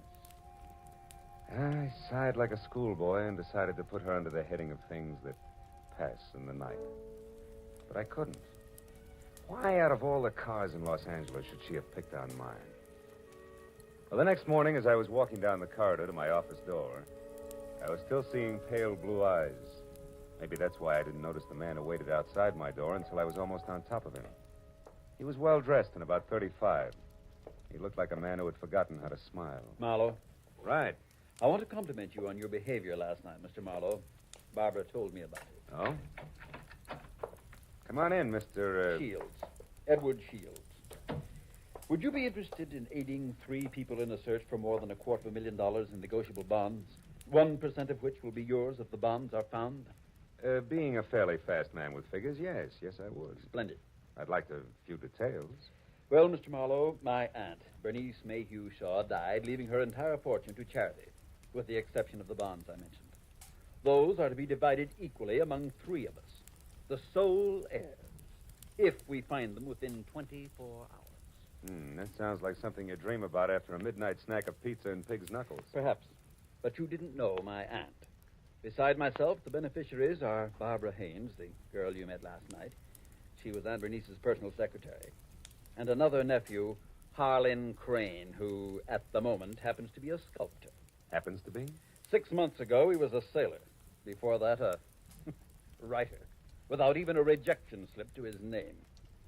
My cousin is irresponsible, impetuous, and completely self-indulgent. The will itself, Mr. Shields, what are the exact conditions? At precisely noon today, the 3 of us are to meet with Luther Willard, my beloved aunt's lawyer, who will give us each a large sheet of tissue paper covered with specific markings. Individually, the sheets mean absolutely nothing. But combined, one over the other, the transparent sheets form a coherent map to the location of the bond. But why all the intrigue? My dear departed aunt had a peculiar sense of humor. In addition to this, she was never particularly fond of any of us. She was sure that our individual shortcomings would make cooperation among us impossible, even for so short a period as 24 hours. And the fact that a man followed Miss Haynes last night convinced you that there was something to that, huh? Convinced me? No. He may have been nothing but a personature. Nevertheless, I do feel that to play safe, a fourth party, a custodian of the map, so to speak, would be advisable. That's fine. When do I go to work, Mr. Shields? At noon, at the lawyer's office. However, I regret that first you must be approved by the third heir. I don't like to ask this, Mr. Marlowe, but would you mind very much calling on my cousin, Harlan, personally? Not at all. As a matter of fact, I think he might prove very interesting. Yes. I'm sure he will. As interesting as an ape in the zoo.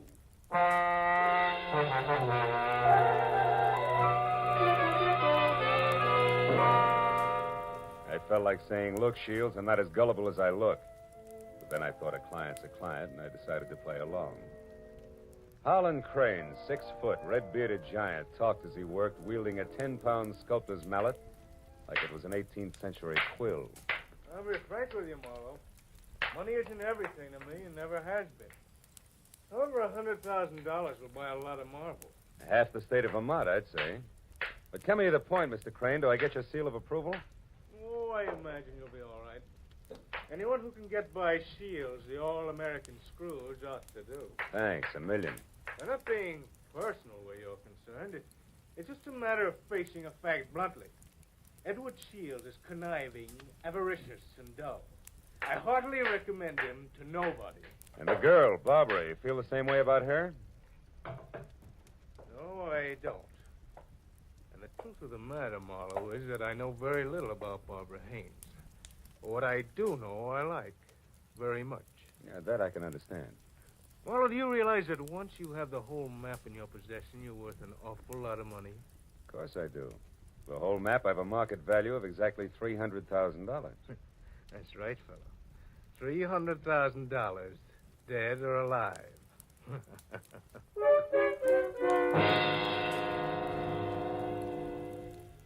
I know it was small of me, but I didn't exactly see the joke. And things got less funny as time went on. Later, as me and my trio got off the elevator at the lawyer's office, old Luther Willard, Aunt Bernice's attorney, was waiting for us, so excited he could hardly talk. I've been held up. What? Yes. A little man. He wanted the map. Little man, dark complexion? Yes. Had a scar on the side of his neck. Are the maps all right? The maps? Oh, yes, they're all right. Now, wait a minute, everybody. Give him a chance. Mr. Willard, tell us exactly what happened. This is Mr. Marlowe. We told you about him, Mr. Willard. Of course, yes. Come into my office. You see, I was putting some papers into my safe when this little man stepped up behind me and demanded the maps. Were they in the safe? No, thank heavens. Make yourselves comfortable. The maps, Mr. Willard. Where are they now? Well, right here, where they were all the time. Here under the blotter on my desk. Clever of me, wasn't it? Wax seals, still intact. I'll take all 3 of them right now, Mr. Willard. That is, if there are no objections. All right, then I guess we can be on our way. Hold on, Mr. Marlowe. There are still 2 things you people must know. First, in the event the bonds are not recovered within the 24 hours, I am instructed to open another sealed envelope, which I'm happy to report is kept in my bank vault. That envelope contains a complete and simplified map and is to be turned over to a designated charity. And second, if any of you die before the allotted time is up, the bonds are to be divided among the surviving persons. And if none of us survives, Mr. Willard? Why, in that case, the bonds again go to charity. You see, Harlan, your aunt was a very generous woman.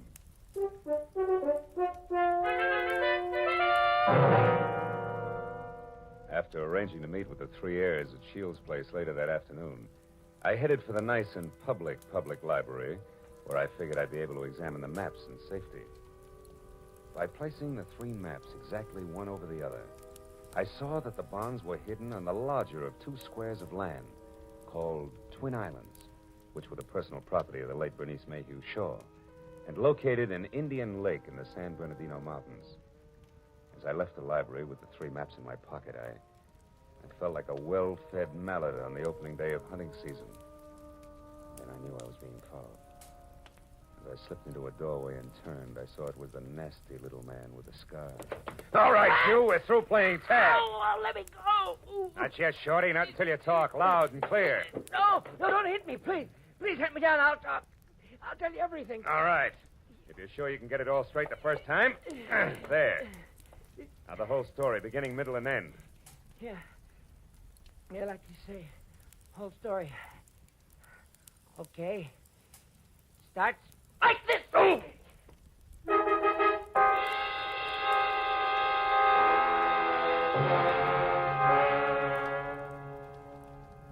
By the time I figured out that it had been the sawed-off end of a broomstick that had slammed my stomach up against my backbone, the little man was out of sight. Another 5 minutes went by before I quit calling myself sucker and I started to think straight. The nearest public locker was in the Santa Fe Trailways bus depot on Cahuenga. I went up there and deposited 2/3 of the map for safekeeping until we were ready to leave for Indian Lake. And I found a telephone, and a half a dozen calls later I knew that a caretaker named Jumbo was the sole inhabitant of Twin Islands. And my last call was to him. I wanted some kind of a welcoming committee ready for us. When I left the phone booth, it was only 1 o'clock. So I returned to my apartment where I figured I'd rest until 3, when we were all to meet at Shields' place. But that was my second mistake. Because the moment I closed my apartment door, I was positive I wasn't going to get much rest. I had an unannounced visitor. Yeah, you look surprised, Mr. Marlowe. I am. I didn't recognize you at first without your broomstick. Yeah, I traded that in on this 22 target pistol here. It's more expensive, but it's better. Makes me as big as you are. Maybe bigger. Yeah, but how much does it do for your personality? Quite a bit. Gives me poise. And poise gives me manners. So in asking for that map in your pocket, I'll even say please. Come on, Marlowe. I won't say please twice. No, I don't think you would. Here. Thank you. Now, before I go, one more thing. The hall outside here is straight and narrow, right to the stairs, and that makes it fine for shooting. So after I step out, don't do anything rash. For a while.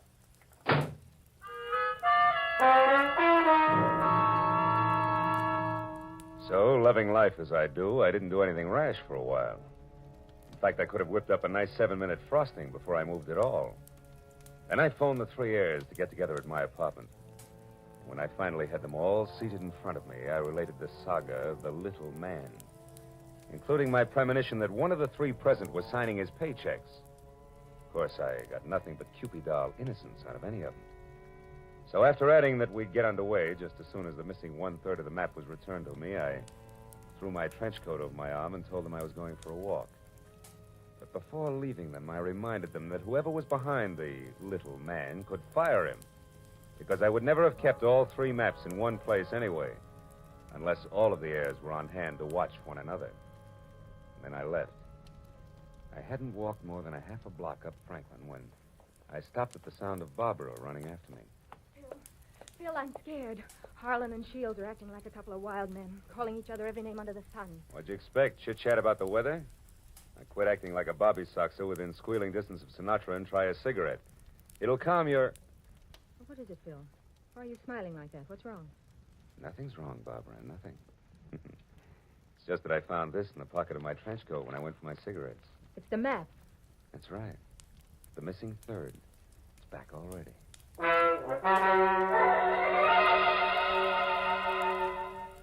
When that missing 3rd part of the map turned up so fast, I figured the heirs had decided to play ball.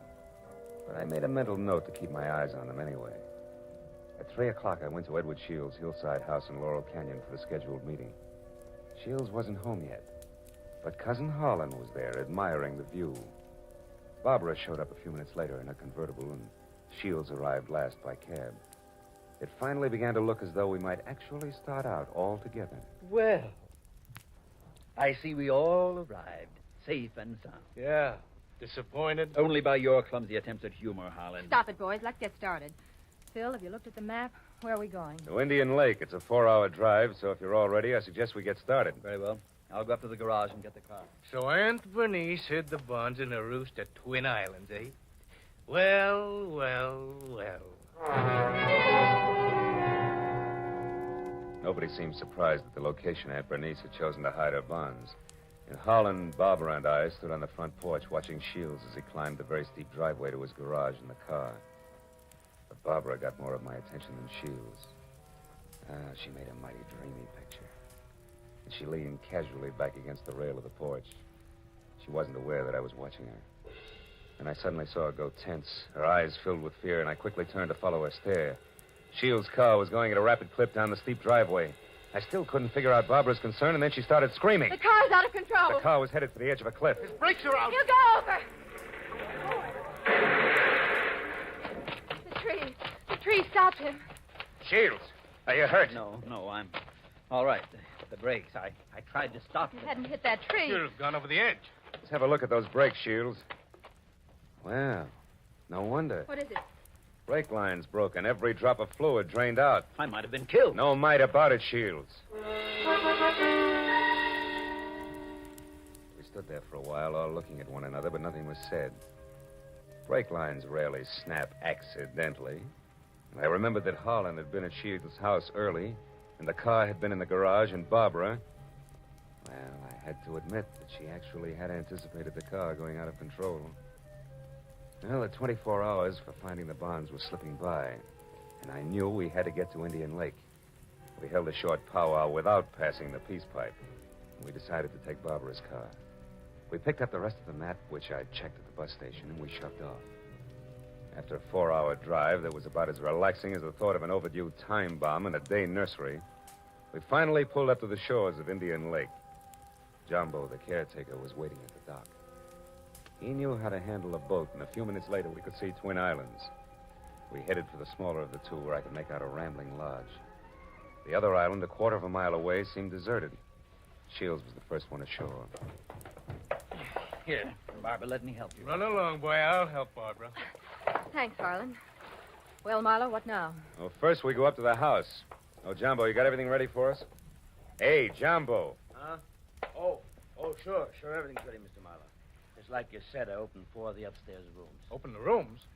We're not going to sleep out here, are we? I'm going to try. But this isn't a vacation. We're here to find the bonds and get out. You realize it's almost 9 already? That leaves us just 15 hours, Marlowe. Yeah, I know. I got a good watch, and I count to 24, and I'm also giving orders to you Don't three. get high-handed, Marlowe. You're an employee of ours, and that's all. Let's get the map together and start looking for those bonds right now. Take it easy, big man. The bonds are hidden on the other island. The map is as tangled as a second-hand spider web. We wouldn't get anything at all down in the dark. That's your opinion. Look, you people hired me to help you find those bonds. If I have to get nasty to make you take orders, I can do that, too.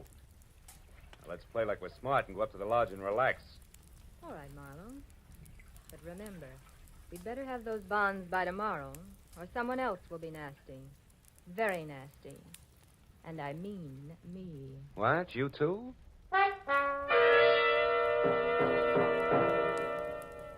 Getting the 3 heirs settled down at dinner table was quite a chore. And when I was sure they'd keep an eye on each other, I slipped outside. I hid 1/3 of the map in a drain pipe. Then I went upstairs to my room, and I hid another third in the window shade. Now, the maps were settled, and I began to think about other things, like the accident to Shields' car. There were too many accidents and coincidences to suit me. So I decided to drop in on Cousin Holland's room to see what I could see. Well, after 15 fruitless minutes, I was about to leave when something in the wastebasket caught my eye. The corner of a half-hidden handkerchief monogrammed H.C. I had just picked it up when I saw Jumbo standing in the open door. That handkerchief there in your hand. That blood on it? No, it looks more like brake fluid. And in this case, it's practically the same thing, huh? I think we'll leave it right here in the wastebasket, Jumbo. Oh, did you want something? Just wanted to say I'll be in my own place out back if you want me. Okay. You know where Mr. Shields is? He's out in the veranda. Alone? Yeah? Thanks, Jumbo. If I need anything, I'll call you. Good night.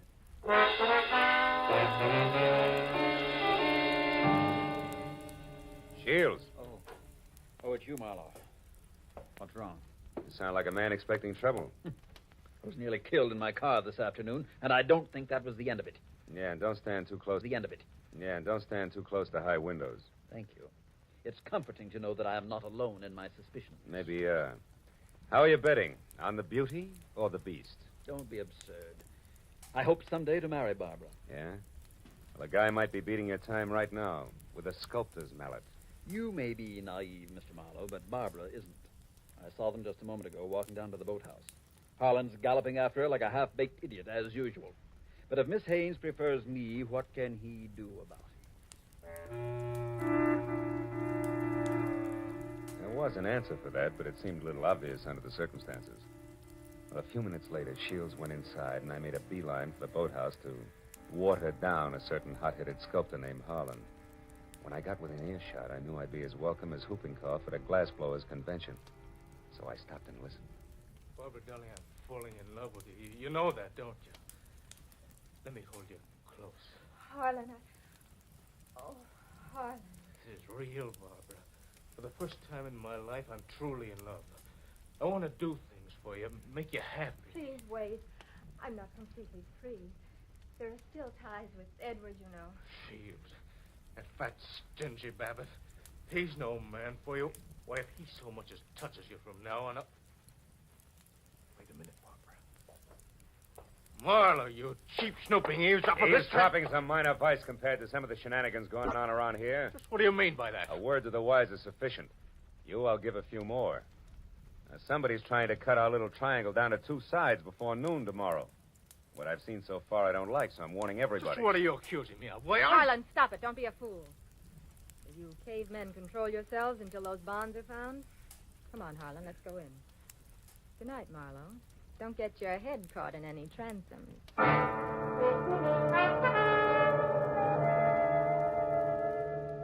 Deciding sleep wouldn't be very healthy for a man in my position, I decided to sit up that night. And it was about 2 o'clock when I looked out the window and saw something mighty interesting. A light was moving on the other island opposite us. I got hold of Jumbo and we went over there as fast as we could.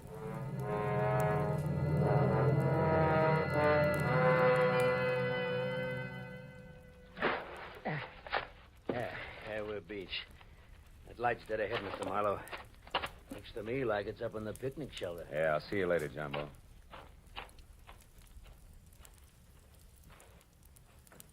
Who's there? Guess who? Oh, Marlowe. I didn't hear you come up. The wind's too strong, I guess. I'm glad to see you. Spooky here all alone. Oh, sure. What's the idea? Decide to do a little freelance prospecting? No, that's right. Bernice Mayhew loved this spot, and I had a hunch she hid the bonds here in the base of this table. Oh, I guess I was wrong.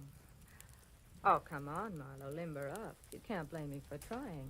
Listen, beautiful, don't flap your eyelashes at me. I can't see anything but double crosses right now. All right, if you've had your fun, let's go back to the lodge, Don't huh? be that way, Phil. Phil, the sun will be coming up in 2 or 3 hours. Why not wait for it here with me? Barbara, baby, don't burn up too many calories with that routine. Because I only keep 1/3 of the map on me. You think you're so smart. Bright ideas hatch in that cute little brain of yours, too. Now let's... Oh, comes the gun with a pearl handle, no less. Stay away from me, Marlowe. Over there. Hey, what's going on here, Eddie? Jumbo! Look out, Jumbo! Jumbo stepped into the light and Barbara turned. I made a swipe at her gun hand that knocked pistol, purse, and lamp all over the picnic shelter. I found the gun and gave it to Jumbo. Then I started to pick up an assortment of knickknacks that had spilled out of a purse. But I never finished, because one of the items made my eyes pop. It was the monogrammed handkerchief covered with brake fluid that I'd found in Harlan's room. It all made sense now. It tied up everything that I'd suspected right along. Only 2 of my trio had planned to split up the $300,000 worth of bonds from the first. As I ran for the motor launch, I yelled at Jumbo to bring Barbara over in the rowboat. All the way back, I had the panicky feeling that I was probably too late. But when I sneaked in the front door of the lodge, there were still 2 voices, and they came from the open kitchen door. With my hand on my gun, I edged along the wall and peeked in. Shields, you're a fool. Perhaps. But I'm going to kill you and have a perfect case of self-defense. What are you talking about? Your hopelessly framed cousin, Harlan. I ruined the brakes on my own car. I planted your handkerchief, stained with brake fluid, in your room. Marlowe found it. He's convinced that you tried to kill me. He's also convinced that he was brought into this whole thing by coincidence. He doesn't know that he was deliberately involved in our search for the bonds, just so he'd make a reputable witness. You're out of your mind. Not at all. I'm going to kill you and say it was self-defense. Marlowe will testify that you tried to kill me before. What Marlowe's going to do is blow your head off if you don't drop that gun, Shields. Marlowe. Yeah, Marlowe. Who knows he wasn't brought into this thing by coincidence, but has stuck around to see the fireworks and who almost saw them just now. Bill, what's happened? Barbara, couldn't you hold Marlowe on the other island? You Shut up, Shields. Barbara's little mistake was that she should have gotten rid of Holland's handkerchief after she took it out of his room so he wouldn't see it. Barbara, I don't understand. You planned all this with Shields against me? Well, I did in the beginning, Harlan, but I changed my mind when I fell in love with you. I let Marlowe find the handkerchief in my purse. I wanted him to stop Edward. Oh, darling, don't you see... Come on, Miss Bankhead. Cut the dramatics. The show's over. Let's have it straight, huh? All right. We might as well if we're going to find those bonds before it's too late. Edward and I did plan it. We even hired the little man who tried to get the maps from you. And when that didn't work, you planned to get rid of Holland and split the $300,000. So we failed. So what? We're right back where we started. 100,000 apiece. Now let's go find those bonds. Not so fast, beautiful. What happened to Holland just now was a little more serious than a hot foot. It was attempted murder. He can slap you two in the jug this minute if he wants to. But I'll leave it up to him. Okay, Holland, what do you say? It's your move. No. I've got a better idea. Marlowe, 1/3 of that map is mine. Give it to me. Okay. There it is. Harlan, what are you going to do? Harlan, no. Don't burn it. There. Now we all lose. Now none of us will get the bonds. That's probably how Aunt Bernice wanted it anyway.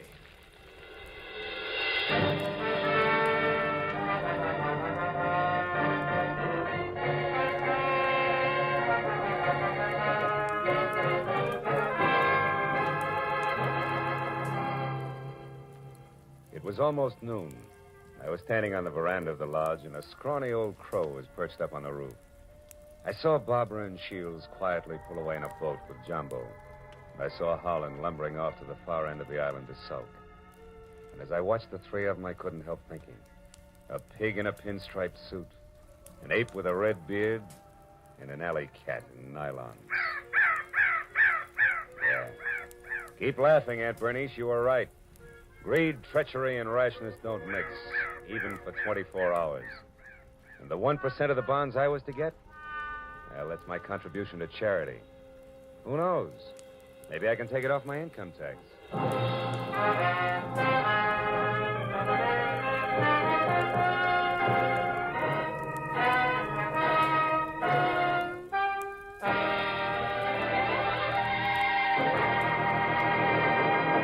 The Adventures of Philip Marlowe, created by Raymond Chandler, stars Gerald Moore and is produced and directed by Norman MacDonald. Featured in tonight's story were Mary Shipp, Parley Bear, Don Diamond, Ted Von Eltz, and Wilms Herbert. The special music was conceived and conducted by Richard O'Run.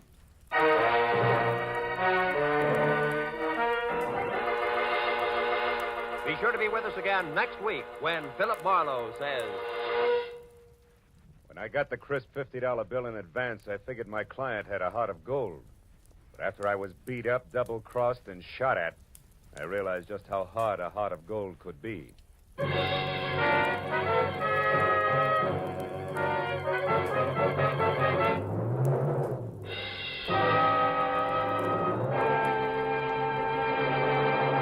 Raymond Chandler, Dashiell Hammett, John Dixon Carr. 3 great names in the world of mystery and thrills. 1 down, 2 to go today on CBS.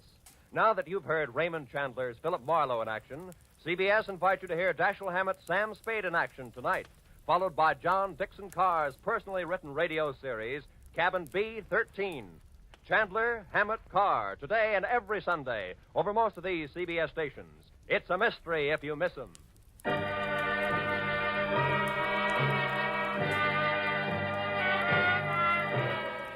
Roy Rowan speaking for CBS, the Columbia Broadcasting System.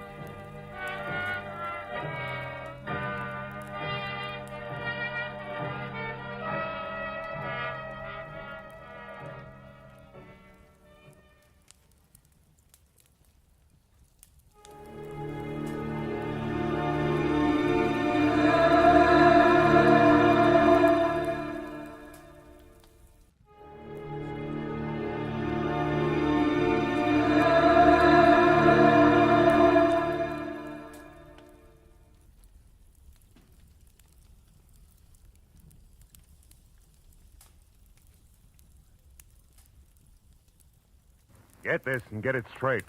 Crime is a sucker's road. And those who travel it wind up in the gut of the prison of the grave. This time, a twisted mind, a hole cut in a wire fence, and a corpse in a storeroom. All added up to freedom. But only for the one who had it coming. From the pen of Raymond Chandler, outstanding author of crime fiction, comes his most famous character in The Adventures of Philip Marlowe.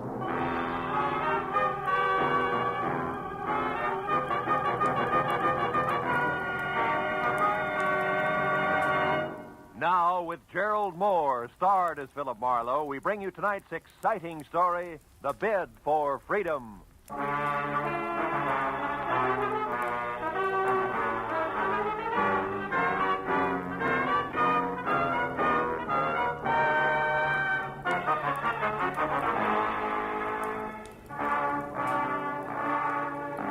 Never fails. When you worry over your bank statement, then hug your office phone from 9 to 5, anxious for business, nothing happens. But the minute you decide you'll get rich another day, chuck the puny balance sheet into a bottom drawer and make plans, you want it. And that was exactly the way it played when at 3 o'clock on the kind of slate-gray afternoon that makes the beckoning Santa Fe Railroad vacation billboards look a little more so. I left a note on my office door and headed outside and across the street for some real Hungarian goulash. Very good today, too. A second after a waiter disappeared into the kitchen with my order, she was standing at my elbow. Not quite young, not quite pretty, not quite blonde. And when she spoke, not quite sure of what she was going to say next. You're Mr. Philip Marlowe, aren't you? I mean, the private detective whose office is across the street? Yeah, that's right. My name is Helen Asher. No? I have to find someone. You do that kind of work, don't you? Finding people, I mean. That all depends, Miss Asher. Who's the person you have to find? Leon Rodell, a friend. Uh-huh. You see, I just got into town. I had his address in my handbag, but I lost it. The handbag, that is. And I don't exactly know which way to Well, turn. just a minute, Miss Asher. Let's take it a step at a time, huh? Here, now sit down. Oh, no. No, thank you. I'm in a hurry, Mr. Marlowe. Leon Rodell isn't listed in the phone book. I've tried that, and I don't know the name of his firm, his business name. He deals in ceramics. Is that all you can tell me? Oh, no. I have something else. It's a name and an address here in Los Angeles. Fortunately, that wasn't in my handbag, but here in my coat. No. No what, Miss Asher? Outside there, on the street. What's on the street? Nothing. Nothing at all. Hey, Excuse me, Miss Asher. Wait a minute.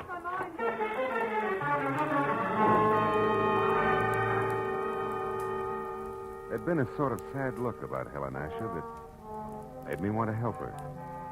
So after an even sadder look at the plate of goulash that was coming toward me from the kitchen, I followed her to the street. Mr. Marlowe, the gold. When I reached the sidewalk, she was across the street in a cab and away. That might have been the end of it if something small and ugly that had been standing just outside the restaurant hadn't turned and moved into the alley alongside the building. On a hunch that he'd had something to do with the sudden exit of Miss Asher, I followed him and found him standing next to a line of empty ash cans, calmly lighting a cigarette.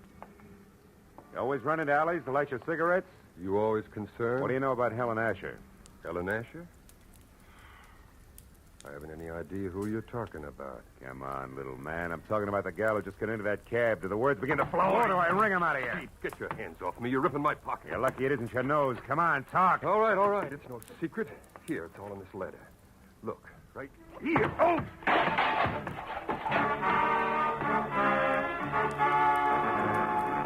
Toe of his sharp-pointed shoes and caught my shin where it really hurt. By the time I was out of the ash cans, back on my feet, I knew the damage had been more to my dignity than anything else. I knew also that the little man was gone, and I had no idea where. I was halfway out toward the street before I realized that I still had the little man's letter clenched in my hand. It was from an Omaha life insurance company and addressed to one Eldon Hook, 31 Marlboro Drive, Sunnydale, California. Sunnydale wasn't just around the corner, but the fear I'd seen in Helen Asher's face, plus a score to settle with Eldon Hook, said the 20-mile drive into the San Fernando Valley was a minor point.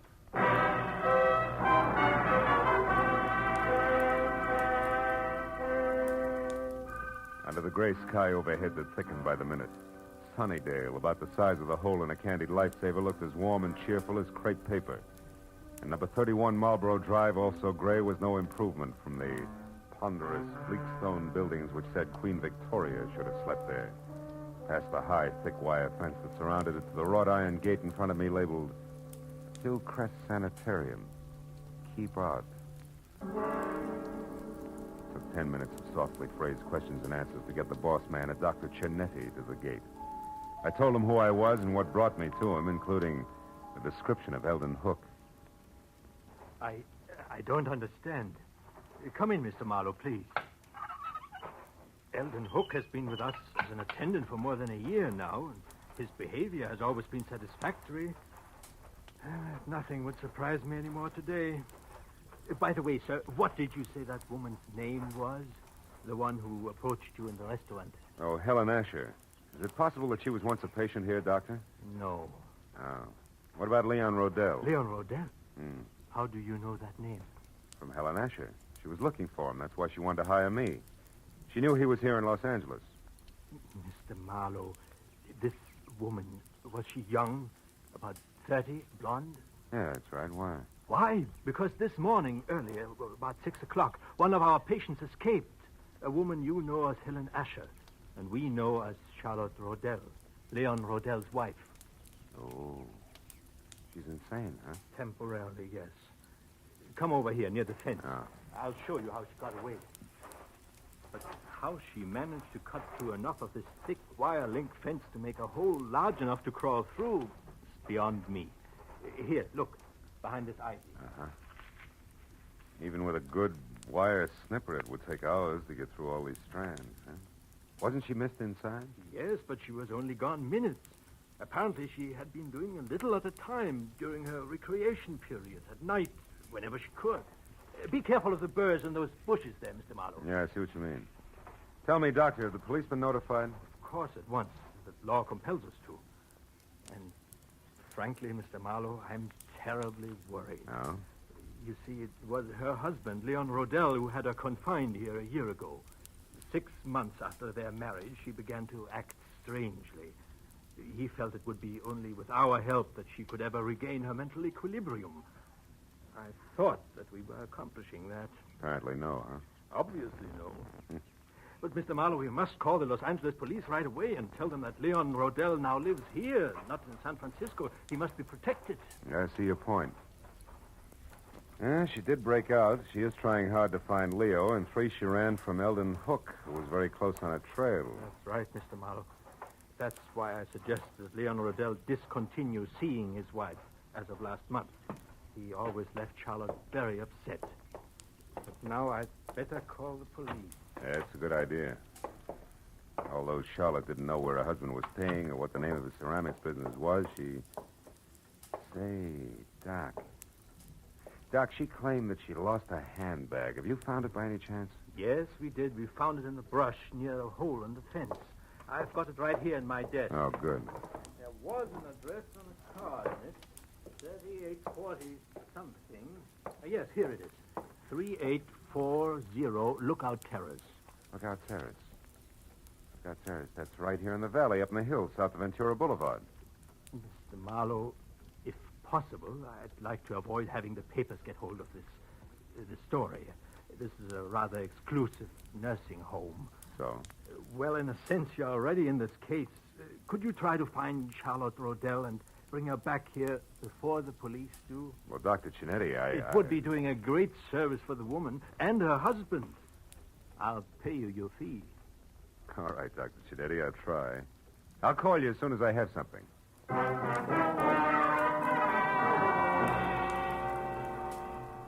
When I first started from Marlborough Drive in Sunnydale, it had been a combination of interest in a sad-eyed girl and a strong desire to punch Eldon Hook on the nose. Now it was business. It took 20 minutes of fast driving to get over to Lookout Terrace in the hills that separate Hollywood from the San Fernando Valley, and 3840 itself. The house was a squat chunk of overly stuccoed, archaic California architecture at the top of a steep driveway. When I was out of my car and walking toward the front door, everything was black, except tiny pinpoints of light sparkling up from the floor of the valley I just left. Good evening, sir. Hope I didn't startle you, Mr. Rodell. Mr. Rodell? Oh, I know your name. Yes, sir. And I know some other things as well. Like what? Oh, incidental facts. Like, well, it's cold in there. So you haven't been home in hours. And? And the refrigerator's empty, so you're only staying here off and on. Also, the old mail inside, phone bills, etc. They don't have your name with this address. So this is probably a friend's house. Which totals to what? To zero, maybe.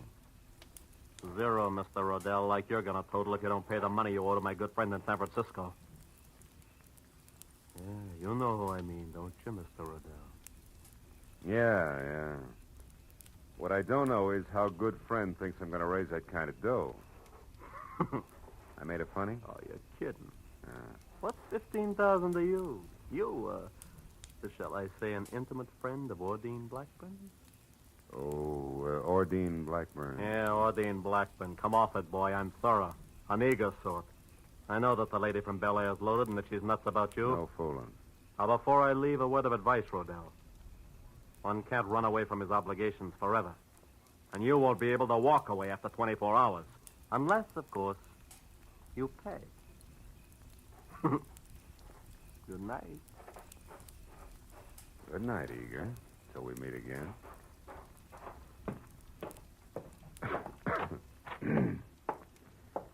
Oh. There'll be some heat in here somewhere.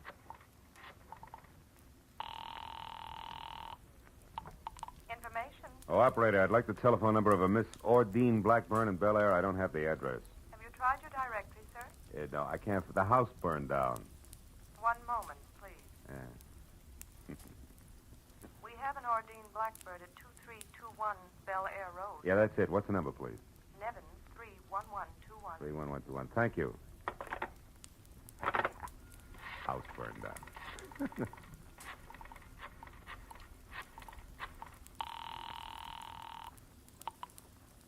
Hello? Hello, Miss Blackburn. Yes, this is she. Miss Blackburn, my name is Philip Marlowe. I'm a private detective who at the moment is anxious to get hold of Leon Rodell. Do you know where he is? Well, yes, I do, but I don't think... Now, please, it's important. Leon Rodell's life is in danger. I want to help him. Leon's life?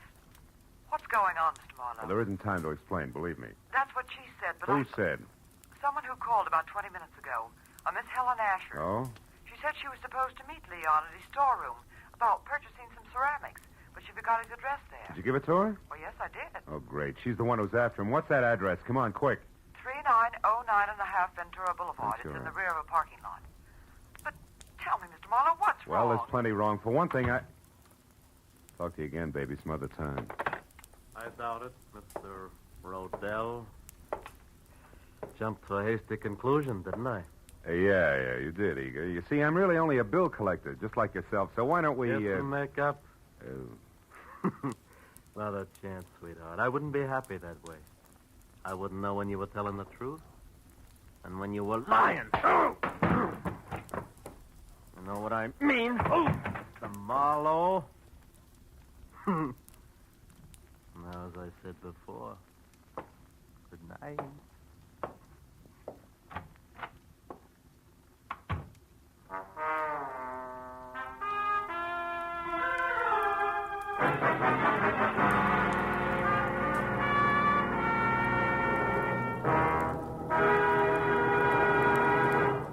In just a moment, the second act of Philip Marlowe. But first, CBS will bring you the earth-shaking premiere of a new opera tomorrow night.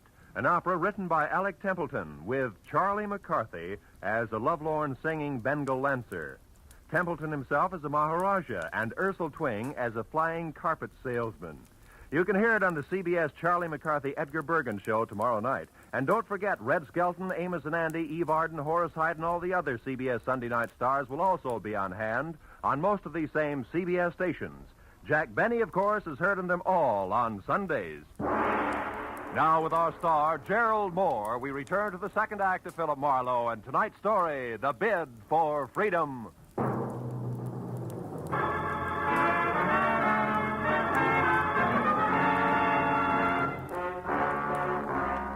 Gun butt I'd been slapped with felt like a log chain. Next time would be different. I waited till Eager drove away and then went out and got in my car and unwound my way down the hill again to Ventura Boulevard. There I turned west and drove out to 3909 and a half. There was a glass and neon super grocery store closed for the night. And the only light showing at Leon Rodell's ceramic outfit trickled out onto the ground in a narrow wedge to what had to be a partly open back door. Then even as I watched it, the wedge danced into a crazy pattern and disappeared. I ran for it and got there just in time to see Charlotte Rodell dart down the alley. A second later, she vanished in the shadowy jumble of backyard buildings. I knew there was no use trying to follow her. Instead, I eased the storeroom door open and looked into a room full of flower pots, lamp bases, and dishes. Nothing moved. Charlotte, I was sure, had a reason for running, so I went in, toward a table in the corner where the only light was burning. I was almost up to it before I saw the reason. Yeah, it was a good one. Eldon Hook, the sanitarium attendant, was on the floor behind the table, his body still trying to arch away from the knife in his back. When I bent over him, he opened his eyes. They were already cloudy. I was close. I found the hole in the fence, and I knew Ordine was... Ordine what, Hook? Who did it? Can you tell me? I never figured on... I left Eldon Hook just as he was. Went to the door that opened to the front of the ceramic shop. A desk was there with a phone on it. I got halfway through the homicide bureau number when a silhouette showed up at the curtains at the front door. I put the phone down, stepped back into the shadows, and waited.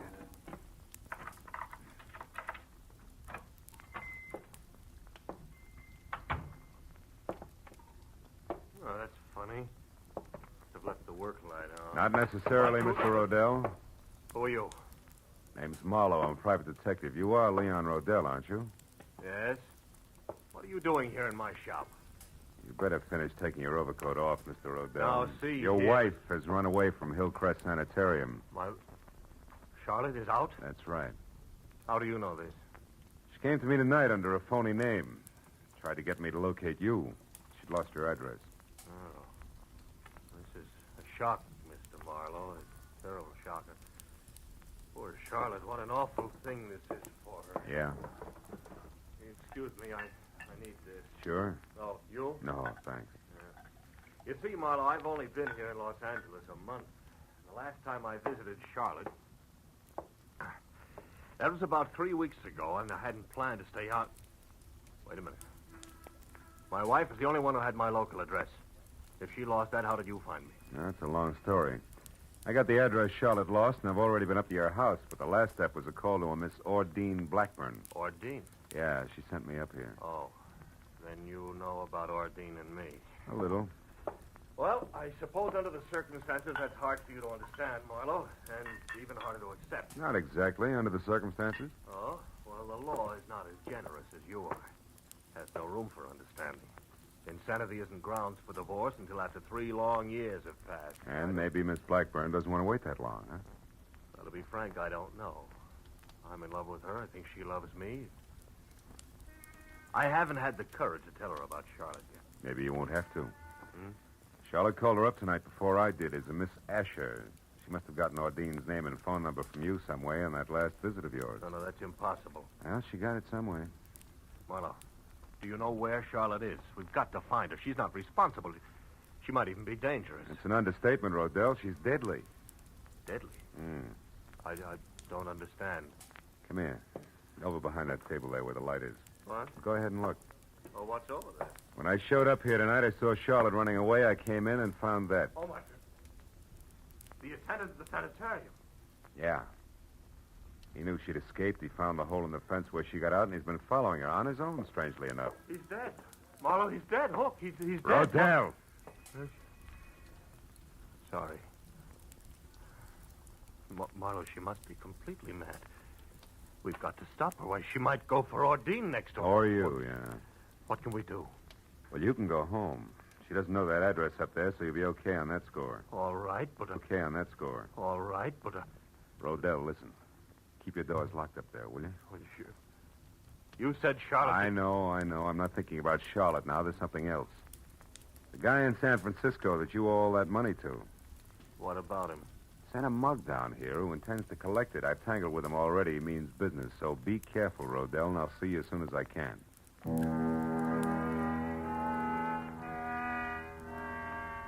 I watched him go out the door limply, his head down. He looked about as tough as a bowl of whipped cream. And I went back to the desk again and saw that he'd left his overcoat where he dropped it on the chair. I called the police, gave him the word on Charlotte, and when that was over, I had to switch on the desk light to check the sanitarium number before I could call Dr. Chinetti. That's when I saw the letter lying on the desk, an important letter. But for one reason only. It was addressed to Leon Rodell at his house on Lookout Terrace. It was an open invitation to anybody who'd come to the shop looking for that particular piece of information. And there was no doubt in my mind that Charlotte had seen it, which made it long past time for me to get up there and on the double. I turned, headed for the door, and stopped all in one motion. The pair of headlights flashed through the windows and then blinked out. I stepped back out of the circle of light from the desk lamp and waited. A second later, the hulk of Mr. Eager filled the open back door. He was still very sure of himself. He took in the storeroom with one long glance and then sidled through the clutter as deftly as a rumba dancer toward the door where the desk and I were waiting. The instant he got within reach, I swung! You again, you dirty lousy... Made your pitch once, big man. Why don't you sit on it? Why, you... And that squares us up for that clip on the chops you gave me. Oh, no. No, not quite, mister. Even Steven now, big man. When he went down that time, he took the chair, Rodell's overcoat, and half the stuff on the desk with him. He was still moving, trying to free himself of the tangle, so I reached for him again, but got only a fistful of the overcoat Rodell had left behind. And suddenly, my hand stung like I'd grabbed the wrong end of a bumblebee. I jerked it back and looked at the palm. Something was stuck to my skin, something I couldn't understand. Until finally realization oozed through the molasses in my brain. I left and ran all the way to my car and almost sprung the frame, twisting up Lookout Terrace.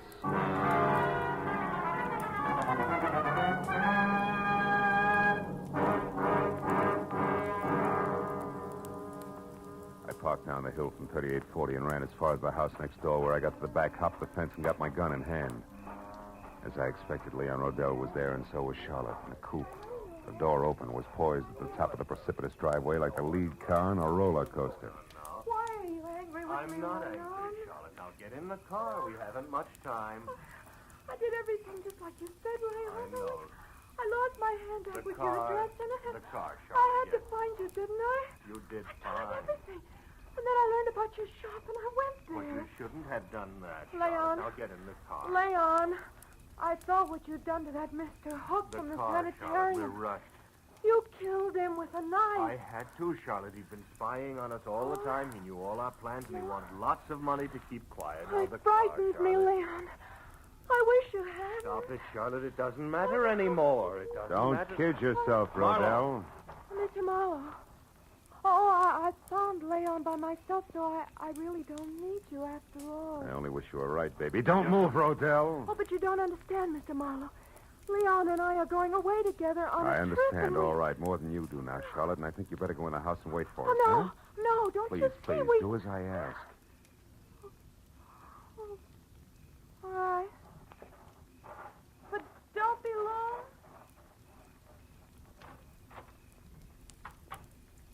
Some trip you had in mind, Rodell. Your wife in this coupe and straight down over the bank, strictly solo. She didn't even suspect. Keep your hands off me. Sure. I'd never get him clean again. It'll give me great satisfaction to drop you with a bullet. And I'll do just that if you take one step before the police get here. So stand still, Rodell. Real still.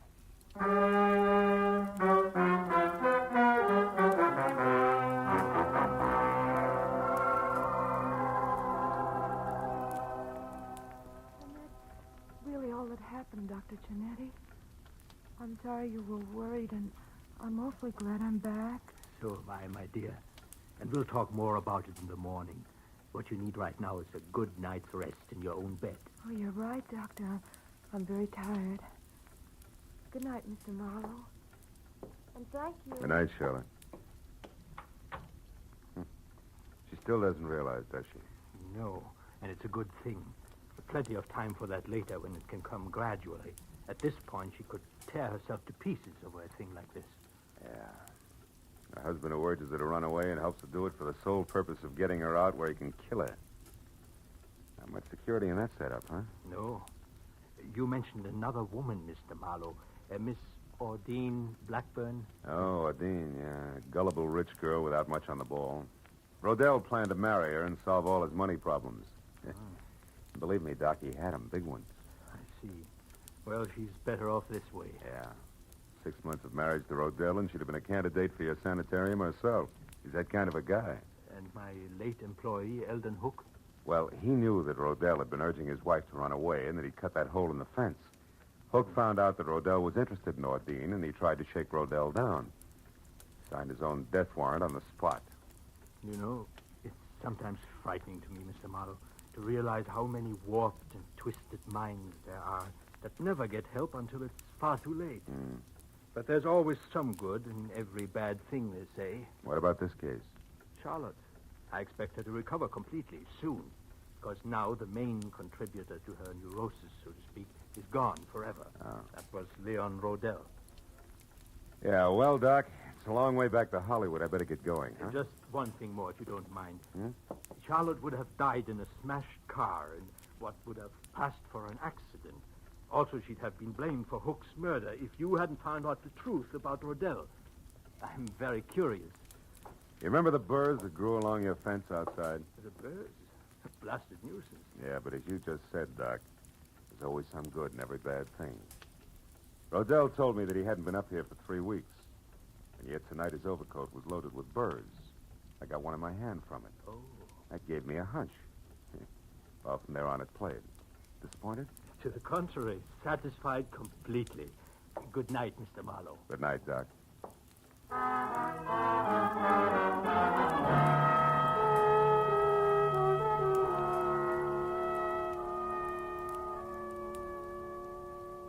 As I left Hillcrest Sanitarium and drove back across the wide, flat San Fernando Valley, dark and quiet in the hour just before dawn, I found myself being grateful for a lot of little, orderly things. Things like the clear white line down the middle of the road, the rhythm of the motor in my car, and the prospect of going home to my own secure apartment. Then I wondered about Charlotte and the sort of nightmare jungle the world must be to a mind twisted suddenly, out of focus, where there is no symmetry or logic. But nightmares can be banished, huh? Fears driven away. And in time, with Dr. Chinetti's help, she'd come out of it all right. But the others like Hook and Rodell, to them, the jungle is home. No nightmare, that. They live in it by choice. Until, one way or another, they're destroyed. Choked to death by the very tangle they hide in. Well, that's fair enough.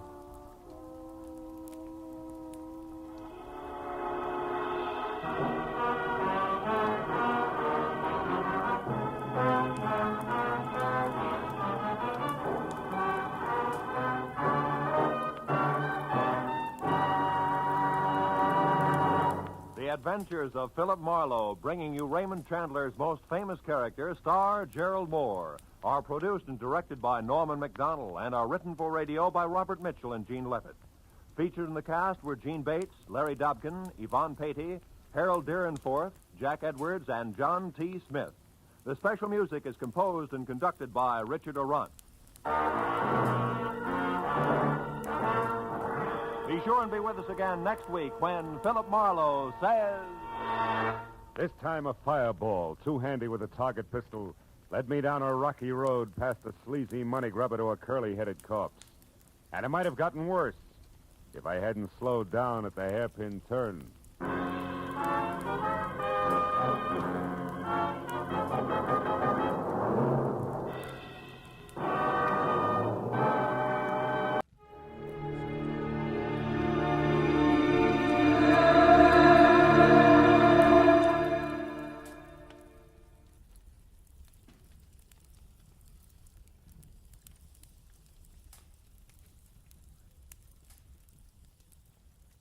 Get this and get it straight. Crime is a sucker's road, and those who travel it wind up in the gutter, the prison, or the grave. This time, everything that happened from the orange-haired man with a map past the oaf with a pitchfork to the body at the covered bridge was wrong. Dead wrong. From the pen of Raymond Chandler, outstanding author of crime fiction, comes his most famous character in The Adventures of Philip Marlowe.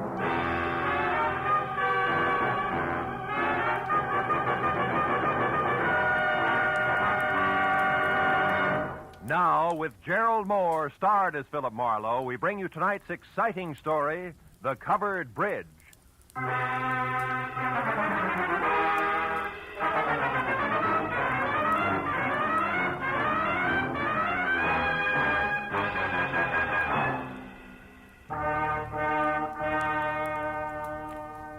You know, every once in a while, into the life of one Philip Marlowe, a little peace and quiet must fall. A day marked by neither murder nor mayhem. No phone calls. Just nothing. I was just beginning to like it, too, when the door opened and a head full of slick orange hair walked in. It was on a man wearing a new flannel suit, a hand-painted tie, and a reckless grin. He shoved the telephone out of his way, sat down on the corner of my desk, and sized me up with a pair of careful gray eyes. Got a proposition for you, laddie. Tell me about it. Let you know if I'm interested. You should be. There's good money in it. It's not always the answer. Go ahead. You got a good car? Good enough. I don't keep it in the office. You like Mexico? Look, is this a social call or a quiz program? Well, this is business. I asked you a question. Yeah, I like Mexico. I don't like you. Oh, that's good, because you're going to drive a couple of friends of me down there. Name your price. Not interested. $1,000? Not interested. That's too bad. Would have been nicer to work this out without a gun. Listen, you two-bit Talk jerk. easy, laddie. This gun is bigger than both of us. Now, you're going to drive across the Mexican border tonight with 3 passengers. And there won't be any difficult questions, because you are the well-known Senor Philip Marlowe, a respectable private detective. Somewhere below the border, your fellow travelers will catch a boat. But this you don't have to worry about. Now, look, just a minute. Look, laddie, I came to you for several reasons, one of which is that you're smart enough to know when to quit fighting the problem. You got to make a stop first, so let's go. And leave your artillery in the drawer. Come on. Yeah, sure. Since I'm now an old pal of yours, what do I call you? You pick it. Believe me, you won't like it. How about George? You like George? Not particularly. Good. Just call me George. Let's go, Marlowe.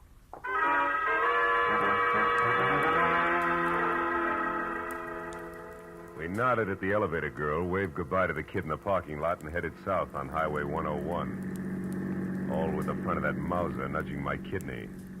It was screwy, but I was on my way to Mexico. Don't get ambitious, Marlowe. Not too fast, not too slow. Just keep it rolling nice and steady. I did what I was told and watched for a break. For every foot of 100 miles down the coast. At Oceanside, we cut inland past Escondido and up into the citrus country. Once he dug a little map from his pocket and studied it while we headed into the hills where farms were farther apart. George was busy looking for a turnoff when my chance came, and it came fast. My foot slammed down hard on the brake. George's head smacked the windshield, and the gun slipped out of his hand. I dropped 2 wheels in the ditch, but I got the gun. He took one look, then jumped out and ran in a low crouch for the back of the car. Before I could follow him, I heard the truck coming. It was a big 2-section job rolling fast. It topped the rise just as George pivoted toward the road. The truck driver must have seen him just as he hit it. But the air brakes locked on all 26 wheels at the same time. I ran to where George lay like a discarded doll at the side of the road. The truck driver was out of his cab before it stopped rolling. I didn't see him. I come over the rise there. I didn't see him. Take it easy. Honest, I didn't see him. Is he all right? He ain't dead, is he? No, he isn't. He won't be walking much anymore. It wasn't my fault, Mr. Honest. I know it wasn't. Get hold of yourself. Gosh, what should we do? I want you to drive to the nearest phone and get the police and then come back. Here's my card. Give it to the troopers. Tell them they can reach me at my office. Yeah, what are you going to do? If I can figure out how to read this map of his, I'm going to pay a call on a couple of people who are expecting this guy. Maybe it's just a stubborn streak, but when I'm being used as a patsy, I like to meet the people involved.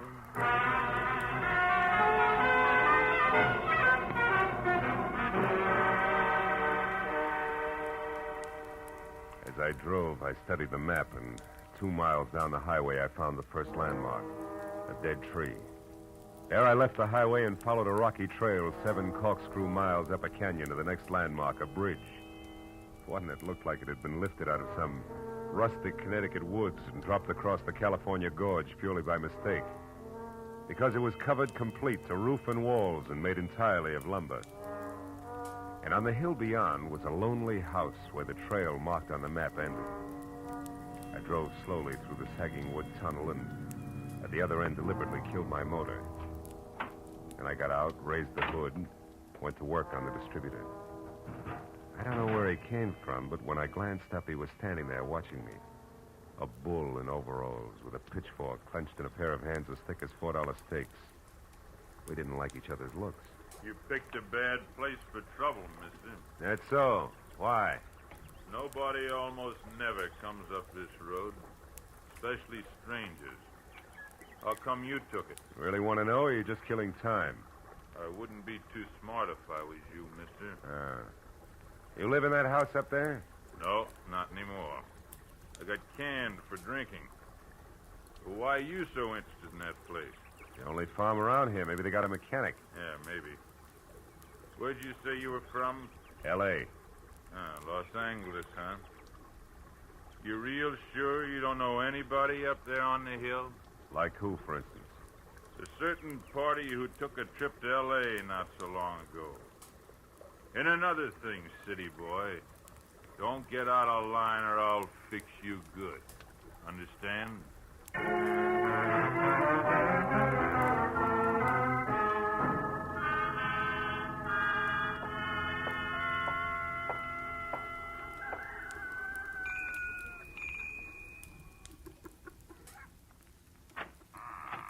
Yes?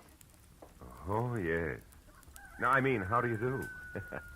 You want something? Yes, my car stalled at the bottom of the hill. Dolly, who is it? Who's there? A man, Uncle Walter. He says his car broke down. What's that? Your car broke down, you say? Yeah, I don't know what went wrong, Mr. My name is Brule, Walter Brule. Oh, I'm glad to know you. I'm Philip Marlowe. What are you doing on this road, Mr. Marlowe? I thought it was a shortcut. Did you? Well, you were wrong. It's a dead end. Oh. Come inside. Thanks. Look, Mr. Brule, I'd like to have somebody who knows motors come down and look at my car, huh? Mm-hmm. All right, when Ed comes in, I guess he could go down with you. Oh, That's my new hired hand, Ed Fry. Oh. I don't know, Uncle Walter. It's getting pretty dark. Yeah, I was thinking the same thing myself.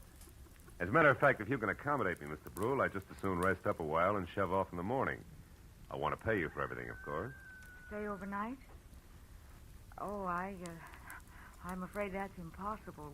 Impossible? Why? What's the matter with you, Dolly? If necessary, I'm sure we can arrange to take care of Mr. Marlowe some way. Well, okay. Yeah, that's better. Now, if you want me, Dolly, I'll be out in the barn. Make yourself comfortable, Mr. Marlowe. Your uncle, huh? He owns this place? That's right. My mother was his favorite sister. Oh.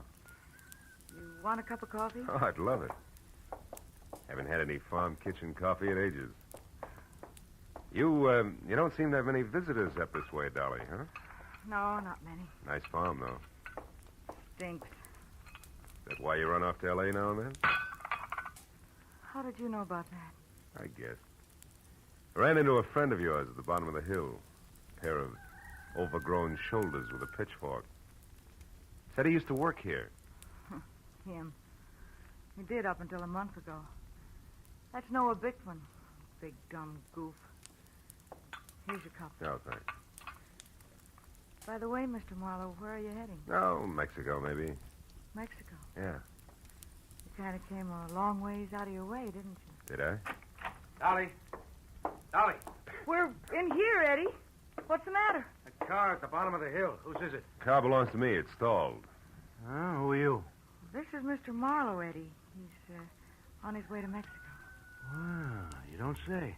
And since his car broke down so late, he may stay all night. Uncle Walter said it'd be all right. Is that a fact? I'll Go get some blankets, Eddie, so you can take them up to the spare room for Mr. Marlowe. Okay, Dolly. Mr. Marlowe, huh? Where you from, Mr. Marlowe? L.A. You? Points east. You know, this road don't go to Mexico, Marlowe. In fact, it stops about a mile up the draw here. Kind of funny that you wound up on it, isn't it? I don't see you breaking up over it, Eddie. Don't let my poker face throw you, pal. Traveling alone, are you? I am now. Meaning what? That there's nobody with me. That's simple, isn't it? Not in my book, pal. I might even want you to draw me a picture of that one. Here's the blankets, Eddie. Sheet. Oh, okay, it's fine. Come on upstairs, Marlowe. I'll show you the room. You want me to go with you and make the bed? No, you stay here and put up some more coffee, Dolly. All right. Got a hunch I may want lots of it tonight. Let's go, Marlowe. Right behind you, Eddie. How's the weather been in L.A.? Some might call it hot. Uh-huh. Get the door, will you? Sure.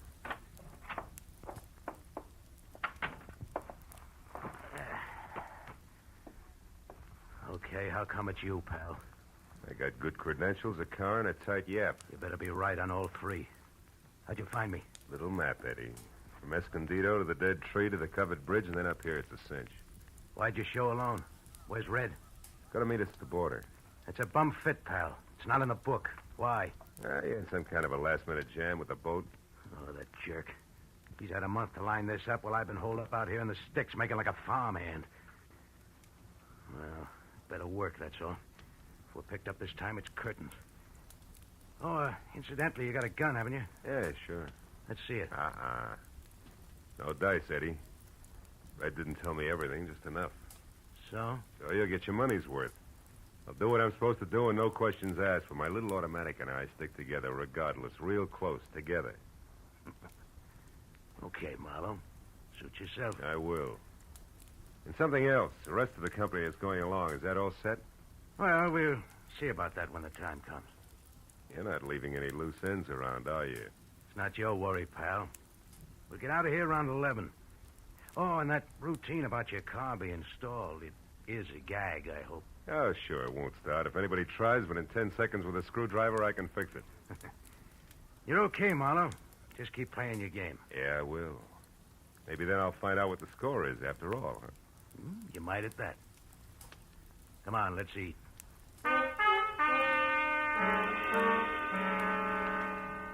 Dinner at the Brule farm was as loaded with gay chatter as a bad case of lockjaw. And when it was over, the participants scattered like everybody else was contagious. I wound up alone in a dark spare room on the second floor, which had one advantage.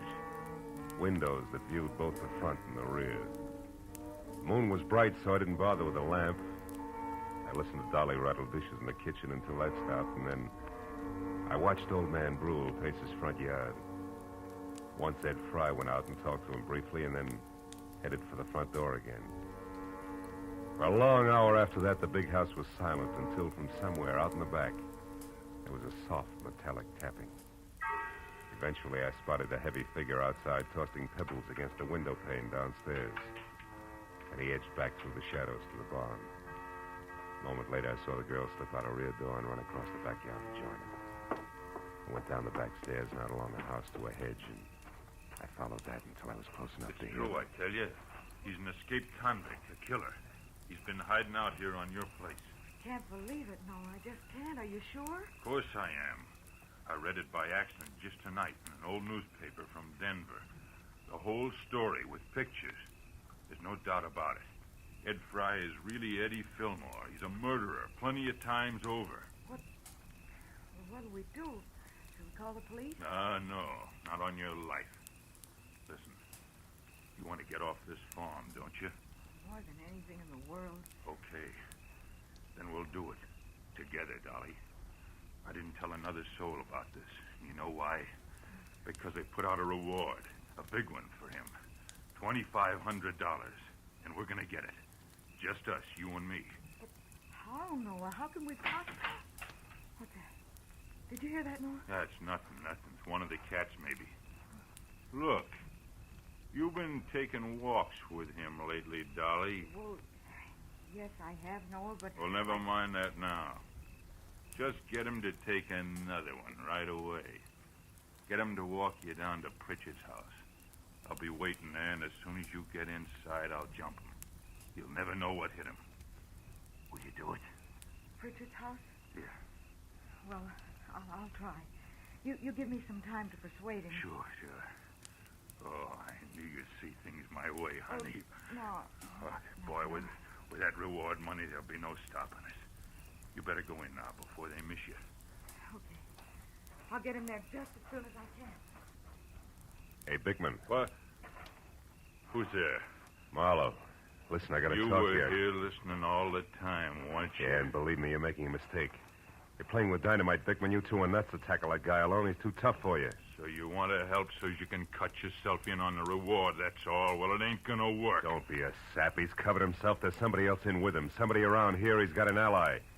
You two try to grab him, and you're going to be in trouble. You're lying. He's been hiding out all alone, and we're going to get him, Dolly and me, by ourselves.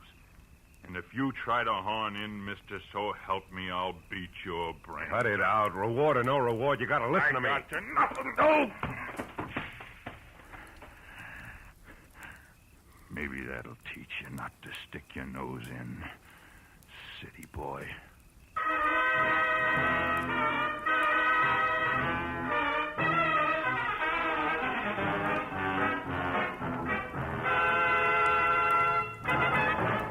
In just a moment, the second act of Philip Marlowe. But first, Fred Allen's first appearance on the CBS Jack Benny Show. Al Jolson sings, but the face is Charlie McCarthy's.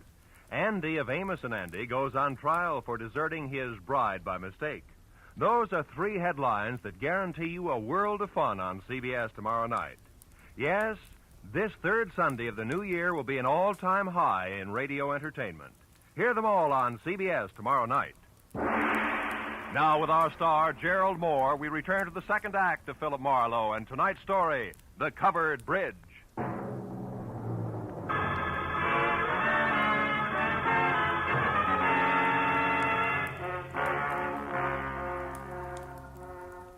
I didn't pass out. But my jaw hurt and my legs moved like they were rubber. Now I had to find the roving Walter Brule because he should know where Pritchard's house was, where the ambitious team of Dolly and Noir might be biting off a lot more than they could chew, healthy 4H teeth notwithstanding. Mr. Brule! Mr. Brule! Yeah? Hello? Who is it? Marlowe! Come here a minute, will you? It's important. Yeah, it's important. What is it, Mr. Marlowe? Sure. Hey, what's this? It's your friend Noah. We had a few words. Noah Bickman? He was no friend of mine. Yeah, he's no friend of mine either. Look, Brule, I'm going to have to trust you. I've got no choice. Bickman found out Ed Fry is really an undesirable named Eddie Fillmore is wanted for the police by murder. Murder? And he wants to trap him for a $2,500 reward that's been posted and didn't want me in the way. No. Now, look. I'm not a passing tourist with motor trouble, but a private detective. Tell me, who is Pritchard and where does he live? Pritchard? Where does he live? Mr. Marlowe, somebody has been making a joke on you. Elihu Pritchard died 20 years ago. He lived right in this house where I do today. This is Pritchard's house here? Oh, Pritchard's house? No. That is down the road near your car. The covered bridge. That is Pritchard's house. The bridge? Yeah, you see, Elihu Pritchard was from New England, and he had a covered bridge on his farm there, so he wanted one here. He built it himself day by day, a board here, a nail there. Oh, and since he spent so much time at it, people call the bridge his house. Is that it? Yeah, exactly. But then, why is it important? Because of a meeting, Mr. Brule, a get-together that I don't think is going to be on the quiet side. Let me borrow your flashlight, will you? Sure. Now get back inside and call the police. But what are you going to do? Reinforce the reward, happy sweethearts, and keep an eye out for someone I haven't met yet. The third party Eddie Fillmore plans to tour Mexico with.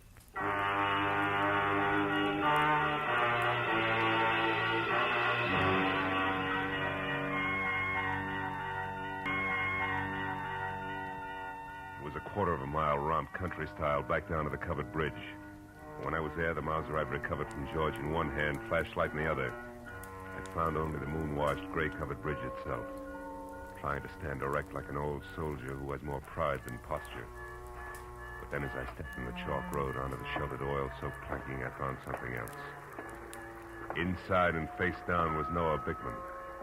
And lying nearby, the red-stained, icy fingers of the pitchfork that had killed him. I started to move closer.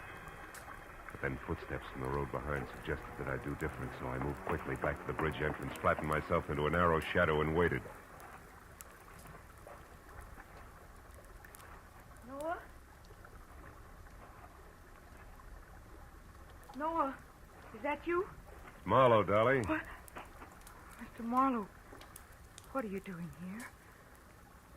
Why are you down at the bridge at this hour? Where's Noah? He's dead, Dolly.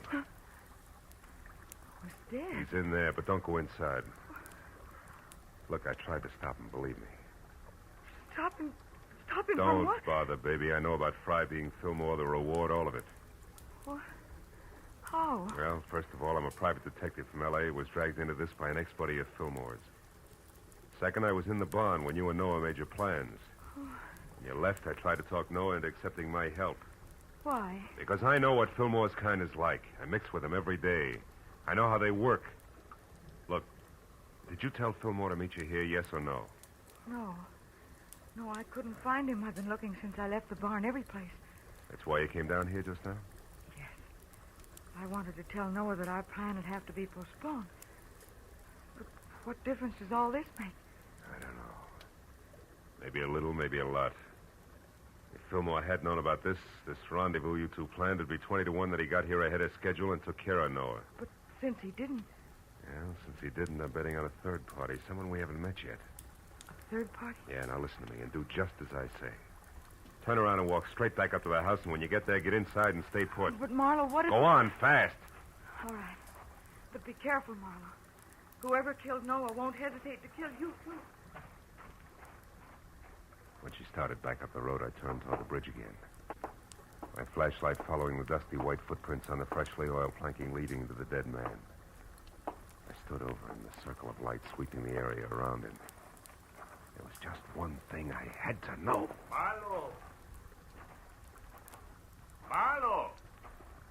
It's me, Walter Bull. What are you doing down here? Well, I thought you might need help, so after I called the police, I got my rifle and came down here, and I... Yeah, he's dead. The prongs on that fork went right through him. How terrible. Yeah. Look, Brule, was this planking freshly oiled today? Yeah? Why?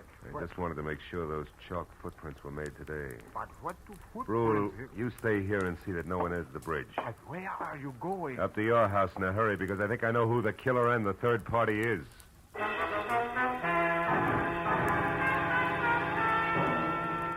With city-bred legs and smog-fed lungs, I made it up to the house in record time. But as I reached for the front door, I knew that time hadn't been quite good enough. The shot had come from somewhere in the house, and by the time I reached the living room, I knew I was too late to do any good. In a chair at the far side of the room, Dolly was slouched down, a surprised expression on her face, while her hands tried to hold back a small stain of blood oozing through her blouse. Little frightened words whispered out of her mouth. You shouldn't have done it, Eddie. Stand where you are, Marlowe. She had it coming to her, the two-timing louse. Eddie, I'm trying to tell you. You don't understand. I understand plenty, you no good little... Eddie. I was in the barn, heard the whole thing. You and that Bickman planning a switch with me out. No, you're wrong, Eddie. Tell it. Dolly didn't try to double-cross you, Eddie. She only pretended to so she could set Noah Bickman up and kill him. That's what she did. No, you're a liar. True. That's what I tried to... Eddie. I don't believe it.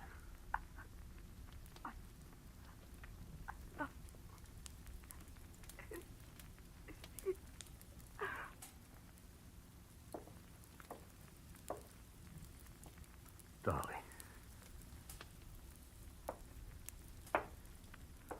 Is that true, Marlowe? She didn't cross me. She was trying to help me. That's right, Fillmore. Bickman found out who you were and wanted the $2,500 you were worth, dead or alive. Dolly had to play him along for your sake. Should have listened to her. I should have listened.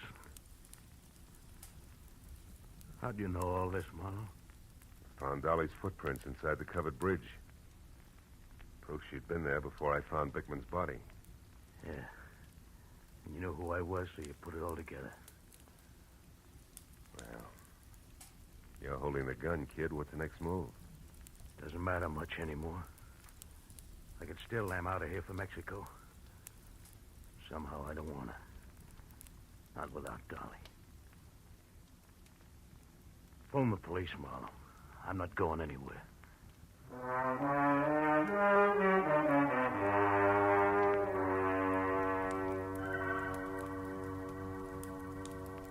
It was several hours before the county police and Eddie Fillmore had gone. Walter Brule and I sat at the long wooden table watching the light from the fire dance across the hanging skillets and pans by the grate. And nobody said anything for a long time.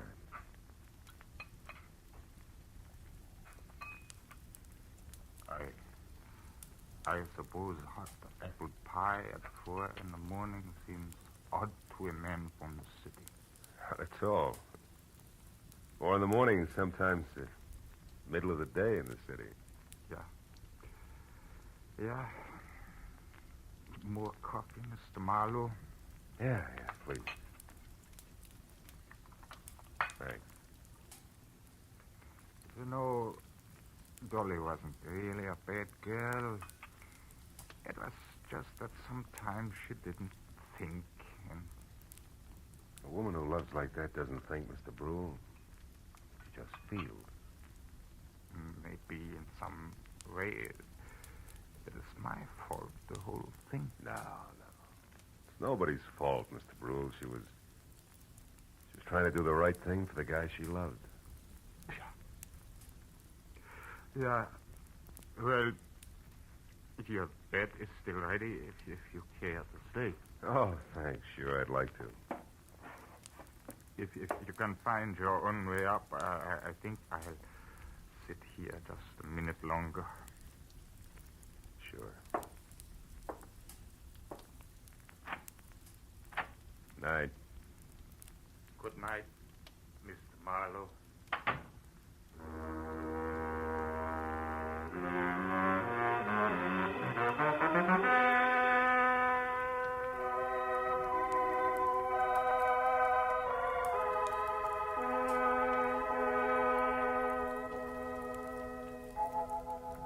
As I sat looking out over the starlit countryside, I thought of all the great love stories written about the good people who love, live, and suffer.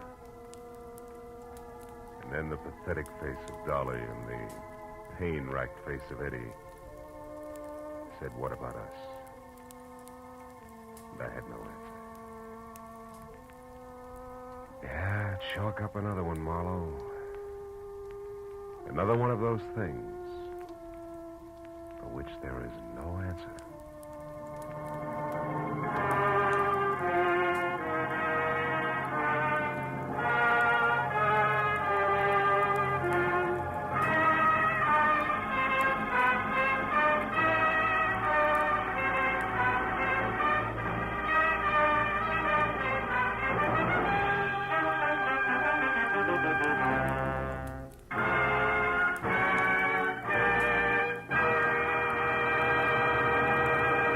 The Adventures of Philip Marlowe, bringing you Raymond Chandler's most famous character, star Gerald Moore, are produced and directed by Norman McDonnell and are written for radio by Robert Mitchell and Gene Levitt.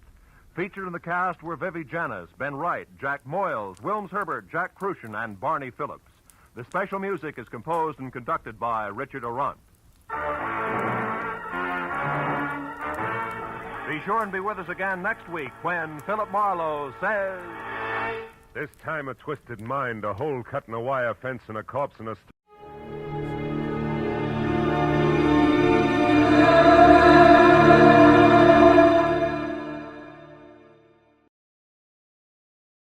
Dragnet. It was Saturday, November 23rd. It was warm in Los Angeles. We were working the night watch out of homicide detail. My partner's Ben Romero. Boss is Blaine Steed, captain of homicide. My name's Friday. It was 6:35 p.m. when we got to the corner of Western and Lexington, a Western fur shop. Hi, Brennan. Hi. What happened, Frank? The owner's been shot. His name's Albert Kreiber. Yeah? Who is that? Mrs. Kreiber. Haven't been able to get anything out of her. Where's the body? In the back. Munkers is back there. Did you call the lab? Yeah. Jones on his way. Photographer and fingerprint men with him. All right, let's take a look. Nothing seems to be messed up. Back room is. It was a small shop. A couple of fur coats on dummies on one side of the store, and on the other, a tall glass case holding about 15 more. Mrs. Kreiber sat on a straight-back chair staring at the floor. We went through the curtains into the back room of the store. Sprawled out on the floor at the far end of the room was the body of a man. He had a fur coat gripped in one hand. Sergeant Moncrief from Hollywood Division was standing by. What do you figure, Mom? Looks like a couple of hours. Did you call the coroner? Yeah. How long you been here, Monk? Just a couple of minutes. You think Miss Kreiber moved anything here? I don't think so. She was sitting in that chair when we got here. I don't think she's moved except to call in. Did she put in a call? Yeah. Empty shells on the floor. You got a pencil? Yeah. Yeah, 32. Yeah. You think robbery? I don't know. Let's talk to the wife. Wait a minute. Bottle here. Yeah, Sierra Valley Wine Company. World's finest muscatel. 27 cents a pint. Nobody touched this, did they? No, well, I've been here. No. Okay, let's get out front. Anything in the customer files, Brennan? Not so far. You tried to talk to Miss Kreiber again? No, pretty bad. Well, let's give it a try. Miss Kreiber? I'm Sergeant Friday. This is Sergeant Romero. We'd like to talk to you if we could. We know how you must feel, but there are a few questions that we have to ask you. Did you telephone the police? We have to know how it happened, Miss Kreiber. Miss Kreiber? Mm-hmm. Can you tell us what happened? Who is it? What do you want? We're police officers. Oh. Albert. Albert's dead. Albert! Albert! Someone call the police? Miss Kreiber, we are the police. My husband's been murdered. He's dead. Albert. We better leave her.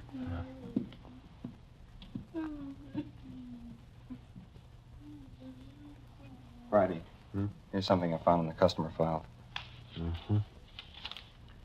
Miss Terry Shepard, 10113 Normandy, apartment 3. What about it?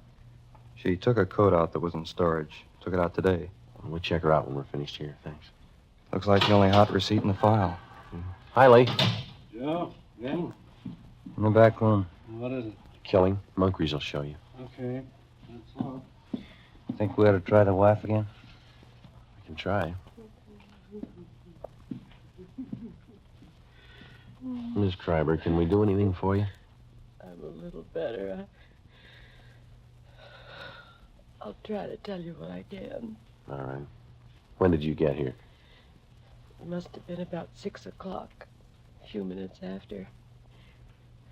I came to take him home. Any customers around? No, the store was empty. I stood here for a few minutes waiting, and I went in the back and... You're silent. Is the front door open? No. Yes, the front door? Yes, ma'am. The front. Yes, open. Did you telephone the police? I think I did. Did you come here to pick him up? No. No, usually he drives home himself. I came down on the streetcar to ride home with him. What kind of a car do you have? An Oldsmobile. 1939 or 40, I guess it is. Where does he usually park? in the rear of the store. This little place back I'll take a look. All right. Where is your home? 3412 Northwestern. I thought there was something wrong when I got a telegram from him. He said not to come down tonight. He said he'd be home late. What time was that? About 4 o'clock. Oh, I'm all mixed up. I haven't told it to you as I remember it. First I telephoned here to the shop. That was this afternoon? Yes, 3:30. I'm sure of that because I made some other calls. I spoke to Albert. He didn't say he was going to be late. Then at 4 o'clock, I received the telegram. Do you have that with you?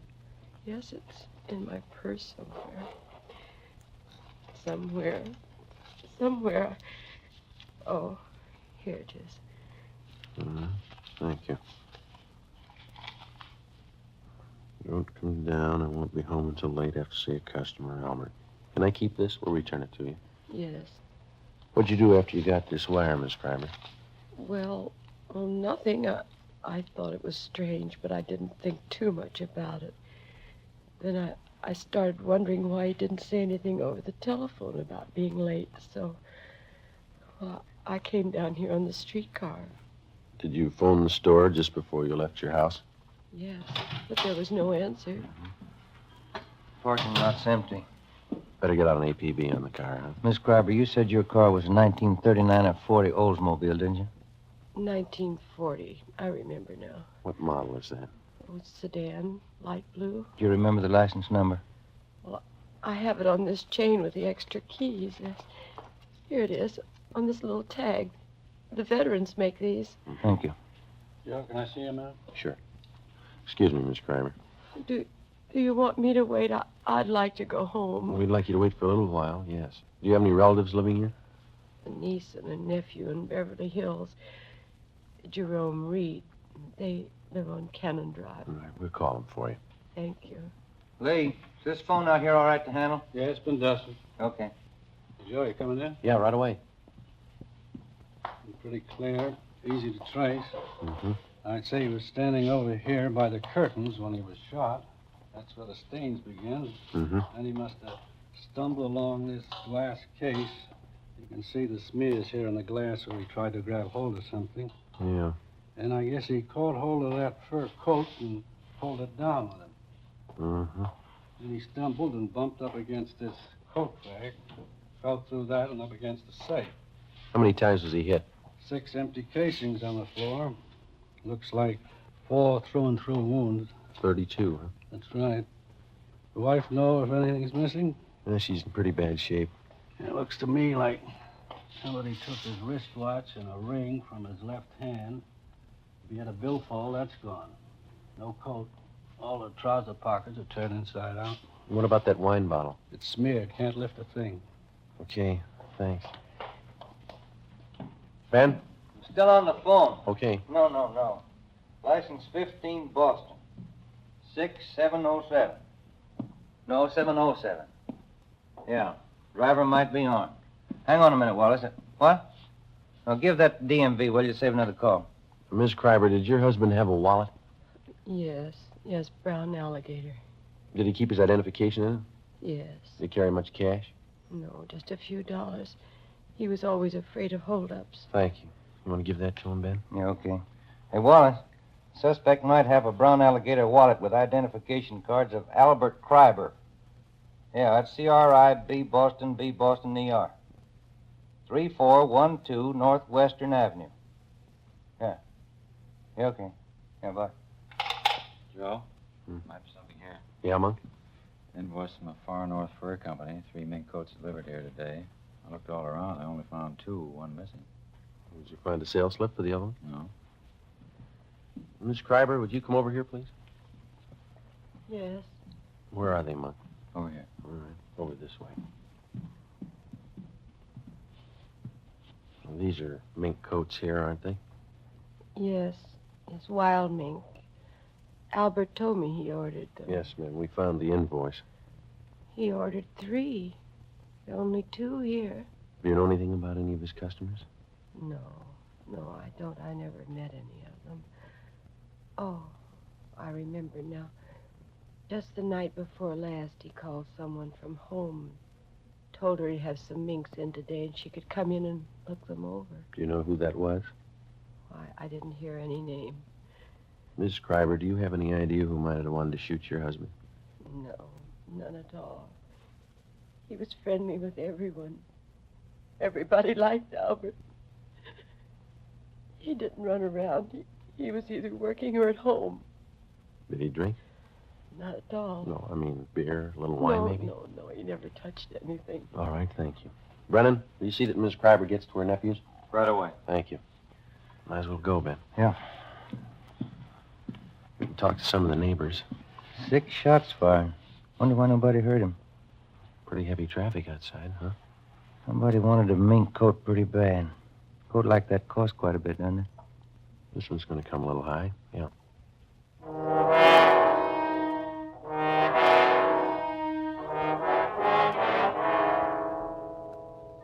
"7:05 p.m. Most of the stores along the street were closed, but a small shoe repair shop across the street was open, so we went over there. On the window was one word, Pete's, and a picture of a shoe. Sitting in the window was a small, dark man wearing a leather apron. He was working on a pair of shoes. Hello. We're police officers. I see you drive up across the street. Are you Pete? Sure. What happens to Mr. Kreiber? He's robbed? No, he was killed. No. Shot? I do not hear anything. Have you been sitting in your window all afternoon? Oh, most all the time. You see, I have machinery here. I advertise that way. People watch me. Mm-hmm. Do you remember seeing anybody going into Mr. Kreiber's this afternoon? 2, 3 long black cars. Uh-huh. Anybody else? Some. Were they women? Officer, they are all women. I see. Did any of them walk out with a new fur coat? They're all done. I do not see all of them, I guess, but I see 2. Can you describe them? One beautiful young girl, tall, red hair. She walk out with big package. What time was that? 3, 4 o'clock. The second woman is about the same time. Funny thing. I do not see the bottle, but Benny from liquor store on corner tell me the second one, the blonde. She buys bottle wine. Did he tell you what kind? No. Reason I remember, I laugh when he tell me. I go over to Benny's for a can of beer. He tells me she buys cheap wine, walks out of Kreiber's with new fur coat. Me, I spend $5 for good wine, and my wife has no fur coat. How old was this blonde? How was she dressed? She's maybe 25. Young, you know, not too young, but young. She has on slacks, gray. Mm-hmm. What kind of a fur coat was she wearing when she came out? Mink. Look from here like mink. I see. Did you notice where she went? The blonde, the gray slacks, mink coat. Yes, turned the corner onto Lexington and she went up the street. Did you see Mr. Kreiber's car drive away? No, he parked in back. I don't see him come in. I don't see him come out. All right. Thanks a lot, Pete. Mm-hmm. You know, officer, that blonde, something wrong there. How do you mean? Well, she has got fur coat, but she drinks wrong wine. I don't understand. Why do you say that? $5,000 coat, 27-cent wine. 7:45 p.m. Ben and I questioned Benny Davis at the Safety Liquor Store. He remembered the blonde and said she bought a bottle of Sierra Valley Muscatel from him between 2:30 and 3 o'clock that afternoon. He'd never seen her before. We contacted communications and gave a description of the blonde to supplement the All Points Bulletin. Then we started checking Western Union offices to find out where Mrs. Kreiber's telegram had been sent from. We finally traced it to the office at Normandy and Hollywood Boulevard. The operator who sent the telegram to Mrs. Kreiber also remembered receiving the call. She told us that the person who phoned in the message was a woman. The time, 3:22 p.m. We asked her to put a tracer on it and told her we'd check back. 8:24 p.m. Ben and I went to 10113 Normandy to talk to Miss Terry Shepard, whose name had appeared in the customer files at the fur store. The receipt showed she'd taken a coat out of storage that afternoon. This is something like the place the wife and I used to live in. Yeah? Same people must have built it. Apartment 3. Miss Terry Shepard. All right, come in. The door's open. Find yourself a seat, Fred. I'll be in a minute. Police officers, Miss Shepard. Oh? What's wrong? We'd like to talk to you. What about? Wonder if you could come out here, please. Well, I just got out of the shower. You'll have to wait a minute. Yeah? Yeah, this place has got the same floor plan as mine. Yeah. Kind of small, isn't it? Not too bad. Wonder what rent she pays. You don't mind if I wear this tubing, do you? My hair's wet. It's all right. We're sorry to bother you. What can I do for you? You got a fur coat, Miss Shepard? Yeah, sure. Wonder if we could see it, please. Sure, but I don't think it'll thrill you. It's only muskrat. I bought it in Pittsburgh. Where is it, in the closet? Yeah. I'll get it. It's down the hallway, first door on the right. I think I know where it is. What's this all about, Lieutenant? What time were you at the Western Fur Shop today? Oh, I'd say 3 o'clock. Why? What'd you do while you were down there? I got my coat out of hock. I had it there during the warm weather. Paid the man, signed something, and he put the coat in a box, and I took it. Mm-hmm.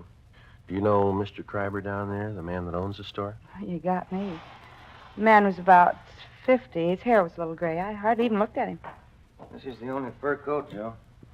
Could have passed for mink when I first bought it. It's pretty sad now, isn't it? Not mink. I'll give that closet the last check. All right. What happened? Did somebody steal a coat? Was anybody else in the store while you were there? Yeah. Yeah, there was another girl there. What was she doing? Nothing, just sitting. Do you remember how she was dressed? Oh, she was wearing a gray suit. Slacks. Blonde. Her face wasn't much, but she had a neat little figure. Do you remember anything else about her? Well, I didn't pay that much attention. Anything else in there, Ben? Not a thing, Joe. Maybe I'd better take this towel off my head. It doesn't look so hot when it's wet, but it's natural. It's natural red. Yeah. Is there anything else that you might be able to tell us? I think that's about all. I gave the man my claim check and the money. And he got the coat and put it in a box and gave me a receipt. Mm-hmm. Nothing else? No. Well, when I got the receipt, I saw the blonde walk over and pick up the telephone. I was just leaving then. Did you hear any of the conversation? She asked for Western Union.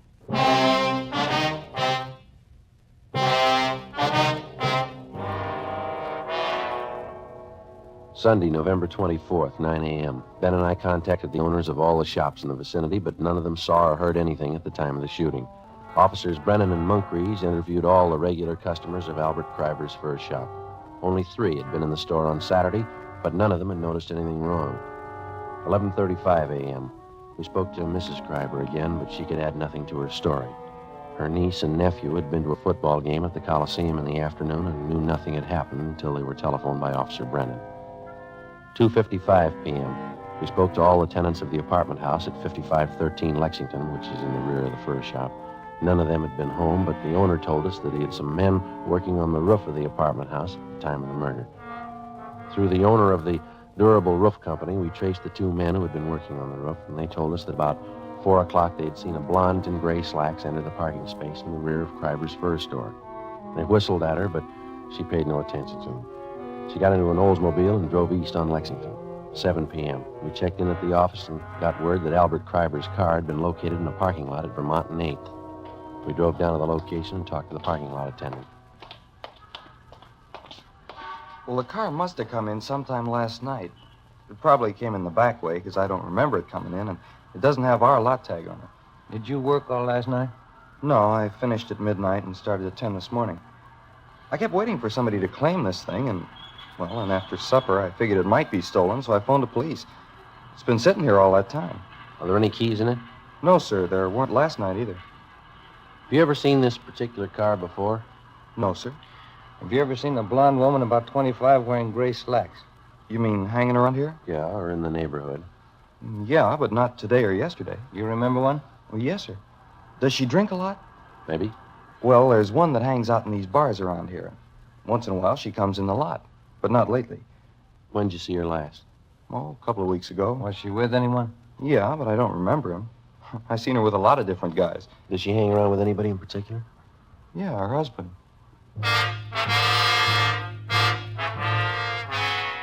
Before leaving the parking lot, we pulled the rotor out of the distributor so that nobody could drive the car away. 8:12 p.m.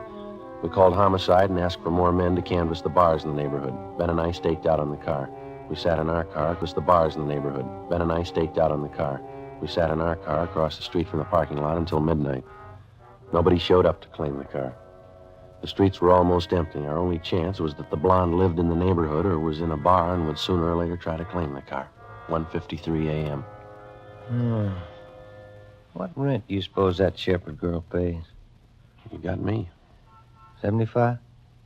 I don't know. I bet I pay more than she does. Is that Moncrief's? Yeah. Hi, Monk. Hi. Let's take a look up the street. See that couple? Where? Coming this way. Blonde, gray slacks, fur coat. She's pretty drunk. Where'd you spot her? Turned the corner from Olympic. They've been looking in parking lots. Monk, there's a rear entrance to this lot off the alley. Do you want to cover that? Yeah. Thank you. You see him all right? That's it. Where'd they walk under that light? Yeah. Pretty drunk. Looks like the same kind of coat, isn't it? Yeah. They're stopping. Looking for another parking lot, I guess. Sierra Valley Wine, world's finest muscatel. And going into the parking lot. She's not carrying a purse. Those coats don't have pockets big enough for a .32 automatic. That stuff sure gets people. All right, let's go. We're getting in Kreiber's car. Look, we can't even find the door. She's helping us. You take the other side of the car, will you? Yeah. Stop pushing me.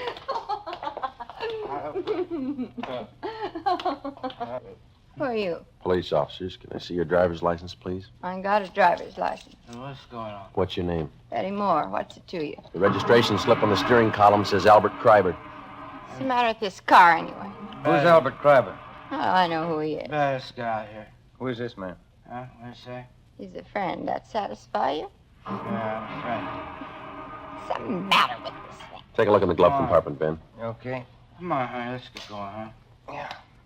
It's locked. What do you want in there for? Let me have those keys. Hey, Here you are, Ben. How about going home? there's nothing in there.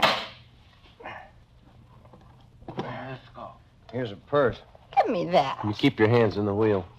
Some gun, .32. It's his. It's empty anyway. What do they There's want? nothing wrong in that. Do you have a permit to carry it? Yeah, I got a permit. Can I see it? I lost it. Give me those You keys. keep your hands on that wheel. Here's a wallet, identification cards, Albert Kreiber. Where'd you get these? I don't know. A man's watch, Albert Kreiber engraved on the back. Who's Albert I Kreiber? don't know. I told you. All right, let's get out of the car. Hey, let me push it. Why didn't that car start? All right, come on. Stand up. You get over there. Where'd you get the fur coat? I bought it. Where? I don't know. Joe, look at her slacks. Wine stains. I spilled wine on them. What kind of wine? Muscatel. Muscatel isn't a red wine, it's a white wine. Who's Albert Kreiber? I don't know. This is his wallet. This is his car. Where'd you get him? I don't know. I don't know. This the gun you shot him with? This the gun you shot him with?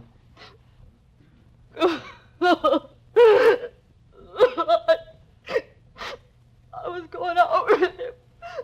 He said he'd give me a fur coat. He promised me a watch, and he never gave me one. And then we sent a telegram to his wife and everything. Said he'd give me a fur coat and take me out. He backed out on me. So you shot him. Sure I did. He promised me the coat. He said I could have any coat in the shop.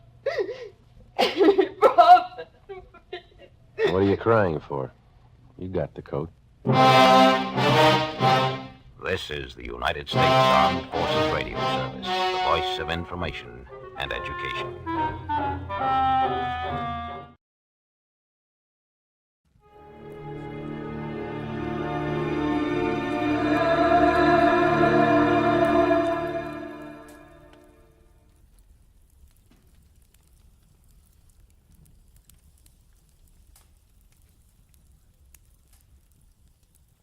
They were born at the same hour on the same day of the same parents, and they were identical in beauty and talent. Only one was deadly, but the other was not. And I couldn't tell which was which until I found a green purse, a fresh corpse, and a pair of dancing hands. From the pen of Raymond Chandler, outstanding author of crime fiction, comes his most famous character as CBS presents The Adventures of Philip Marlowe.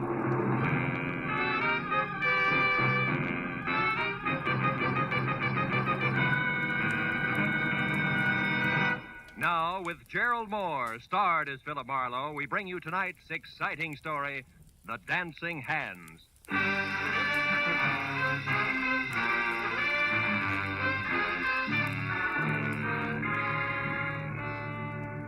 The telegram I found stuck in the mail slot when I got back to my office after a long and roundabout day read. Enclosed, find a $50 money order. I want you to investigate a man. A table is reserved for you at the Saddle Club where I work. Come in time for the second show at 11, important. It was signed Beth Tyler. So at 11:15, with $50 worth of inspiration behind me, I drove over the Cahuenga Freeway and out Ventura to the Saddle Club, which pretended to be Old English by showing its beams through a flagstone facade. I went in the carefully rough-hewn oak door, and even before my eyes became adjusted to the cozy lack of candle power inside, Neil Redmond, owner and operator of the place, glided toward me, sporting his genial host smile, which tonight was even more forced than usual. How are you, Marlowe? It's been a long time. Business a pleasure, Phil. It's always a pleasure to come to the Saddle Club, Neil. I've even got a reservation. You know my food better than that, Marlowe. Uh-huh. Just don't let it get rough, will you? Come on, I'll find your table out front. I want you to see this show.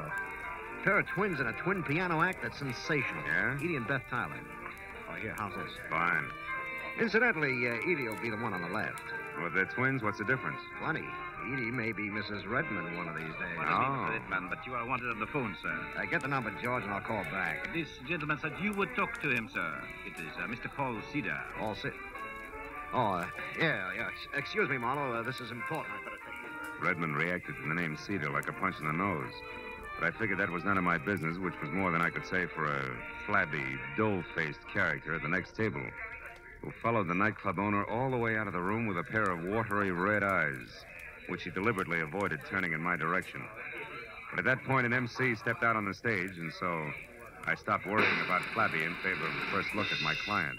The Saddle Club is proud to present its second show of the evening, featuring the incomparable piano stylist Edie and Beth in Dancing Hands. Here they are, ladies and gentlemen. Bring them out. The curtains parted on the stage, set with an oversized full-length mirror, which reflected a grand piano, a black vase of yellow flowers, and a tall brunette with a wry, crisp waistline, who touched up a piled-high hairdo, put on a pair of long black gloves, checked her hemline, and sat down at the piano. And she ran through an involved arpeggio while her reflection in the mirror looked on in admiration. It was an old but cute routine, and the illusion was perfect because the Tyler twins were practically identical. I took another look at Flabby, whose face was pushed up in a nasty leer. He stood up, dropped his cigarette into his drink, and tossed a crumpled bill down on the table, just as the lights went out for the trick part of the act. On the dark stage, two pairs of purple hands danced over two glowing silver keyboards, which would have been good except that the pair of hands on the right, which belonged to Beth, suddenly stopped in midair and hit blue notes like a 9-year-old at her first recital. When the lights came up again, my client's face was as white as Middle Sea, and the flabby character, oozing a victorious smile, was on his way to the door. Well, they wrapped it up fast after that, and Beth ran into the wings, leaving Edie to take the bow alone. The band took over in a hurry and brought things down to normal. So as couples moved down to the dance floor and George the waiter headed to my table, I sat back and waited for that message from my client. Here you are, sir. Compliments of the house. Oh, thanks. Any message with this? No, sir. Just that Mr. Redman had to leave. Oh, thanks, George. I sipped the double scotch and wondered if I should take the initiative and contact my client. When the message I'd been waiting for came, good and loud, I jumped up, shoved my way through the gaping dancers to the dressing room hallway behind the stage. A gang of club personnel was bunched in front of a door, obviously locked, labeled Edie and Beth Tyler. Hey, it was one of the twins, wasn't it? Hey, what's the matter? It's one of the twins. She screamed. We got to get in. That door's locked. Break it down. But Get out of the way. It's Edie. It's Edie. All right, now, wait a minute. Hold it. She's all right. Clear out and give her a chance. Come on. Outside, everybody. Beat it. That means you too. Come on. Out. Here, Miss Tyler, take it easy. You're all right now. Come on, sit down. Tell me what happened. I don't know for sure. I was worried about Beth. I came back and didn't see her anywhere. Then I heard a noise in here. It was dark. I came in and someone grabbed me. A man? Yes. I don't know who it was. Mm-hmm. I screamed. He knocked me down, then locked the door, got out through the window there. Who are you?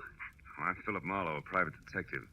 Your sister hired me to investigate a guy. I was to meet her here after your number and find out about it. Any idea what's happened? No, I can't imagine. But, gee, Beth has been terribly upset ever since last night. Oh? What happened last night? Well, for one thing, my purse was stolen. Mm-hmm. But I don't see why that should upset her. Gee, there was nothing in it but $12 and my makeup stuff. Where's Beth now, do you know? No, I haven't seen her since she ran off the stage. I'm not even sure she came in here. No, she was here, all right. She dropped one of her gloves. You're still wearing both of yours. Where do you girls live? Maybe she went home. Well, Beth has a cottage out on Hazeltine, 4179. You don't live together? How come? Well, gee, Mr. Marlowe, just working with Beth is hard enough. She's so sarcastic. Okay, I'll wear my thick skin. One more thing, Miss Tyler. Do you happen to know where Neil went? Neil's gone? Mm-hmm. Gee, that's funny. He always stays till the place closes. Oh, he must be coming right back. I'll take a look. Then I'm going out to see your sister. Sarcasm at all.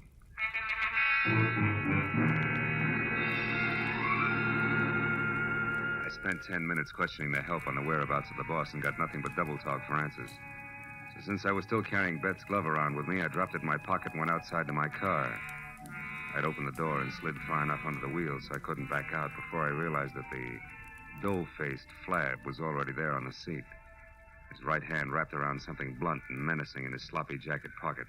You better come on in. What are you doing in my car, blubber boy? Don't get sassy now, mister. And the name is Sippy. That's no improvement, and that's no answer. All right. I saw you inside making with the big talk, so I says to myself, he's an interested party. I should look him up. Maybe we can do business together. All right, stay over there. What kind of business? I'm particular about the gutters I crawl in. It has to do with the twins inside there. You can get in touch with me later for further details. I got an angle, mister. You'll see when I leave. Yeah? When you tried to work that angle, you got to the wrong twin in the dressing room. Do you know that? I don't know what you're talking about. Mm-hmm. Okay, Sippy, where can I reach you? You'll find out if you really know what's up. Don't try to follow me, though. I'll be seeing you. When Sippy slid out of the car and beat it, I made one move after him and then stopped cold. Because lying on the seat where he'd been sitting was a green leather handbag with the name Edie etched on it. I snapped it open. It had been stripped of everything but the scent of Amia and a smudged slip of paper that read, Number 9 Arrow Motel, Lancashire Boulevard. So that was Sippy's address, and he had the stolen purse. But the why of all the commotion over 12 missing bucks was still the number one question mark. And I figured the best place for an answer to it was at Beth Tyler's. So I drove out to Hazeltine. But even before I stopped at number 4179, I heard the piano. I walked to the door and stood there a moment listening. I eased it open, slipped inside. Soft, indirect lighting accented the figure of the girl at the piano. The little waves of iridescent crimson chased themselves over the smooth satin gown as she played. Glossy blue-black hair fell to her shoulders. Beside her, a burning cigarette sent a single plume of smoke into the still air. Just for a moment, I found it difficult to remember that she was my client. Oh? You're looking better, Beth. You're Philip Marlowe, I suppose. Yeah. I dropped by to return your glove, among other things. Just put it there on the table. With the other one. Where did you get it, Marlowe? In your dressing room at the club. Your sister tangled with an unidentified man who was hiding there after you left. While we're on that, why'd you shove off so fast? I was scared. How'd you know I'd find you? You're a detective. Remember? Mm-hmm. Look, if you want to burn up your retainer playing hide and seek, it's your business. Now, who's the guy you want me to check on? The flabby one who made you blow up tonight? Yeah, that's right. Why? Because I think my sweet twin sister is mixed up in something a little more serious than her usual scatterbrain escapades. And the flabby guy is in on it because he has a green purse, right? How did you know that? He left it with me. Name is Sippy. He lives at the Arrow Motel, number 9. Knows something worthwhile about this business, and he's anxious to sell it. All of which puts him a hop, skip, and a jump ahead of your detective. Now tell me, why is everybody, including Neil Redmond, all wound up over one stolen purse? What's it all about, baby? I don't know, baby. Suppose you find out and tell me. Wouldn't have anything to do with the fact that Neil loves your sister and you love Neil, would it? Marlowe, I hired you to investigate a man, not to pry into my personal affairs. You'll get more for your money if you stop holding out on me. It's my money. Besides, I'm not holding out. Believe me. I'll try. Real hard. Well, as soon as I've got something, I'll call you. Where are you going now? My retainer entitles me to know, doesn't it? Yeah, it does. First to the club to find Redmond and get his side of it, and then I'll probably drop in on our chum, Sippy, at the Arrow Motel on Lancashire. Good. I'll, keep a light in the window for you. Oh, sweet. Also keep your door locked. From the inside, baby. As I drove down the dark, winding street toward Ventura Boulevard, I caught a flash in the rearview mirror of a station wagon behind me. It looked like a tail, so I opened up. But it stayed with me. When it swung out into the left lane to pass, it suddenly cut in front of me. I jammed on the brakes as the spotlight slashed at my eyes, and when my front wheel banged against the curb, I was already half out of the car. Stop right where you are, fella. Don't come 1 inch closer, I'll drop you. He switched off the spotlight, and I saw a face the texture of a doormat over an embroidered purple shirt and orange tie. He had hand-tooled, high-heeled boots on and was topped off by a 10-quart cream-colored Stetson. But the doormat face was grim, and the silver-barreled Colt pistol in his hand looked right at home. I followed you up here from the Saddle Club. I don't know what your game is or why you're messing around and what don't concern you, but I aim to find out mighty quick, so start talking. Okay, first I resent being crowded off the road. Second, I resent a spotlight in my face. And third, I don't like pistols pointed at my stomach. So cool off, Jesse James. You're wasting your time and mine. You got it wrong there, friend. Paul Cedar don't waste his time, and you're going to find that out. Paul Cedar, huh? Yeah. Don't tell me you're all excited over a stolen purse with $12 in it. $12? Yeah. Listen, clown, there's 30 grand missing somewhere between Redmond and me, and I'm going to get it. 30,000? Yeah. Redmond's a high roller, and that's okay with me. But he lost it fair and square in my joint over in Nevada, and I've been holding his markers much too long. So if I have to chalk that dough off to experience, it's going to be a pretty unpleasant experience for a certain party. Get me? Yeah, I get you. But you're shoving the wrong way, Longhorn. Somebody's trying to make a fool out of me, bright boy, and I don't stand for that. I'm liable to shove a lot of ways, and hard. So don't get underfoot. You're sure to get stepped on. So long, dude.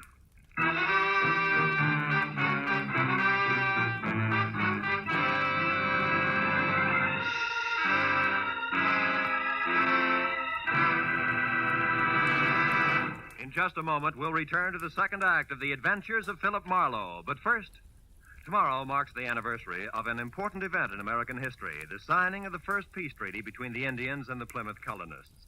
In commemoration of these events, CBS's Sunday night stars, Amos and Andy, will be found with a kingfish burying the hatchet deeper than ever in their hopes and dreams.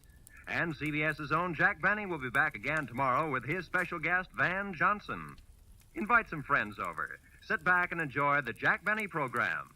You can hear Amos and Andy every Sunday on most of these same CBS network stations, and Jack Benny over them all. Now, with our star, Gerald Moore, we return to the second act of Philip Marlowe and tonight's story, The Dancing Hands.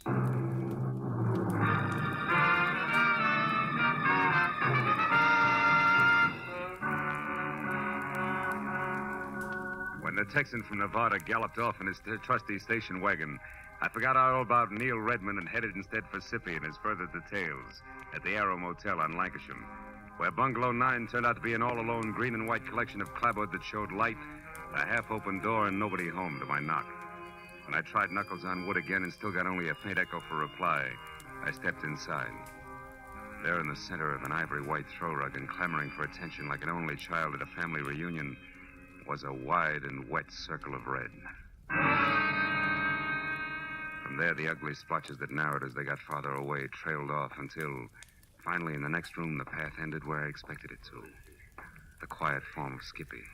sprawled over an upset chair and holding his hands tight against the red on his left side. When I got to him, he was going fast. 30 grand. A lot of dough. Didn't know I was shooting that high. And the twins. One what, Sippy? One of them. Did one of them do this? One. He's dead, isn't he, Marlowe? Yeah. Yeah, Redmond, he's very dead. Oh, no, Marlowe. I only found him a few seconds before you did. Yeah, and the rest of that run, you heard someone coming, you didn't want to be seen, so you ducked back out of sight, huh? I don't buy it, Redmond, because for one thing, it's too pat. For another, how do you explain being here in the first place? Come on, fast. Okay, I'm here because I'm in a nasty jam. Like what? Like $30,000 I've got to pay in the next hour to a guy named Paul Cedar who's running out of patience in a hurry, believe me. About that, I do. I've already met the gentleman. But right now, Redmond, we're talking about Sippy. Okay. Last night I had things to do, so I gave Edie Tyler the money for the payoff to Cedar. A couple of minutes after she stepped out of the club, somebody roughed her up and got away with her purse and the 30 grand. You're a liar, Redmond. Edie herself told me that purse only had $12 in it. How come? Simple like, Marlowe. In my business, you never yell copper too soon or too loud. It doesn't pay. Mm-hmm. Now, look, for the third time, Redmond, you and Sippy, how do you figure? I don't know. He was at the club tonight, acting funny. When he left, I got a glimpse of Edie's green purse sticking out of his topcoat pocket. Later on, I saw him run away from the car near the club, so I followed. I ended up here a couple of minutes behind him, and that, Marlowe, is the truth, I swear. What'd you do at the drop of a... Hey, wait a minute. Look, if you're telling the truth, I begin to get a different picture. And by that, I specifically mean a very talented but very sly dame named Beth Tyler. Oh, no, Marlowe. Why not? Because you love Beth's sister? Face it, Redmond, it doesn't add up any other way. Sippy here couldn't have stolen that purse from Edie. If he did, he'd have taken his dough and blown, not spent his time putting out feelers. But on the other hand, if Sippy happened to see Beth take it from Edie, empty it, and toss it away, we've got another story, right? Ah. Because he wouldn't make a move until he knew how much she had gotten away with. Exactly. But there, he ran into trouble because he was trying to get close to Beth. And in doing that, he got mixed up and went for Edie instead, like tonight at the club. Sure. And the dying man's words just now about one twin. To which you can add the unpleasant fact that I personally ran off at the mouth when I was up at Beth's an hour ago. So she knew where to come for Sippy. Look, Redmond, it's got to run that way. I'm sure of it. Well, maybe you're right, Phil, but right or wrong, I'm still in the jam. So if you don't have any objections, I'm going back to my club now for a last try at raising that money again before Cedar shows. You mean you're going to face him, Neil, with or without her? I've got him, Marlowe. You see, I own a fast club, all right, and I gamble a lot, too. But I don't welch on my markers, no more than I knock over flabby little guys. You know what I mean, Phil? I think so. But don't fold now, Neil, because I might still be lucky enough to catch up to Beth Tyler and your money both before your time runs out. And right now, that means fast to a phone and a call to Edie, who might know which way a runaway twin would head. I'll see you, Neil.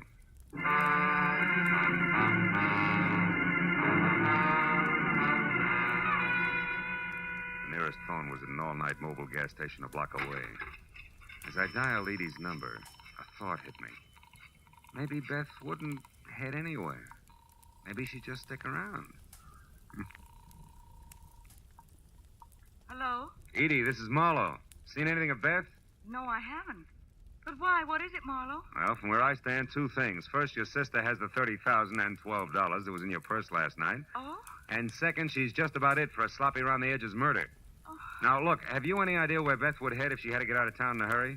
No, I don't, Marlowe. Oh, well, maybe somebody up around her place does. I'll call you later. Marlowe, wait. Are you sold on this? I mean, about the things you said Beth did? Just about, Edie. Beth did? Just about, Edie. But for your sake, let's hope I'm wrong. All the way, honey. Goodbye.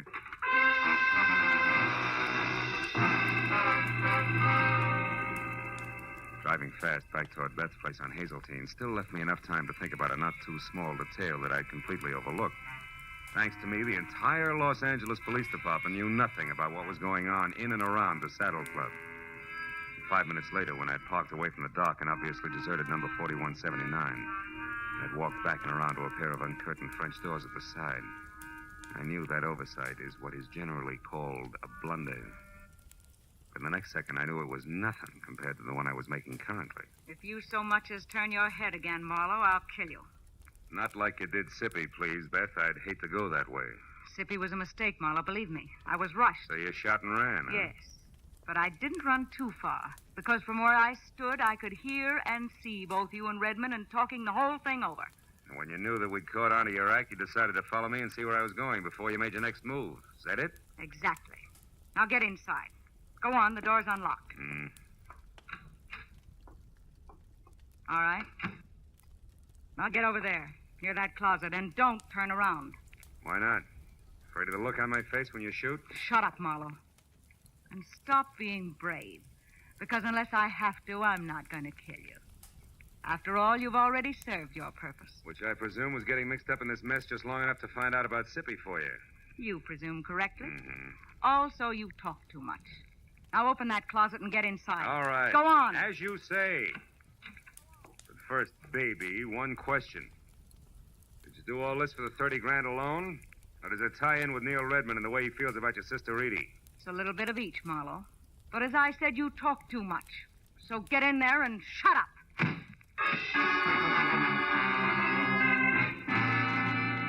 Getting out of Beth Taylor's half-inch thick oak closet was like arguing with an umpire. You couldn't be subtle. So 20 tiring minutes went by, and the heels on both my feet were numb before the paneling finally gave in, and I was out and over to the telephone to put in a call to the police. It should have been made a long time ago. But then, even as I was halfway through dialing the numbers, I saw something on an end table nearby that made me slowly change my mind. It was the 2 black gloves that Beth wore in the Dancing Hands act. And while I stared at them like they were alive and beckoning, I thought hard for what must have been a full minute. And then suddenly I knew that my next stop had to be the Saddle Club.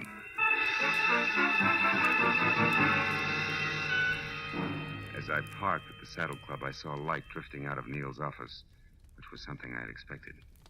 Inside, I moved along a dark hall toward what I knew would be the trio of Neil Redmond, the Nevada Texan, and Eddie Tyler. All right, Redmond. The raucous voice of Paul Cedar was anything but happy. How stupid you think I am? Oh, that's Cedar, I'm telling the truth.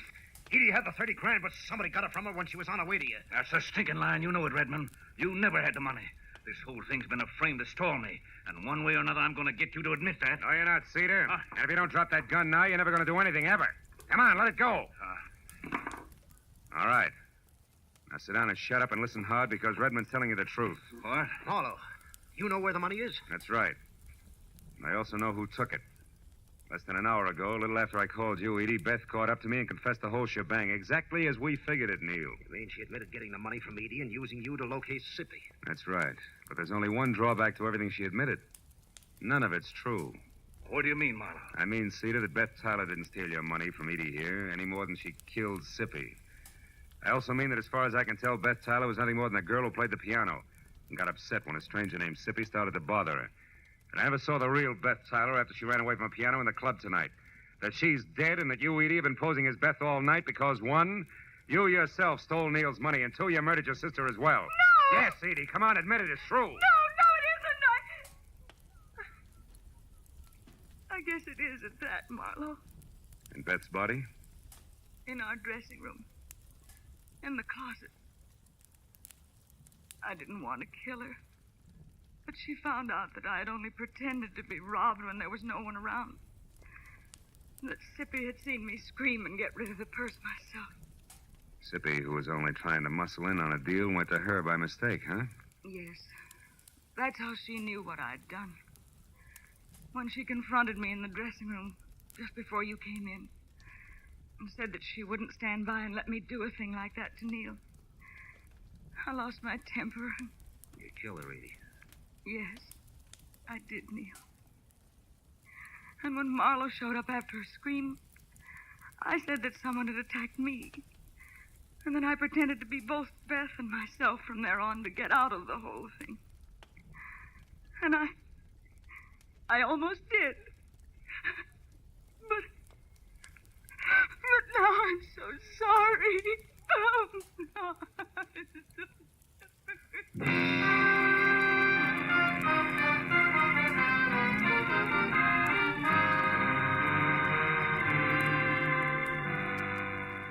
A couple of bad hours went by before the police had everybody's story, and Paul Cedar and the 30,000 was gone for Nevada, and Edie was gone for good. That left just Neil Redmond and me alone and standing near the main bar in the club.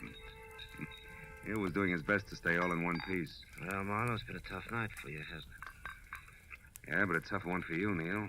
What with Cedar and the money and... The girls, Marlowe? Yeah. At least it came out right before the cowboy got too tough, thanks to you. So tell me, Phil, how'd you know that Beth was dead and that Edie was both people all along? That was a couple of gloves, Neil, the ones they wore in their Dancing Hands act. You see, when I first met Edie in the dressing room, she was wearing hers, and one of Beth's was on the floor. Hey, pawn me one, will you? Yes. Okay. I took it, and later when I met what I thought was Beth, I returned it, and she put it with what we both thought was its mate. There you are. Thanks. But a little while ago, when I got close to the gloves again, I saw that couldn't be, that they were both for the left hand, Neil. Ah. Then when Edie went to Beth's place to pass herself off as her sister, who she had already killed, she was smart enough to know that she should have only one glove around her. Yeah, but not smart enough to think about which glove it should be. From there, I worked backwards. Until you got to the three of us at the club and tried what you knew might be the right answer. Mm-hmm. Well, you were right, Phil, all the way. Yeah, but I was still gambling. If I had been wrong, Neil, I was giving the real Beth a long head start. It's always that way when you gamble, Phil. I know. Sometimes you pick right, sometimes wrong.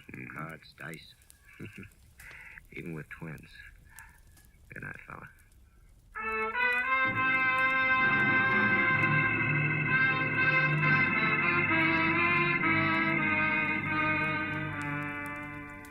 But I finally got to my car, started out of the valley and back toward Hollywood. It was better than 8 o'clock in the morning. And here and there as I drove, I saw people who I'd never heard of and who'd never heard of me, stumbling outside after their morning papers. And I got to wondering what they were going to think when they read about a girl who had killed both her twin sister in a nightclub and a flabby guy in a motel who wasn't much good. Oh, well, it was hard to say. And for myself, I was too tired to think. Or maybe I just didn't want to.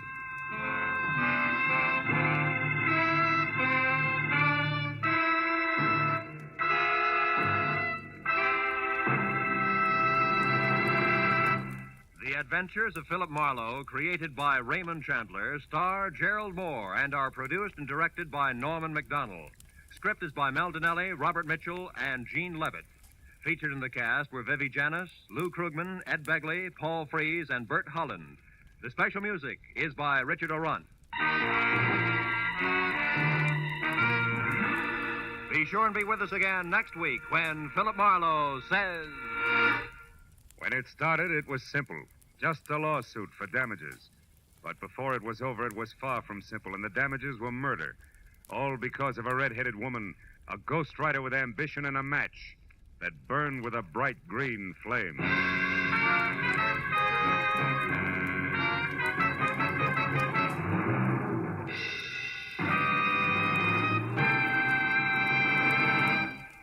With part of its star-studded Sunday nights devoted to shows named after great personalities such as Jack Benny, Lum and Abner, and Amos and Andy, CBS also goes to famous fiction for one of the brightest, most dramatic of its Sunday galaxy, The Adventures of Sam Spade. Created by the master hand of Dashiell Hammett, Sam Spade cuts a new and deadly caper with mystery, murder, and adventure on most of these same CBS network stations every Sunday. Join him tomorrow night. This is Roy Rowan speaking. Now, stay tuned for Gangbusters, which follows immediately over most of these same CBS stations. This is CBS, the Columbia Broadcasting System.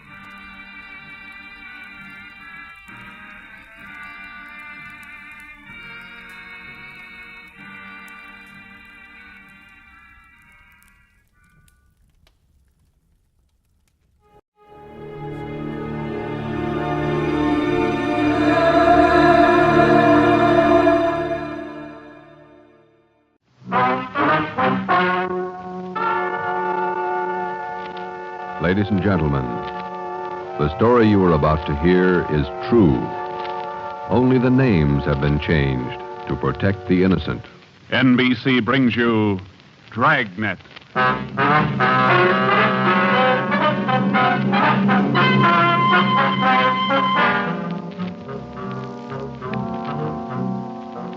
You're a detective sergeant. You're assigned to robbery detail. There's a potential killer on the loose in your city.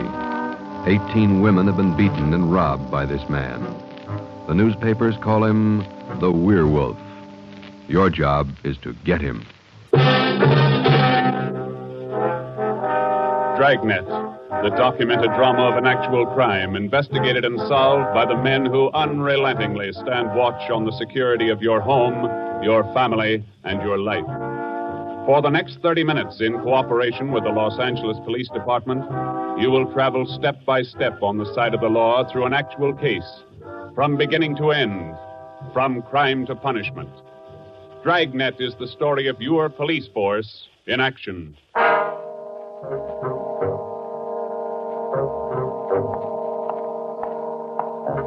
was Thursday morning, February 2nd. It was raining in Los Angeles. We were working the early morning watch out of robbery detail. Detectives in Los Angeles work in pairs. My partner's Ben Romero. He's a sergeant, and so am I. My name's Friday. The boss is Ed Backstrand, chief of detectives. I was on the way back from the teletype room, and it was 3 a.m. when I got to room 27A. Robbery detail. Hi, Ben. What's up? Keep your coat on, Joe. Just had a hotshot call. Coming, Skipper? Right behind you. Let's go, Friday. Well, what was it, Ed? Another woman robbed, almost beaten to death. Well, how many does that make? About 18 in 6 weeks. Is that right, Skipper? Yeah, 18 too many. Come on down these stairs to the garage. Yeah. What about that suspect we had, Ed? You mean Martin? Yeah. Had to release him this morning. But I got a good tail on him, Henderson. Yeah. We got any report yet? Nothing definite to hold him for. Here's the garage. Let's hustle it. Right. Then if this isn't Martin's job, Skipper, and he's not the right man... Then we start all over again, and we work night and day till we find the right man. Here's the car. Let's go. Ben, you drive. Yeah, all right. How do the victims describe this guy, Ed? Pretty sketchy. Supposed to be tall, dark, long black hair. Last woman said he had a face like an animal, something like a dog. A wolf. A wolf? Yeah. She said something like a werewolf. Something like a werewolf. Well, he almost had to be that, judging from the way he operated. He was either an animal or a raving maniac. One thing we were sure of, he was smart and he was dangerous. For almost 2 months, he'd prowled the streets in a stolen car in the early morning, usually between 3 and 5 a.m. And the victims were always lone women, most of them waitresses, coming to work or going home. He dragged them into the car, robbed them, beat them until they were unconscious, and then throw the body out into the street. That's just what we found when we pulled up to the curb near the corner of 8th and Grand. One cruiser car was already there, and so was the ambulance. About a dozen people were standing around looking at the crumpled figure of a woman sprawled out on the sidewalk. 2 officers were talking to the only witness, a thin, sallow-faced newsboy. His story didn't give us much to go on. Like I was telling these cops, sir, or these officers, sir, I was walking up 8th Street on my way home as usual when I see this blue Chevy sedan pull up down a block there a little way and dump out the dame's body. Well, actually, I don't know what to think. You get a look at the license plate? Well, no, I didn't. Tell you the truth, I could hardly keep from... Well, I was just plain scared. Well, what did you do after you saw him throw the body out, son? Well, I just stood there for a minute, and the fellow in the car drove right on past me. Did you get a look at him? I sure did. How close were you when he drove past? Well, now, it couldn't have been more than, 8 or 10 feet away. I was right over there by the street light near the curb. Would you know this man if you saw him again? I don't know about his height or his build or his weight, but, mister, his face I'll never forget. Why do you say that? It was just like the paper says about him. Right here on the front page. Here, read it. See? The woman says the attacker looked like werewolf. That's all the newsboy could tell us. The suspect drove a blue sedan. He had a face like a werewolf. We covered the neighborhood for clues, and we questioned a dozen people, but we got nowhere. We took the witness's name and address, and we drove down a couple of blocks to an all-night gas station. 14-hour off to Metropolitan. I'm going in here and call the office and see if Henderson's called in on Martin. We might still have a suspect. Right, Skipper. 13-hour off to Metropolitan. Looks as mad as a wet hornet, doesn't it, Joe? Yeah. Did you get a good look at that woman's face when they moved her in the ambulance? Yeah. Sure does like to mess them up. I don't know how we're going to get him, Ben, but we better do it fast. Next time, it'll probably be murder. Oh, here comes the skipper, Joe. Uh-oh. Doesn't look good. What is it, Ed? Just talked to Henderson. He tailed Martin to a bar in Long Beach. He hasn't been out of his sight for 2 minutes since yesterday. Martin's clear. And we're right back where we started. Yeah, with one more half-dead woman in the hospital. Well, how about that stolen car, Skip? Wait a minute. Victim of Get that 211 radio and up. attack. Okay. Code 3. Ambulance dispatched. Code? Attention, all units. On Grand Avenue between Venice and Washington. A woman, victim of robbery and attack. Code 3. Ambulance to task. Code 3, red light and siren. Come on, Friday, let's roll.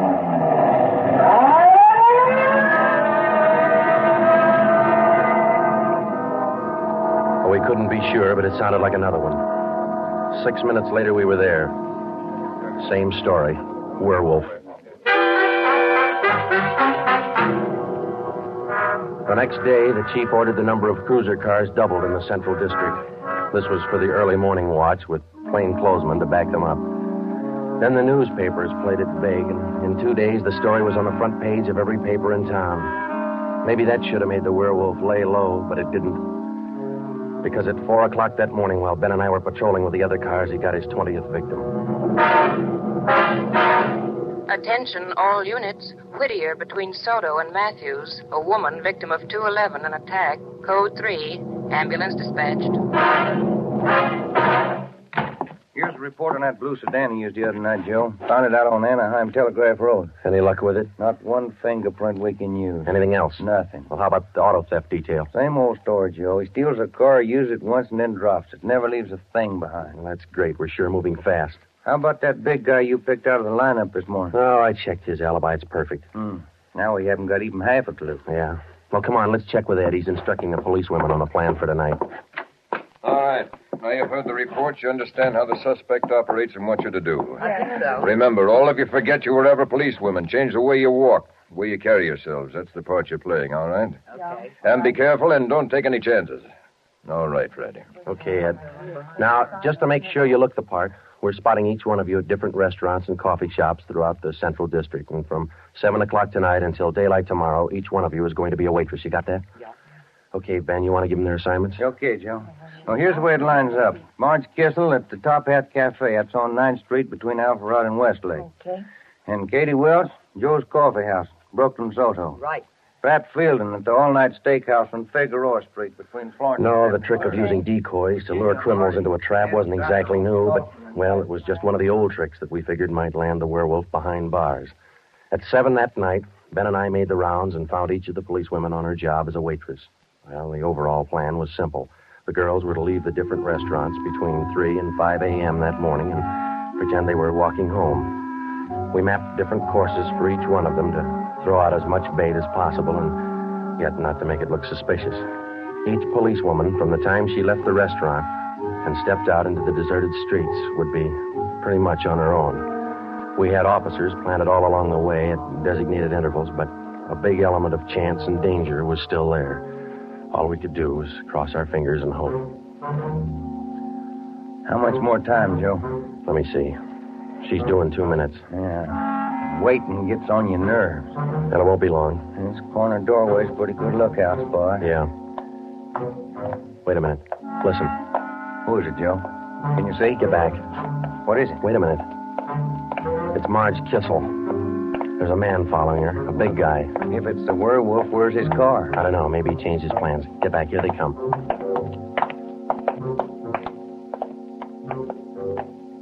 You get a look at him, Joe? Oh, pretty good. Not too suspicious. Might be coincidence. Well, I got a pretty good lead. Come on, let's go. Stay back in the shadows.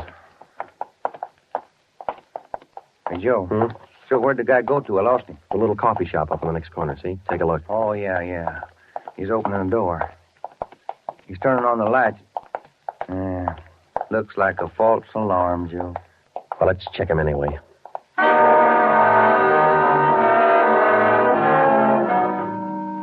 Well, I didn't think we'd be that lucky on the first try, and we weren't. We asked the man a few questions, and it didn't take him long to show us he wasn't our man. He owned the coffee shop. So, Ben and I went back and took up our posts again and waited for the next decoy. We covered that 10-block course 6 times that morning, back and forth, following the bait, but it was almost as if the guy could sense a trap. Not once did we get a nibble. By the time our last decoy finished the route, it was almost daylight.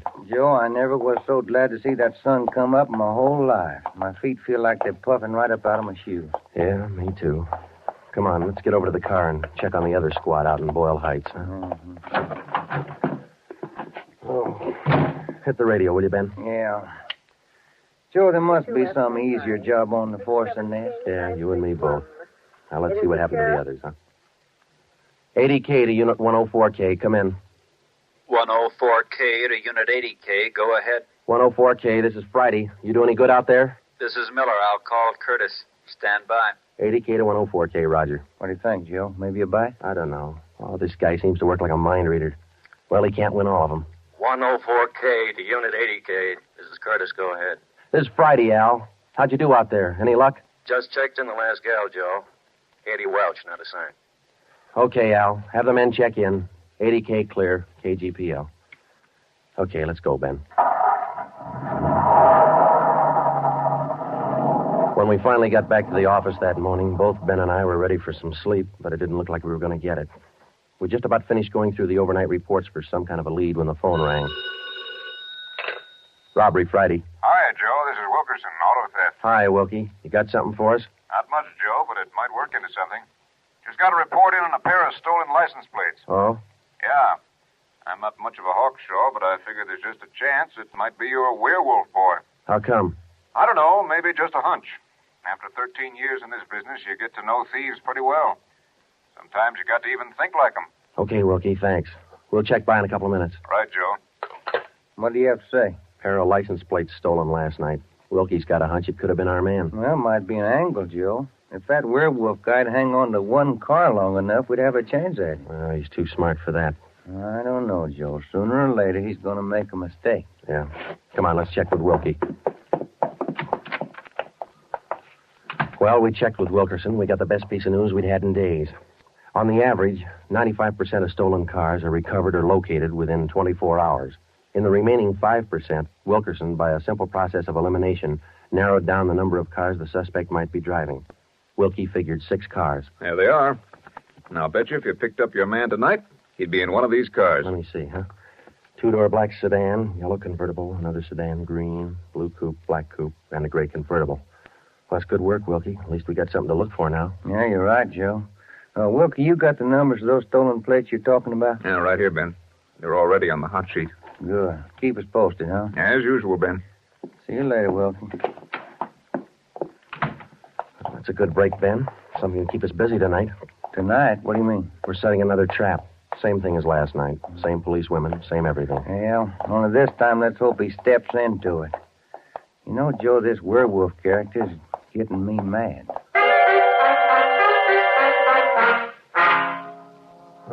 That night, we followed in our own footsteps. We planted the policewomen decoys in 3 separate districts, and a few minutes before 3 a.m., our squad of men took up their positions. The same policewomen went to their waitress jobs in the same restaurants, and Ben and I and the rest of the men stood in darkened doorways or empty filling stations or whatever cover we could find. And we waited and waited. What time is it, Joe? Let me look. 4:30. Oh, thank you. Any sign, Joe? No, nothing yet. Come on, stay in the shadows. That's the way it went all through the early morning. The same plan over and over again until daylight. Ben and I'd check in at the station, go over the late stolen car reports with Wilkie, catch a few hours sleep at home, and then come back and do it all over again. The next night, and the next morning, the night after that, and the morning after that. 5 days later, Ben and I were ready to call it quits. I'll admit it, Joe, I can't figure it. The guy's either psychic or else he can smell a cop a mile away. Yeah, well, at least we got that stolen car angle left. Did you check with Wilkie yet this morning? I'll give him a call now. All right.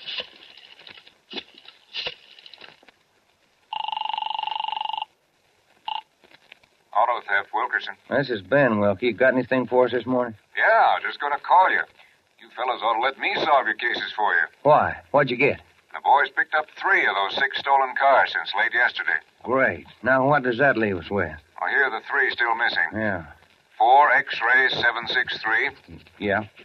56 Young 342. Uh-huh. 61 Robert 385. Yeah. Got those? Yeah, thank you, Wilkie. Check you later. Good news? Remember those 6 missing cars? Yeah. Wilkie says the boys found 3 of them since late yesterday.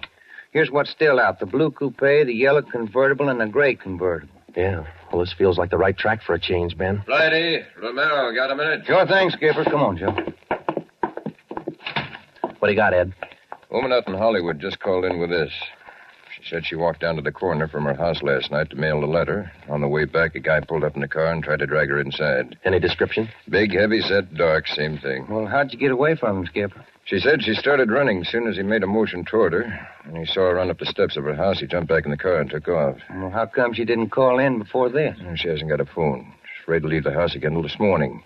Sounds good, Chief. You got her address there? Here you are. Mrs. Tom Burdick, 1237 Wilcox, apartment 10. Come on, Ben. This might be what we're looking for. Who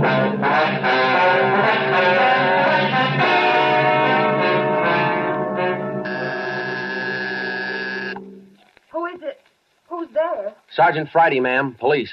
Oh, just a moment.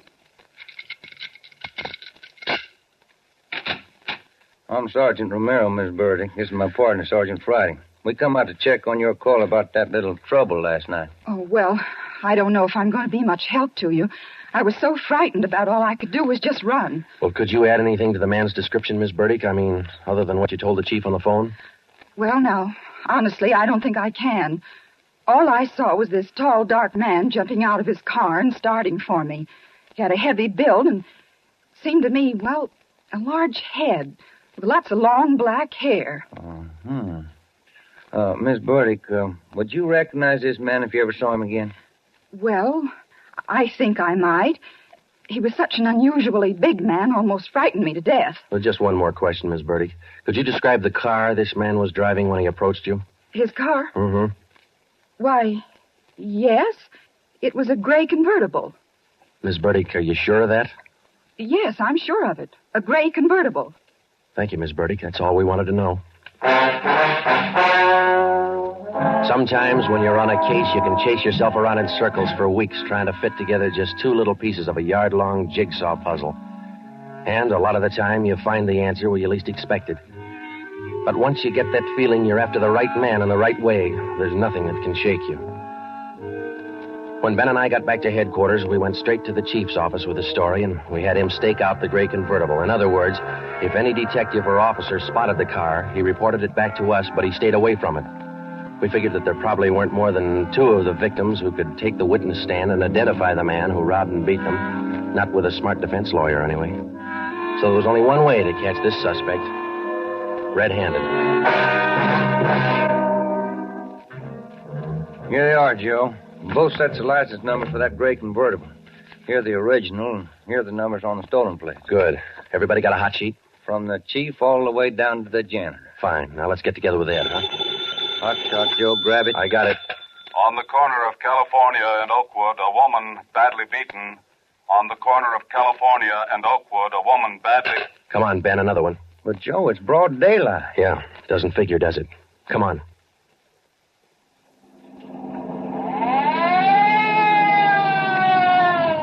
That vacant lot over there, Joe. 2 plainclothesmen and uniformed officers were keeping the crowd back. An ambulance was drawn up by the curb, but it was empty. When we got down to the rear of the lot, we found out why. They were waiting for the coroner. The woman was young, not much more than 30. Her body was half sprawled across the muddy ground, and her face was turned upward. It had been badly beaten. They figured it happened last night, Sergeant. Have the fingerprint men been notified? Yeah. How about the crime lab? Just called them. That's good. Now let's keep everybody out of the area. How about the crime lab? Just called them. That's good. Now let's keep everybody out of the area till they get here. Right, Sergeant. Who found the body? One of the kids in the neighborhood. The woman was dead when he found her. Did she live around here? About a half mile away. I hear she's got 3 kids. Or she had 3 kids. Uh-huh. You've seen enough, Ben? Yeah. Let's get on back to headquarters.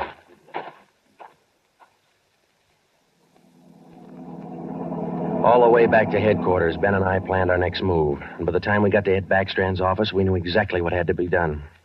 When we told him about the werewolf murder, He didn't say a thing for a minute. He just stared across the room at the calendar on the wall. Then he brought his hand down hard against the desk. Friday, Romero, I'm only going to say this once, so get it straight. That guy's pulled his last job in this city. He's through robbing and beating women, and he's through with murder. I've given you time to track him down, and now I want him in. No stalls and no excuses. I want him. I don't care how many men you use, and I don't care how you get him, but get him. That's all. Ben and I worked all that afternoon, right through dinner, up until 8 o'clock. By that time, the overall plan was down on paper and already in action. It was one of the biggest things we'd ever tackled, and, well, we didn't know if it was going to work. We only knew it had to work. We had a squad of 65 cars to stretch out over 40 square miles of the city in one big dragnet. The blockade itself would be stationary most of the time, and working inside it would be 2 cars, 14 policewomen as decoys, with 2 plainclothesmen assigned to watch each policewoman. If and when the werewolf was sighted in the gray convertible, we'd automatically take over the police radio for the whole city, and Backstrand would direct the chase from headquarters. A little after 8, we had coffee and hamburgers, and we went to Ben's for a few hours. Ben tucked his kid in bed as usual, and then he laid down for a nap. I talked to his wife until I dozed off in the chair. At 11:30, she woke us up. I combed my hair and put on my coat. Cops' wives are like everybody else's. They worry. When we met Ed at headquarters, we did some last-minute checking on details with Backstrand for about a half an hour, and then we were all ready to go. By 5 minutes past 2, half the Dragnet crew pulled out of the police garage and scattered over the city to their places. By 2:35, the other half pulled out, and a few minutes later, Ben and I followed. At 3 minutes to 3 that morning, Backstrand took over communications and checked every car in the operation. It was a good start. Every man in his right place by the right time. The trap was set. All we needed now was to find our suspect, the werewolf, inside. Control 4 to Unit 80K. Control 4 to Unit 80K. 80K to Control 4. Go ahead. This is Backstrand, standing by. 80K, roger. Clear. KGPL. Okay, Ben. Now let's go find him. I got a hunch, Joe. Let's try the Wilshire district first. Sounds all right to me. Let's go.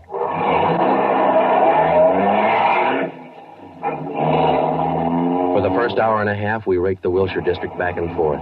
Not a sign. Then about 38 minutes past 4, we headed back for the downtown area and parked in an alley where we could double-check on one of our policewomen decoys. Here comes one of the gals now, Joe. Pat Field. Bet her feet are almost as tarred as mine. Yeah. You see anything else, Ben? Nothing. Quiet as a church. No, wait a minute. Car just turned the corner. Heading up in the same direction she is. Joe. Joe, it's slowing down. Wait a minute. It's pulling up beside her. It's a gray convertible. It's him, Joe. Come on. Ben, get down. He sees us. He's got a gun. You all right, Ben? Yeah, look at that guy take off. 80K to Control 4. 80K to Control 4. Unit 80K, go ahead. We've spotted the suspect. He's driving a gray Ford convertible, license 61 Robert 385. Suspect's headed east on Olympic from Alameda, driving without lights. Suspect is armed. He had a fast car and he knew how to drive it. We almost lost him twice. 2 minutes after we sighted him, Backstrand took over full radio control. Control 4 to Unit 80K. Your location? 80K to Control 4. We're traveling at a high rate of speed, headed east on Olympic, crossing Soto Street. Control 4 to all units. Stand by. Units 11A, 12, and 13R close in on the intersections at Olympic and Lorena. Units 41, 42, 45, and 104K move on the next 4 crossings east of that. To the north and south, units 105K, 14A, 17R, 43T. Block all main arteries.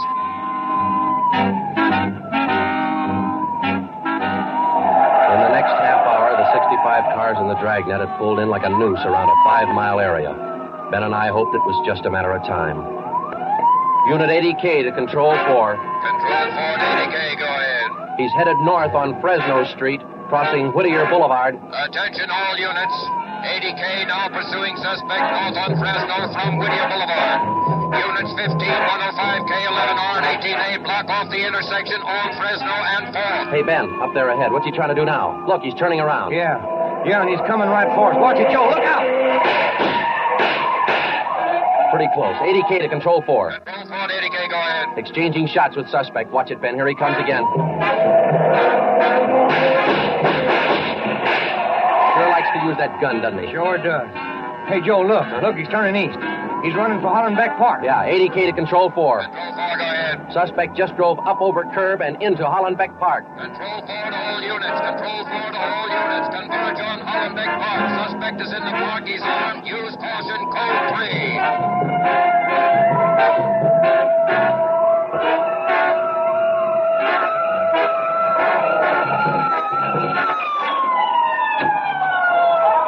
There he is, Ben. Watch it. Looks like a night baseball game with only headlights. Yeah, come on. Let's get him. Yeah. Never say die, huh, Joe? Joe, can you get a shot at him? Don't shoot! Don't shoot! I'll give up! Don't shoot! Then step out in the open and get your hands in the air. All right, I give up, but don't shoot! You're a brave killer. Yeah, come on. All right, you get your hands in the air. Come on, higher. Joe, look out, he's got a knife. I got him. Joe, those women were right. He does look like a werewolf. Yeah. You got your handcuffs? Yeah.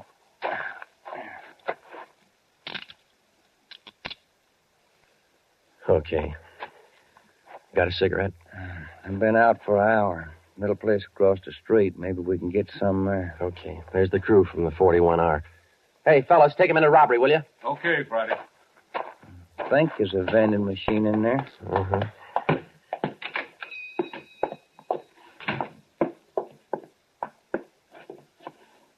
Say, you got some change for the cigarette machine, mister? I think so. Say, who was that guy all them cops were after over in the park a little while ago? I picked up the werewolf. Been reading the papers? Yeah. You fellas cops? Yeah. Sure made it easy for you, didn't he? All you cops had to do was surround the little fella in the park. Nothing to it, huh? Yeah, that's right, mister. Nothing to it.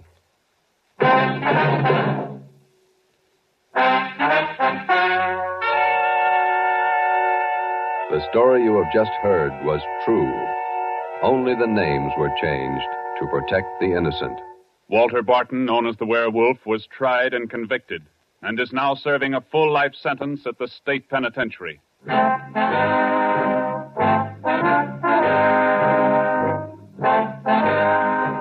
This has been Dragnet, the third in a new series of authentic cases from official files.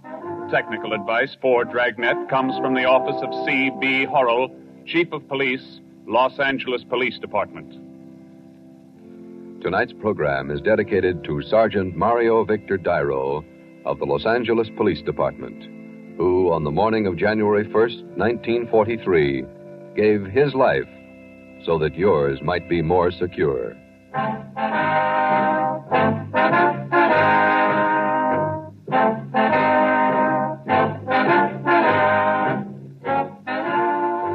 Dragnet came to you from Los Angeles.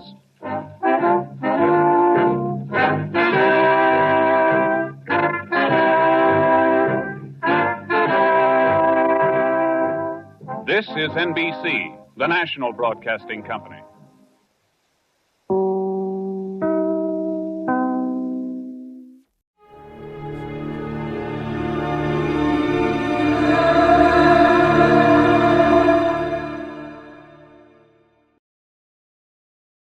Dragnet.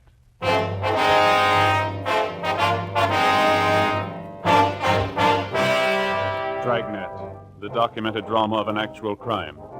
For the next 30 minutes, in cooperation with the Los Angeles Police Department, you will travel step by step on the side of the law through an actual case transcribed from official police files. From beginning to end, from crime to punishment, Dragnet is the story of your police force in action.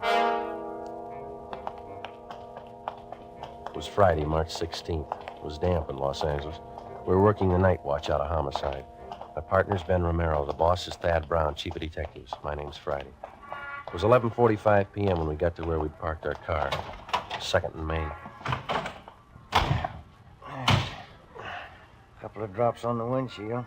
Yeah, I hope it holds off. I was thinking of going out to see the Cubs and Pirates play an exhibition game tomorrow. Guess maybe now I won't. You might be lucky. What's the weatherman say? I don't know. Get the radio on. Yeah. It's a slow night. Yeah.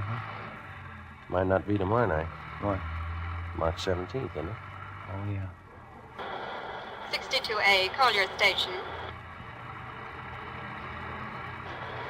All units in vicinity of 102 South Virgil, 211 and shooting, code 3. It's a hot one. All units in vicinity Out of First 102 Street. South Virgil, 211 and shooting, code 3. Unit 13, take the call. Happy St. Patrick's Day. 11:58 p.m. We arrived at 102 South Virgil, the Bartlett Hotel, a 4-story building. Sergeant Scheimer met us in the lobby and informed us that the shooting took place at 11:40 p.m. in room 432, occupied by Mr. and Mrs. Theodore V. Benham. Mrs. Benham was the victim. We went up to the 4th floor where Officer McCready was stationed outside the room. Any witnesses? Only Benham says it was a thief. Did you talk to any of the people on this floor? None of them saw anything. They're all in their rooms. Any other way out of here? That stairway in the rear leads to the roof. I took a look. Nothing up there. Where's Benham? Across the hall, lying down. Cox is with him. Okay, let's look at the body. We went into the room, a dreary place with a single light hanging from the center of the ceiling. The carpet was faded and worn in spots. On the north side were a closet and a bathroom. Against the east wall was a dresser. Across the room was a double bed, and at the foot of the bed, a window looking out over the roofs of adjoining buildings and the marquee of a movie house down the street. A steamer trunk was in the corner, and a straight-back chair was next to the door. The mirror of the dresser was smashed, and on the dresser, a Gideon Bible. On the bed was the body of a woman sprawled face down. There were several splotches of blood on her coat. In the chair was a .32-20 revolver, which McCready said belonged to Benham, the husband of the murdered woman. We asked McCready to put in a call to the crime lab, and we went across the hall to question Benham. This is an awful shock. I'm not feeling well. I'm under doctor's care. Hemophilia. Awful shock. Sit down, please. Yes.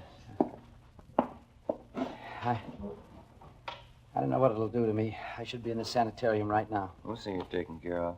Lincoln Sanitarium in Eagle Rock. Could you tell us what happened tonight? Why, yes. My wife and I went out to the Sycamore Cafe over in Alvarado. What time was that? Oh, about 9:30. We had a couple of drinks and something to eat, listened to a piano player, then came home. I unlocked the door, and Elizabeth went in first, went over to the dresser. I just walked over to her when a man stepped out of the closet in back of us. He had a gun. Can you describe him? I don't know. Did you see his face? No. He had a blue bandana over his face, and he had a cap on, a blue and white check. Did you notice his clothes? No, I didn't. Anything else? He seemed very nervous, and he wasn't holding the gun still. My wife was opening her purse, and I said, well, I haven't got very much, but I'll give you what we have. And he fired and hit Elizabeth. I pulled my gun from my overcoat and started shooting. Are you in the habit of carrying a gun? No, I'd noticed suspicious-looking men following me lately, so I bought one. Is this the gun here? Yes. Then what happened? Well, I fired all the bullets. I don't know how I missed. The room was small. He kept moving around all the time. But I guess I did miss. Then he ran out of the room. About how old would you say this man was? Officer, I haven't the faintest idea. See you in a minute, Sergeant? Sure. We'll be back, Mr. Benham. This has been an awful shock to me. Wonder how his wife felt. McCready told us that Sergeant Scheimer had found a woman in the Nevada Hotel next door who might know something. We went next door and questioned Mrs. Caroline Cromwell, a resident of the hotel.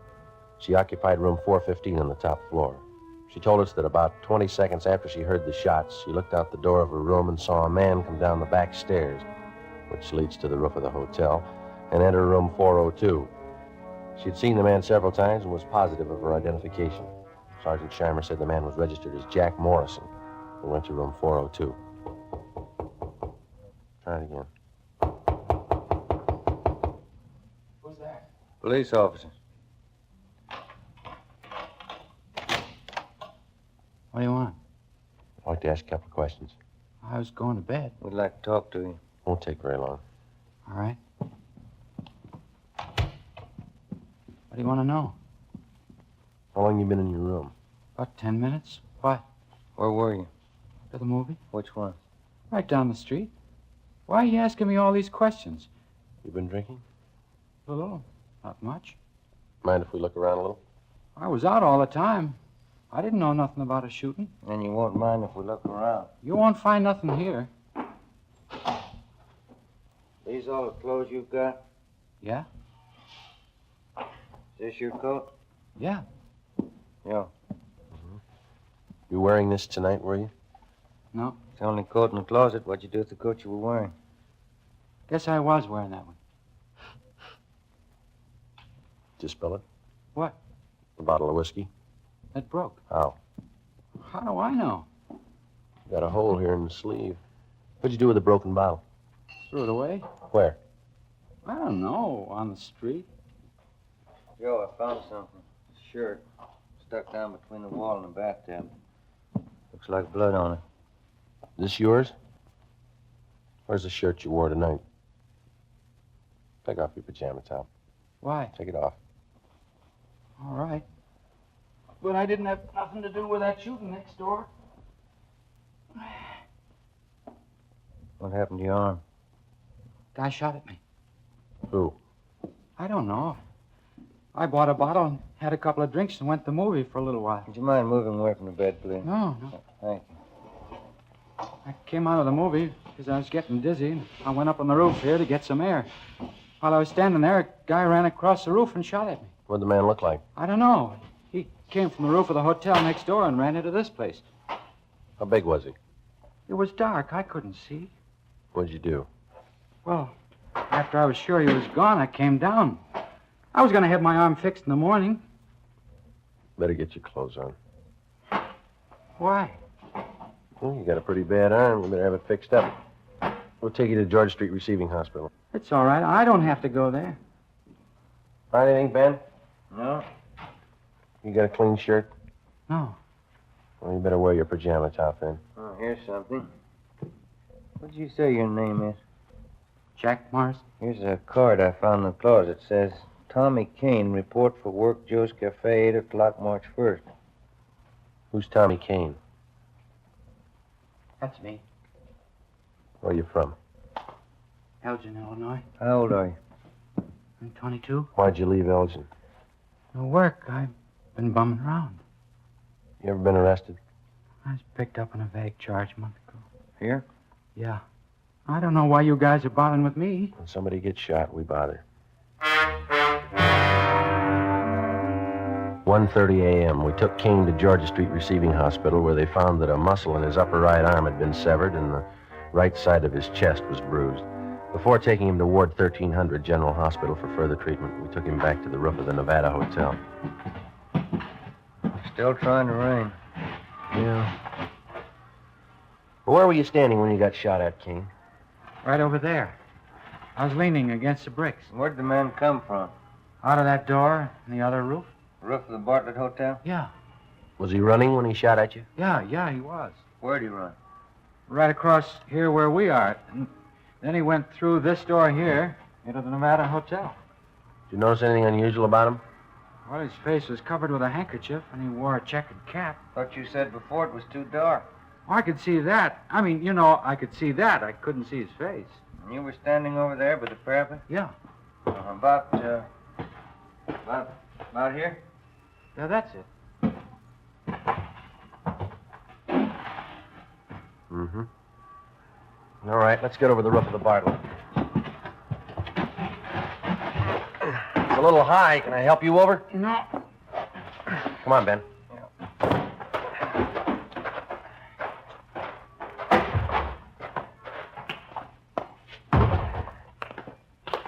You ever been in this hotel before, Kane? No. Everything all right, McCready? Yeah. Crime lab's here. Checking the murder room. Benham awake? I think so. Mr. Benham, Yes? mind if we come in? Of course not. You ever seen this man before? Let me see. Can you stand over there in the light? My eyes aren't as good as they used to be. Okay. Move over there. How's that? That's better. This the man who shot your wife? No, that's not the man. We left instructions for another car to take Theodore Benham to the Lincoln Sanitarium in Eagle Rock. We took Kane to Ward 1300 General Hospital. 2:42 a.m. We arrived back at the Bartlett Hotel where police chemist Ray Pinker had finished his examination. 3 slugs, 38 caliber, and 5 slugs, 32-20, were found in the mattress and the walls, all on the same side of the room. On the floor of the room were found a piece of white cloth and some brown threads. Ray Pinker returned to the crime lab while Ben and I made a search of both hotels, the incinerators, the alley, and all likely places for the missing 38. It was not found. 3:48 a.m. Ben went to the record bureau to check on any possible criminal record Kane might have had. I went to the crime lab to see what Ray Pinker had found. Nothing on this one. Must have been a clean miss. And nothing on these 4 32-20s. Mm-hmm. Where'd you find those? You dug the 38 out of the window frame. 32-20s are in the south and east walls. How about the others here? Well, on these 2 38 slugs, I found minute portions of threads. They compare with the dress and coat worn with the deceased. Mm-hmm. Hi. Hey, Ben. I checked Kane's record. He told the truth. Nothing more than a vague charge, huh? No. How's this coming? There's threads on 2 of the 38 slugs. And on one of the 32-20s. Same kind of threads? Yeah, the same kind. 32-20. That's the gun Benham used. Yeah. Did you check the cloth yet? I will right now. Benham must have been shooting an awful while. Where'd you find that 32-20 slug, Ray? On the floor near the bed. Nothing on any of the other 32-20s. No. Yeah, this piece of cloth matches the shirt. How about the coat and those threads? Got only a couple of threads that might match. Let me have the coat. There you are. We better have Benham take another look at Kane, huh? Yeah, I guess so. I could use a cup of coffee. How about you? As soon as we get finished. How about it, Ray? Haven't got to make it. Yeah, they match.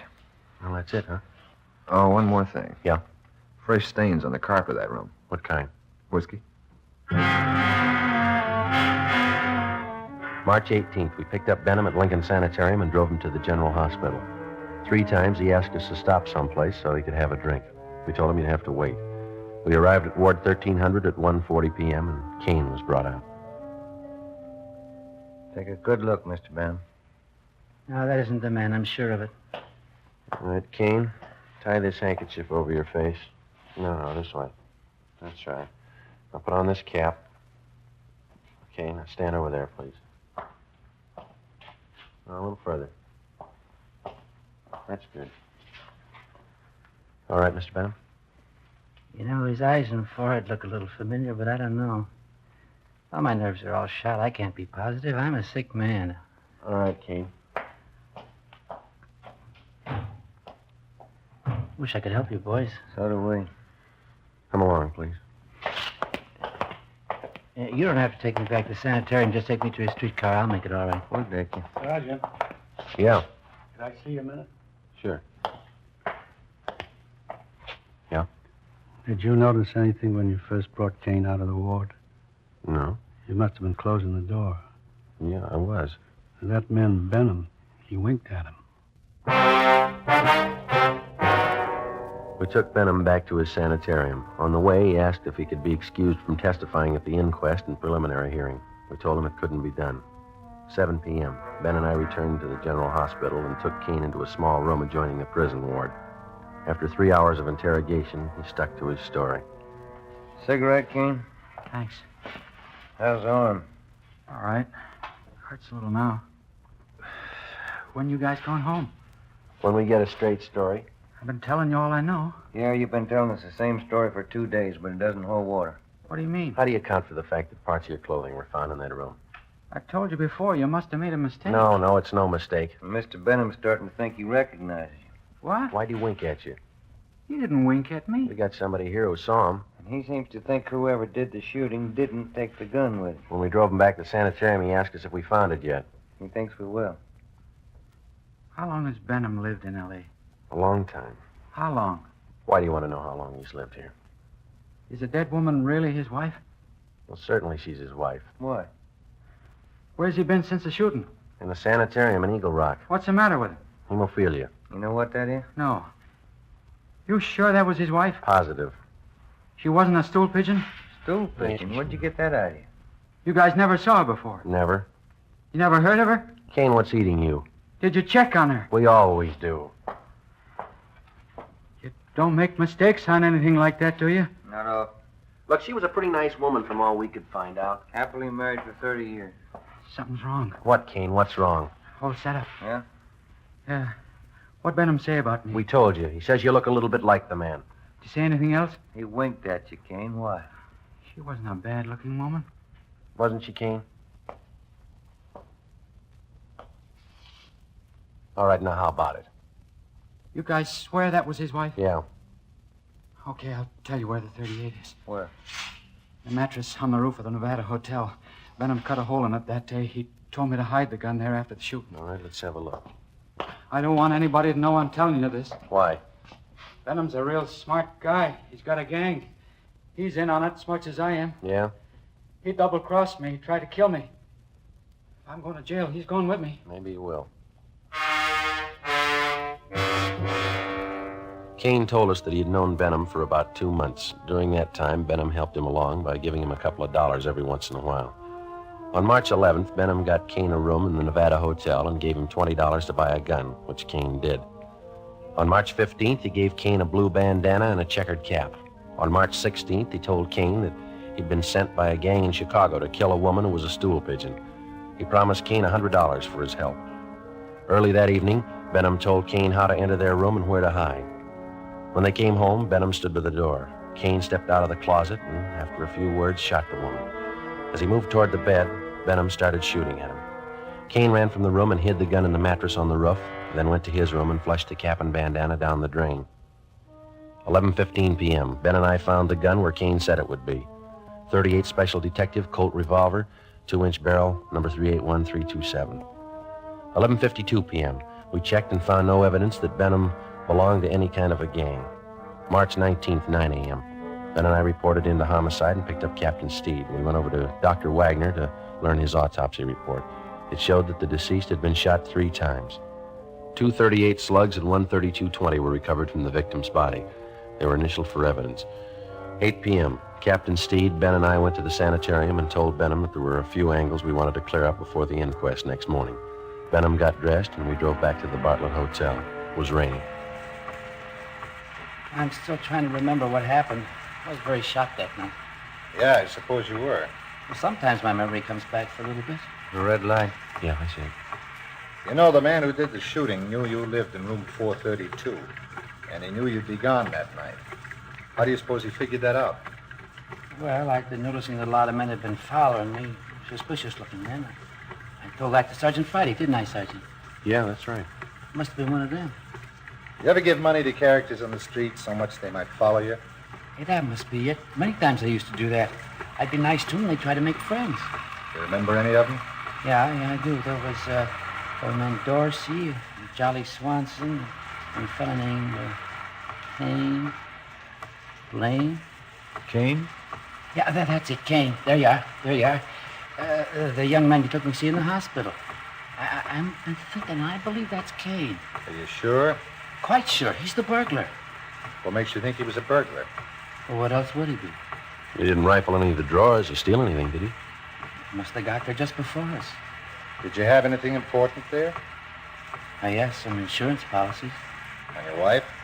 Yeah. How much? Oh, one policy for $4,000 and 2 for $2,500 each. Policy for $4,000 and 2 for $2,500 each. Who's the beneficiary? Why, I am. We took Benham up to room 432, where he got out the insurance policies on his wife and showed them to us. Then Captain Steed asked him to reenact the shooting. Benham acted as the killer, I played Benham, and Ben acted as his wife. Well, the man was over here in the closet. My wife and I came in that door, and then my wife went over to the dresser. Oh, over here? Did you turn on the light? Oh, yeah, and then I closed the door and went over behind her. Like this? Oh, she was closer to the bed. Here? Yeah. Were you standing next to her? Yeah. You start to take off your coat? Well, I was just going to when this man stepped out of this closet here. How far? Oh, here. Yeah, right here. And then what? Well, he held the gun in his hand and asked how much money we had. Elizabeth said we didn't have much. From here? Yeah, but she turned around. Like this? Yeah, that's it. What happened then? Well, then I said I haven't got very much, but I'll give you what we have. And he started shooting. Yeah, but you said before that your wife started looking in her purse. Yeah, that's it. She did. I forgot. And that made him think she was going after a gun. How do you know? Well, I suppose that's what he thought. He shot and Elizabeth fell on the bed. I pulled out my gun and started shooting, and the man ran out the door, and that's all. That's exactly what happened, huh? Just as I remember it. Will it help you? Not very much. What's the matter? Well, if you were standing where I am, there'd be bullet holes on that side of the room there, wouldn't it? They're all on this side. I see. I got it. Come with me. Where are you going? On the roof. What for? I want to show you something. It's raining. There are 2 umbrellas in the closet. I'll get them. Why do you want to go up there? I think I know where that gun might be hidden. I'll bet it's there. Here, you take this umbrella. Thanks. We'll take this one, Captain. Let's go.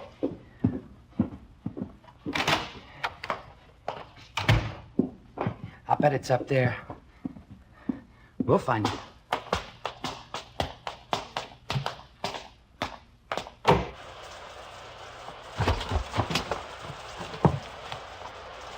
You got your flashlight, Ben? Yeah.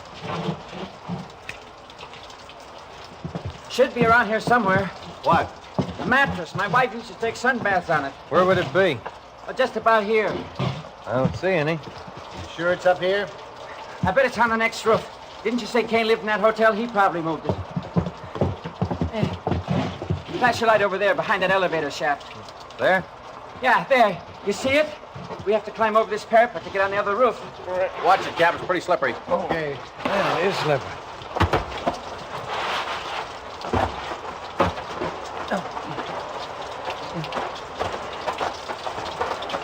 This mattress here?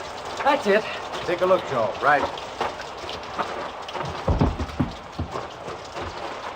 No, nothing here. Did you look all around there? Did you look in the corners? No. Well, that'd be a good place to hide a gun, don't you think?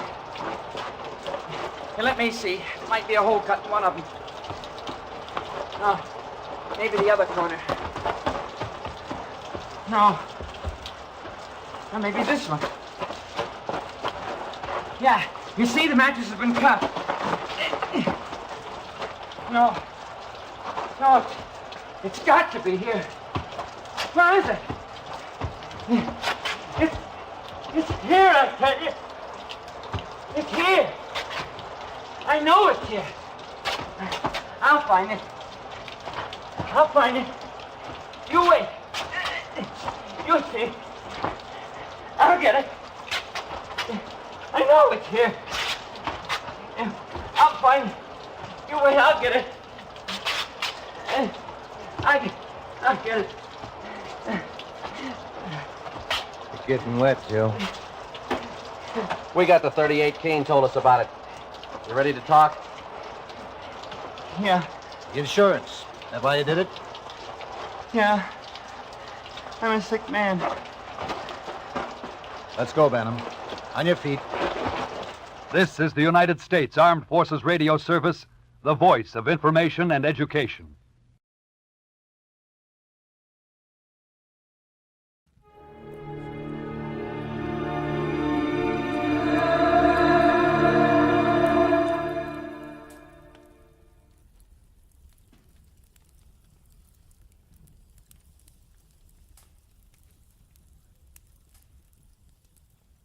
Somewhere in the cold, persistent rain that made the city itself seem a thing of evil, a girl had disappeared, and it was my job to find her.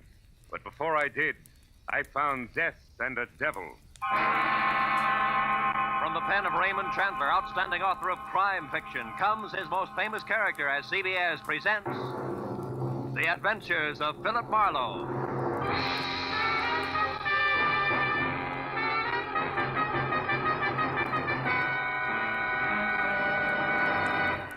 And now, with Gerald Moore starred as Philip Marlowe, we bring you tonight's exciting story, The Black Halo.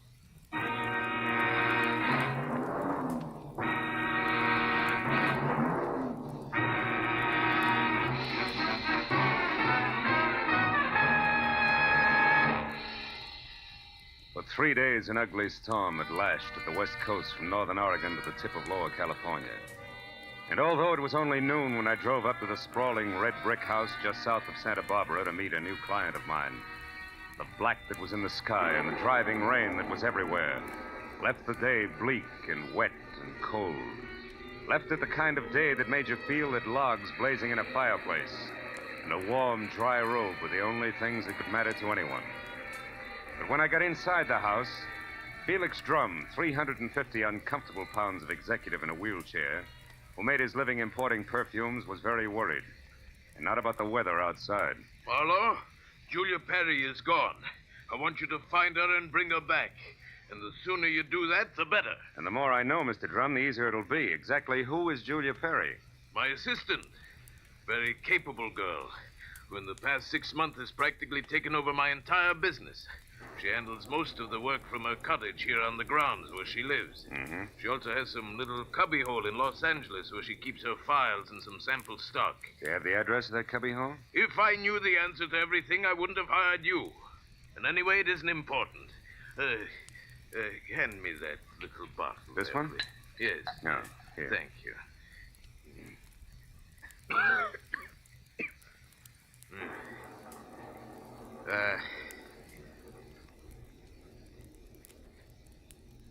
When did you last see Julia, Mr. Drum? 3 days ago. Oh, it was 3 days ago when she left on one of her regular weekly trips down to Los Angeles to bid on perfumes. Usually she stayed away overnight, but the Beechwood Plaza Hotel most of the time, and she was back here by noon the next day. I suppose you've already checked the Beechwood Plaza, huh? Yes, of course. My man Ruby, the one who showed you in, has called the place 12 times. But they only know that Julia registered there 3 days ago and hasn't been seen since. Well, what about the girl herself, Mr. Drum? I mean her background, friends, family, that sort of thing. As far as I know, Marlowe, Julia has no friends, no family either. She's just a sweet but smart little girl from someplace in Kansas. Mm-hmm. No beaux, not even nice ones, huh? I don't think she had the time. You see, when Julia first came to work for me, she wanted to get ahead, and I gave her the chance. She made good. Mm-hmm. Today, she's as much my right arm as Ruby is my leg. Mr. Drum, did you notice anything unusual about Julia's behavior lately? Yes, and that's the reason I'm worried. About 2 weeks ago, I saw changes in the girl, Marlowe. She seemed less spry, more preoccupied. Oh? Yes. I figured it was overwork myself, since the end of the year always means detailed annual reports, so I made no comment at the time. I see. Tell me, Mr. Drum, what does she look like?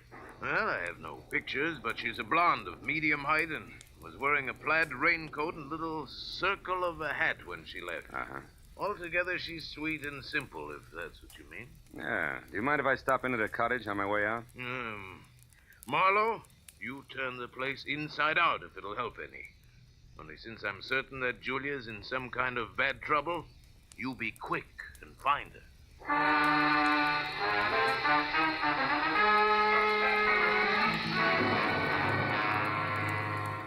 Julia Perry's cottage was strictly the 50-50 arrangement that Drum had mentioned, with one room office and the other living quarters. In the office, I found everything in its proper place, so I moved to the other room. The moment I stepped over the threshold, the white fluff that trimmed the quilted bedspread and the splash of color in the drapes said that Julia Perry had to be something soft and warm. And the half a dozen quietly tailored suits that were lined up in the closet like a squad of soldiers facing right told me that she was also simple and neat. I ran through the pockets of her clothes and all the drawers and closets in the room, trying to find something that would give me a lead that I was sure I had to have. After 20 minutes, I'd found only a leather cigarette case, a package of peppermint lifesavers, and a maroon and gold monogram book of matches, the cover of which was half torn off so that I could only be certain that the middle initial was a V and that an E or an F were on either end. But since the name and address of an L.A. novelty company was on the inside, I bought the matches as a starting point, dropped them into my pocket, and headed for the door. When I opened it, I was surprised to find Ruby, Drum's right-hand man, purple scar and all, standing in the rain, and staring at me like my ears were spinning. You seem to be a very thorough man, Mr. Private Detective. And you seem to be a very nosy one. What do you want? Help Julia, nothing else. But here's a postcard that came for her this morning. It was mailed in L.A. yesterday. Yeah? Dear Julia, tried to reach you at Santa Barbara 1181 both yesterday and today, but got no answer. I'm leaving. I'm leaving town tomorrow. As one little girl who fled life in Haven, Kansas to another, I would have enjoyed seeing you again. For a bit before I moved on to who knows where. And Santa Barbara 1181. That the number here? Yeah. It's Julia's private business phone. Well, what do you think? The postcard any help? Possibly. Tell me, Ruby, why didn't you show this to Mr. Drum? I forgot about it until just now. You're a liar. Well, it's on account of the postcard was delivered here to the cottage. Which is no man's land for you? Yeah, sort of. Mr. Drum doesn't like people who work for him mixing socially with each other. Or maybe a sweet kid like Julia hasn't got any use for the passes you've been making at her, huh? Hold it. I like Julia, and even if she don't go for me, anything I can do to help her, I still do, understand? Yeah, I understand. I'm not so sure I believe. Goodbye, Ruby.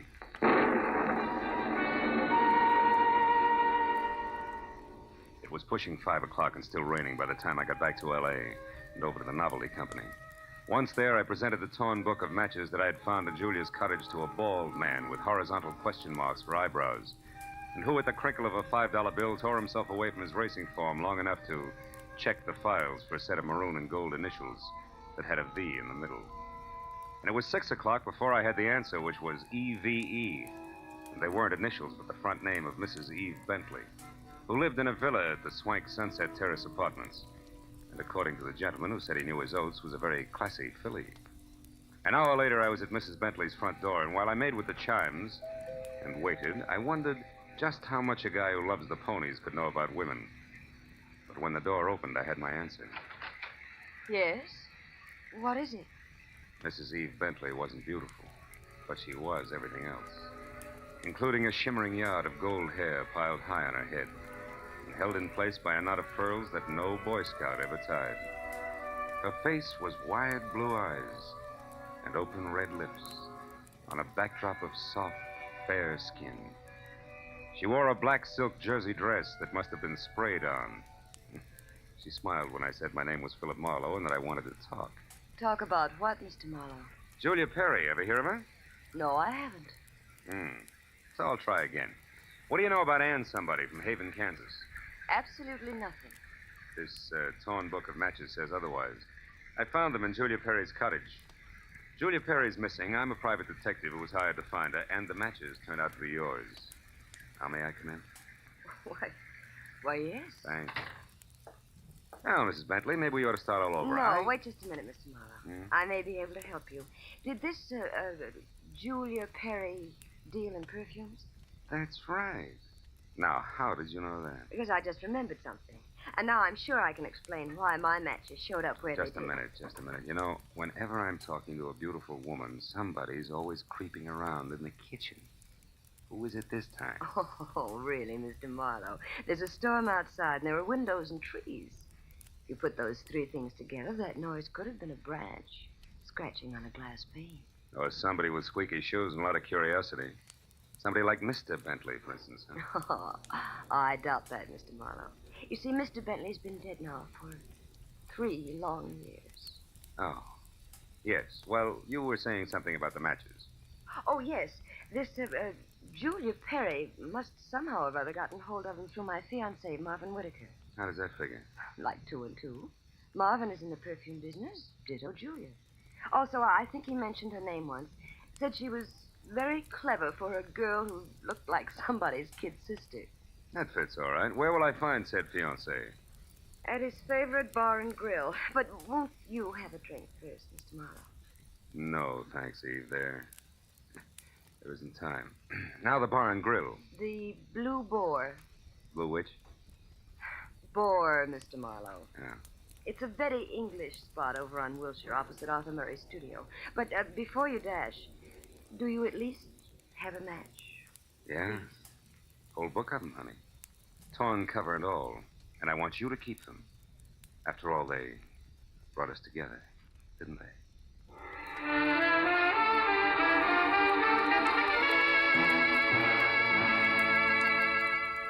When I got outside, I postponed my run between the raindrops over to Wilshire Boulevard long enough to take a look behind the villa. And there, in a newly planted strip of clover lawn below Mrs. Bentley's kitchen window, I found something which was no surprise. 2 clear prints of a man's shoe. But from there on out, I got nothing more than a lot of rain down the back of my neck. So 10 minutes later, I dripped into my car and headed for the Blue Boar and Eve Bentley's gentleman friend.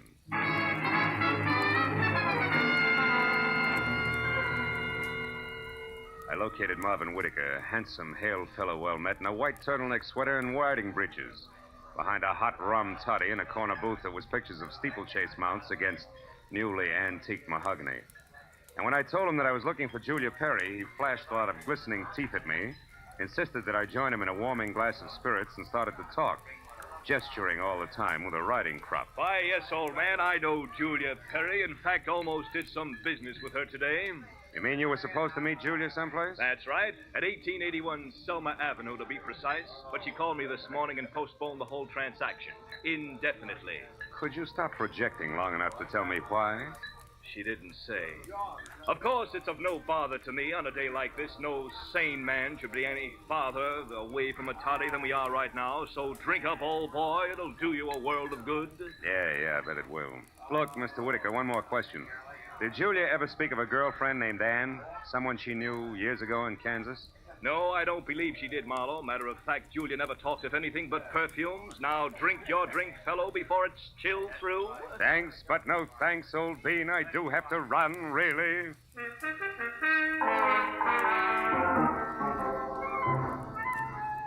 was a 20-minute drive to the address on Selma, and the rain had stopped by the time I got there. The place was one of those once-upon-a-time rooming houses that had been partitioned off into a couple of dozen 2x4 cubby holes, just big enough for the very small businessman to fill his fountain pen in. When I got to the door and asked the scrub woman, who was a lot of wild red hair around 2 pop eyes, for Julia Perry, I knew I was moving in the right direction, because the lady standing in front of me was anything but calm. And more important, she had just heard a pistol shot from the back of the house. Yes, that's right. A pistol shot not over 2 minutes ago. I'm sure that Perry girl had something to do with it. Because when I come from inside, I saw her rush out down these steps. Did she say anything? I don't know. She was gone out of sight before I could open my mouth. But I know it was her on account of that plaid coat and little hat she wears. Yeah. Now, which room is hers? Come on. Well, that one there with the light showing under the door. But it's locked. You won't be able to get in. I just tried. Well, we'll try again for luck. It's not the best lumber. Believe me. This is terrible. Nothing like this has ever happened to me before. It's a man. Yeah. A dead one at that, Granny. Do you know who it is? Uh-huh. From the mud and clover grass on the bottom of his shoes, I'd tag him as a guy who was looking in a lady's kitchen window about an hour ago. But from that purple scar on his chin, I can do even better than that. The name, Granny, is Ruby, a guy I thought was still in Santa Barbara.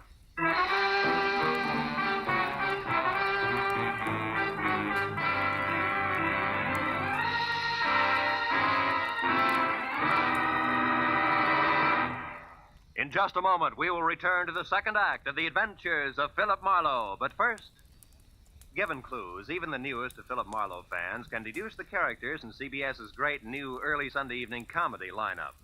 The washboard leads you to the one and only Spike Jones. The bumblebee? Well, of course, that's for America's most famous non-virtuoso violinist, Jack Benny, who follows Spike Jones on CBS. The 2 A's, Amos and Andy, who are heard on CBS immediately following Jack Benny. So it's really no mystery at all why millions of Americans now stay tuned to CBS on Sunday nights for these 3 superb comedy shows in succession. Spike Jones and Amos and Andy over most of these same CBS stations, and Jack Benny over them all. And now, with our star, Gerald Moore, we return to the second act of Philip Marlowe and tonight's story, The Black Halo.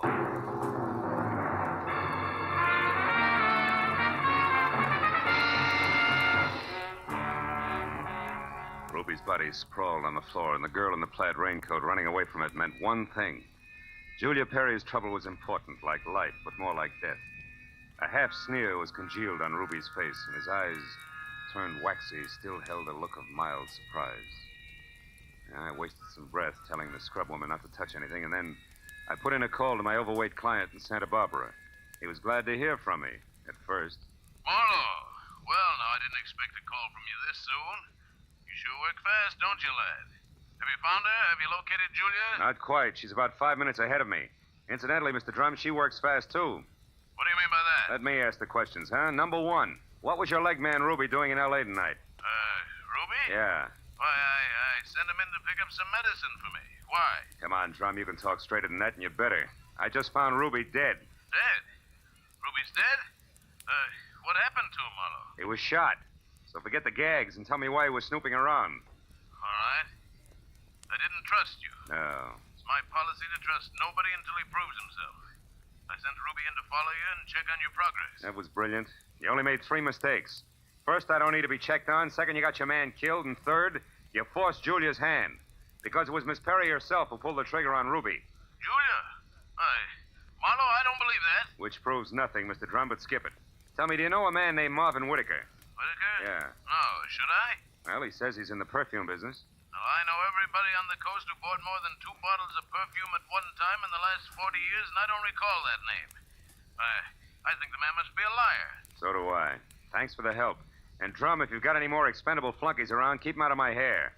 I'll call you when I've got something.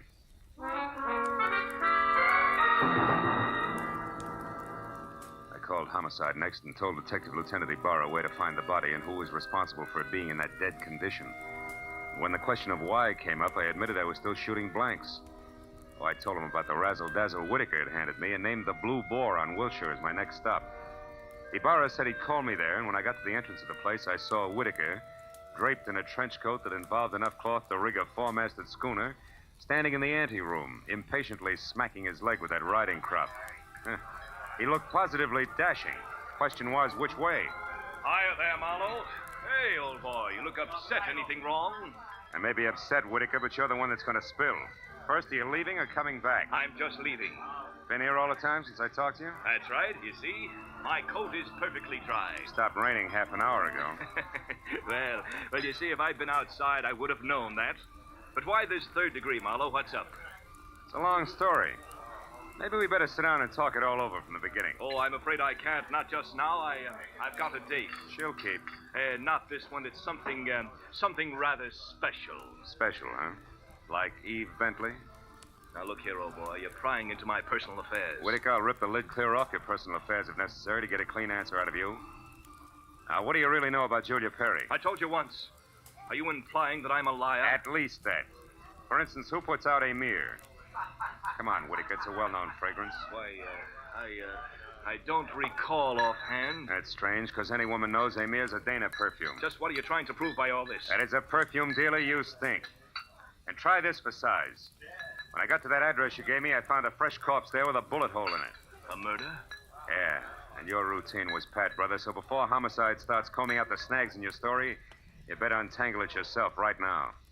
You lied to me. Now, why'd you do it, Whitaker? Why the double tower? All right, Marlowe, I'll tell you. I'll tell you this! Oh! He was as quick as a wounded cat. The riding crop slashed across my face even before I'd realized he'd moved. And by the time the red light stopped dancing in my eyes, Marvin Whitaker was gone. I turned as the head waiter walked up to me. He studied the hot red welt rising on my face for a moment and then murmured discreetly that if my name was Marlowe, I was wanted on the phone. It was Lieutenant Ibarra. Marlowe, you can stop beating the brush for Julia Perry. We found her. You did? Where is she, Ibarra? She's out in the alley here, behind the Beechwood Plaza Hotel, Marlowe. Exactly 8 floors down from the window. 8 floors down from the window of her room. She fell through the glass roof above the rear entrance. Oh. It's not pretty. She explained the whole thing, including that Ruby guy's murder, in a note we found in her room. I'll be right over, Ibarra. Okay, don't hurry.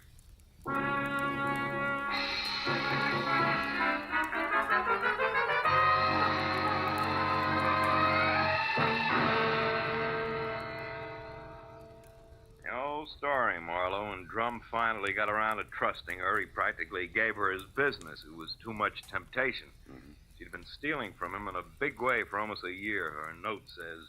And she decided to run for it when she knew she couldn't hide the thefts any longer, huh? That's right. That Ruby caught on some way, and she killed him, but I guess murder was too rich for her blood, so she came back here, thought it over, and checked out. Yeah. All she left behind was a little plaid raincoat and a purse over there. Hey, she was wearing a dinky hat, too, Ibarra. Did you find that? Mm-hmm. Come over here to the window, Phil. See down there on that canopy, that little black circle? That's her hat. I sent Mooney down to get it. Can't leave any loose ends around, you know. Yeah. Got a light, Lieutenant? Oh, sure. Here you are. Thanks. Hey, what happened to you? That welt on your face, Phil. Oh, I backed that horsey liar named Whitaker into a corner, and he slapped his way out with a riding crop. And speaking of loose ends, if I ever catch up with that... Ibarra, where did that stuff on the dresser come from? Well, this out of the pockets of Julia's plaid coat. Why? But that's impossible unless... Holy smoke. That's why Whitaker lied to me. Hey, where are you going with that, Phil? Come back here. I gotta check on something, Ibarra, and keep your notebook handy. If I'm right, this deal is still wide open.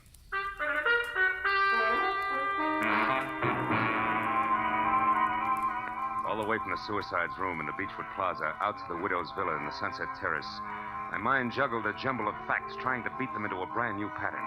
A pattern that had to include an object Ibarra had found in the pocket of that plaid raincoat. It almost made sense, but I needed just a little more. Well, when I turned into the parking lot at the Sunset Terrace, rain began to fall again. Thin, cold rain. I walked to Eve Bentley's door and pressed the bell. Just as I expected, it was Marvin Whitaker, unsmiling and nervous, who answered the door. I didn't give him a chance to think. I just swung hard. Okay, horseman, that squares us up. Come on, Heavy, roll over. Let's see if you're carrying a gun. Okay, no gun. Now, be a good boy, Whitaker, and you'll make out all right, but one funny wiggle out of you and I'll crack your skull. It's a promise. Do you hear me? Yeah, I heard you. All right. Now, where's Eve? Is she here? Find out for yourself, Marlowe. I'm through. Fair enough. But just so I'm not talking through my head, I'll take a look in her closet first. She won't be in there, I guarantee. No, but her future might be. Now, let's see. It's got to be in here someplace. Oh, yeah. This is probably it. Brown cloth coat, as chic as a pair of hobnailed boots and still damp. And the label says the B.H. Company, Haven, Kansas. That does it. I've got it all now, and my chivalry just died. Where is she, Whitaker? Where's Eve? Right here, Marlowe. Uh-oh, don't try that. I guess you really do have it figured out, haven't you? Yes, Eve, I have. Sorry it turned out this way, because you had your points as Eve and as Julia. Don't put it in the past tense, Marlowe. As Eve Bentley, my life is just beginning, and now I've got everything I ever wanted as Julia Perry. Then you're Julia Perry. I was, Marvin. She still is Whitaker. At least that's what the bailiff will call it in court. There won't be any court, Marlowe. Oh, I'm afraid there will, baby. You're twice a killer now, and both for the same reason, remember? First Ruby, because he saw you as Eve. And the girl you pushed out of the hotel window, who was no doubt Anne, your old chum from the hometown. She must have seen you posing as Eve, too. All right, Marlowe. Anne ran into me by accident and ruined everything. I had no choice. I promised her money and then told her to go to my room at the Beechwood Plaza and wait for me. Eve, I can't believe this. It can't be true. Yes, Marvin, it is true. Darling, I didn't want this mess. I'd have left town this morning as I intended if sweet, sly little Anne hadn't seen me. I tried to get rid of you the easy way, Marlowe. When I sent you to Marvin, the Selma Street address he gave you should have led you to the end of Julia Perry. Is that why you phoned me and told me to lie to Marlowe? Yes, Marvin. I was going there to write my suicide note and use the stock room for my disappearing act. But Ruby caught me, and after that I had to work fast. But it's all right now. It all worked out perfectly. They were the only two who knew besides you, Marlowe. Aren't you forgetting little Marvin here? Forgetting him? Oh, no, Mr. Marlowe. Marvin's the one person I can count on. That's what you think. You don't get me mixed up in this. Marvin. I bargained for an heiress, not a murderess. Why, you dirty load. All right, then. I'll use this gun on you, too, because I'm getting out of here and no one's going to stop me. But you're right between us, Eve. You can't get us both. He's right, baby. You're not good enough to get us both, and killing just one of us isn't going to solve anything. What do you say? It's been a long night, baby. You just couldn't tell when you were late.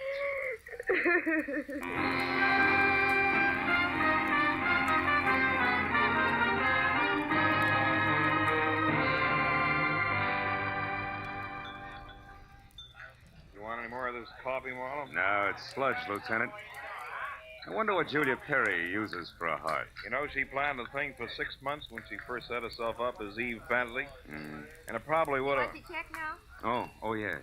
Probably would have worked if everything hadn't closed in on her. Yeah, her friend Ann from Kansas, Ruby the leg man. And you with that torn book of matches. Incidentally, that was pretty fast figuring up in the hotel room there, Marlowe.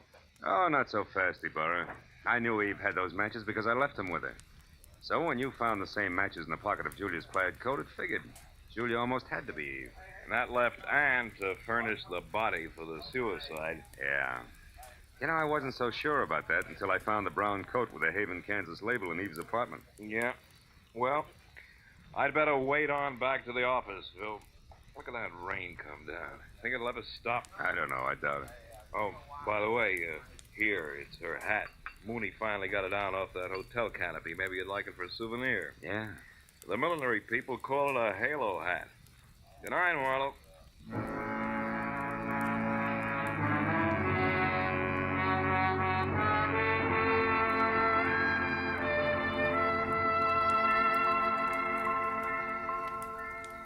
I sat there a while after Ibarra left, looking at the rain in the street, and the cold coffee in front of me, and Julia's little round halo on the table.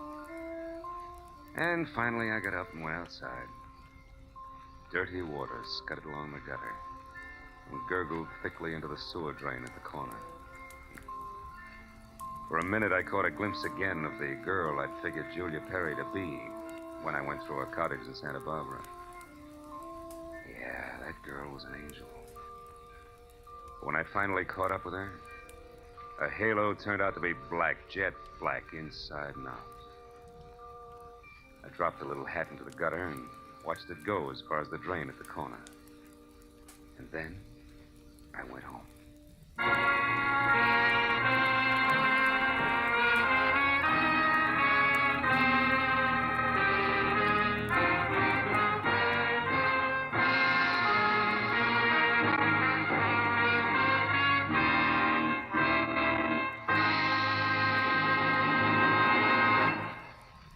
The Adventures of Philip Marlowe, created by Raymond Chandler, stars Gerald Moore, and is produced and directed by Norman MacDonald.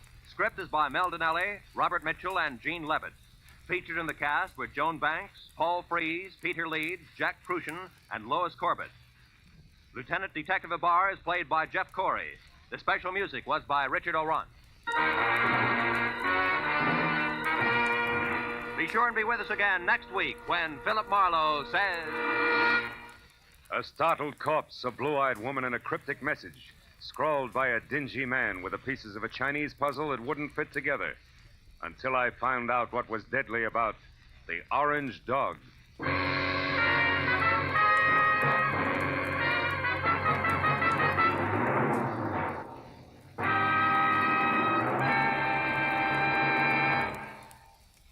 You'll find a whole hour of fun, variety, music, and thrills on Sing It Again tonight and every Saturday, for it's heard over most of these same CBS network stations.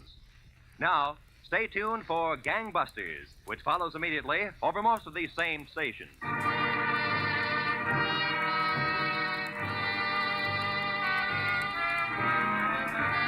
This is Roy Rowan speaking for CBS, the Columbia Broadcasting System.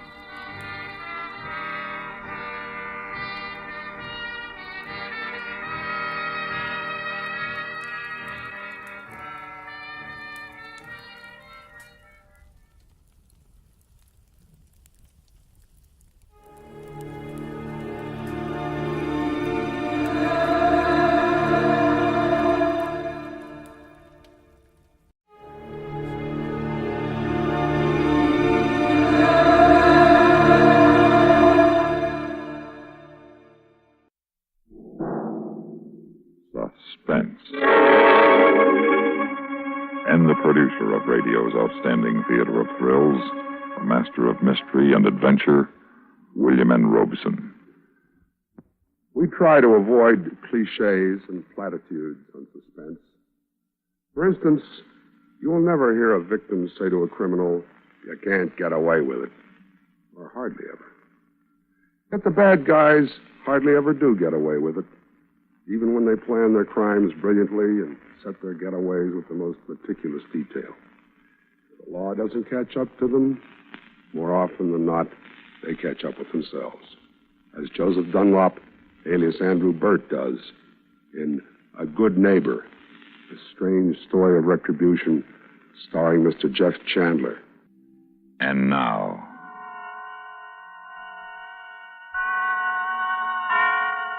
Mr. Jeff Chandler in A Good Neighbor, a tale well calculated to keep you in suspense.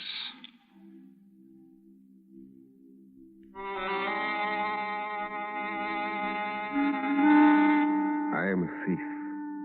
I have stolen $150,000 in diamonds from my employer's firm. Last night, I left New York in a second-hand car, the jewelry in a steel box locked in the trunk. The theft will be discovered this morning. In a few minutes, I'll reach the place where I'll hide on this deserted Maine coast. Then I will take the cut stones out of the settings and put them with the other unmounted stones, and in a few days, I'll leave for Mexico. There, I will sell the stones to an agent I have contacted, and then I will go on to South America. My name now is Andrew Burt. I have identification cards and a passport to prove it. They were very expensive, but I will be very rich, and the police will be looking for a man named Joseph Dunlop who has vanished from New York.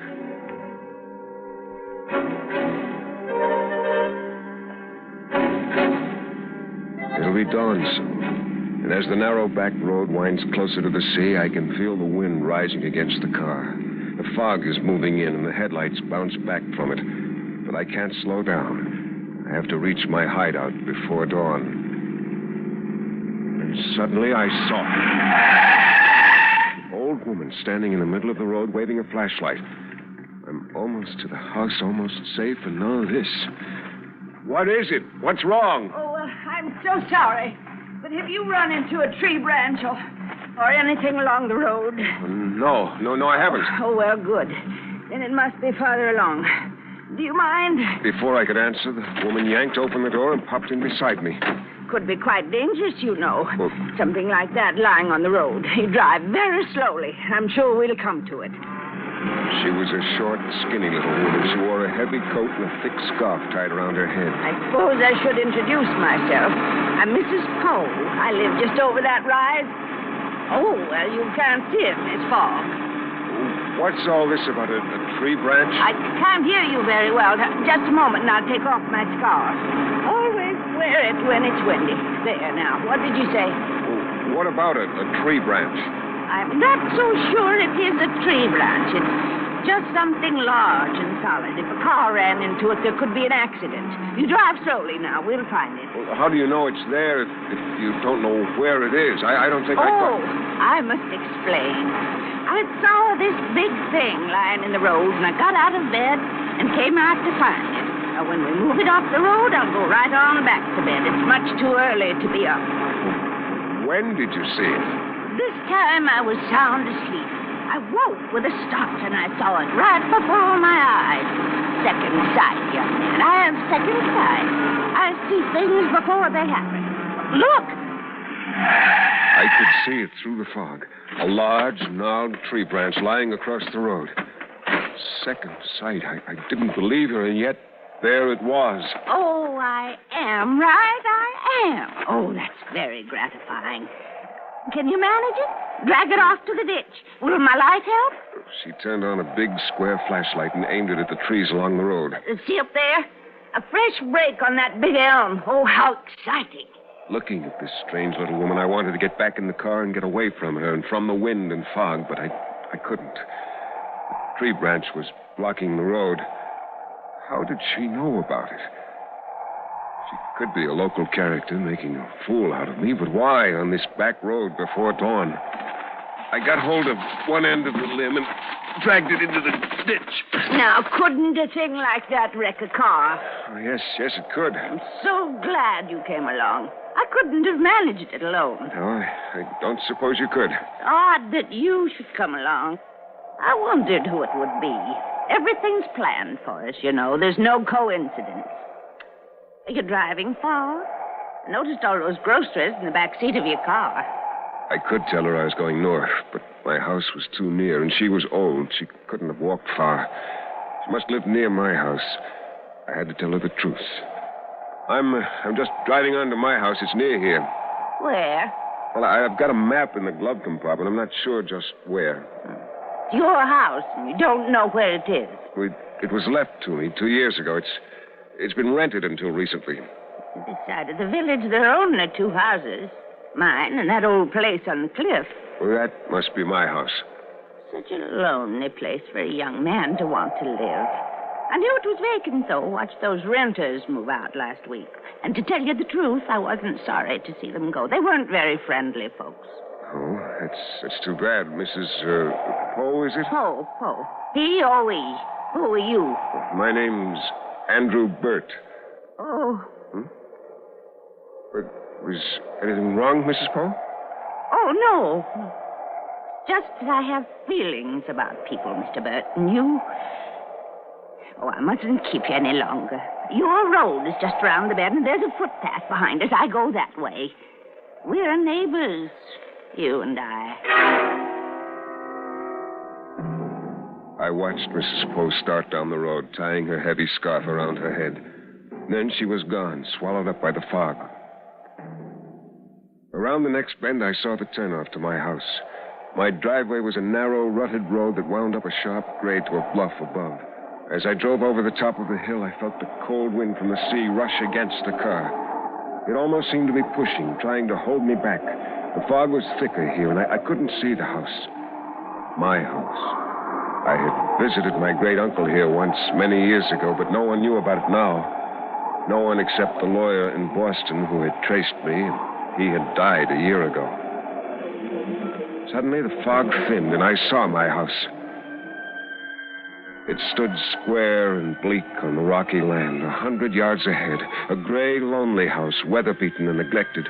There were no trees, nothing to break the emptiness of the land.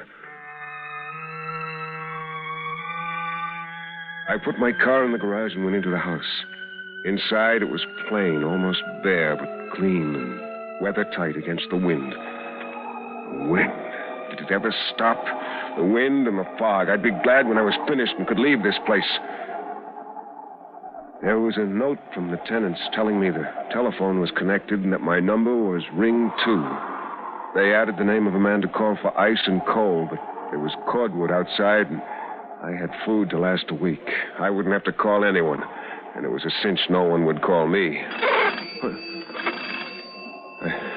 I won't answer it. No one knows I'm here. Mrs. Poe. Hello? Mr. Burt? Mr. Burt? Yes. Oh, well, I'm home, and so are you. That's nice. Are you comfortable? Very, thank you. Well, if you're sure. Now, if anything goes wrong, if you need anyone, you just call me. I won't need anything, Mrs. Poe. I hope so, Mr. Burt. But I have a feeling about that house. Well, you're not alone, Mr. Burt. You have a neighbor. A neighbor. A meddling, eccentric old woman. I had to be careful, not give her anything to gossip about in the village. Mrs. Poe could be a very dangerous nuisance. Well, I won't let her be. I'm a thief, but if necessary, I'm capable of murder. I'm not going to let anyone stop me now. This project's been too successful to be loused up by an old biddy with second sight. I went back to the car and carried the cartons of food into the house. Then I opened the trunk and took out the box. It was quite ordinary looking, the kind of steel box you buy for storing important papers. I locked the garage doors and went into the house, put the box on the kitchen table, and opened it. The diamonds. They caught the light and reflected it 100 times, shining and glinting in that cold, empty room. After 2 years of waiting and planning, I had them. I was rich and free. Free of my dull, respectable job and my dull, respectable employer. Quiet, cautious Mr. Radcliffe. What would he do without me? What would he do without his diamonds? All he could do was tell the police and insurance people about Joseph Dunlop, a man they would never find. I even felt a little sorry for Mr. Radcliffe. He had trusted me so much. And now, well, Well, he had his insurance. He could buy more diamonds. I spent some time getting the place settled. In case anyone should come to the house, it would look like I was planning to stay. Once I went outside to look over my property. The wind was getting stronger, blowing the fog into the dawn, and the smell of the ocean was clean and fresh. I could see Mrs. Poe's house a few hundred yards away on lower ground. She was standing on the porch of her house, and she waved to me. I didn't wave back. I went inside and had some breakfast, then slept for a few hours. At last, I started to work. The unset stones I put in a soft leather bag in my pocket, and then I started breaking up the set pieces. I cut the links off the jewelry and gently pried the stones from their settings. Then I hammered the metal out of shape. I worked slowly, carefully, keeping the bits of gold and platinum in a neat pile on the table and laying the diamonds out in a row. Oh, they were magnificent stones. I had chosen well. It was beginning to get dark when I finished. I looked at my watch, almost 5 o'clock. But one more part of my plan was completed. I gathered up the diamonds and put them in the leather bag with the uncut stones. Then I scraped up the bits of metal and put them in the steel box with my jewelry tools. Now I had to get rid of the box. That woman, that prying old woman. Hello. Mr. Burt? Mr. Burt? Yes. This is your neighbor. This is Mrs. Poe. Well, what is it, Mrs. Poe? I'm coming over, Mr. Burt, for a little visit. No. Well, that is, not now, Mrs. Poe. I was just going to rest for a while. I'm very tired. Oh, of course. You drove all last night, didn't you? You must have been in a hurry. Is everything all right? Yes. Everything is all right. Evil comes to him who evil thinketh. I always try to remember that. Goodbye, Mr. Bird.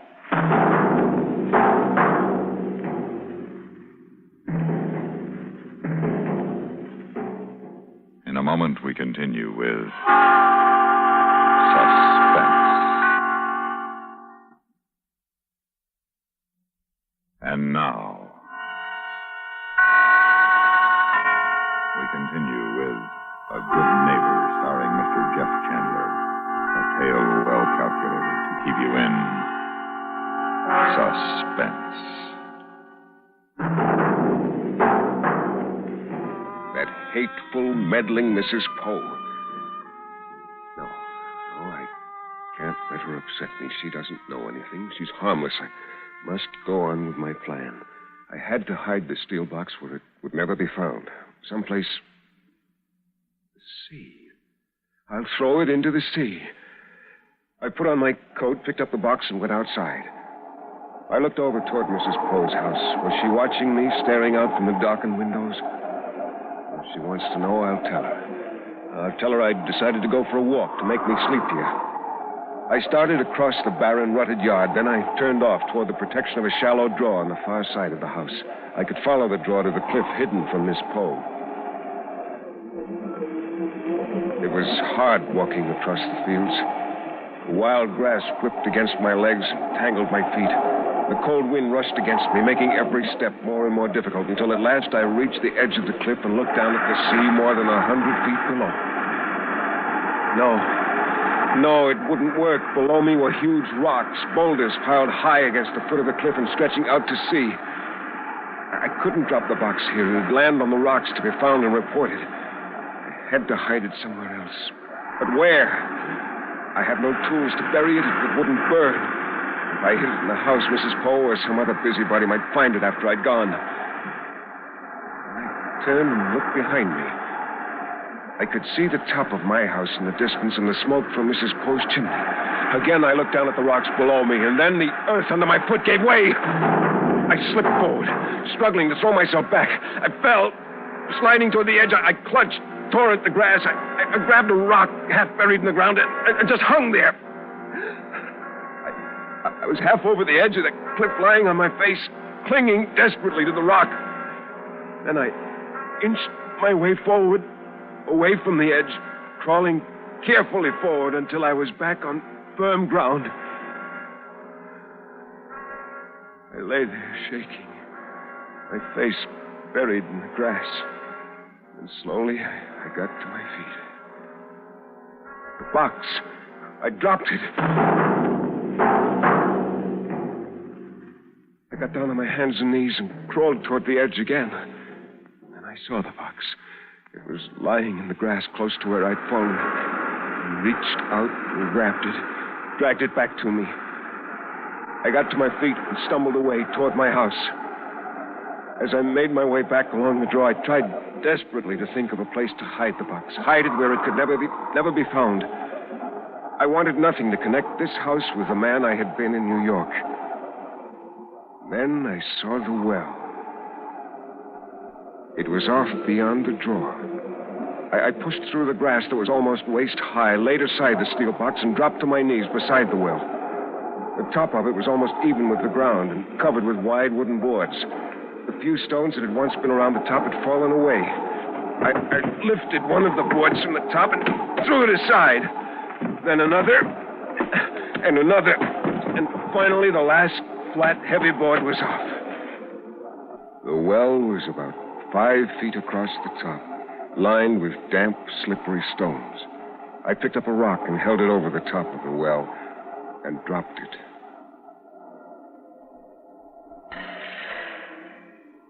The well was old, abandoned, and the water at the bottom was deep. A perfect place for the box. For a moment, I knelt there staring at the damp rocks, wondering who had put them there, how long ago. What had Mrs. Poe said? Everything has been planned for us, and the well was here for me to find. I turned and reached for the box. Huh? Mrs. Poe. But where? I can't see her. I got to my feet and stumbled away from the well. I couldn't let her find me here. Hello, Mr. Bird. I got to the drawer and started running back to the house, and suddenly I saw Mrs. Poe coming toward me. Oh, Mr. Bird. Oh, I'm so glad. Are you all right? Yes. You seem quite out of breath, and I can't hear you in this wind. Mrs. Poe took off her scarf, and we started back to the house. I heard you calling. I thought something was wrong. You shouldn't be out, Mr. Bird. It's almost dark. I went for a walk to the cliff to make me sleepy. Oh, Mr. Bird. Oh, I knew there was a danger. I tried to telephone you, and when you didn't answer, I was worried. That cliff isn't safe. I should have warned you. It's always falling away. Mr. Bird, you're covered with dirt. You fell. I fell, Mrs. Poe. The air's full of danger, full of implications. If you'll excuse me, Mrs. Poe, I'm going inside now. Of course. You vanished sharp. Good evening, Mrs. Poe. May I please come in just for a moment? I must talk with you, Mr. Bird. Mrs. Poe, I realize you feel alarmed. No, something else. Just be a moment, and it's so important. I went across the porch and held the door open for her. She went into the hall. Suddenly she stopped and turned to me. This house. Something. Mr. Bird, I want you to get out of this house. Go to the village or come to my place. But leave here. Forces are at work, Mr. Bird. It's not safe. I understand your belief in premonitions, Mrs. Poe, but I don't agree with you. You must, and there's a storm coming. Leave before the storm, Mr. Bird. Why do you want me out of this house, Mrs. Poe? What is it you want here? Oh, if I could only see the danger. Oh, I've tried, but I can't see it. Wrong. The vibrations are all wrong today. Get out, Mr. Bird. You'll have no other chance.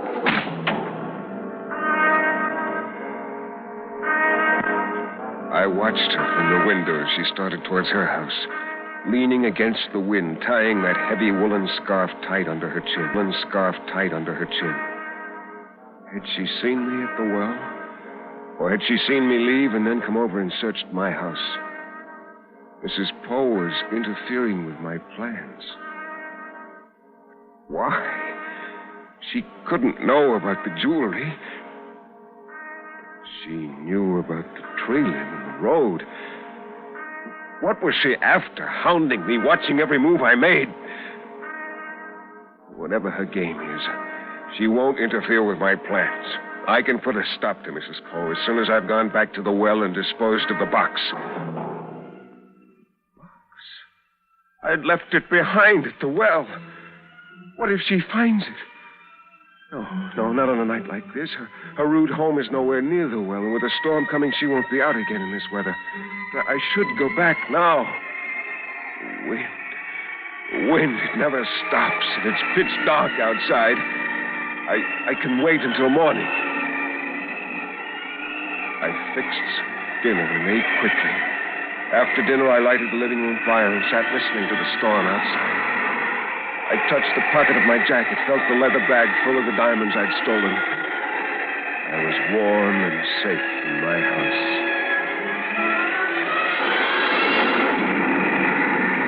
The storm grew wilder and wilder. The rain struck the house heavily, hammered against the windows and walls. I built up the fire and sat close to it. Somewhere a screen door slammed back and forth in the wind. But I wouldn't leave the bright, warm fire to fix it. Oh, Mrs. Poe, I won't answer. Let her think the lines are down.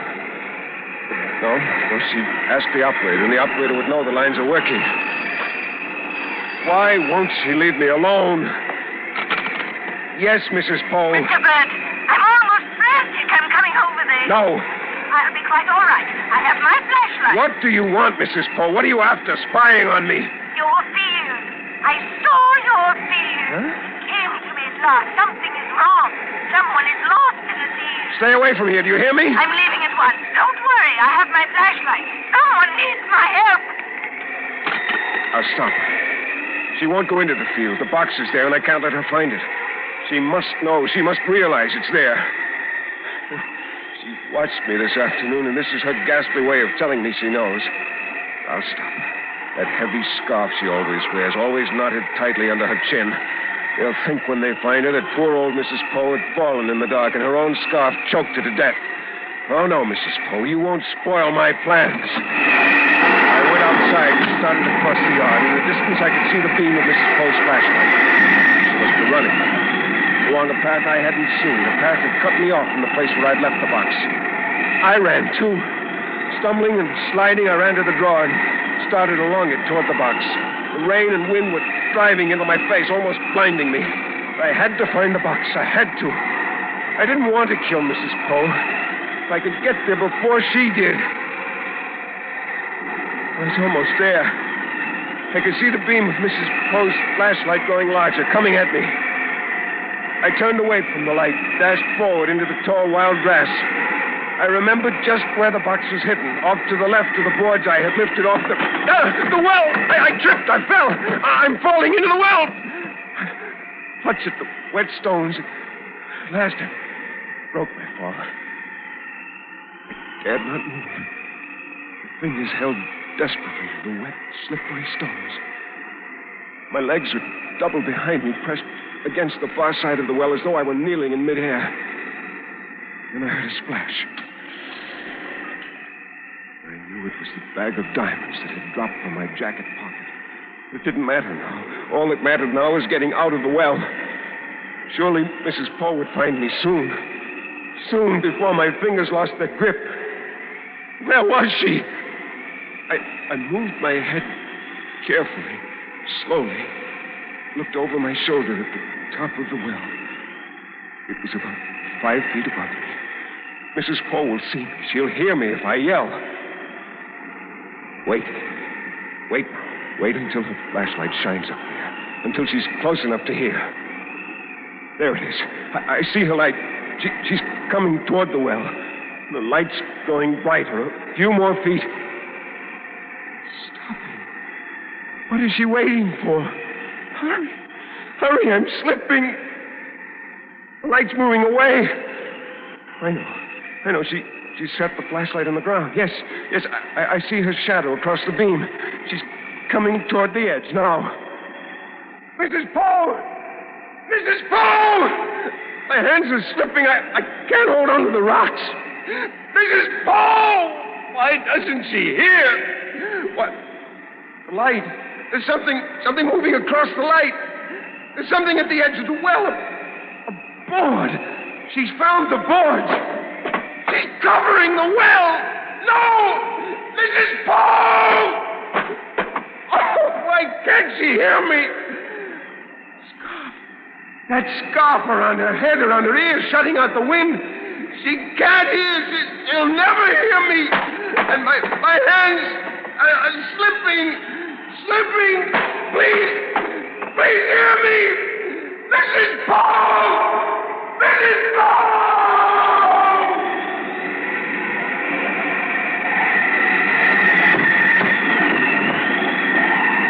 There. Oh, I just knew there was danger out here tonight. That nice Mr. Burt. Why, he might have tripped over those boards and had a nasty fall.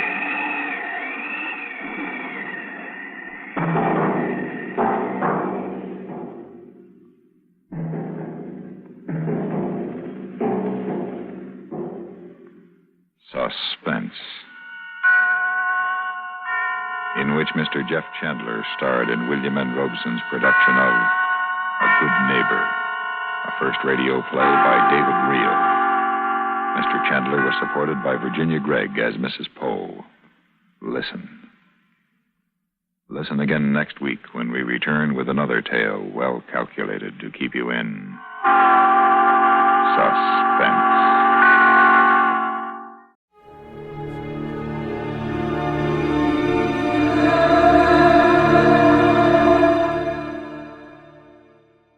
Time now for Edmund O'Brien as Johnny Dollar. Dollar, thank goodness I found you. Why, what's up? You've got to leave for New York, Dollar, immediately. A policyholder, he's afraid for his life. Here we go again. Who's he afraid of? Well, he wouldn't say over the telephone. All I know is, to us, he's worth $100,000 alive. Well, that makes it simple. He must be afraid of somebody to whom he's worth $100,000 dead.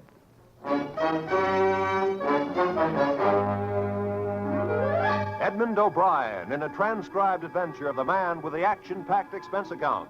America's fabulous freelance insurance investigator. Yours truly, Johnny Dollar.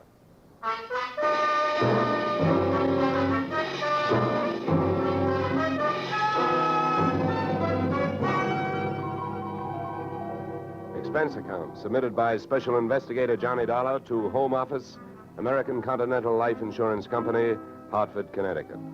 The following is an accounting of my expenditures fulfilling your assignment as a bodyguard. The body being that of your late policyholder, Robert W. Perry.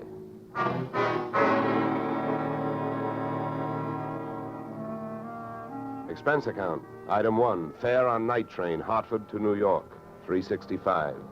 Expense account item 2, $1.80 taxi to Lower Manhattan following morning to offices Perry and Van Bruten, importers, arriving as promised at exactly 9 a.m.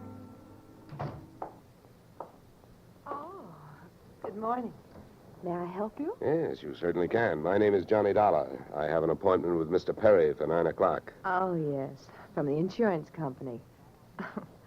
Well, you're right on time. Yes, they told me I'd better be, and I'm glad that I am. Mr. Perry just came in. He's alone and waiting for you. I'll buzz him that you're here. Thanks. Come on!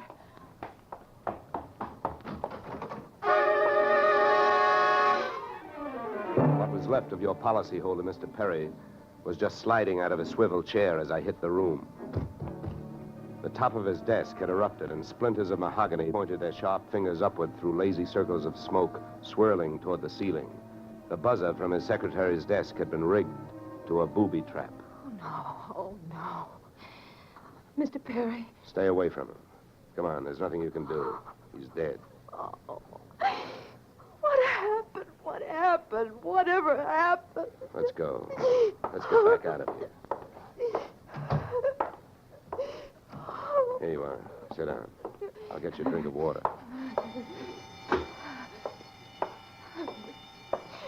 Come on, drink this.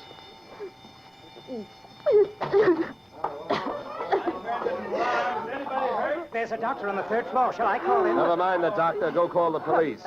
Nobody gets in here till they arrive. Now, the rest of you, go on, run along, beat it, will you? And have the building superintendent turn off that alarm.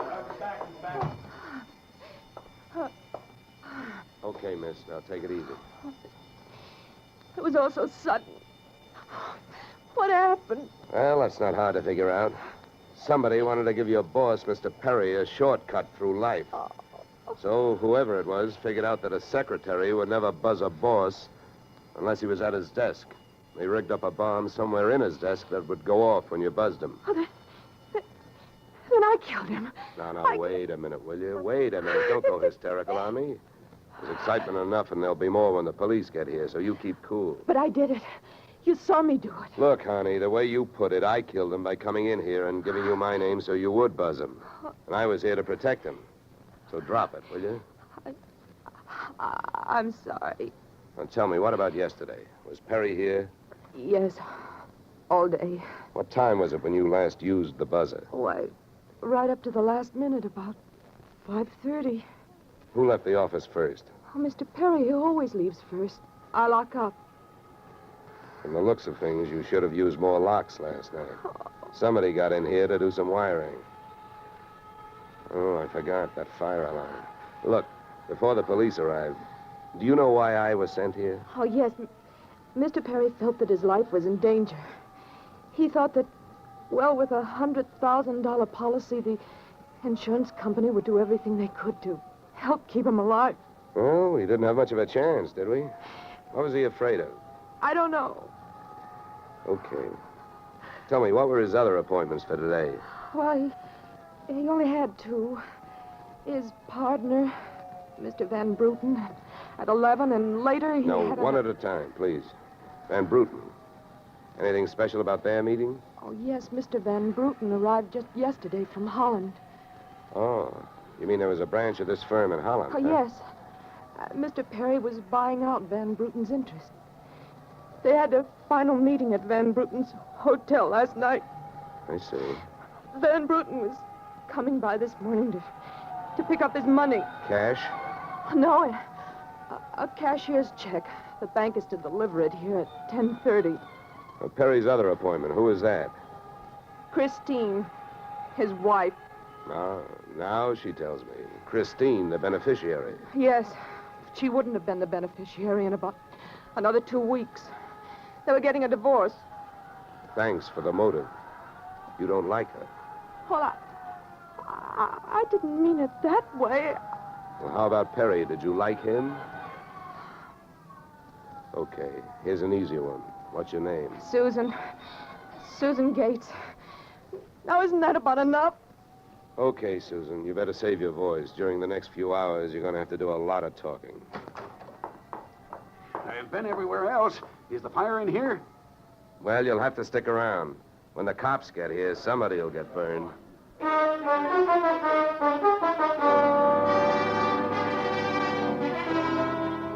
The firemen should have stuck around because the cops arrived in a blaze of glory. It was a very high-class investigation, 2 lieutenants.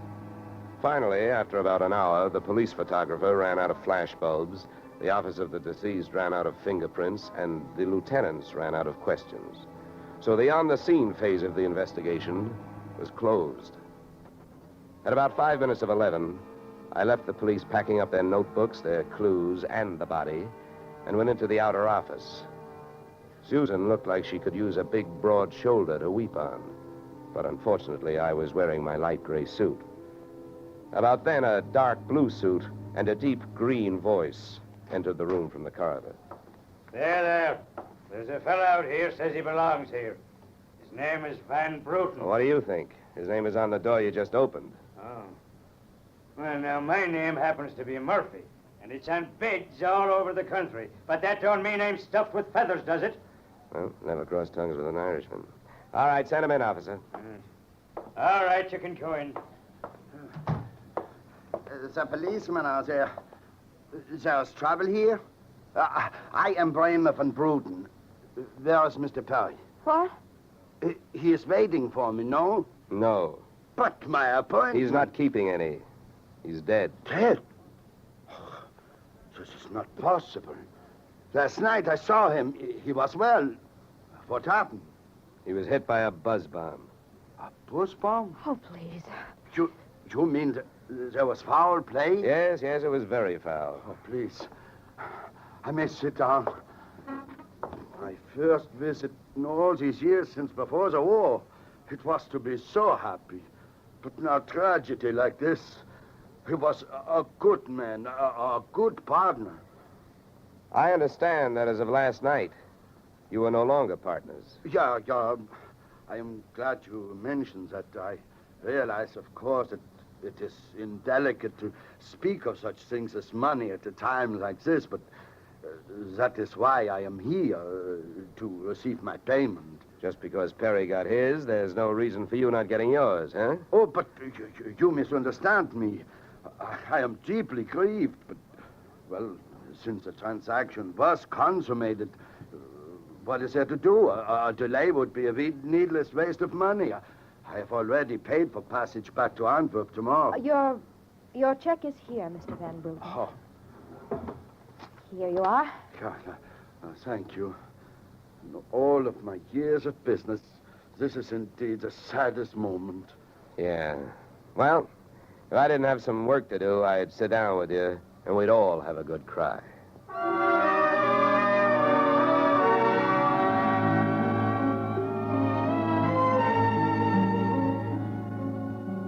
Expense account item 3, 90 cents. Phone call to the home office. Mr. Gordon's office. Look, honey, this is Johnny Dollar. I want to speak to Mr. Gordon. While I'm telling him what I've got to tell him, maybe you'd better sit there in his lap with some smelling salts. I'm not that type of a secretary. Besides, he doesn't have a lap. Hello, Dollar. How are you making out? Out? About $100,000. What's that? Yeah. You know, you should have sent me earlier. Somebody turned Mr. Perry into a firecracker just after I got here. He's dead. Oh, that's bad news. Big policy. Yeah, what I want to know is, shall I stay on the case? Well, certainly, Dollar, by all means. Is there a chance of proving suicide? There's a non-payment clause. Yeah, to make this one a suicide, there'd have to be a Santa Claus. Nobody could hate himself enough to do it this way. What are the fraud possibilities? Fair, there's an estranged wife. She's the beneficiary, but she wouldn't have been in a couple of weeks. Divorce coming up. I'll start with her. All right, Dollar. Good luck. But watch those expenses. Why, Gordon, I'm surprised. I think an insurance man would be the first to want to see a fellow live a little.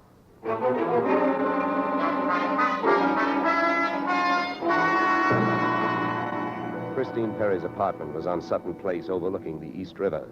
I took the elevator up to the 24th floor, and there I discovered that our garden-fresh widow was living high in more ways than one.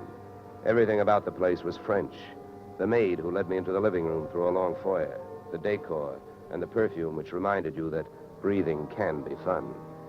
I looked up from enjoying my nose to see Mrs. Perry looking down hers. Mr. Dollar? Mrs. Perry. I believe we can dispense with the social amenities. You're an insurance investigator, interested in the death of my husband. So naturally, you're here because you've jumped to the conclusion that I killed him. You're the one that's jumping to conclusions, lady. And careful you don't break your leg. What do you want? The policy's in order. Premiums are fully paid. You know, I'm not quite sure what I want. I know that you've got a great motive. So far, the only motive I've found. You haven't had much time to look, have you? Check. This is my first stop. Maybe you can help me. Do you know anyone who would be happier with your husband out of the way? I know very little about my husband's friends. For that matter, his activities for the past 6 months. That's when I left him. Well, that's not much help for either of us. You know, without someone else to suspect, I may just have to concentrate on you. Mr. Dollar, I picked the men I want to concentrate on me. I hope you're as long on alibis as you are short on temper. Where were you last night? With a friend, Al Donovan. For a while, the same place my husband was. And I have witnesses to prove who was with him.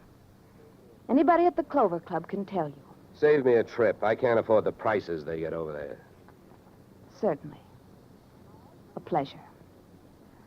My husband was with his beautiful little secretary, Susan Gates. Well, I wouldn't be more surprised if your late husband walked through that door and said... All right, mister, that's enough. Al! Yeah. How much did you hear? I'm a big guy, baby, 6'4".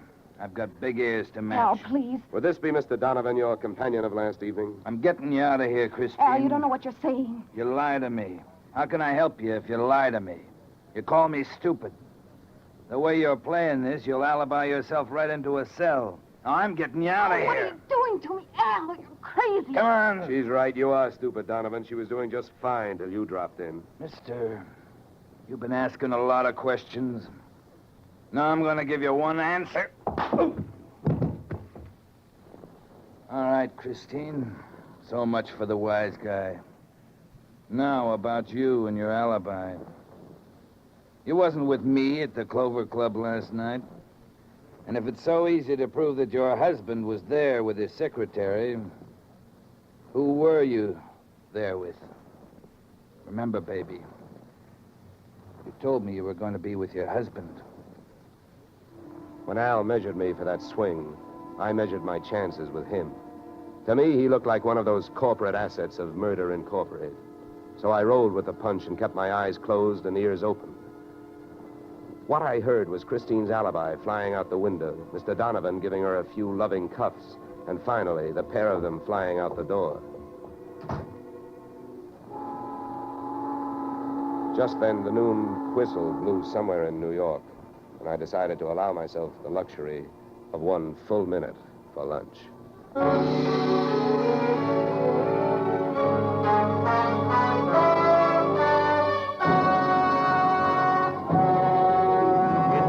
We'll return to the second act of Johnny Dollar. But first... And now we return to the second act of yours truly, Johnny Dollar, starring Edmund O'Brien.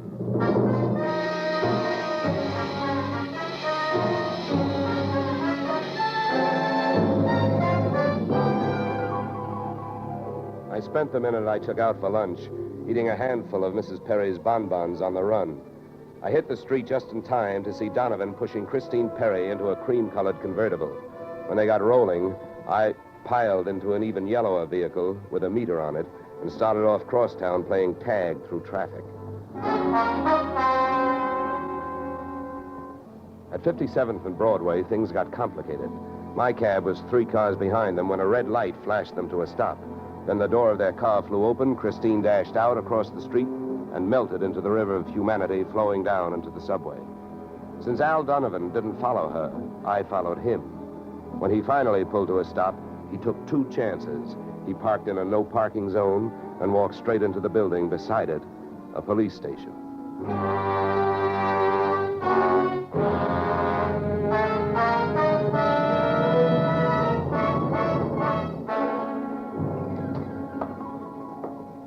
This is Mr. Dollar, Lieutenant. He's been waiting for you. Well? My name is Johnny Dollar, Lieutenant. Here are my credentials.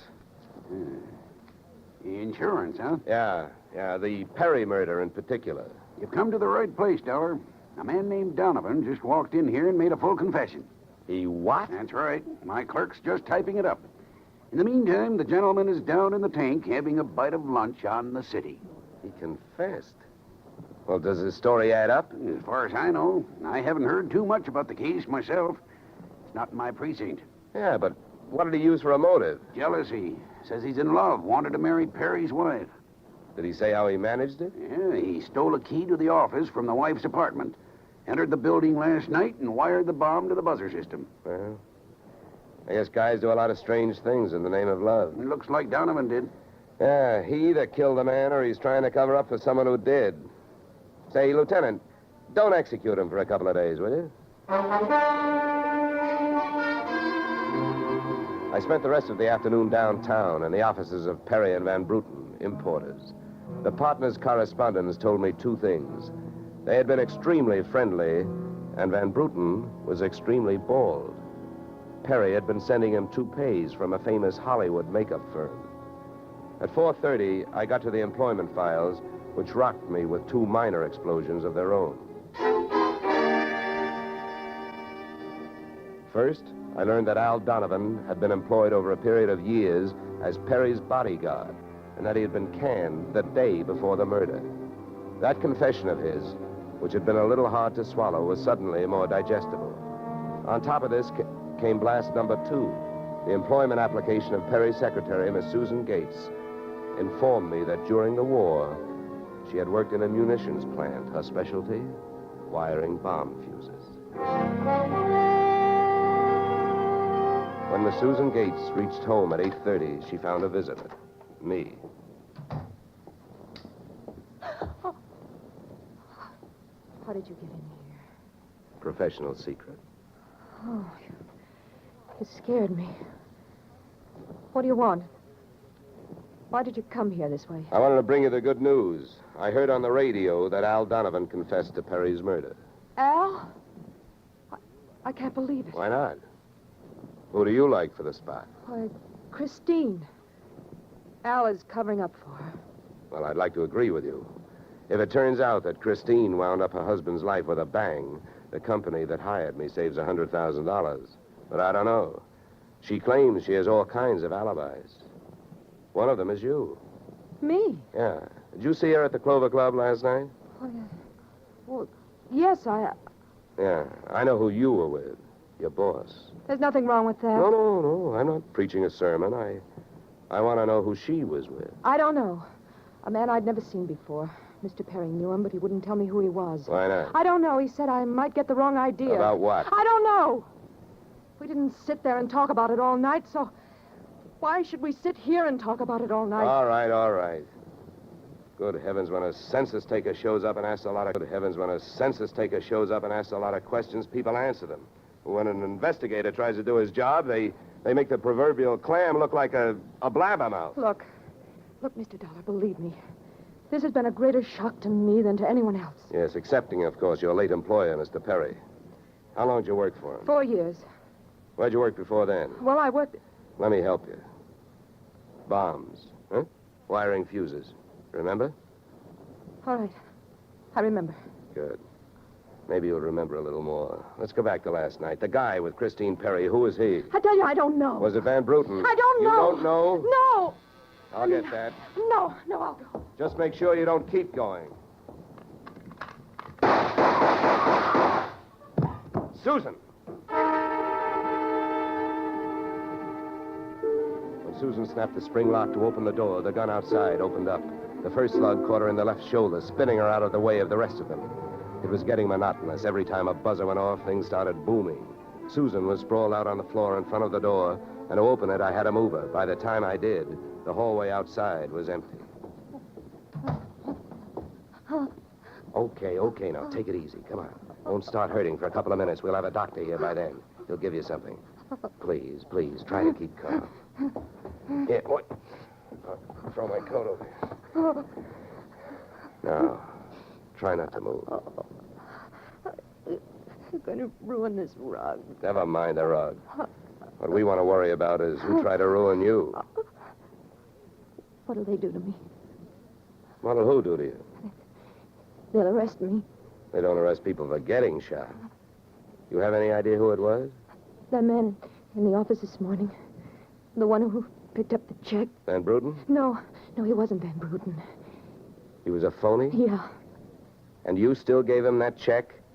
Yes. Well, I won't ask you why. You gave him that check and then tried to blackmail him. Is that right? They'll arrest me. I wouldn't be surprised. Who is this guy? Where can I find him? Come on, don't pass out on me now. His name, quick, come on. Ben Sand. Where's he live? Marsden Hotel. Under his own name? No, I don't... I don't blame you. I could use a few moments of unconsciousness myself. The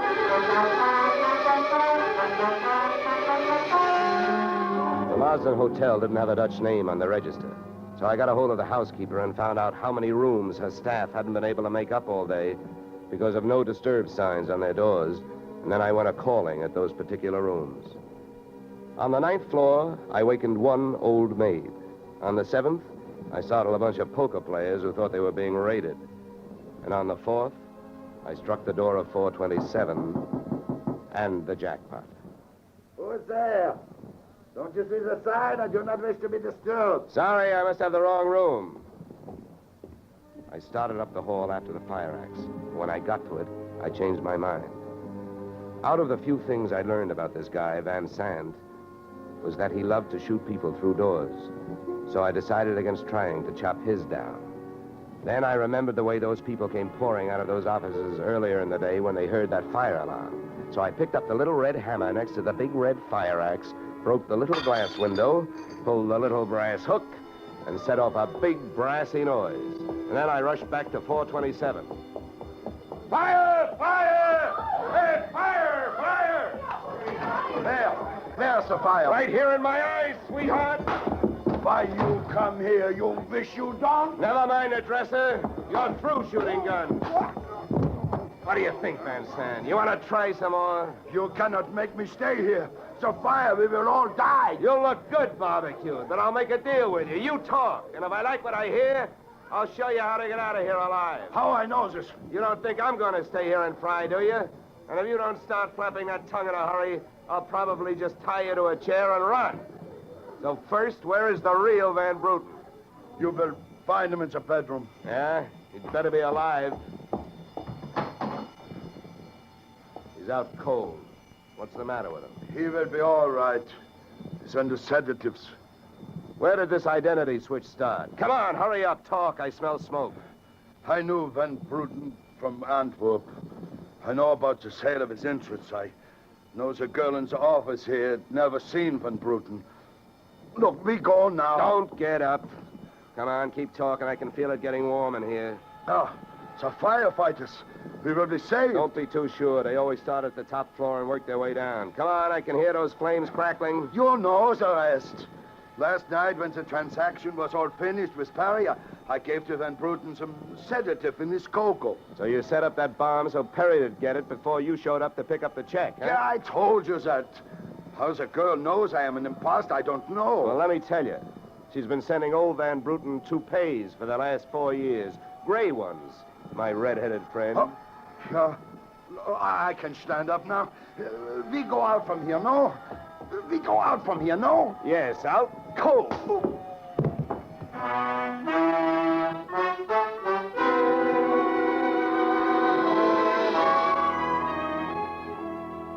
Expense account, item 4, $1.40. Night letter informing you that American Continental would have to meet payment of claim to Mrs. Christine Perry, innocent widow of the insured. The only thing she was guilty of was trying to stay on the right side of a hot-tempered boyfriend. She lied about who she was with at the Clover Club, not to fix herself an alibi, but to keep Al Donovan from learning that she'd been out with another man. That man being the real Mr. Van Bruten, who had only taken her out to try to talk her into reconciling with his friend, her husband. Expense account item 5, $100. Fine for turning in a false alarm, which, since you're paying it with me, is just fine. Expense account total, $463. Yours, truly, Johnny Dollar.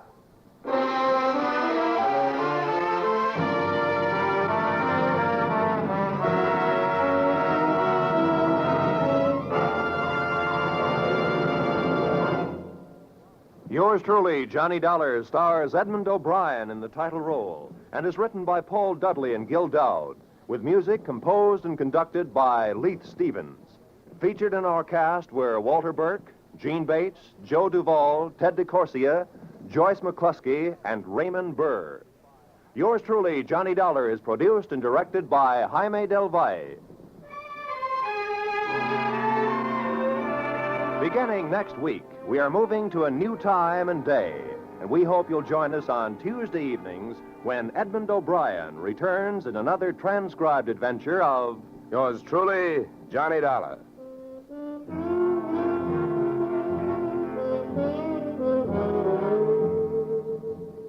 You, Mrs. Bloom, Molly Goldberg's famous invitation to fun in the Bronx now echoes across the country each Saturday night on CBS. It's the same fine brand of comedy mixed with a tear now and then that's made Molly and her whole family, Jake, Sammy, Rosalie, and the others, favorites for many years. CBS invites you to hear the Goldbergs on most of these same CBS stations this Saturday and every Saturday. This is Roy Rowan speaking.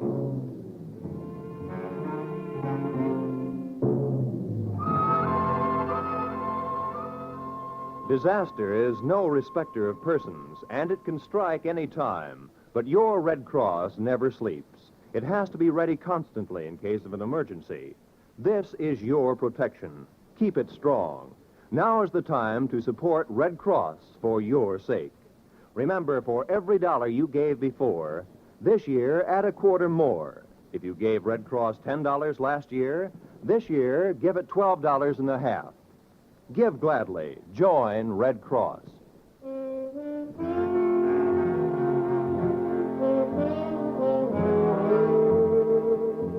This is CBS, where yours truly, Johnny Dollar, meets adventure next Tuesday night, the Columbia Broadcasting System.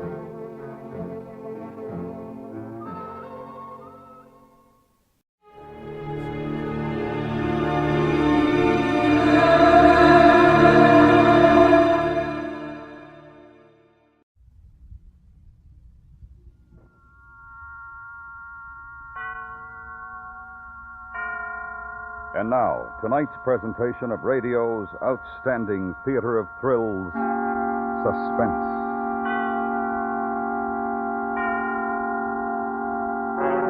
Tonight, the story of a man's search for the murderer of his brother. We call it A Killing in Abilene. So now, starring Parley Bear, here is tonight's suspense play, A Killing in Abilene.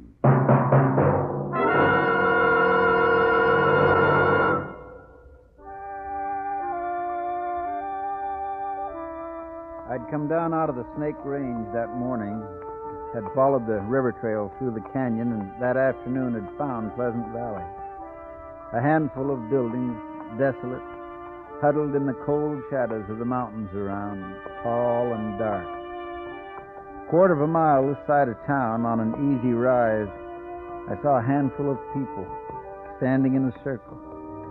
As I got closer, I saw they were gathered around two men who were digging.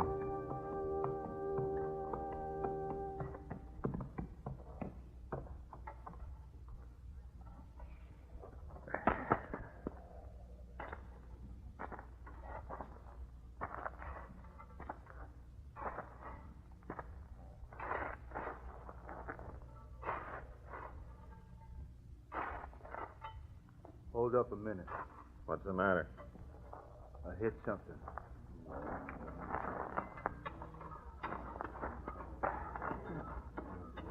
Wait.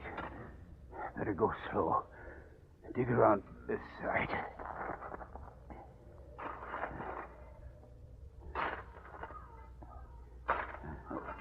Here, I can't do it anymore. One of you boys take over. I'll do it, Jim. Somebody's got to.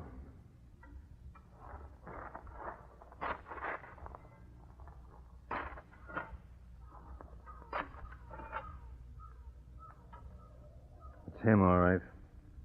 I seen his shirt. You was right then, Ben. Let the sheriff take a look. Yeah. Jake Garvey. Yeah?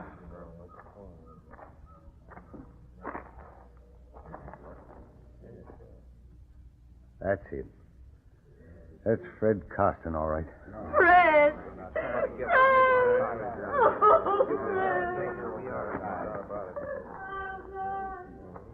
What are you doing here, stranger? Where you from? You the sheriff? That's right. Jake Garvey. Mander's my name, from Abilene. So? I'm looking for a man in these parts calls himself Lee Burridge. Who'd he say, Sheriff? He said Lee Burridge, Ben. You come along with us, mister. We'll find him for you.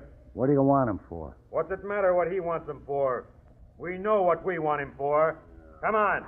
There ain't gonna be no trouble. I'm the law in Pleasant Valley. I'll do what we say. With Fred Costin laying cold and his widow weeping, that's trouble enough. We elected you, Sheriff Jake. We can unelect you. Like Ben said, it was Burridge killed him, and you know it. I've got to talk to you about Burridge, Sheriff. It's important. All right. My office, back of the meeting house. We don't need no talk about Burridge. We need to do something about the ugly son. Come on, boys. Let's get on back to town. We'll take her as she comes.